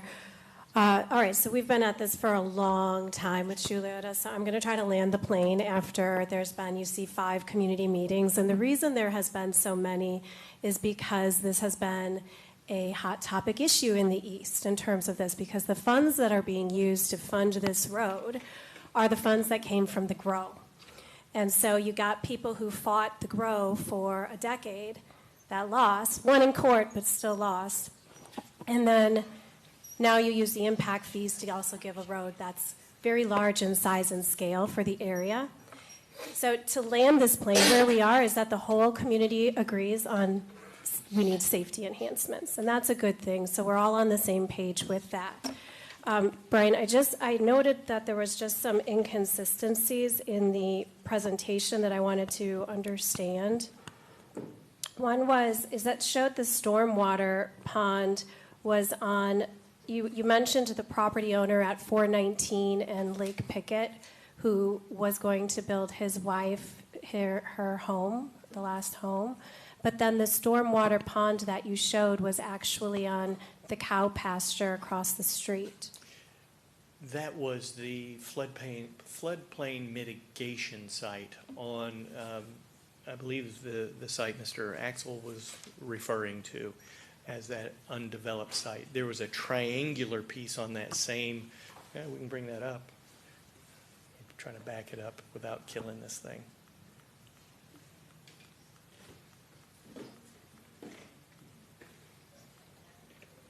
Did I go too far? Oh, there we go. So in the lower left-hand corner, that is floodplain mitigation. The stormwater pond site is that triangular piece right there. That, you know, after we construct the roadway, after the trail is constructed, there's really not a lot of peace for that property owner there. There is an opportunity to place part of the stormwater facility on that piece of property. So the retention pond then is still going on the 42 acres that is owned by Eminent Domain Company LLC? I'm not sure who actually owns that piece That's of the property. name of the company that owns it. Not on David Axel's property here. I mean the 42 acres that are on the western side of Chuliota, that borders That's the country. Solace development. No. The retention pond that we talked about, that was 42 acres of the site where it borders Corner Lake Estates and Country Lakes Estates. Gotcha. I thought that's where the stormwater pond was going. Well, there is. There's a pond there. There's a pond here as well. Okay, what is this pond in the lower left-hand corner? What's that parcel of land? That mitigates the floodplain impacts from this project. So it doesn't say pond on it? I'm sorry, I can't see that. No, it's a Okay. floodplain pond compensation. Okay, so thank you for clarifying that. You know, it's always something when you have developers or actual developer representatives come in and start advocating for road widening to service development. It tells you what's coming. This road services 2 rural settlements, Corner Lakes and Lake Pickett. We all agree on the safety improvements. District 5, you know, when we had that community meeting, what we hear that the community agrees on is similar, so the southbound improvements. So, and keeping in mind, you guys, that this road dead ends into a one lane on one side with the high school, and it goes into a 1 lane on the other side on Lake Pickett and Chuliota. So you can improve 2 miles, but then it just gets stuffed into 1 lane. So we're not really improving traffic when you're only looking at 2 miles. So we agreed on the reduction of the median. So, and we reviewed the P&Z from the McCullough, and it sounded like about 15 to 16 feet could work for that median. So we agreed on the addition of the median, but the reduction of it. We did request speed limit reductions, but we did not. We've been asking for some things, Brian, for more than a year, as you know, and unfortunately you presented the exact same thing that we presented to the community a year ago that the community rejected. So we're trying to get there with what the community does agree with the county on. And I also just want to say that when this was presented to the community, what wasn't explained is that the multimodal trail completely takes Cypress Lakes buffer. That community will now be looking at the actual road. It also takes Cypress Lakes conservation land as well for the roundabout, and it requires Country Lake Estate to adjust their entrance. So we requested a 15-foot median, a speed limit reduction. The community asked for the multimodal, if possible, to move it on the other side, on the western side, where the existing sidewalk exists and it services the schools. So to move the sidewalk over there. In the ICE analysis, it actually didn't show that the roundabout was the best choice. It showed that the signal was the best choice, and the residents from Country Lake and Cypress Lakes are in agreement that they would like a signal there because there have been accidents to help them get out, but have it be censored light. And if that wasn't possible, to have some type of a flashing light to get the people in and out. Let me make sure I have.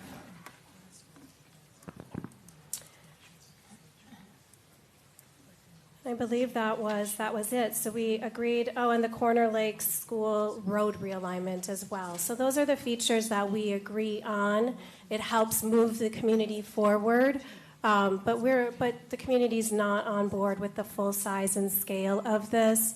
And again, this is a rural service. It's in the rural boundary. It's in the rural service area. It's 2 miles, and it's smushing everything into just 1 lane rural roads after the 2 miles. So I can make a motion in support of those items. Hold on. Can you Georgina, clarify your motion? Yes.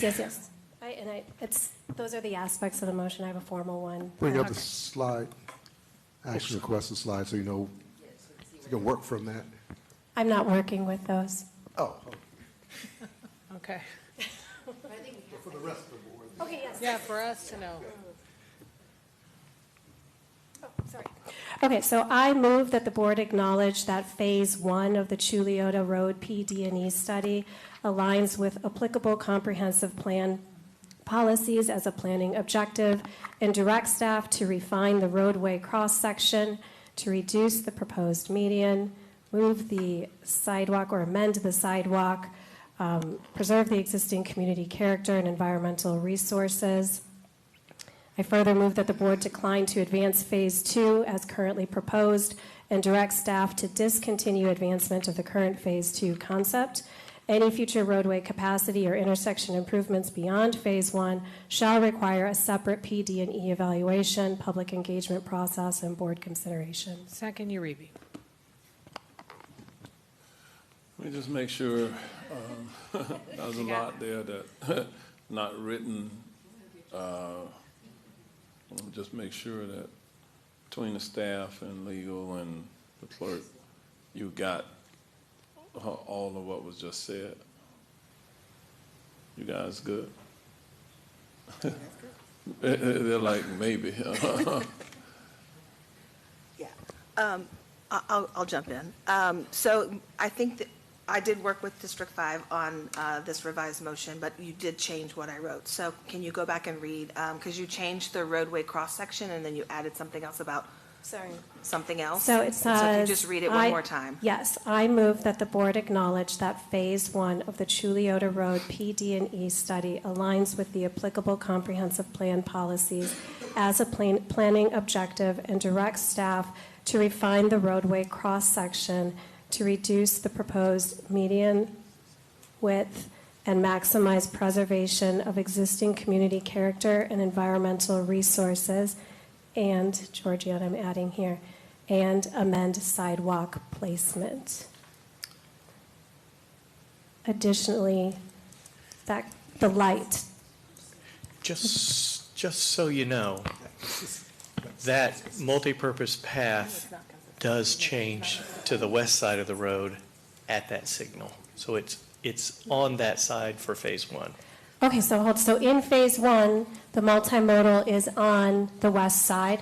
That's great. Okay, so we can completely disregard sidewalk then. The only thing, Georgiana, was that signal, which is in Phase 2, that both Country Lakes Estates and Cypress Lakes Estates agree works for them, but it was in Phase 2. How do we bring that how do we get that signal from Phase 2? I'm not familiar with the project, so you're going to have to get that. You're going to have to get that information give you a from little staff. context there. The traffic signal was not warranted at this time. However, a flashing could be installed until such time as it is Okay, warranted. and that would be part of Phase 1, Brian? Could be. Okay, so that's what I'm trying to do, is bring that signal up to, or the flashing light up to Phase 1. I'm trying to get that into Phase 1. Yeah. Well, We were thinking that you were trying to do that as part of the project, and that's in Phase 2, which you had recommended for us to go back in Phase 2. Right, with so the I'm study. trying to bring that up, because the community agrees on that. So I'm trying to move forward wherever we've got agreement, because we do all know and acknowledge we need safety improvements. So I'm trying to get that signal that people agree on into Phase 1. I just want to get clarification. Does that mean that there's a finding of consistency with the PD&E, at least at Phase 1 of the PD? I want to go back to Brian. I want to be sure we understand what we have approved, because this has implications Yeah, for us. what Georgiana gave me was to acknowledge that Phase 1 of Chuliota Road PD&E study aligns with applicable comprehensive plan policies. right, so this is not a motion to find it consistent with the comp plan. This is an alternative motion that has softened language to acknowledge that it aligns with the applicable comprehensive plan policies as a planning objective. But that is different than what's on the slide, which is a finding of I'm consistency. so confused. So is that an acceptance of the PD&E? No, because the PD&E, Okay, so it's a rejection of the PD&E with a alternative. She's approving a record. planning Okay. tool consistent with that aligns with the applicable comp plan policies. That is what Okay. that's what that motion is. I did work with that language there, but it is an alternative motion to finding it consistent with the comprehensive plan. And pursuant to those discussions with, not water management, with the state, because I know there was some very specific language they wanted with respect to the application of the stormwater rules. Is that sufficient? Is this language sufficient to address the state determination of what it requires in order for the PD&E to be eligible to? If you're finding Phase 1 consistent and you're approving Phase 1 and Phase 1 only, that does not approve Phase 2. So only Phase 1 would fall under PD&E as an approved PD&E, and it would be consistent. We fall under that stormwater rule, that accommodation.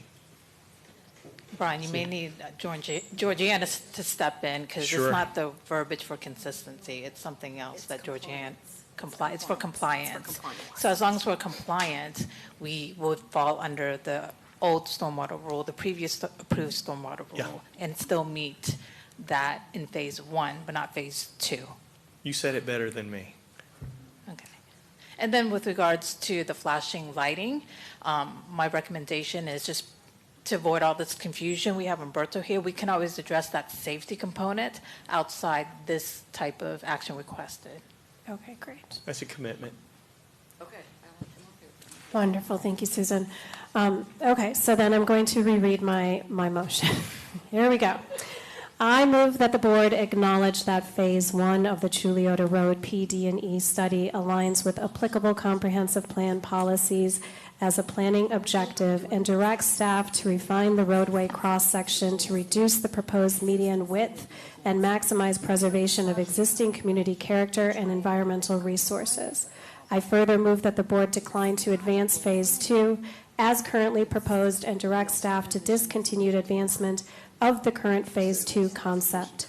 Any future roadway capacity or intersection improvements beyond Phase 1 shall require a separate PD&E evaluation, public engagement process, and board consideration. Second, Wilson? Okay. Georgiana, you Roll had going over another here, so that's why question. I'm like, Well, unfortunately, I was talking while she read it, so did you read the exact, because the first motion she had a second from Commissioner Uribe. So you've amended it to take out the side, and amend the sidewalk placement. Those were the only words you added to it. okay, so I. Correct, I read So the now you're exact taking all my phrasing. stuff out. Yes, And I if took. that is, if that's okay with the board, we would consider it an amended motion. It had a second from Commissioner Uribe, but it belongs to the board.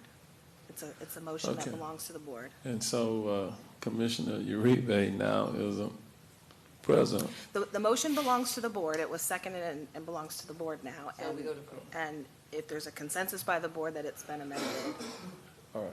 we can treat So- Commissioner Wilson like the seconder. You're good with the language. You all have the language. Okay. Question? Okay. All right. So we have a motion. All in favor, let it be known by saying aye. Aye. Opposed, no. The motion passes and it is unanimous. All right. And so with that, we have two more items. Okay, we're going to move to E7.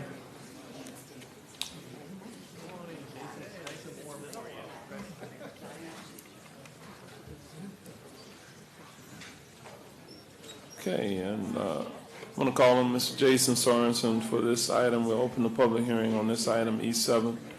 And we are still in session, so watching noise level, we're still in meeting. Excuse me, Mayor. All right. We're having a bit of a debate over here. Could we get the PowerPoint back up? Because Commissioner Semrad's motion was a combination of 1, 2, and 3. It was just in substitution of 1, 2, and 3. We just want to be clear so that we're not, so that the county attorney's office and the clerk are on the same page for the minutes. You did not make, you made a substitution motion related to finding the plan aligned with the comp plan policies. And was there anything related to the third part that's on the stage, on the screen?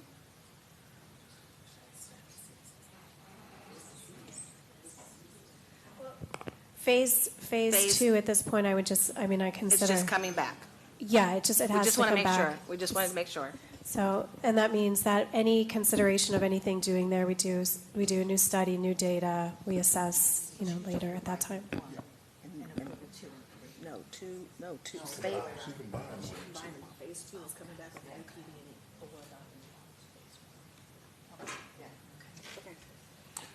Thank you. Okay. Thank you, Georgiana and Susan. All right, we're going to go to E7, Jason.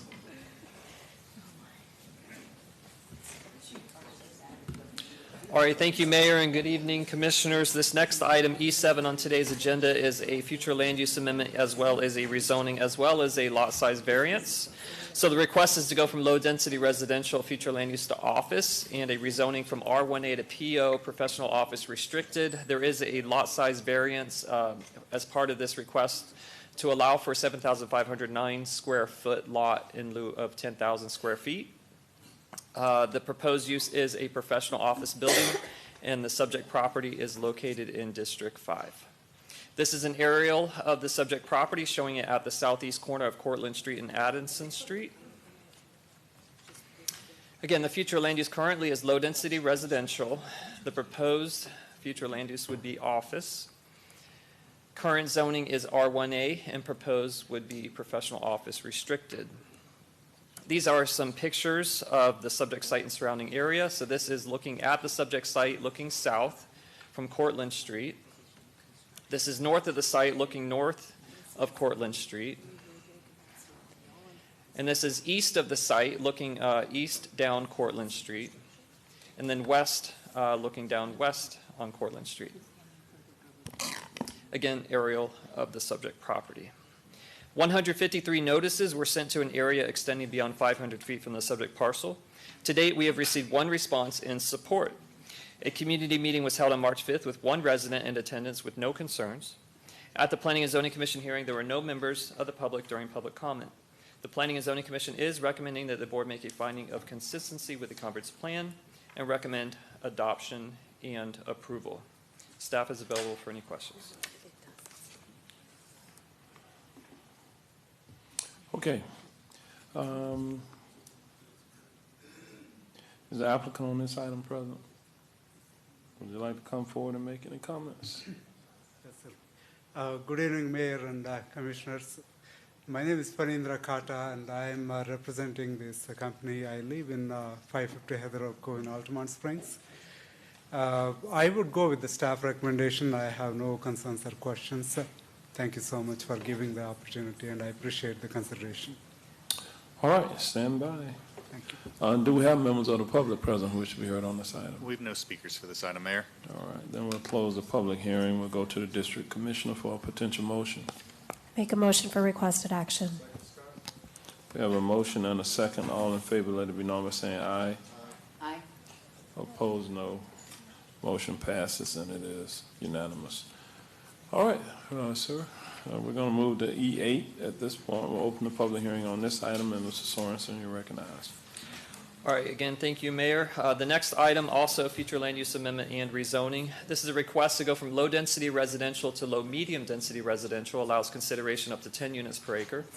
This is also a rezoning request to go from A2 farmland rural district to R2 restricted residential district. The proposed use is 26 single-family detached homes. The subject property is located in District 3. This is an aerial of the subject property showing it south of Curry Ford Road at the midpoint between Chickasaw Trail and South Econlocache Trail. The future land use currently, again, is low-density residential. Proposed is low-medium density residential. current zoning is A2 Farmland Rural District, which is inconsistent with the existing low-density residential future land use. The proposed zoning would be R2 restricted. 438 public hearing notices were sent to an area extending beyond 500 feet from the subject parcel. To date, we have received 6 responses in opposition.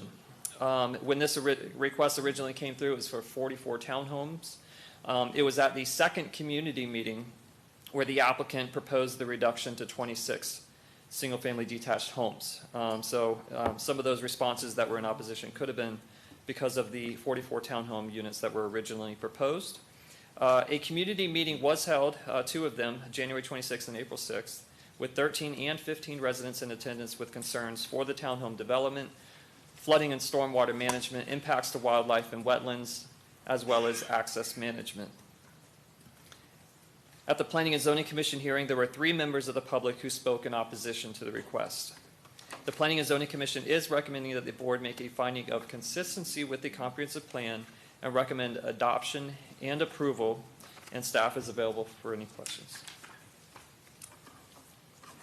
All right. With that, is the applicant on this item present? Would you like to come forward and make any comments? Hey there, Tina Demosny, 3109 Rayford Road, Orlando, Florida, 32806. We agree with the staff recommendation and the condition restricting us to single-family detached.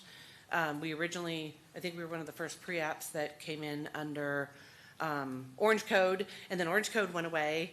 And so we started at 97, and then I think we went to 75, and then we went to 48, and then we went through 48 to 44 townhouses, multiple community meetings, and at our last community meeting, the residents were expressing their concerns with the traffic and the different, impacts when you're bringing in townhouses. So at that meeting, we offered that we would go to the single-family detached residential.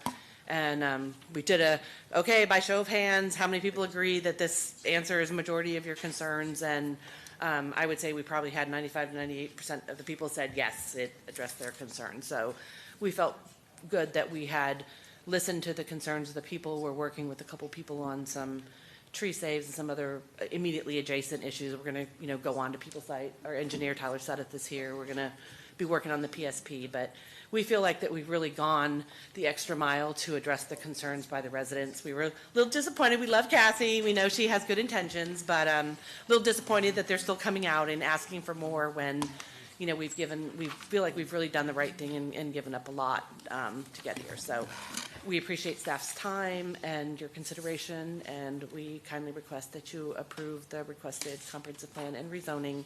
And I'd like to save a couple minutes, if you don't mind, for rebuttal after our neighbors speak. Thank you. Okay. Do we have members of the public present who wish to be heard on this item? We do, Mayor. We have 3 registered speakers, although one of them, I believe, might have gone home. Sharon Lynch, Cassie Lynch, and just checking if Essie or Elise Gomez is here. Might be Sharon Lynch and Cassie Lynch. I did want to ask, since we've been here all day, and my other neighbor, the 3rd speaker who had to go home, because he was having some medical issues, if I could just get an extra minute to talk so I could kind of touch on the things he was concerned about. Well, you're going to have to try to fit it in. They have to be present to cede time to you. Well, I know they can't see it, but he was going to talk, and I was just asking as like a favor, so if I have, so I have time to just kind of touch on it. You got a couple of minutes. Okay, I know, I'm just used to 3 minutes, and it's now down to 2 minutes. Yes, ma'am. Don't know when that changed. Okay, let me get set up first.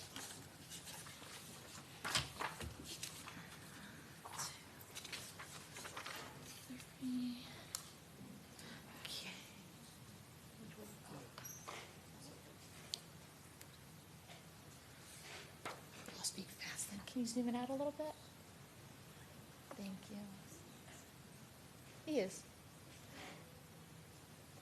There we go. Okay.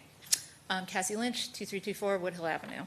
directly across Curry Ford from this. So while I remain opposed to this development in principle, I do believe restricting this property to single-family detached homes is a step in the right direction from the previously proposed townhomes. However, I still disagree with the R2 designation the applicant is requesting. Instead, I think keeping the R1 future land use and rezoning the properties to R1 would be more consistent with the surrounding neighborhoods, especially since the newer development it would be directly connected to is zoned R1. For example, while the older neighborhoods to the west are currently zoned R2, their lot sizes and dimensions are more in line with R1 zoning. All of these older lots, except one, are over 5,000 square feet and most retain a width at or near or above 50 feet, which resembles R1 more than R2. Additionally, the average lot size of the two neighborhoods directly adjacent to the applicant's properties, R1 Oasis Reserve and R2 Bradford Park, are very similar, both being well above R1 minimums. So if this isn't possible to do the R2 to R1, is there any way to do some sort of restrictions on lot sizes? Besides the actual rezoning, I am still extremely concerned about the lack of an upland buffer on the north side of this preserved wetland. Allowing the buffer to lie within the boundaries of the wetland seems counterproductive, especially considering the tougher wetland regulations Orange County recently enacted. Over time, this buffer area will transition to uplands and will reduce the capacity of the wetland, possibly leading to stormwater issues down the line. So really, I just want to know why EPD agreed to not have a buffer on the north side. And since I have 30 seconds, I want to touch on the gentleman who lives at 3067 Birmingham Boulevard, and he suffers from extremely bad erosion on the east side of his property because his house is only 5 feet from the property line. And I really just want to see if there's some way that the applicants can kind of help him fix those problems when they're back there.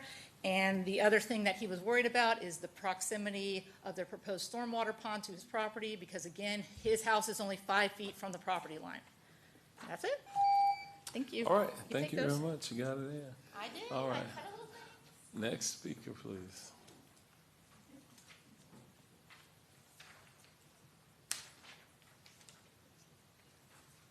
I'm Sharon Lynch. I live at 8857 Curry Ford Road. That's a hard act to follow.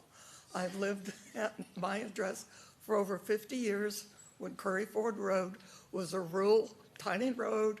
You could go out there, stand in the middle of the road and look at the stars, no more. But what I would like to do is thank the developer for agreeing to do away with the townhouses and coming in with the homes. And I also would like to ask if there is a way with the lot sizes that she could preserve some of the older trees, because this parcel of land has only had one resident in it for over 60 years. The two parcels combined have only had one home, so those 10 acres have not had any development, and all of those trees back there have age to them. And that's kind of what I wanted to ask, is that could some way, because for the first time in 60 years, the deer are now in our yard, and they have never been in our yard because everything around us is gone. And they won't be long with all the cars going on a four-lane highway. All right, well, thank you. Tell Dr. Lynch I said hello. All right. Do we have any other speakers? We have no other speakers for this item, Mayor. All right, then we'll go back to the applicant for any rebuttal comments.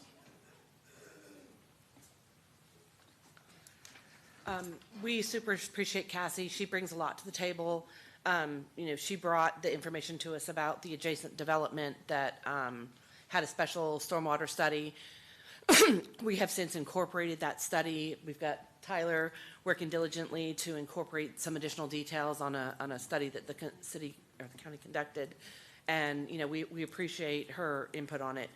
As far as the lot sizes, we feel like that the moving to the single family detached is a very generous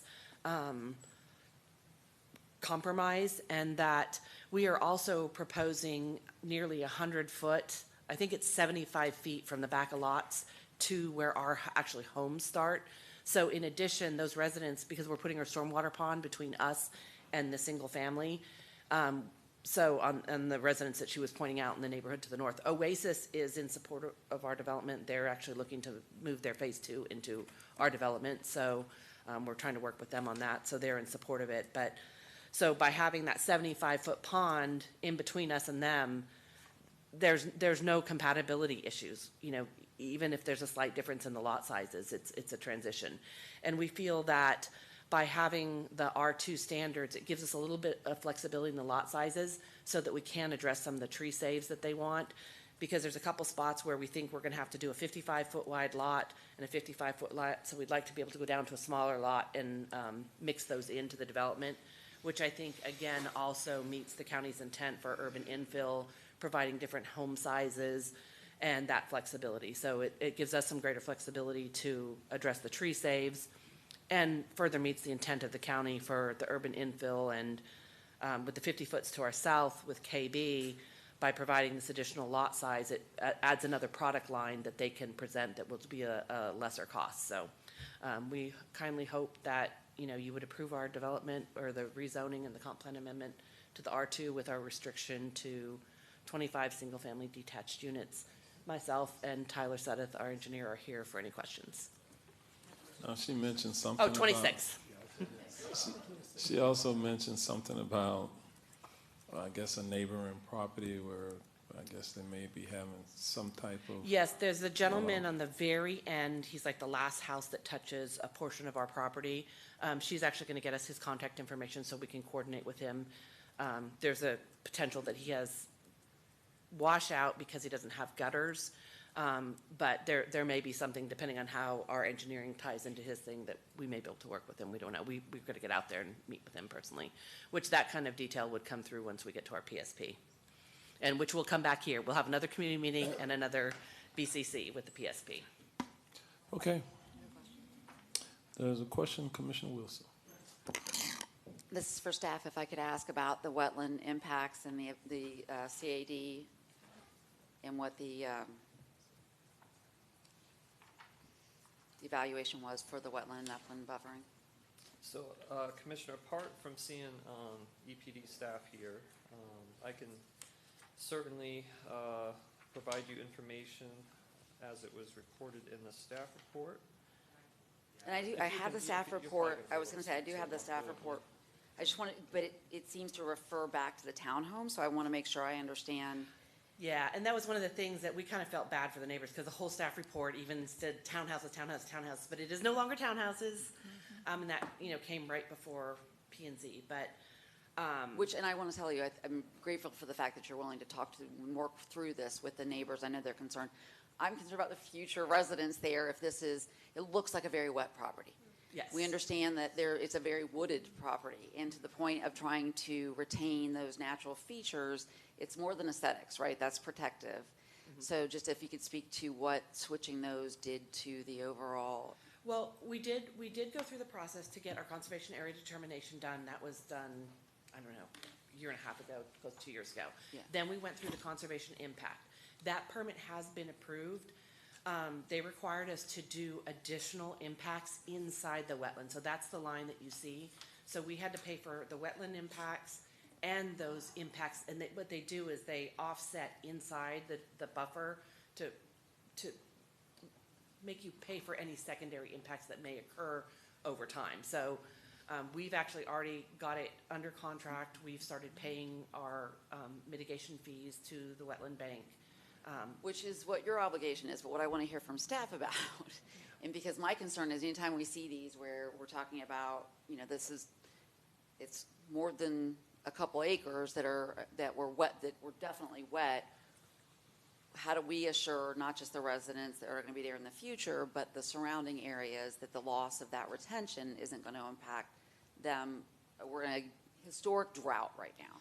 And I think Tyler may be able to speak to that better, because based on this half study, which Cassie queued us up to, and I'll let Tyler address it, but okay. We are connecting through our development into the adjacent development and into the county system. Okay. So there is a lot more going on to it, but Tyler's better. Hi, good evening. Tyler Sudduth, 1135 East State Road, 434, Winter Springs, Florida, 32708. So in regards to the stormwater system, I know this has probably been emphasized previously with this being a rezoning and comp plan amendment. We don't get into full design until the PSB and then construction phase level. Which is And crazy, because we kind of already see that there's permission for wetland, for wetland impacts, right? So in order to sort of satisfy what I think is the permissions at this level, to get to that level, we got to understand what's going to provide some sense of Well, they safety. wouldn't let us go forward with the comp plan amendment until we had that done and we paid for the impacts. Right. So it was a chicken and egg. I We had gotcha. to pay for it to even get to this meeting. I got you. So it was kind of like, okay, bonsai, full steam ahead, but go ahead. Yeah. But I guess the point that I was trying to make is that, all of those details will come to light during the next phase of the process, and not just with the county, but also with the Water Management District. Okay, well, I mean, I don't worry about the water management district. It's fine. That's all good. I think the evaluation that, the balance that we're trying to strike is sort of where those stormwater, where our previous or, I would say standards for stormwater retention and the convergence of that and our efforts to try to preserve natural features, right? So actual retention based on the fact that this is a wet parcel. So if you could also mention or speak to the question that arose about the existing plantings that are there. It looks like there's some mature growth there, because those also help retain some of that water. Yeah, absolutely. I mean, we're familiar with some of the larger trees on site, and we've made additional efforts to make sure that we can prioritize saving them. And it's not just something that we want to do, it's also something that the county is going to hold us to. It doesn't mean that everybody follows it. So Well, I there are appreciate very you. strict financial implications that are associated with removing some of these larger trees. And so we're incentivized to try to preserve as much as possible. Right, great, thank you. And then I will say, as far as the wetland goes, there was a little piece of wetland on the property to our north, and it's preserved, so it's got conservation on our north property line.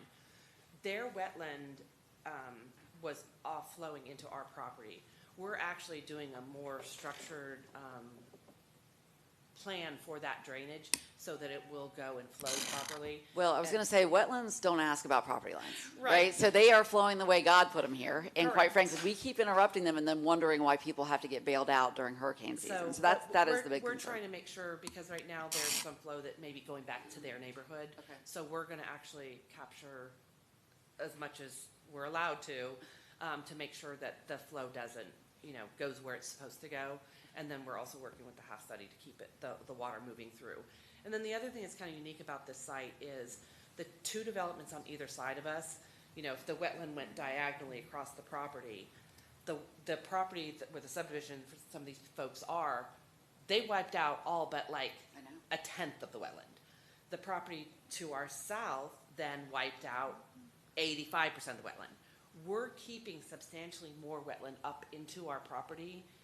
Like, even you couldn't even draw the line diagonally if the wetland impacts had been consistent because of the new code.